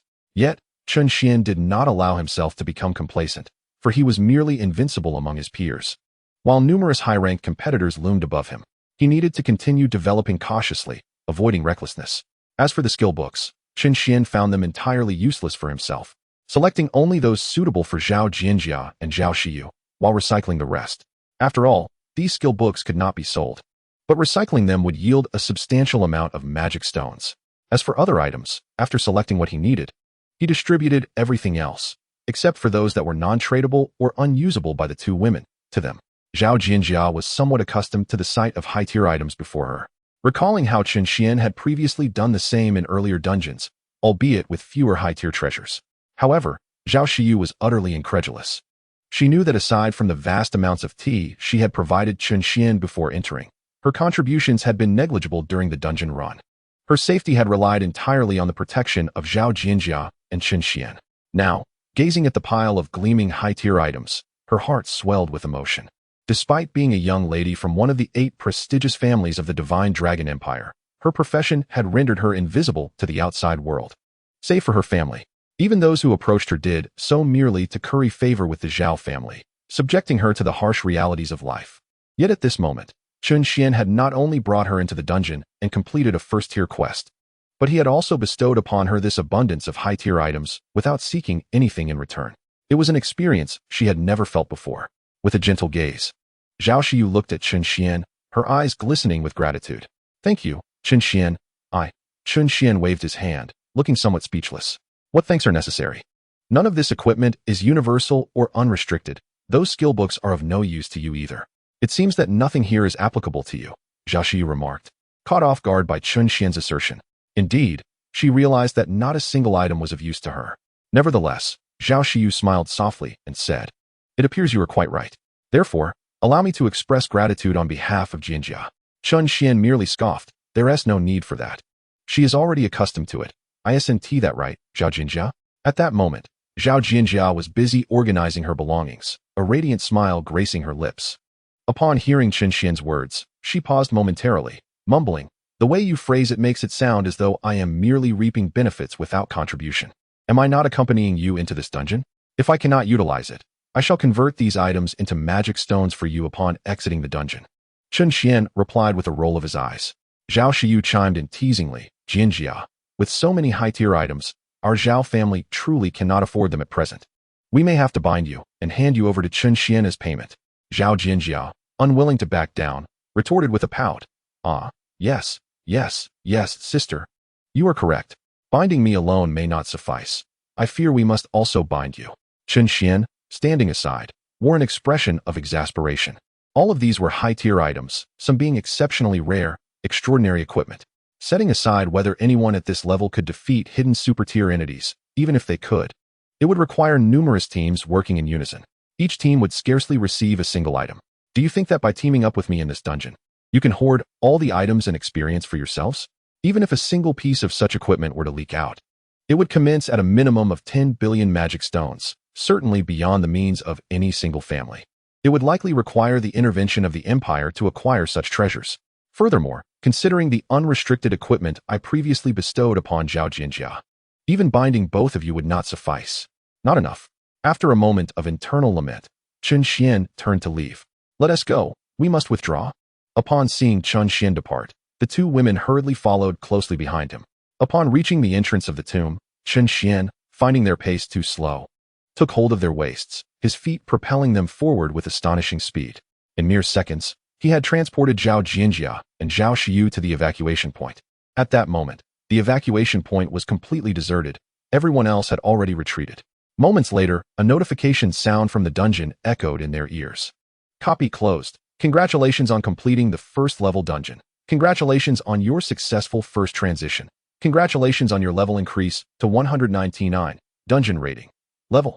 Congratulations on acquiring 60 million magic stones. Congratulations on obtaining 9 diamond treasure chests, over limit. Chen Xuan nodded in satisfaction. Indeed, the rewards of a first-level dungeon with hidden over-limit features were abundant. As the notification sound of the dungeon concluded, Chen Xuan and the 2 women reappeared in the previously secluded room. The guards of the security department outside, sensing the fluctuations within, breathed a sigh of relief. The 3 individuals had finally returned. In a brief span of merely a few minutes, they had found it challenging to remain at ease. Due to the conclusion of the dungeon and the uniqueness of the first-level transition, a list of survivors was posted for all to see. Thus, the news of Chen Xuan's survival from the first-level dungeon spread like wildfire. In the Brown Bear Empire, the populace heard from those evacuated that 4 blue flag practitioners were hiding within, unwilling to emerge, intent on slaying Chen Xuan to avenge their inability to transition. However, now that Chen Xuan had emerged alive, it implied that these 4 practitioners from the Brown Bear Empire had perished within the dungeon. In an instant, the citizens of the Brown Bear Empire were filled with fury, denouncing Chen Xuan's brutality online. Simultaneously, they demanded that the imperial authorities punish the perpetrator, Chen Xuan. Yet, a faction believed that since these 4 were merely ineffectual individuals, eternally stuck at level 99, it was unnecessary to jeopardize the amicable relations between the 2 great empires. Moreover, these 4 had brought doom upon themselves, choosing to hide and ambush Chen Xuan instead of evacuating. Consequently, a heated debate ensued among the netizens of the Brown Bear Empire. However, the imperial authorities remained unusually silent. After all, Chen Xuan was a rising star in the Dragon Empire, and given the current circumstances, he was poised to become a pivotal figure in its future. Meanwhile, the 4 individuals who could only languish at level 99 were of little utility to the empire. The predicament of the Brown Bear Empire was further exacerbated, already under pressure from the White Eagle Empire and its sycophants. Thanks to the alliance with the Dragon Empire, they could barely maintain their current state. If they were to sour relations with the Dragon Empire over this matter, it would equate to cutting off their own lifeline. Thus, the officials of the Brown Bear Empire opted for silence, allowing the situation to cool down naturally. In the Dragon Empire, opinions were divided. Some rejoiced while others were dismayed. Particularly Li Li of the Li family. At this moment in Li Li's estate, upon hearing that Chen Xuan had entered the dungeon with 2 women and emerged alive, he was utterly stunned. He found it hard to believe. As a fellow hidden class practitioner, he questioned his own capability to achieve such a feat. Especially with a useless professional like Zhao Xiu accompanying him, Li Li felt that it was undoubtedly a waste of a precious slot in the team. At this moment, Li Li was numb. He had already exhausted everything in the manor, having smashed almost all that could be smashed. The few trembling girls had long since collapsed to the ground, unable to move. Li Li himself leaned back against the sofa, tightly closing his eyes, his lips pale. He had been excessively enraged today, and the frequency of his anger had reached an unbearable level. He was also desensitized to the news regarding Chen Xuan. Helpless, Li Li weakly waved to the butler, signaling him to assist him inside for a rest. On the Dragon Empire's online forum, people were fervently discussing. Have you heard? Chen Xuan attempted the dungeon 3 times today, summoning deities each time. Wow. Of course I've heard. That's incredible. Look, the Zhao family has posted. They claim this is the most accurate news. Chen Xuan summoned a deity today called the 9 Heavens Responding Thunder Lord, also known as the ancestor of 9 Heavens Thunder. Wow, just the name sounds impressive, but I haven't really heard of it before. Look below, the Zhao family also posted an introduction about the 9 Heavens Thunder ancestor. If you're interested, check it out. According to the Zhao family's post, the 9 Heavens Thunder ancestor that Chen Xuan summoned this time will absolutely not be below level 7. Is that true? Can Chen Xuan really control the summoning of deities, or is it merely sheer luck? Summoning 3 times in one day is already beyond reason, and all 3 were level 7 deities. Do you think Chen Xuan might summon a 4th time? Wow, that would be too outrageous. At this moment, Chen Xuan was entirely oblivious to the fervent discussions outside. Instead, he was focused on opening the 9 diamond chests he had obtained from his dungeon. However, the results of opening the chests left Chen Xuan feeling somewhat dejected. He received 1 piece of unrestricted equipment, 2 pieces of universal diamond equipment, and astonishingly, all 6 of the remaining chests contained first-level attribute pills. Just as Chen Xuan was feeling down, the door to the small room was pushed open, and in walked Da, a personal guard of the Green Deer Emperor. Chapter 67. Not envious of the mandarins or immortals, but envious of Chen Xuan and his attendants every day. Seeing the abundance of items in Chen Xuan's hands, Da was momentarily taken aback. Should I step out for a moment? Chen Xuan replied indifferently. He handed the attribute pills in his hands to Zhao Jinjia and Zhao Xiyu. Da gazed at the items before him, unable to suppress his astonishment. First-level attribute pills? Is Chen Xuan really this generous? These are coveted attribute pills that many dream of. How many powerful individuals spend their entire lives without being able to consume attribute pills of various levels to their fullest? Yet Chen Xuan is giving so many first-level attribute pills to the 2 young ladies of the Zhao family all at once. Is this true love? Clearly, from what he understood, Chen Xuan was not that kind of person. There was only one possibility. Chen Xuan had already consumed all the first-level attribute pills to their limit. Upon considering this, even Da, the Emperor's personal guard, could not help but feel his eyelids twitching. If Chen Xuan were to truly consume an entire set of first-tier attribute pills, it would indeed be astonishing. It is noteworthy that this comes less than a day after his job transition, and he has already achieved his first advancement. Moreover, he has completely consumed the attribute pills.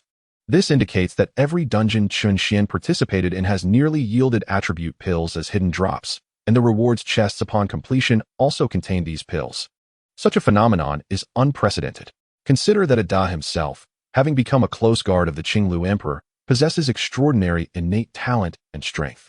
In the past, he dominated in dungeons. Nevertheless, even before reaching level 100, he had only acquired a mere 2 attribute pills in those dungeons. Now, not only has Chen Xuan completely consumed his share, but he has also generously given away 6 surplus pills to the 2 daughters of the Zhao family, which has left Da envious. However, based on Chen Xuan's current display of strength, it seems entirely reasonable that he could consume the subsequent attribute pills as well. With a gentle smile, Chen Xuan remarked, "Indeed, these are first-tier attribute pills. I no longer require them. You 2 may take the surplus." Upon hearing this, Zhao Jinjia and Zhao Xiyu were momentarily taken aback. These were attribute pills. Their drop rate is exceedingly low, typically available only as hidden treasures. Even their grandfather, Zhao Dingtian, one of the 6 ministers of the Divine Dragon Empire, had not managed to consume a complete set at every stage, especially the first stage, which is the most challenging. Attribute pills are invaluable, directly enhancing the user's attributes, with the difference created by a single pill being unmistakable. Now, Chen Xuan had casually produced 6 of them. As the 2 women stood in stunned silence after receiving the attribute pills, Chen Xuan then handed an unrestricted piece of equipment, a robe, to Zhao Jinjia. "This is precisely suitable for you." Da glanced at the robe, utterly astonished. "Is this an unrestricted piece of equipment?" "Indeed," Chen Xuan confirmed, before offering the last 2 pieces of universal equipment to Zhao Xiyu. "Take these 2 universal pieces. I have no need for them."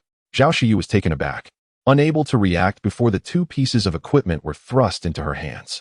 These were both pieces that enhanced defensive capabilities for Chen Xuan at this moment. They held little utility, as he had already become sufficiently resilient. Amid the astonishment of those present, Chen Xuan swiftly distributed the spoils. Just then, Zhao Jinjia's phone rang. It was Zhao Dingtian calling. "Girl, I heard you all have emerged. Did you successfully advance?" "What? You succeeded? Fantastic.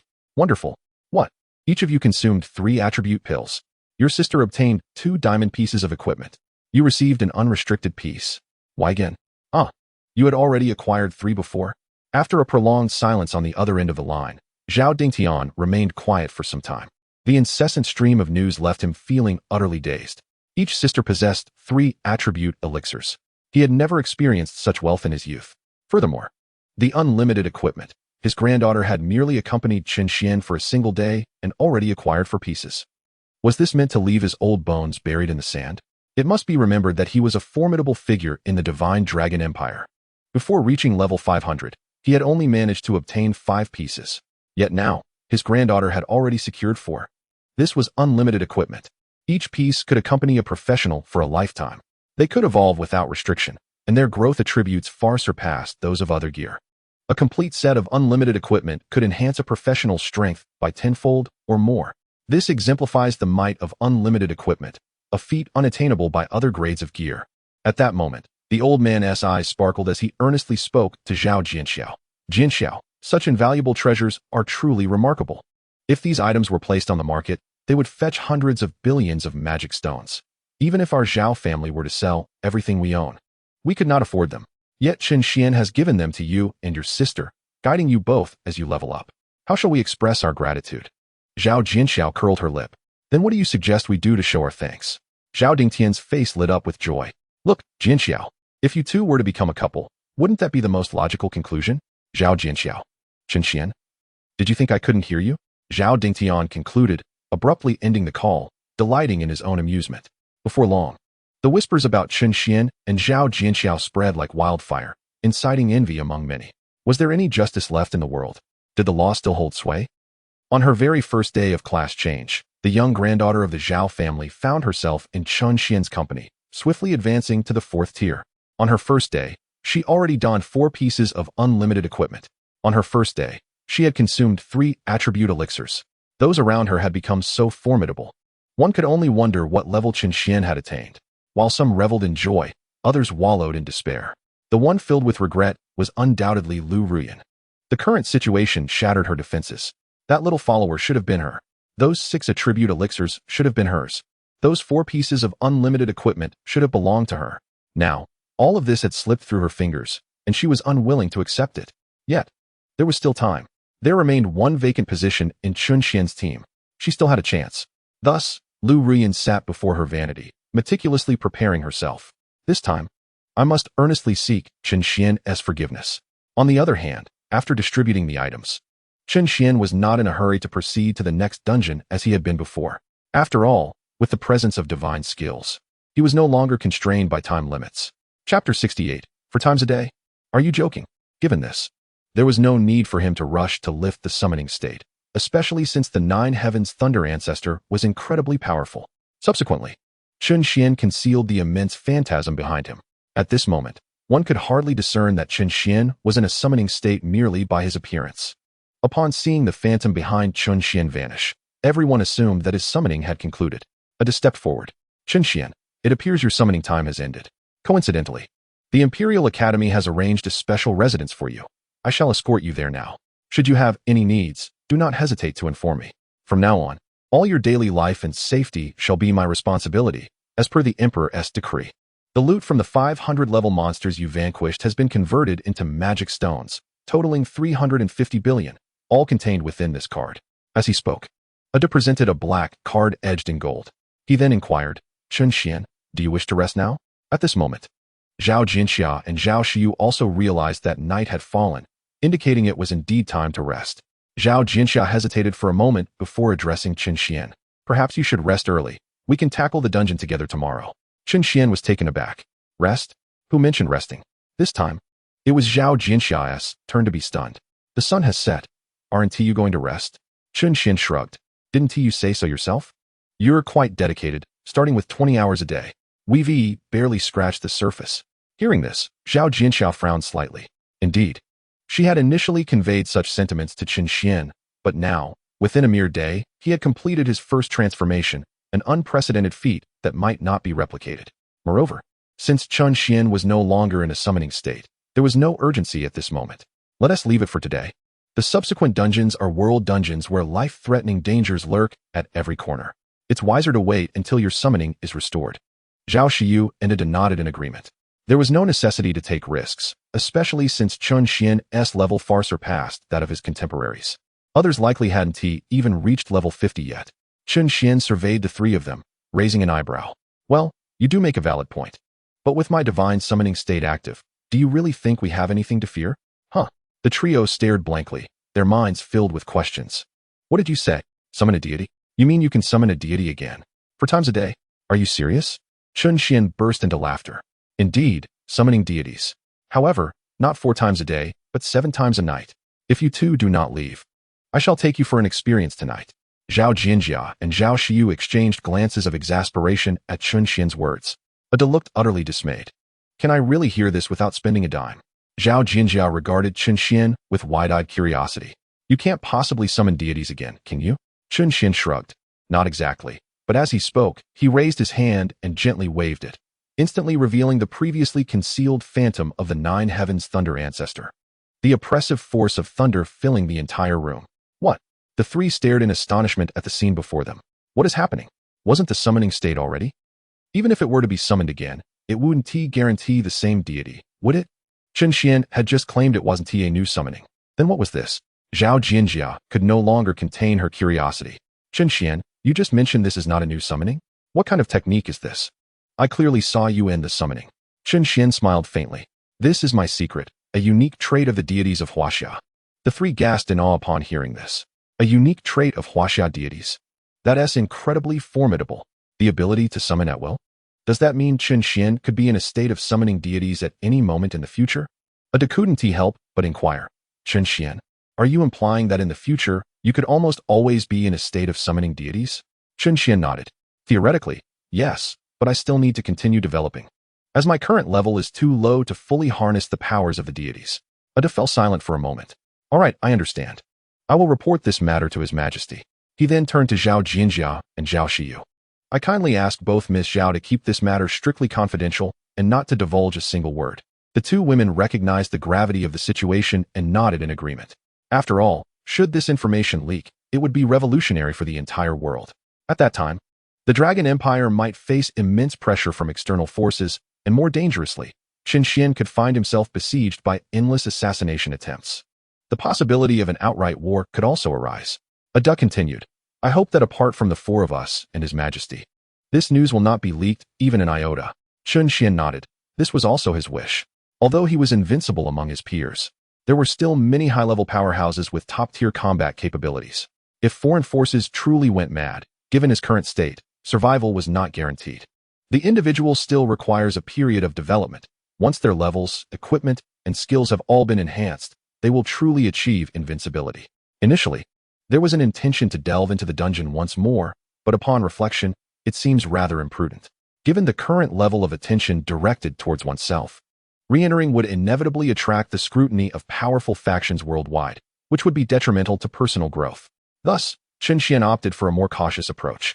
Under the guidance of Ada, he arrived at his residence, a three-story standalone villa, spacious with numerous rooms, allowing Zhao Jinjia and Zhao Xiyu to reside there as well. As the group explored the villa, a guard entered, whispering a few words into Ada's ear. Ada's brow furrowed slightly as he turned to Chen Xuan. Chen Xuan, there is someone named Lu Ruyan outside who claims to have an important matter to discuss with you. What do you think? Chen Xuan was taken aback. What could this woman want with him? Initially, she had chosen to team up with him, but upon learning of his profession, she had fled. In the dungeon, she had even targeted Zhao Jinjia, nearly causing her demise. He had consistently brought Zhao Jinjia into the dungeons, showing her consideration, yet now she sought him out. After a moment of contemplation, Chen Xuan replied, since she is here, let her in. Chapter 69. Chen Xuan is rather cunning. He employs deception. Upon hearing the name Lu Ruyan, a chill swept across Zhao Jinjia's visage. Although she appeared less frosty in Chen Xuan's presence, she displayed no warmth towards others, particularly not towards someone like Lu Ruyan, who had once sought to harm her. Zhao Jinjia huffed disdainfully, this wicked woman. I am curious to see what trick she intends to play now. Before long, Lu Ruyan entered the villa's living room, escorted by the guard. Clad in a delicate lavender strapless gown, her meticulously styled hair and exquisite makeup rendered her strikingly alluring under the lights. As she approached the villa, she garnered countless admiring glances, both for her beauty and form, which bolstered her confidence. She was convinced that her charm would surely win over Chen Xuan that evening. Yet, upon arriving at Chen Xuan's residence and encountering the sisters Zhao Jinjia and Zhao Xiyu, Lu Ruyan's confidence seemed to wane. Truly, the sisters, hailing from a prominent family, surpassed her in every regard. In that instant, Lu Ruyan felt a sense of inferiority creep over her. Steadying herself, she addressed Chen Xuan and Zhao Jinjia, saying, I must apologize for my previous actions. I intended to seek an opportunity to express my regrets, but I have found none until now. I sincerely apologize and hope you can find it in your hearts to forgive me. From this moment forth, I am willing to serve you in any capacity, should you choose to accept me. In the present moment, it is rather implausible for Lu Ruyan to express a willingness to serve as a maid or a servant. However, she has long since relinquished the burdens associated with being a class flower or school beauty. Such titles hold no value in the face of absolute power and undeniable interests. Nonetheless, An apology must be accompanied by the appropriate demeanor. Furthermore, Lu Rian harbors her own ambitions, seeking to align herself with Chen Xuan's group. Yet, due to prior circumstances, her relationship with Chen Xuan and Zhao Jinjia has become rather strained, leaving her with no choice but to proceed as she is. As long as she can remain close to Chen Xuan, she will have her chance. Perhaps, in time, she might even reclaim Chen Xuan from Zhao Jinjia's grasp. After all, she considers herself far more audacious than Zhao Jinjia, who, as the cherished jewel of the Zhao family, cannot bring herself to lower her pride. In Lu Rian's eyes, even the most exceptional man is merely a man. Under her persistent advances, she is confident he will eventually succumb. Upon hearing Lu Rian's words, Chen Xuan and his companions were momentarily taken aback. Chen Xuan glanced at Zhao Jinjia, and they exchanged knowing smiles. Lu Rian, under the cloak of night, approached Chen Xuan clad in revealing and alluring attire. It was apparent to anyone what her intentions were. Nevertheless, Zhao Jinjia and the others remained silent, casting their gaze upon Chen Xuan. After all, Lu Rian's target was Chen Xuan, and all decisions ultimately rested upon him. Chen Xuan narrowed his eyes, surveying the woman before him with a bemused smile. One cannot deny that attire can indeed enhance one's allure. Lu Rian's appearance was undeniably captivating. While one should not be greedy, it is only natural to accept what is freely offered. He leaned closer to Lu Rian, revealing a playful glint in his eyes. Do you wish to serve me as a maid? However, there is something I must clarify first.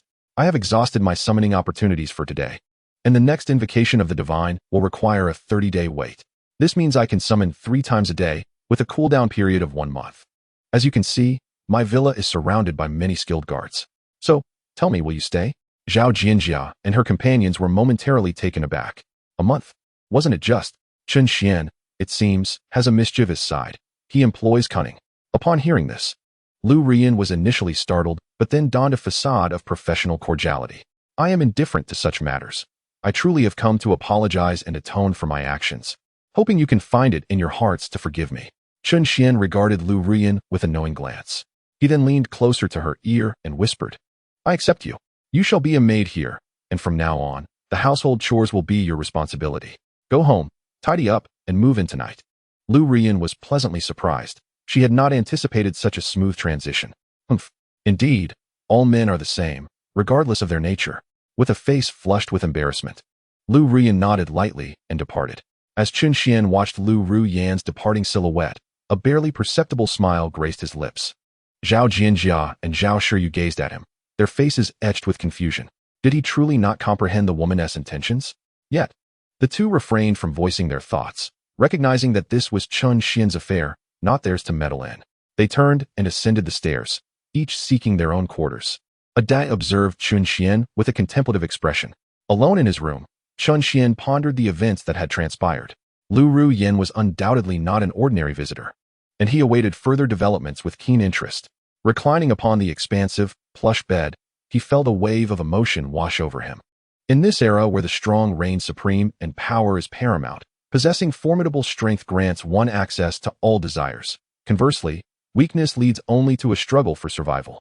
Although his current level was not high, he had become invincible amongst his peers, with vast potential, thus attracting the emperor's personal attention. Not only were his daily needs catered to, but every aspect of his life was meticulously arranged. Remarkably, all of this had transpired in less than a day since his class awakening. From an ordinary class changer, he had transformed into a protected entity of the empire.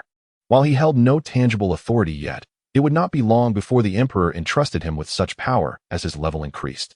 After a brief repose, Chen Xuan descended to the living room, where he found Ada seated. Ada, you haven't retired for the night? He inquired. I appreciate all the arrangements made today. Ada rose immediately upon hearing Chen Xuan's voice. There is no need for thanks. This is all per the emperor's design. Save your gratitude for him. My duty is to ensure your safety, and now is not the time for rest. Chen Xuan shrugged. Very well, I shall take my leave and rest for now. I will re-enter the dungeon in an hour. By the way, has there been any response to the message? Ada shook his head. Not yet, but I will inform you when there is. Chen Xuan nodded and ascended the stairs once more. An hour later, he knocked on the doors of Zhao Jinjia and Zhao Shiyu. I am about to re-enter the dungeon. Will you join me? Chapter 70. Is Chen Xuan a wastrel? Why should Lu Rian serve him? The two women appeared bewildered. Hadn't they just agreed to stabilize things? Why was he ready to venture into the dungeon again? Noticing their silence, Chen Xuan pressed on. Are you coming or not? If not, I shall proceed alone. Of course we are going, they exclaimed in unison. If we don't follow you now, we will surely fall behind in the future. Chen Xuan grimaced. Damn it. It feels as though I am merely employing these two women for free labor. Leading them downstairs, they encountered Ada standing resolutely in the center of the living room. Upon encountering Chen Xuan, Ada approached him and whispered a few words in his ear. Upon hearing this, Chen Xuan could not help but smirk. Indeed, everything unfolded just as I anticipated.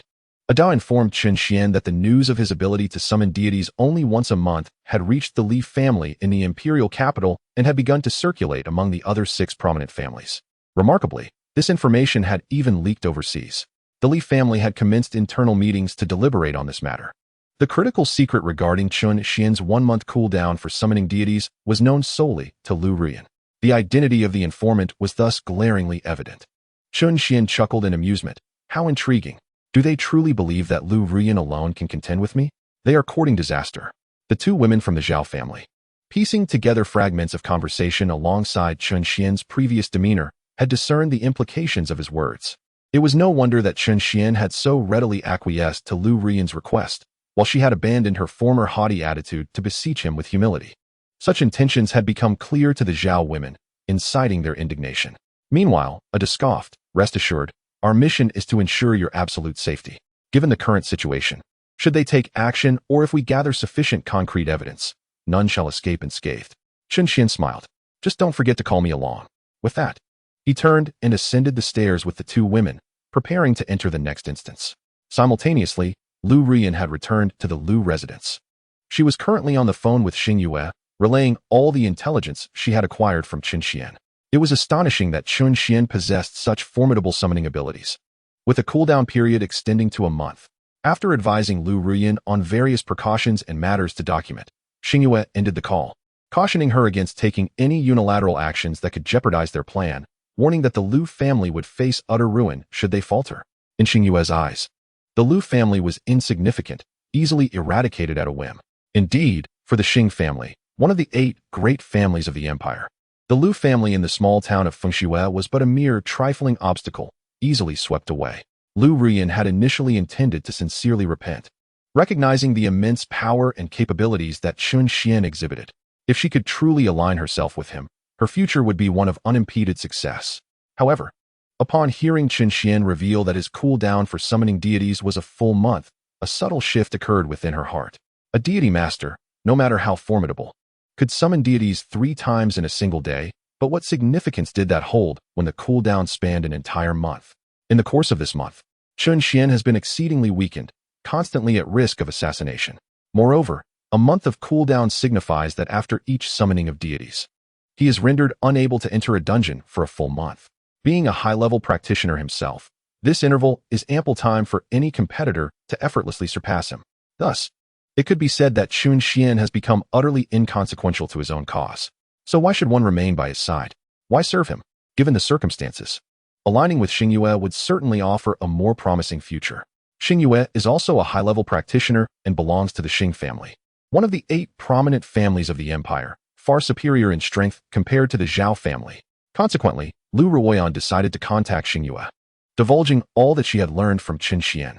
However, Xing Yue suggested that since Lu Ruoyan had the opportunity to approach Chen Xuan, it would be prudent to remain with him, continuously gathering and relaying intelligence. After all, when Chen Xuan summons deities, he presents an invincible facade. To confront him, one must possess knowledge of both oneself and the adversary.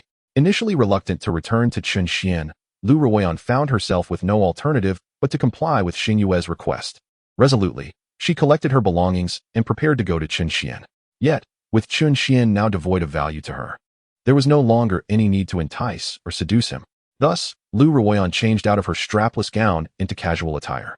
Once filled with joy at the prospect of serving Chen Xuan, she now felt suffocated at the thought of being a maid to him. Nevertheless, the potential to exploit her intelligence gathering for the favor of the other prominent families, thereby infiltrating that elite circle, rendered her current sacrifices worthwhile. With that resolve, Lu Ruoyan tidied her possessions and set off for Chen Xuan's villa. Along the way, she repeatedly reinforced her thoughts, vowing that Chen Xuan, this worthless individual, must not lay a hand upon her. She was destined to enter the circles of the other 7 prominent families, an elite echelon within the Dragon Empire. In the past, she had lamented and felt despondent over losing Chen Xuan, perceiving her world as shrouded in darkness. However, now she believed he was unworthy. After this task, he would be even less deserving, incapable of even carrying her shoes. Once she secured her place among the elite, she would undoubtedly find a young, formidable heir from a prestigious family to be her beloved, ushering in a life of boundless glory. Lost in her thoughts, Lu Ruoyan arrived at Chen Xuan's villa, only to find that he was not present. The villa was occupied solely by guards and a man named Ada. Just as Lu Ruoyan was about to enter, Ada, who had been waiting, blocked her path. "Miss Lu," he said, "I am here representing the Empire's security department and harbor suspicions regarding your actions and intentions. I possess the authority to deny you entry. Please leave." Lu Ruoyan was taken aback. "What? Refusing me entry? Chen Xuan has already consented for me to be his maid, to attend to his daily life. By what right do you deny me access? Where is Chen Xuan? I demand to see him. Unless he himself explicitly forbids me, I shall not be deterred." Ada furrowed his brow. "I advise you to return, for Chen Xuan is currently preoccupied. If you continue to cause a commotion, I shall have no choice but to be less than courteous." Upon hearing this, Lu Ruoyan's brow knitted in concern. "Chen Xuan is not here. Where could he possibly be?" Ada shook his head. "You must leave. His whereabouts are a matter of imperial secrecy, not for you to inquire." Chapter 71. The people of the capital have not known hardship, seeing that Ada was impervious to her entreaties. Lu Ruoyan had no choice but to depart in frustration. On her way home, the more she pondered, the more unsettled she felt. Chen Xuan had only just returned and had explicitly stated he would wait for her. Why was he absent now? She took out her phone and dialed Chen Xuan's number. However, all she received was a busy signal, followed by a message indicating he was out of service range. Out of service range? Although the world was rife with magical beasts, such conditions were still quite rare. Could it be that Chen Xuan had left Frost Snow City in such a short span of time? That seemed implausible. If he had not departed the city, where could he possibly be? Could it be the dungeon? Surely not. Had Chen Xuan ventured into a dungeon again? Adopting an attitude of cautious belief, Lu Ruoyan swiftly called Xingyu. She relayed her experiences and suspicions to her. On the other end of the line, Xingyu's brow furrowed in concern. "This shouldn't be the case. Did you not mention that his cooldown period lasts a month? How could he possibly enter a dungeon now? Is he deceiving you?" Lu Ruoyan's expression shifted upon hearing this. Such a possibility could not be dismissed. However, it was also conceivable that the Empire had sent someone to escort Chen Xuan into a dungeon, for he was indeed a prized asset of the Empire. Xingyu snorted derisively. "Impossible. My elder brother has just successfully advanced, his strength formidable. If the Empire were to assign personnel to safeguard Chen Xuan during a dungeon expedition, they would undoubtedly choose my brother." At this moment, Xingyu found herself utterly perplexed. Frustrated, she ended the call. Lu Ruoyan could not help but smirk. "Your elder brother? He is hardly an indispensable figure of the Empire. On the surface, Chen Xuan belongs to the Zhao family, and everyone knows that your remaining 7 noble families do not see eye to eye with them. Even if the Empire were to dispatch personnel, it is unlikely they would choose from among your families. In such a vast empire, how could they possibly fail to find 3 formidable first-tier professionals?" Lu Ruoyan does not believe that Chen Xuan would deceive her, nor does she wish to acknowledge such a possibility. Much like how Xingyu refuses to accept that the Empire's selection might overlook her elder brother. Thus, Lu Ruoyan now finds herself tasked with navigating the dungeon under the protection of Chen Xuan within the Empire. Meanwhile, Chen Xuan is not burdened by such thoughts. His sole focus is on leveling up as swiftly as possible. With his eventual awakening, no one will be able to threaten his safety. At that point, the influence of powerful families or foreign forces will hold no sway over him. The first transition allows for a maximum level of 199, with further transitions to follow. Only upon reaching level 500 and beyond can one truly be regarded as formidable. Once surpassing level 100, all match dungeons will be world dungeons, where peril lurks at every turn. However, Chen Xuan currently stands invincible at his level. He feels no fear. Before long, Chen Xuan and his companions match to a dungeon. Dungeon, Demon Island. Dungeon level, 100. Current number of monsters, 5,000. Evacuation condition. Successfully rescue 33 trapped professionals on Demon Island. Upon reviewing the dungeon information, Chen Xuan raised an eyebrow in intrigue. "Oh, this seems rather unique. A rescue mission?" In such rescue dungeons, aside from the professionals entering now, those from the previous expedition may also remain alive for some reason. To achieve a high completion score in this type of dungeon, one must not only consider the number of monsters eliminated, but also the final tally of rescued professionals. It is well known that the higher the completion score of a dungeon, the more lucrative the rewards. However, the challenge in rescue dungeons above level 100 lies in human nature. In lower-level dungeons, participants cannot harm one another, and since all are from the same nation, there is little need for suspicion. Conversely, in dungeons above level 100, professionals from around the globe can inflict harm upon each other, leading to a pervasive sense of distrust beyond one's own team. Therefore, uniting to rescue the 33 trapped professionals presents a significant challenge. At this moment, all professionals have entered the dungeon. Chen Xuan opened the dungeon panel to examine each individual's national attributes. Including himself, there are merely 3 teams from the Divine Dragon Empire. One of these teams is led by someone named Xingyang. Is he from the Xing family? The prominent Xing clan of the 8 great families of the Divine Dragon Empire. Chen Xuan turned to Zhao Jinjia, inquiring about the relationship between Xingyang and Xingyue. Zhao Jinjia also accessed the dungeon panel and, upon seeing Xingyang's name, couldn't he help but smirk. He is Xingyue's elder brother. I didn't expect him to have completed his first transition as well. He is a professional martial artist, and his team has been fixed from the very beginning, comprising a tank, a support, and a damage dealer, creating an impressive configuration. Naturally, his professional rank is not below the highest tier. Chen Xuan raised an eyebrow. Oh, truly, he is the esteemed heir of one of the 8 great families. Such a luxurious setup indeed. However, it is merely that. Chen Xuan, already invincible at his level, paid little heed to such a small team. Nevertheless, it seems that the likelihood of collaboration with the Xing family is rather slim. Zhao Xiyu smiled slightly. Chen Xuan, I have heard that your relationship with the young lady of the Xing family has been rather tumultuous. She is notoriously shrewd, and this young Master Xing is famously protective of his sister. Moreover, Xingyu is quite popular in the imperial capital. Chen Xuan curled his lip in disdain. The people of the imperial capital have not been exposed to much refinement. How can someone like Xingyu still be so favored, brash and overbearing? And yet there are those who idolize her? Upon hearing this, Zhao Xiyu couldn't help but chuckle, and Zhao Qianqian beside her also burst into laughter. It's simply because of her surname Xing, being the direct descendant of a prominent family. Chen Xuan continued to curl his lip. I knew it. These spineless sycophants. Unlike me, I am formidable on my own. By the way, Chen Xuan, do you plan to continue using the Divine Nine Heavens Thunder Ancestor, or will you summon a new deity? I believe it's better to stick with the Nine Heavens Thunder Ancestor. After all, it is incredibly powerful, and summoning another may not yield a being as strong. Upon hearing this, Chen Xuan waved his hand dismissively. A true man, of course, must summon anew. You don't understand. I need to continuously summon new deities to acquire new skills. Without hesitation, Chen Xuan opted for the skill Divine Essence Retention and proceeded to summon again. As the summoning commenced, an unprecedented sensation enveloped him. A robust green-faced phantom flickered through his mind. Chapter 72, Judge Cui Ju. 2 forms, 8 grand skills. Meanwhile, Zhao Qianqian and Zhao Xiyu seemed to sense something different. Previously, each time Chen Xuan summoned a deity, golden light would cascade down, exuding a magnificent aura that suppressed the heavens and the earth. However, this time, the entire world seemed to exude a chilling aura. Chen Xuan formed a hand seal, reciting incantations. 18 hells of the underworld, assisting the 10 halls of kings. Good and evil part ways. Yin and yang govern life and death. All beings, whether born from wombs or eggs, belong to the realm of the dead. I heed the decree of the Supreme, summoning Cui Ju. Manifest and respond swiftly to my command. In an instant, a chilling aura enveloped Chen Xuan, a deathly cold power integrating into his being. This aura sent shivers down the spine of the Zhao family's women. A colossal phantom emerged behind Chen Xuan, revealing the judge of the underworld, Cui Ju. Chen Xuan cast a glance at his status panel. Deity, Cui Ju, Judge of the Underworld. Duration, infinite. Skill 1, rotation of Yin and Yang. Currently in Yin state, passively increases skill damage by 1000%. Can switch to Yang state. Other skills will change accordingly in Yang state.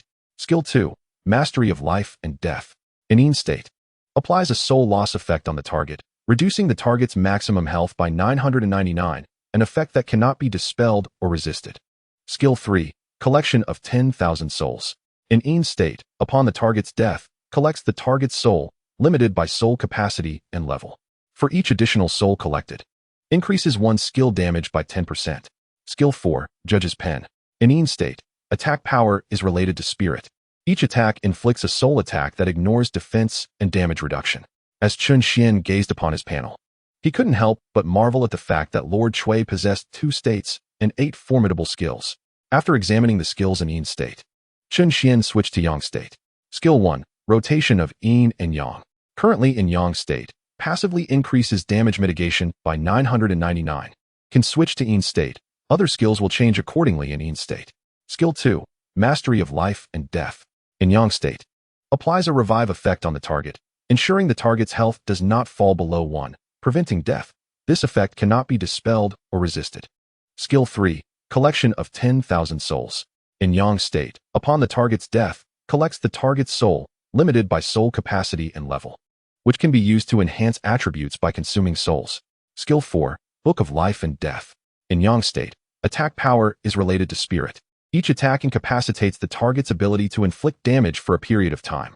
After thoroughly reviewing Lord Chui's 2 states and 8 skills, Chen Xuan felt a surge of exhilaration. These skills are simply invincible.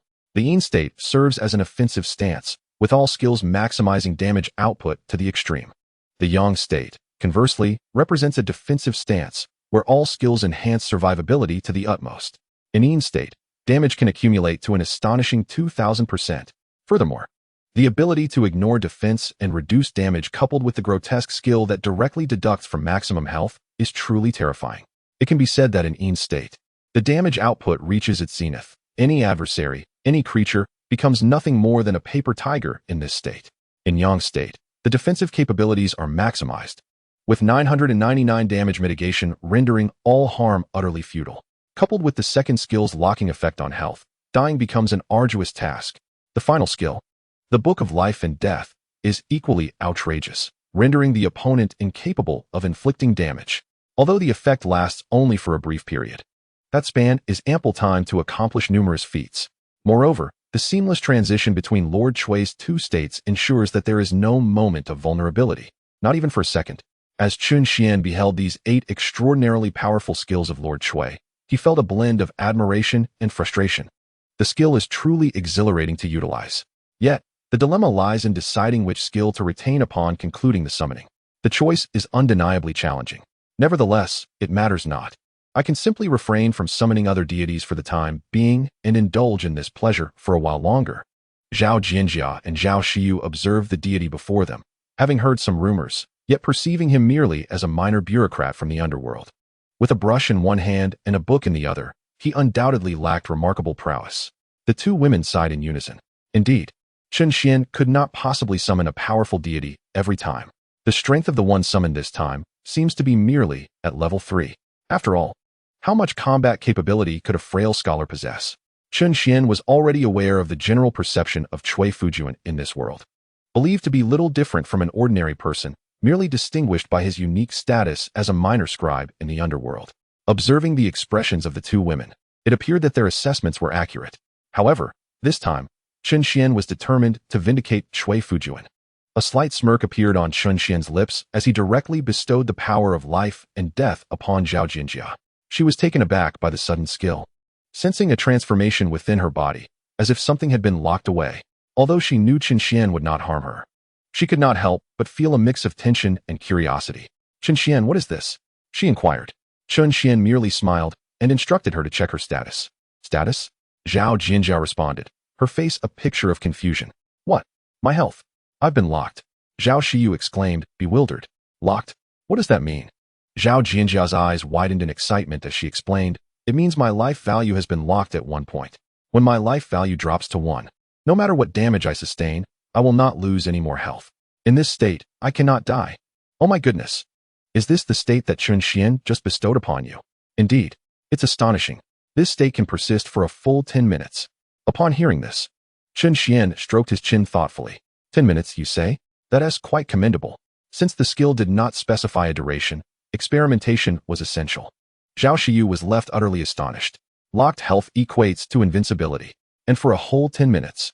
In a life and death battle, 10 minutes is ample time to accomplish much. A 10-minute immortality. It's nothing short of miraculous. It is worth noting that such skills, regardless of the profession, are exceedingly rare. Even those akin to invincibility typically last only a few seconds. Yet, Chen Xuan's skill astonishingly lasts an entire 10 minutes. This could undoubtedly reverse the tide of many battles. Is this seemingly unremarkable scribe from the underworld truly so formidable?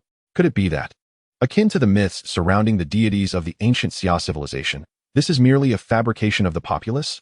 Such an extraordinary ability could scarcely belong to an ordinary divine being. Might the present Lord Shui be yet another deity of the 7th rank or above? As the time for Chen Xuan's challenge approached, he swiftly transitioned into his shadow state. Chapter 73. The Overconfident Chen Xuan?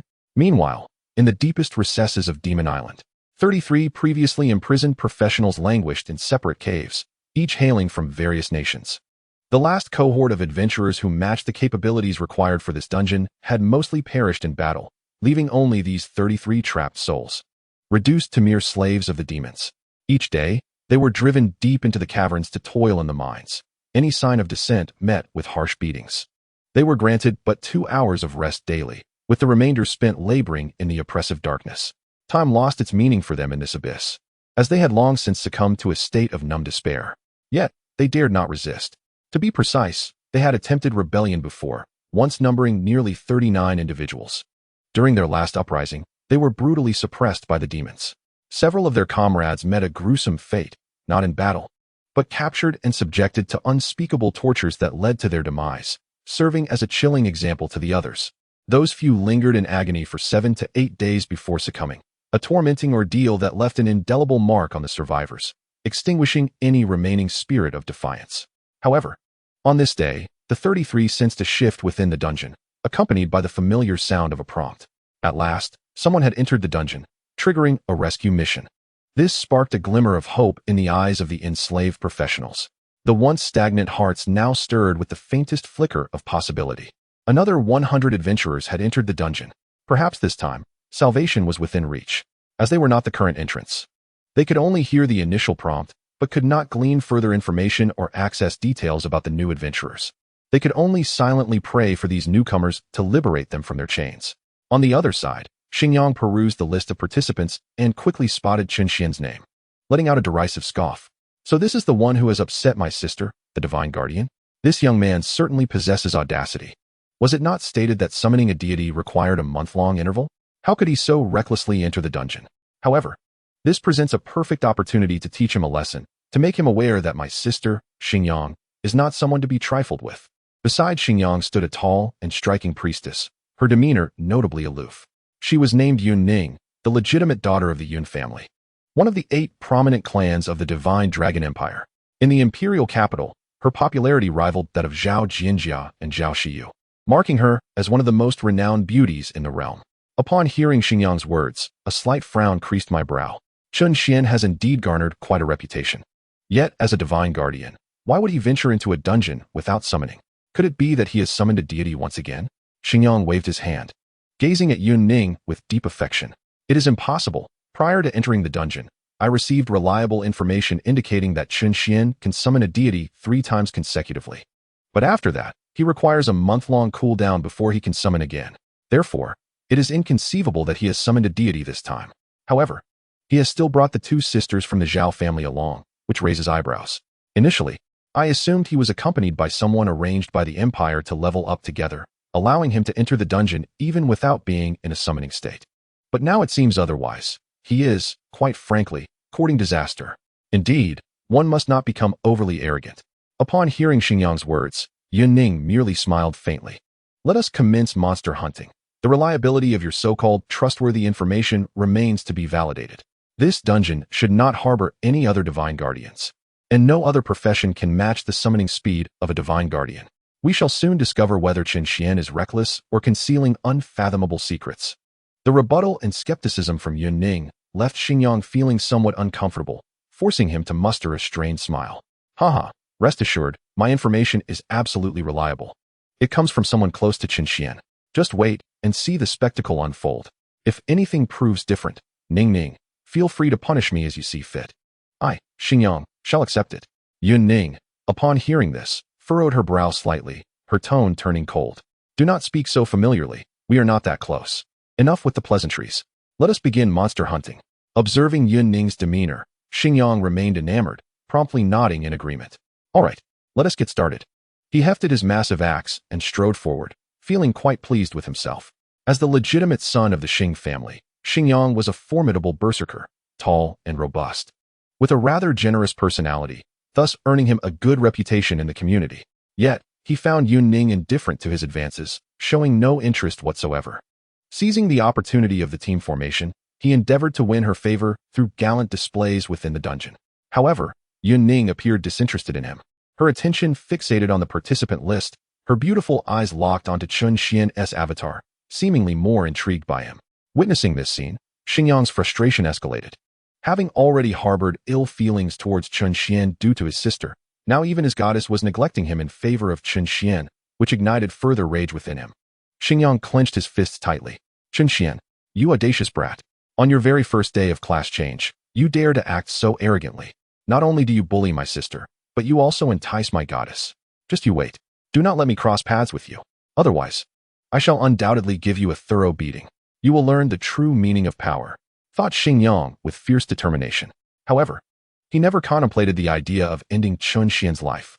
As the scion of a prominent family, he understood the implications. Delivering a severe lesson to Chen Xuan was acceptable and would likely go unpunished by the empire. Yet, should he incapacitate or kill Chen Xuan, it would lead to dire consequences, even for someone of his status in the Qing family. After all, the current Emperor Qinglu was exceptionally protective of Chen Xuan, who had swiftly become the empire's beloved. Meanwhile, Yun Ning harbored a particular interest in Chen Xuan. The Yun family, being relatively neutral among the 8 great families, maintained a decent rapport with the Zhao family. Yun Ning was increasingly curious about why Chen Xuan, as a Yu Shinzuan, utterly defied the principles set forth by the Yu Shinzuan Association. His existence shattered all established norms, as he could summon deities thrice a day, and perhaps even a 4th or 5th time was not out of the question. After all, there had never been a Yu Shinzuan from the Huaxiao lineage before. As for the limits of his summoning capabilities, only Chen Xuan himself was privy to that information. The extraordinary deities of the Huaxiao lineage. Chapter 74. Chen Xuan lost. Every deity that Chen Xuan summoned challenged the conventional understanding of such beings. The tales and strengths he presented were unprecedented. All 3 of his summons exceeded the 7th rank, according to the evaluations and established systems of the Yu Shinzuan Association. Yet, it now appeared that the established norms of the association lacked both authority and veracity. Nonetheless, they could still serve as a reference point. Currently, Yun Ning was filled with intrigue regarding Chen Xuan. This individual, who had only just transitioned into his new role a day prior, had already achieved remarkable feats. Whether in dungeons or during the recent crisis outside the city, he had accomplished far too much. Truth be told, she felt a tinge of envy towards the 2 daughters of the Zhao family for being able to continuously team up with Chen Xuan. At this moment, Chen Xuan was entirely preoccupied, indifferent to how others perceived or thought of him, or even how they might attempt to deal with him. His sole focus was on leveling up through dungeon runs. To deter any adversaries that might threaten him, he needed to become immensely powerful. However, he was uncertain whether he could clear the area swiftly. The monsters within this dungeon were of a higher caliber, with even the ordinary minions reaching golden status, significantly enhancing their combat capabilities compared to the first-tier dungeons. Fortunately, his ability to control life and death had no cooldown, allowing him to unleash his skills upon encountering demonic creatures, effectively reducing them to mere shadows of their former selves. As the trio progressed, they were suddenly confronted by 2 formidable foes, 2 golden-tier demons, minotaurs, blocking their path. Each of them stood towering at a height of 3 meters, wielding fearsome, spiked iron clubs, with a staggering health pool of 300 million. Should this encounter befall any other team, it would likely require the meticulous coordination of at least 4 individuals, taking no less than 10 minutes to subdue these 2 fiends. After all, the current professionals scarcely exceed a level of 100, considering the disparities in class rankings, equipment quality, and damage output among the various professions. The average damage dealt per second hovers around several 100,000.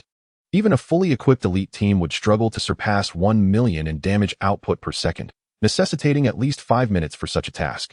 However, the existence of a fully optimized team is nearly non-existent. Such scenarios are typically confined to theoretical discussions. Moreover, in world dungeons, the emergence of hidden elements is dictated by chance, reliant solely on fortune. It is common knowledge that monsters in dungeons above level 100 invariably commence at the golden tier, while bosses typically start at the diamond tier. The appearance of hidden treasures is a matter of luck, and as levels ascend, the probability of encountering and defeating these hidden entities diminishes significantly. This explains why many top-tier experts lack an abundance of unrestricted equipment drops. Furthermore, the hidden elements within world dungeons begin at a kingly level, with progressively higher dungeons yielding increasingly formidable hidden treasures. This results in a paradox. As one progresses further, even if hidden treasures do manifest, defeating them becomes an insurmountable challenge due to their overwhelming power. Thus, the optimal phase for acquiring unrestricted equipment lies in the dungeons prior to the first-class advancement. Yet, even within these earlier dungeons, the challenges remain daunting for ordinary professional teams, save for the anomaly that is Chen Xuan. Faced with the 3-meter-tall minotaurs, Zhao family's 2 daughters experienced a flicker of trepidation. In contrast, Chen Xuan displayed a hint of exhilaration. He was eager to utilize these 2 minotaurs to test his new skill, mastering life and death. With a mere lift of his hand, he unleashed his ability, which penetrated the bodies of the 2 minotaurs. In an instant, their health limits plummeted from 300 million to 300,000. Chen Xuan followed up with an attack, and the 2 minotaurs vanished from sight. Zhao Jinjia and Zhao Xiu stood frozen in disbelief, their expressions a mixture of astonishment and incredulity, as they rubbed their eyes to confirm that the minotaurs had indeed been eliminated in an instant by Chen Xuan. What just transpired? Those were golden-tier creatures with 300 million health. How could they have been dispatched so effortlessly by Chen Xuan? Despite having witnessed his formidable prowess before, the scene unfolded once more, leaving them in a state of utter shock. Had Chen Xuan summoned a 7th-level deity? This was truly unfathomable. Even the most extraordinary summoners do not achieve consecutive summons of 7th-level deities. Moreover, they beheld 2 translucent souls standing there, which were subsequently absorbed into Chen Xuan's presence. Chen Xuan initially intended to absorb the souls of the 2 minotaurs effortlessly. However, it appeared that he was not lacking in damage. Thus, he switched to the Yang state, as absorbing the souls of the monsters in this form seemed to be a more advantageous choice. Activating his perception, Chen Xuan sensed the surrounding souls. The strength of the souls offered by the monsters seemed limited. Even the more advanced platinum-grade creatures were not particularly impressive. In contrast, the souls of the nearby practitioners appeared significantly more potent, at least double in strength. This provided a greater enhancement. Chen Xuan couldn't help but smile. What a predatory world this is. It seems that to survive in this realm, one must grow stronger. To become stronger, one must tread upon the corpses of others, step by step, relentlessly climbing to the pinnacle. In such dungeons, even if one does not intend to seize from others or engage in murder for treasures, others will undoubtedly have designs on you. However, Chen Xuan was not concerned about the competition within the dungeon. Rather, it was the world beyond that troubled him. Although there were laws set by various empires, in a world where the strong dominate, what do laws truly signify? Merely a cage that constrains the weak. The powerful can still act with impunity. For when a person becomes formidable to a certain degree, even the enforcers of an empire cannot contend with them, and naturally, the law cannot restrain them either. While Chen Xuan felt fearless within the dungeon, the competition among practitioners was a matter of life and death. In each dungeon of 100 participants, those who emerged alive were all undeniably strong. Consequently, in teams tackling dungeons above level 100, it was rare to find groups that did not change members. No one could guarantee that their team would face no casualties. Chen Xuan swiftly absorbed the souls of the 2 minotaurs and then switched back to the Yin state. He then began to circle around the demon island with the 2 women. Yes, the 3 of them were indeed circling, not merely spinning in place, but wandering for an extended period without knowing where they were headed. This map was simply too vast. It resembled a continent more than an island. In their journey, they encountered 3 waves of minor monsters, but encountered no other creatures, let alone practitioners. Chen Xuan furrowed his brow, feeling somewhat embarrassed, for at that moment, he seemed to see the markings he had previously made. He had returned to the same spot. Chapter 75, You Dog, robbing right under Chen Xuan's nose. Chen Xuan's face was filled with embarrassment. What a wretched map this was. Zhao Jinjia could no longer bear to watch and approached, asking, "Shall I lead the way?" Chen Xuan nodded helplessly. It must be said that Zhao Jinjia's new equipment accentuated her figure beautifully, swaying as she walked ahead, bringing Chen Xuan a sense of tranquility. Similarly, Zhao Jinjia's navigational skills were evidently superior to Chen Xuan's, and she soon led the trio out of their previous location. After vanquishing 3 waves of minions along their journey, the trio arrived at the entrance of a cave. Just as Chen Xuan and his companions were about to venture inside to explore, a sudden wave of murderous intent enveloped them. A piercing sound cut through the air, and from the depths of the pitch-black cave emerged a blood-red arrow. Realizing the imminent danger, Chen Xuan swiftly moved, wrapping his arms around the frontmost Zhao Jianxia, and retreated to the side. Boom! The crimson arrow struck the wall behind the trio, causing it to splinter and shatter into fragments. Immediately, a cacophony of hurried voices emanated from within the cave, belonging to a man who sounded quite frantic. Following this, an ice elemental barrier descended from above, enveloping Chen Xuan, Zhao Jianxia, and Zhao Xiyu within its confines.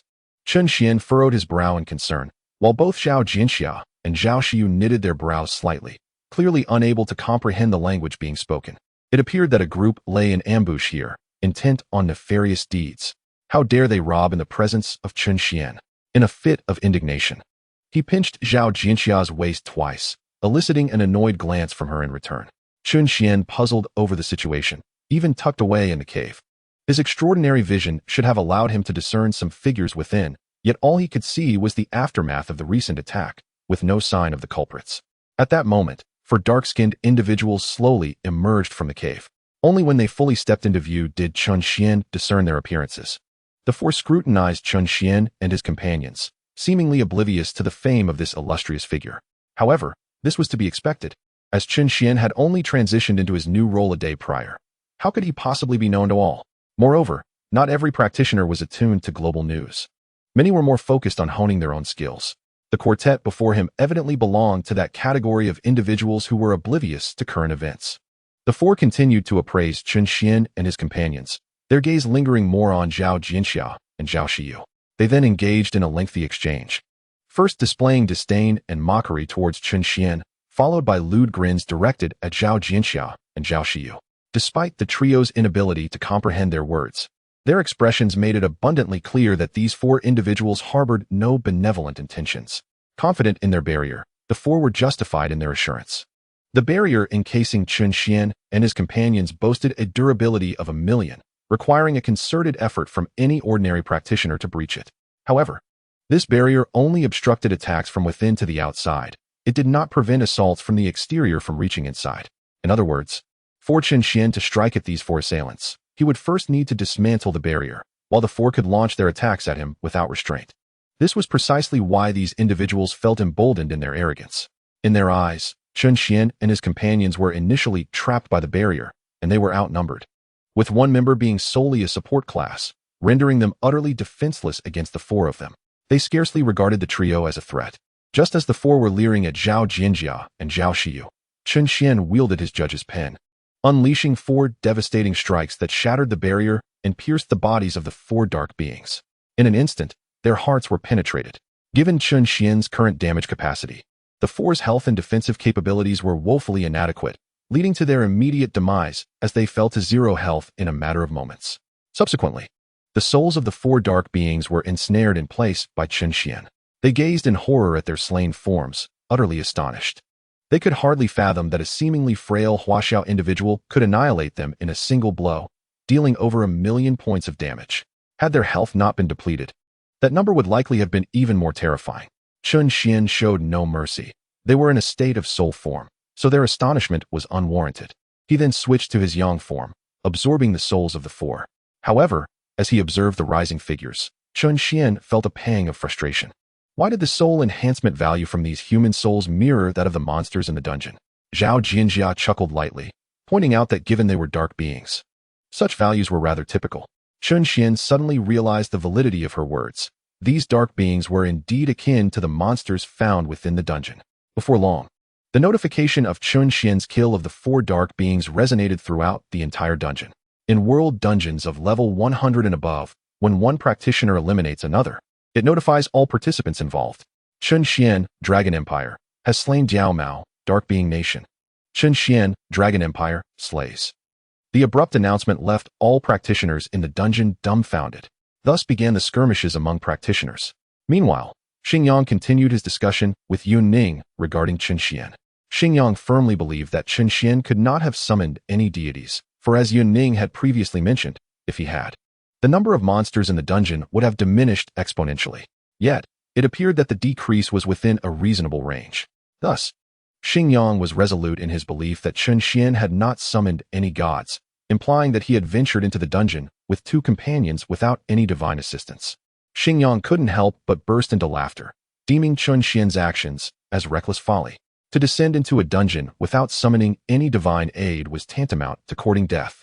At that moment, however, Yun Ning began to harbor doubts. Could it be that Chen Xuan truly had not summoned any deities? After all, her earlier theory had yet to be validated. Nonetheless, she remained skeptical. If Chen Xuan had not called upon any divine beings, what could have prompted his entry into the dungeon? According to previous intelligence, this seems to be inconsistent with Chen Xuan's style of action. At that moment, several individuals suddenly received the system notification of Chen Xuan's elimination of 4 members of the Black Fae. Xingyang's laughter abruptly ceased. He stood frozen in disbelief. Fully aware of what these 4 kill notifications signified, the simultaneous arrival of the 4 messages indicated that these 4 individuals had been slain concurrently. This meant that Chen Xuan possessed the capability to eliminate these 4 professionals at once, and in an overpowering manner. Xingyang's composure shattered. Chapter 76. Chen Xuan appeared bewildered. It turned out to be 4 destitute fools. How could this be possible? He must have summoned a deity again. Otherwise, it would be inconceivable for him to annihilate 4 professionals simultaneously with such dominance. Yet I had received accurate information. How could he have summoned a deity again? Yun Ning, on the other hand, chuckled lightly. See, I told you I was right. Chen Xuan has indeed summoned a deity again. Thus, your supposedly foolproof information seems rather dubious. With that, Yun Ning's interest in Chen Xuan intensified. This Chen Xuan was simply captivating. Beside them, Xingyang felt increasingly agitated. How could this be? This information came directly from his own sister. Wait. Someone must have conveyed false information to his sister. That scoundrel. How dare they provide such critical information that was fabricated? Once I am out of here, I shall deal with them. However, for now, I must maintain my composure. Chen Xuan. It seems he must be dealt with, or else, judging by the look on my goddess's face, she may slip away from me. With new grievances added to old, I cannot let Chen Xuan escape. I must quickly locate Chen Xuan's whereabouts, feign closeness, and find an opportunity to ambush him. There is no other choice. In his state of summoning a deity, Chen Xuan is simply too formidable. I must resort to some underhanded tactics. That cursed Chen Xuan. Currently, he is accompanied by the Zhao sisters, forming a fixed duo, which means there is still 1 slot available in his party. Ever since Chen Xuan rose to prominence, countless young ladies from prestigious families have desired to join his team, leveraging numerous connections, all for the sake of vying for that final spot in Chen Xuan's party. Yet, despite their efforts, none have received a definitive response. Now that Chen Xuan has summoned a deity for the 4th time in the dungeon, this news is bound to leak. Once it spreads, those girls will go into a frenzy. Even Yun Ning, by my side, is evidently intrigued by Chen Xuan. If this continues, it will be a disaster. Other women may be of no concern to him, but if he does not take action soon, the goddess he has admired for so long may very well find herself in the embrace of Chen Xuan. This is intolerable. Absolutely intolerable. How could the goddess he desires turn to another's arms, especially those of Chen Xuan? This time, he is determined to eliminate Chen Xuan. Meanwhile, the 33 professionals imprisoned in the hidden cave also heard the notification from the instant system. What? Our brother He Fei has been killed. Those detestable Huaxia people. How could they do this? It's disastrous. Before the rescue even begins, they are already turning against each other. It seems we are doomed to remain trapped. Alas, this was supposed to be a rescue instance. Why must they resort to infighting? What on earth are the Huaxia people doing? Do they not understand the importance of unity and camaraderie? On the other side, Chen Xuan, accompanied by the 2 women, eliminated 4 members of the He Fei and rummaged through their bags. To his dismay, he found nothing of value. What the hell? Penniless fools.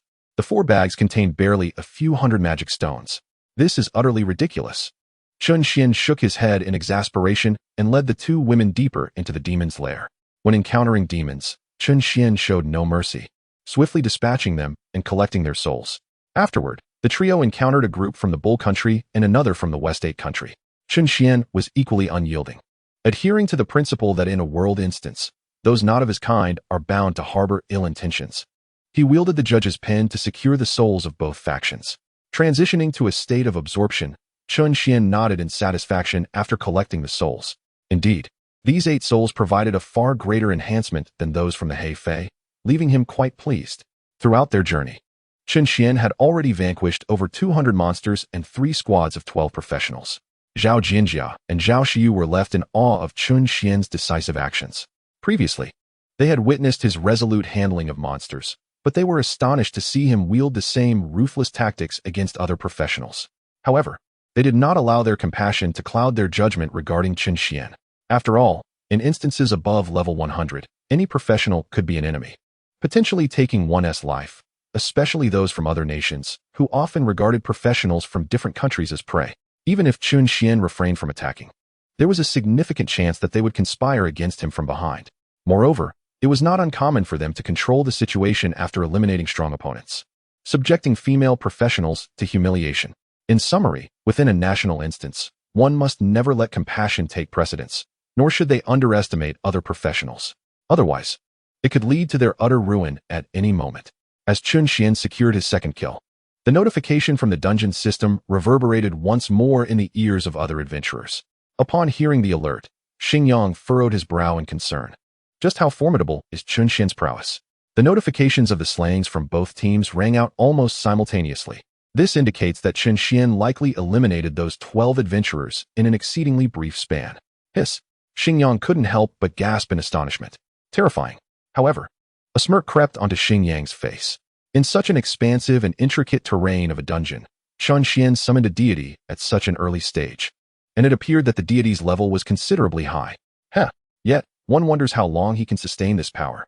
At that time, he shall merely be the meat on the chopping block, ripe for slaughter. Humph. Foolish. Yun Ning, overhearing, also knitted her brows in contemplation. Xingyang's assertion was indeed valid. Such a potent deity could not possibly maintain its presence for long, and this dungeon would likely require considerable time to complete. If this continued, Chen Xuan's duration of strength might truly be finite. With such thoughts, her expression reflected deep concern for Chen Xuan. Xingyang cast a glance at Yun Ning, and seeing her demeanor, his eyes twitched in irritation. Chen Xuan, I shall certainly slay you. At that moment, a top hunter from Xingyang's team spoke up. My release tracker has located the position of the captives. Xingyang's eyes lit up with excitement. Excellent. Lead the way swiftly. Now is our chance to rescue the trapped individuals and fulfill the dungeon quest. When it came to killing Chen Xuan, Xingyang felt uncertain. After all, Chen Xuan had just eliminated 12 adventurers in one breath. Now that there was an opportunity to complete the task, it was paramount to prioritize that. They could always seek a chance for a sneak attack later. Chapter 77. Chen Xuan emerges. The rescued ones return to the dungeon. Regarding Xingyang's rescue plan, Yun Ning had no objections, as the primary objective of this dungeon was indeed to rescue the trapped adventurers. For Yun Ning, completing the task and ensuring a safe retreat was sufficient. The rest was of no concern to her and held little significance. In the third layer of the demon cave, outside the cells of the imprisoned adventurers, 2 demons stood guard, each possessing platinum-level strength. Furthermore, this location was situated within the depths of the cave, with a rather narrow entrance, meaning any rescue attempt would have to be conducted head-on. However, rescuing 33 adventurers from the clutches of 2 platinum-level guards proved to be a formidable challenge. After all, in addition to the 2 guards, there were numerous patrolling gold and platinum-level demons nearby, making the situation akin to pulling a thread that unravels the entire fabric. Just then, a mist began to waft over from not far within the cave. The 2 guarding demons caught a whiff, and immediately, their eyes rolled back as they collapsed to the ground, succumbing to slumber. Soon, a slender figure appeared before the crowd, revealing the hunter from the Xingyang team. Observing the ecstatic faces of the people, the hunter gestured for silence. Do not make a sound. I am here to rescue you. No one should utter a word, or none of you shall escape. The captive's eyes sparkled with excitement. Finally, salvation was at hand. Among the throng, a young girl of Chinese descent, upon seeing the hunter and hearing his words, felt her anxieties dissipate. It was a member of the Divine Dragon Empire. Encountering someone from her homeland and hearing that familiar dialect filled her heart with warmth. There was no longer any need to fear what might befall her after being rescued. After all, if someone from another nation had arrived first to save them, who could guarantee that they would not act with ulterior motives upon completing their mission? The hunter then procured the keys to the cell and unlocked the door. A stream of liberated professionals surged forth, fleeing towards safety. Just as the group began to breathe a sigh of relief, the situation took a dramatic turn. 2 pitch-black chains shot out from the passageway, piercing the bodies of 2 demonic guards with lethal precision. It was the soul-reaping chains manifested by Judge Chen Xuan. The chains accurately pierced the hearts of the demonic sentinels, who perished in their slumber. Boom, boom. The massive corpses of the guards crashed to the ground, creating a tremendous noise. Instantly, this resounding clamor alerted the nearby patrols. The demons, who had been conducting their routine patrols, began converging towards the source of the disturbance. The onlookers' expressions shifted dramatically, curses escaping their lips. The previously concealed professionals scattered to hide, while the rescued individuals seethed with frustration. They had been on the verge of success, only to be thwarted by this thoughtless act. Though they grumbled, the 33 trapped professionals had no choice but to retreat for the moment. Meanwhile, Xingyang and his companions also felt a wave of dread wash over them. They had dispatched a stealthy hunter to quietly rescue the trapped professionals, allowing themselves to withdraw unnoticed. But now, an unknown force had roused the patrols. Escape was now a daunting challenge, let alone doing so discreetly. With no path left to retreat, Xingyang and his companions could only follow the fleeing professionals. As they raced halfway, they fortuitously encountered Chen Xuan and his team approaching from another direction. Upon recognizing Chen Xuan, some of the captives exclaimed, "Damn it, that's Chen Xuan. He is the one who killed 12 rescuers. How despicable. Why did he do that?" Xingyang cast a glance at Chen Xuan but chose not to speak further, continuing his flight. At that moment, Chen Xuan waved his hand again, and the judge's pin transformed into another dark chain, hurtling towards the passage behind them. Thud, thud, thud. Subsequently, a trio of muffled thuds reverberated through the corridor. That chain, by heavens, wasn't that the very instrument that had just slain the demon guard? It turns out this cursed act was perpetrated by that wretched Huaxia individual. Oh my goodness, what on earth does he intend to achieve? Damn it, if it weren't for this scoundrel, we would have already escaped. This rascal seeks to bring about our demise. We're doomed. We're utterly doomed. The sole exit has been inundated by a multitude of patrolling demons. Oh God, we might as well return to our prison and feign ignorance of our brief escape. It makes sense. Perhaps the demons will show us mercy. The entire cavern is now filled with a cacophony of curses and palpable panic. People incessantly revile Chen Xuan. Yet it is the ferocity of the demons that instills greater terror. Beside him, Xingyang is equally bewildered by the sudden turn of events. What was once a straightforward endeavor to rescue the imprisoned practitioners now seems fraught with peril. What are we to do now? The only passage outside is being relentlessly breached by demons, and with our current strength, it is impossible to contend with such overwhelming numbers. What to do? The dungeon. Perhaps the only sanctuary now is the dungeon, since the demons have chosen to imprison the practitioners rather than annihilate them. It suggests that the practitioners still hold some value. In that case, rather than recklessly pursuing death, it may be wiser to yield. As there remains a chance for survival, at worst, we shall merely be confined. Judging by Chen Xuan's demeanor, he is unlikely to surrender. I absolutely cannot ally myself with him. Otherwise, I would surely meet a tragic end. Xingyang quietly confided to his 3 companions. Let us retreat to the dungeon and surrender. We stand no chance against so many demons. Moreover, though Chen Xuan is currently formidable, I doubt his summoning of the divine will endure much longer. Rather than perish in vain, it would be prudent to await the next opportunity for rescue. Just as Xingyang concluded his remarks, he intended to lead his team towards the throng, planning to slip away amidst the chaos. Yet, without hesitation, his teammate Yunning discarded his counsel and dashed towards Chen Xuan. Xingyang turned in disbelief. Ningning, what are you doing? Come back. Following Chen Xuan will lead to your demise. Unfortunately, Yunning paid him no heed, leaving only the silhouette of her retreating form. Xingyang's mind was in a whirl. He was utterly perplexed. How could this be? Chen Xuan had summoned such a powerful deity, and by now, the summoning time must be dwindling. The demons flooding in from outside would inevitably rend Chen Xuan to shreds. Why would Yunning choose to approach him? Xingyang could not comprehend. His 2 companions beside him shared his confusion as well. Clearly, the plans devised by the leader are flawless. Once Chen Xuan summons the end of time, he shall be akin to meat on a chopping board, at the mercy of the demons. It is utterly reckless for Yunning to abandon the leader at this crucial moment and align herself with Chen Xuan. She is essentially courting her own demise. From this moment forth, Xingyang and his companions have completely severed ties with Yunning. Without a backward glance, the 3 hastened into the prison. Chapter 78. Regardless of the scenario, Chen Xuan proceeds to annihilate his foes with ease. Thus, a most absurd scene unfolded within the dungeon and its corridors. 30 or 40 professionals huddled within the confines of the prison, while only Chen Xuan and his 2 companions, along with Yunning, stood outside in the passageway.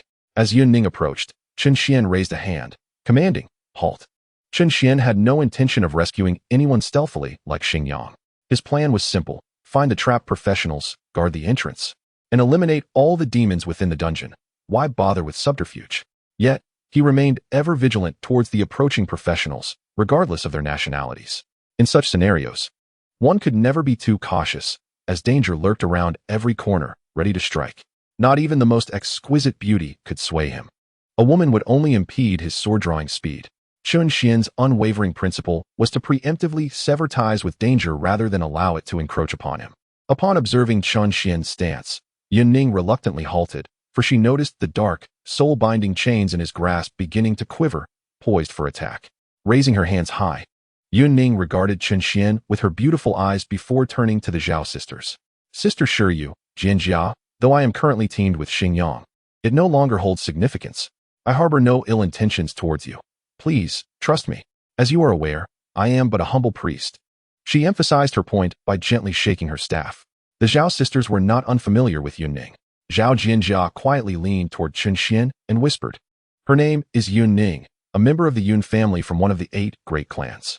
The Yun family typically maintains neutrality and refrains from participating in the oppression of the Zhao family. Our relationship is generally amicable. Chen Xuan, what do you think?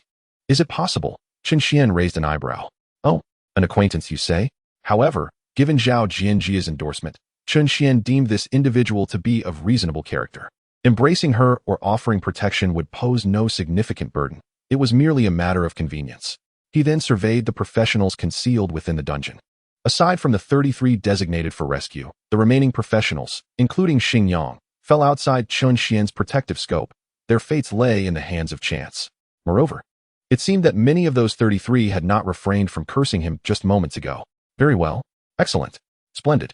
Those who dare to insult me shall inevitably face consequences. Once the rescue mission is accomplished, those insufferable individuals shall be left unscathed. With this thought, Chen Xuan beckoned to Yunning. "Come here," he urged, and upon hearing this, Yunning's face lit up with joy as she hurried to his side. The captives hidden in the dungeon, upon witnessing Yunning seeking Chen Xuan's assistance at such a moment, displayed expressions of disdain. How laughable! They scoffed. A god sovereign. And now he must surely be at the end of his summoning time. He can barely save himself, yet he dares to protect others.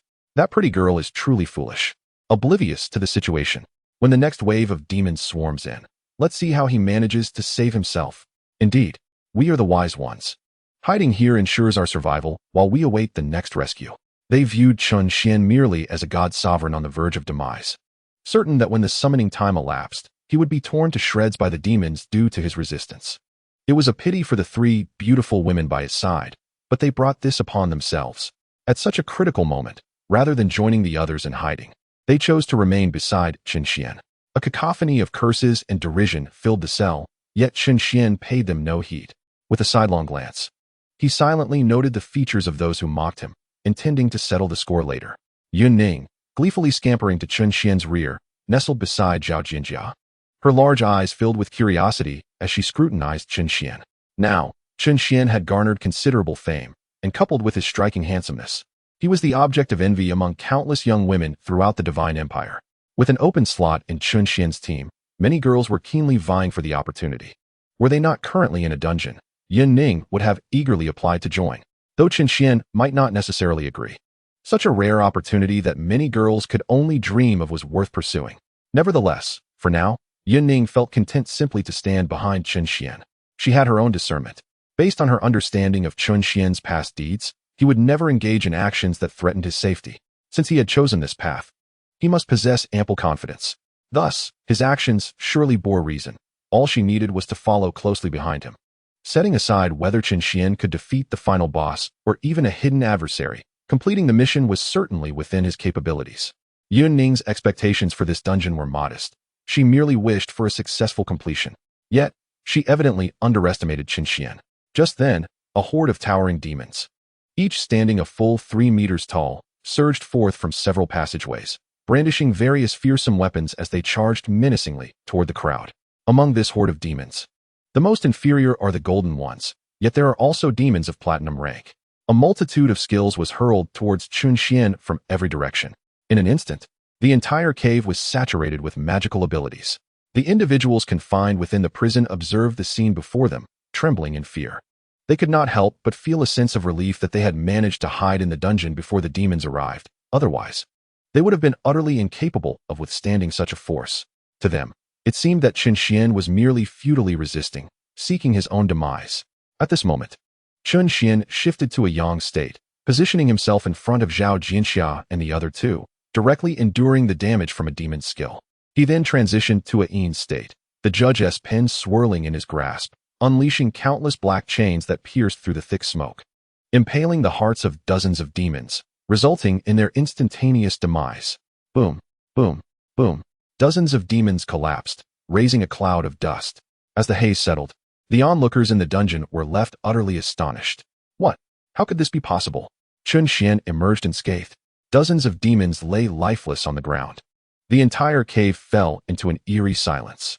Yun Ning, standing behind Chen Xuan, was utterly dumbfounded. She had never encountered such a spectacle. Observing Yun Ning's expression, Zhao Jianxia gently patted her shoulder, smiling. Are you astonished? Chen Xuan has always been like this. Throughout his journey, he has effortlessly vanquished virtually every dungeon monster. As she spoke, she proudly lifted her chin. Chapter 79. They would rather believe they were seeing things. Yun Ning's mouth gaped wide, unable to articulate a word for an extended period. After a while, she finally regained her composure. What kind of deity had Chen Xuan summoned? She had never seen or heard of anything like it. Zhao Jianxia chuckled lightly. According to Chen Xuan himself, this deity was named Cui Ju, the judge of the underworld. A flicker of confusion crossed Yun Ning's eyes. The underworld? The judge? What was that? Zhao Jianxia then realized that Yun Ning and her companions were well-versed in Western culture, but lacked familiarity with the intricacies of Chinese civilization. Reluctantly, she began to explain patiently. The underworld is the realm of life and death, where souls undergo reincarnation. Cui Ju, the judge of the underworld, is responsible for rewarding good and punishing evil. Revered by many as Lord Cui. At last, Yun Ning understood, nodding in realization. So that was it. A deity wielding control over life and death. No wonder he was so powerful. Just as Yun Ning pondered this, more demons surged forth from the surrounding corridors, densely packed, instantly filling the entire cave. Chen Xuan raised his eyelids slightly, thinking to himself that this was fortuitous. The more that came, the more time he would save. He twirled the judge's pen in his hand, and countless black chains shot forth, piercing through the throng of demons, each one unerringly striking true, resulting in their immediate annihilation. The previously cacophonous cave fell into an immediate, profound silence. In the dim confines of the dungeon, 30 or so professionals, who had just moments ago been mocking Chen Xuan for his audacity, now stood in stunned silence, rendered voiceless. After a brief lull, hushed murmurs began to circulate once more. Goodness, this is utterly humiliating. Just as they derided Chen Xuan's overconfidence, he dispatched his foe with astonishing swiftness. I overheard them mention that this deity seems to wield dominion over life and death, akin to a grim reaper. Could it be? I've never heard of such a thing. Is it perhaps the reaper from Huaxia? This seems excessively formidable. Even Hades wouldn't possess such instantaneous lethality. Furthermore, the duration of Chen Xuan's summoning appears excessively prolonged. It seems he commenced his invocation the moment he entered the dungeon. Alas, we ought not to harbor excessive optimism. At this rate, who knows how much longer Chen Xuan can endure? Indeed, it may be wiser for us to remain safely hidden within the dungeon. Who knows? A diamond-level adversary might soon be drawn here. When that moment arrives, we'll witness how Chen Xuan meets his demise. The onlookers remained skeptical of Chen Xuan's prospects, choosing to cower in the shadows of the dungeon, none daring to emerge. They all believed that Chen Xuan was merely a spent force, destined to fall prey to the impending arrival of higher-level beings, including that terrifying diamond-level entity. Surely, he would meet his end at their hands, with so many formidable foes, including diamonds and possibly even more powerful entities. It was only a matter of time before his summoning came to an end, leaving him defenseless. Furthermore, the so-called Reaper he had summoned did not inspire much awe, while some claimed it surpassed its Western counterpart. Many felt it merely possessed attributes suited to easily dispatch lower-level foes. Unfazed by the jeers of those within the dungeon, Chen Xuan remained resolute, for his abilities were not contingent upon their disparaging remarks. In his eyes, these individuals had long since become indistinguishable from the dead. Various passageways continued to teem with demons of varying ranks, while Chen Xuan wielded his pen of judgment with unyielding vigor, showing no signs of fatigue. Countless black chains shot forth relentlessly, striking and vanishing without a trace. Chen Xuan stood firm, unyielding as a mountain. Behind him, the three women, Zhao Jianxia and her companions, surveyed the unfolding scene with palpable tension, huddling closely together. With a mere flick of his hand, innumerable demons fell before Chen Xuan, and as each foe succumbed, the expressions of those cowering in the dungeon began to shift. Regardless of whether they were of golden or platinum rank, none could escape the fate of being instantaneously vanquished by Chen Xuan. Yet, they still believed that his summoning time would soon conclude, leaving them vulnerable to the remaining threats. However, as time slipped away, the number of monsters within the dungeon dwindled dramatically, 3,000, 1,000, 500, 300, until fewer than 100 remained. As Chen Xuan displayed an invincible demeanor, a demon, ensnared entirely in chains, gradually emerged into the view of the onlookers. This was none other than the formidable demon butcher from the demon dungeon, a creature of royal caliber. Behind it loomed 2 diamond-tier demons, accompanied by nearly 100 others of varying ranks. Witnessing the presence of this royal being, those hidden within the dungeon trembled in fear, their gaze fixated upon the demon butcher, scarcely daring to breathe. My goodness, the aura it exuded was truly terrifying. Rumor had it that it possessed a blood sacrifice shield, boasting formidable damage resistance. Alas, despair enveloped them. All that remained was a profound hopelessness. With such a multitude, they doubted they could even breach a single shield. It was over. Chen Xuan was genuinely doomed this time. Regardless of his high attack power, it seemed improbable that he could penetrate the royal shield. Indeed, such numbers could not merely stand idly by for him to strike. If he failed to shatter it at once, he would inevitably face the onslaught of 1 royal, 2 diamonds, and a horde of others. How astute we were. Choosing to cower safely in the dungeon from the very beginning was a prudent decision. Those hidden within the dungeon largely lacked faith in Chen Xuan. Against a royal and 2 diamonds, survival seemed utterly impossible. Simultaneously, a hint of resentment towards Chen Xuan simmered within them.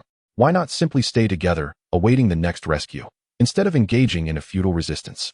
Having slain so many demons, should he fall to the royal, it would be his own folly, yet who could tell if the royal might unleash its wrath upon them? If the royal were to take vengeance, a few might perish, and those who survived would endure considerable suffering. Truly, this Chen Xuan was to be condemned. Before the daunting royal, Chen Xuan remained unfazed. In the face of life and death under his control, all were but fragile beings. The judge's pen in Chen Xuan's hand instantaneously transformed into countless black, soul-snaring chains, launching toward the royal's rear, with a series of piercing sounds. Nearly 100 demons of various ranks, including the 2 diamonds, met their swift demise. This scene left those in the dungeon utterly astonished. They could scarcely believe their eyes. After a moment of disbelief, everyone rubbed their eyes in unison, preferring to attribute the spectacle to a mere illusion rather than accept that Chen Xuan had annihilated a group that included 2 diamonds. Chapter 80. The Dilemma of Salvation and the Fear of Chen Xuan's Demise. After everyone had rubbed their eyes once, they were compelled to accept the reality of what had transpired. Chen Xuan had indeed dispatched several, including the 2 diamonds. Yet soon, they erupted with excitement as if they had stumbled upon something extraordinary. Look, the royal remains. I told you, Chen Xuan is no match for the royal. He is finished. The forthcoming assault from the royal is far beyond what he can withstand. Indeed, even if one possesses the ability to annihilate diamonds, what significance does it hold? Ultimately, one still faces demise at the hands of a sovereign. Chen Xuan unleashed a flurry of attacks, obliterating his foes. Yet he was unable to vanquish the formidable ruler before him. The ruler's blood shield was remarkably resilient, impervious even to the wear of chains. In the midst of the crowd's astonishment, Chen Xuan swiftly adopted his yang form. The pen of judgment in his grasp transformed into the ledger of life and death, as he absorbed every soul entity surrounding him in an instant. Despite having previously dispatched numerous demons without shifting forms to absorb their essences, he would not let these soul entities escape him now that he had embraced his new form. As the ruler prepared to strike at Chen Xuan, he made the first move. The ledger of life and death morphed into a golden whip, and harnessing his formidable attributes, Chen Xuan lashed the whip against the sovereign. While the robust blood shield could mitigate the damage from the strike, it could not withstand the skill attributes of the yang state of Cui Fuyan. This strike rendered the ruler's damage ineffective for a protracted period, signifying that from this moment forth, the sovereign would be devoid of any capacity to inflict harm. Just as Chen Xuan completed his strike, the ruler retaliated. The chains entwined around him suddenly unfurled, with a singular focus. They shot towards Chen Xuan and the trio of Zhao Jinjia, Zhao Xiyu, and Yun Ning. A torrent of chains, entwined with blood energy, enveloped the 4 of them in an instant. The spectators in the dungeon widened their eyes at the unfolding scene. Chen Xuan and his companions were doomed. It had been foretold that failing to subdue the ruler would lead only to death. Such arrogance was truly unfounded. If one were to perish due to their own hubris, that would be one matter, but dragging along 3 delicate maidens was utterly reckless. At this juncture, did one still desire companionship? After the ruler dispatched Chen Xuan, he would surely unleash his remaining wrath upon us. Yet, this was preferable to following Chen Xuan to certain death. In this dungeon, there remained at least a glimmer of hope for survival. As the onlookers began to feel relieved at their prudent decision, the ruler's assault had already descended upon Chen Xuan and his companions. The 3 maidens trembled in fear at the unexpected attack, huddling together. They were not idle, hastily augmenting their defenses, shields, and healing spells. Nevertheless, they braced themselves for the possibility of being obliterated by the ruler's strike. After all, the ruler's attacks were not to be trifled with. Instant annihilation of the trio was well within the realm of possibility. Just as the 3 trembled, convinced of their impending doom, the chains swirling ominously around them struck their shields with a dull thud and then fell silent. After a considerable pause, the 3 slowly opened their eyes, peering outward. What transpired? Their eyes widened in disbelief. Our protective shields, they remain unbroken? The attack of the king was thwarted? The 30 or so spectators in the dungeon were left in stunned silence. What is happening? How could there be no damage at all? Incredible. This defies logic. This is a king we are talking about. What kind of shield is that? How could it withstand even a king's assault? Unbelievable. This must be a trick. Faced with this bizarre scene, disbelief washed over everyone. The 3 women were particularly bewildered. At that moment, even the king was taken aback, its grotesque eyes wide open like 2 enormous light bulbs. I am the king. What is going on here? I possess immense power. Yet, there is no damage. This is impossible. The king let out a thunderous roar. As the undisputed ruler of this dungeon, it simply could not fathom what was unfolding before its eyes. The prior instance of 0 output had left it seething with rage. With fury, it turned its gaze towards the 30 or so professionals cowering in the dungeon, its eyes ablaze with wrath. Those hiding in the dungeon trembled at this sight. We're doomed. The king's wrath is upon us. Just look at its expression. It seems intent on annihilating us. Before anyone could react, the chains on the king shifted their aim, launching towards the dungeon. The souls of those within the dungeon felt an icy chill. Bang, bang, bang. The king's furious strike with its chains merely kicked up a cloud of dust, failing to even damage the prison door. Now it was the people in the dungeon who were left in a state of shock. What is happening? Are we still alive? Could it be that the king is merely toying with us? Impossible. Such a fierce attack was clearly meant to obliterate everyone inside the dungeon. Yet why, apart from a bit of dust, did neither of the prison doors sustain any damage? Has the king lost its mind? Clearly not. With so many present, they hadn't even had time to cast a protective skill, since it was neither the king's fault nor that of those hiding in the dungeon. The issue must lie with Chen Xuan. Chen Xuan, what has he done? Now, Chen Xuan stood tall, clutching the book of life and death. His current state seemed to differ from the initial attacking posture. Moreover, it appeared he had moved before and struck the king with a lash. It was no wonder the king had erupted in fury, but why had it suddenly lost its offensive capability? Could it be that lash from Chen Xuan? No way. A mere insignificant strike rendered the king incapable of inflicting damage. How else could one explain this? All present gasped in astonishment. Although this conclusion seemed the most rational, they still found it hard to accept. Although the vast majority of people failed to discern precisely what Chen Xuan had accomplished, there were a few who witnessed his actions. Incredible. This is utterly monstrous. Yet, it remains uncertain how long this ineffective attack can persist. I surmise it cannot last for long, as it is indeed too abnormal. If not, Chen Xuan would be invincible now. They found themselves in a quandary, hoping that Chen Xuan could seize this opportunity to eliminate the king, thereby ensuring his own salvation and enabling his escape from the dungeon. After all, just moments ago, the king had intended to eradicate them all. However, they also harbored reservations about Chen Xuan killing the king, for that would render him excessively formidable, bordering on invincibility. They were reluctant to witness such an occurrence. In that instant, Chen Xuan struck again. Chapter 81.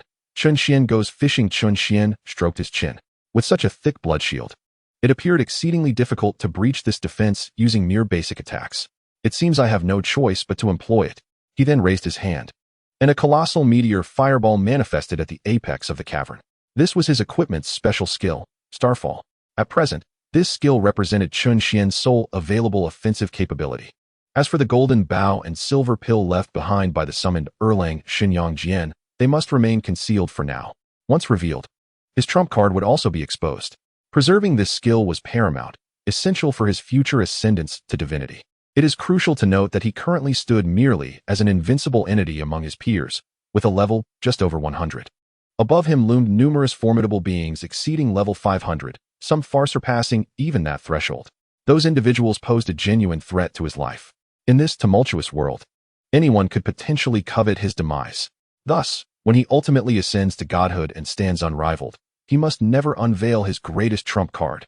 Previously, the Starfall skill may have seemed somewhat superfluous, but now, in this state, his damage output had skyrocketed, with enhanced attributes bolstering its might. The damage of Starfall would reach unprecedented heights. Furthermore, this skill was accompanied by burning damage, making it exceptionally suitable for breaching defenses like the Blood Shield. One after another, fiery meteors cascaded upon the king's blood shield. The rapid succession of fire meteors resembled a rain of falling stars. Before long, the blood shield enveloping the king was shattered by the onslaught of fiery meteors. The king's eyes widened in disbelief. He could scarcely comprehend how this human before him managed to breach his prideful blood shield. In a moment of utter shock, the king let out a furious roar, and the chains binding him exploded outward, filling the cavern and constructing a prison. The prison engulfed all within its confines, poised to unleash its wrath and obliterate everyone. Chen Xuan gazed at the king, who was grappling with the throes of death, and immediately shifted into a shadowy state. In his hand, the judge's pen spun rapidly, transforming into a chain as thick as a bowl, shooting forth towards the king. With a swift thrust, the chain pierced through the king's chest, crushing his heart. This strike, imbued with the power to command life and death, reduced the king's vitality to mere millions. Though the blow was grievous, the king remained tenacious, clinging to life with the remnants of his strength. Observing this, Chen Xuan wasted no time and unleashed a relentless barrage of chains. In an instant, dozens of chains fired forth, transforming the king's massive form into a veritable sieve as the demon's blood gushed forth. A mournful wail erupted as the king, in his unwillingness to succumb, fell to his demise. What? How could this be possible? Those hidden within the dungeon stood in stunned silence. Disbelief etched across their faces. This was the king. The formidable blood shield shattered so effortlessly. Their minds buzzed with the implications. Chen Xuan was truly extraordinary. The deity he summoned must possess the might of an 8th-level god. And the duration of the summoning. How could an 8th-level god sustain that long? Goodness. Chen Xuan was astonishingly enduring. Did you two share a kiss? A hug? Someone jested. Shut up. We're not discussing that. We're talking about Chen Xuan. The absurdity of it all left them in a daze, unsure of how to react. They watched in a stupor as Chen Xuan collected the fallen items. And only then did they realize the king had truly been slain by Chen Xuan. Their emotions were a tangled web. They had not anticipated Chen Xuan's swift execution of the king, and now they watched enviously as he gathered the spoils. Yet, the fact remained that Chen Xuan had decisively taken down the king, and they had no choice but to accept it. Gradually, they donned facades of false smiles, casting glances at Chen Xuan laced with a hint of flattery. Now, within the entire dungeon, the most formidable presence was undoubtedly Chen Xuan, the slayer of the king. Although the 33 trapped professionals were certain that Chen Xuan would not harm them, the thought lingered. What if he decided to vent his frustrations upon them, subjecting them to suffering, or even leaving them in a state of half-life? After all, they had not spared any mockery towards him earlier. The group, including Xingyang, huddled in a corner, soon realized the necessity of forging a good rapport with Chen Xuan. Recognizing their inability to defeat him, they resolved to join forces instead. They believed that as members of the Dragon Empire and part of the 8 prominent families, Chen Xuan would surely not impose any hardship upon them. Chen Xuan observed the expressions of those around him, a barely perceptible cold smile gracing his lips. Soon, he retracted his summoning state, causing the colossal phantom of Cui Fuyun behind him to vanish as well, along with the judge's pen he held. In that moment, Chen Xuan appeared to be merely an ordinary individual whose summoning time had elapsed. Fishing. The concealment of his summoning state was a deliberate strategy to lure out those who harbored malice towards him, intending to eliminate them one by one. Such a splendid dungeon would be a travesty to leave devoid of adversaries. As for those ensnared within, barring a select few, none would be spared. After all, they had mocked him with such exuberance. Once his preparations were complete, Chen Xuan adorned his face with an exceptionally benevolent smile. The dungeon was now devoid of demons. All were safe, ready to withdraw. Observing Chen Xuan's smile, Zhao Jinjia's expression turned peculiar. Although they had only spent a day together, they had traversed numerous dungeons side by side. The last time Chen Xuan had worn such a smile, he had ensnared many ill-intentioned practitioners.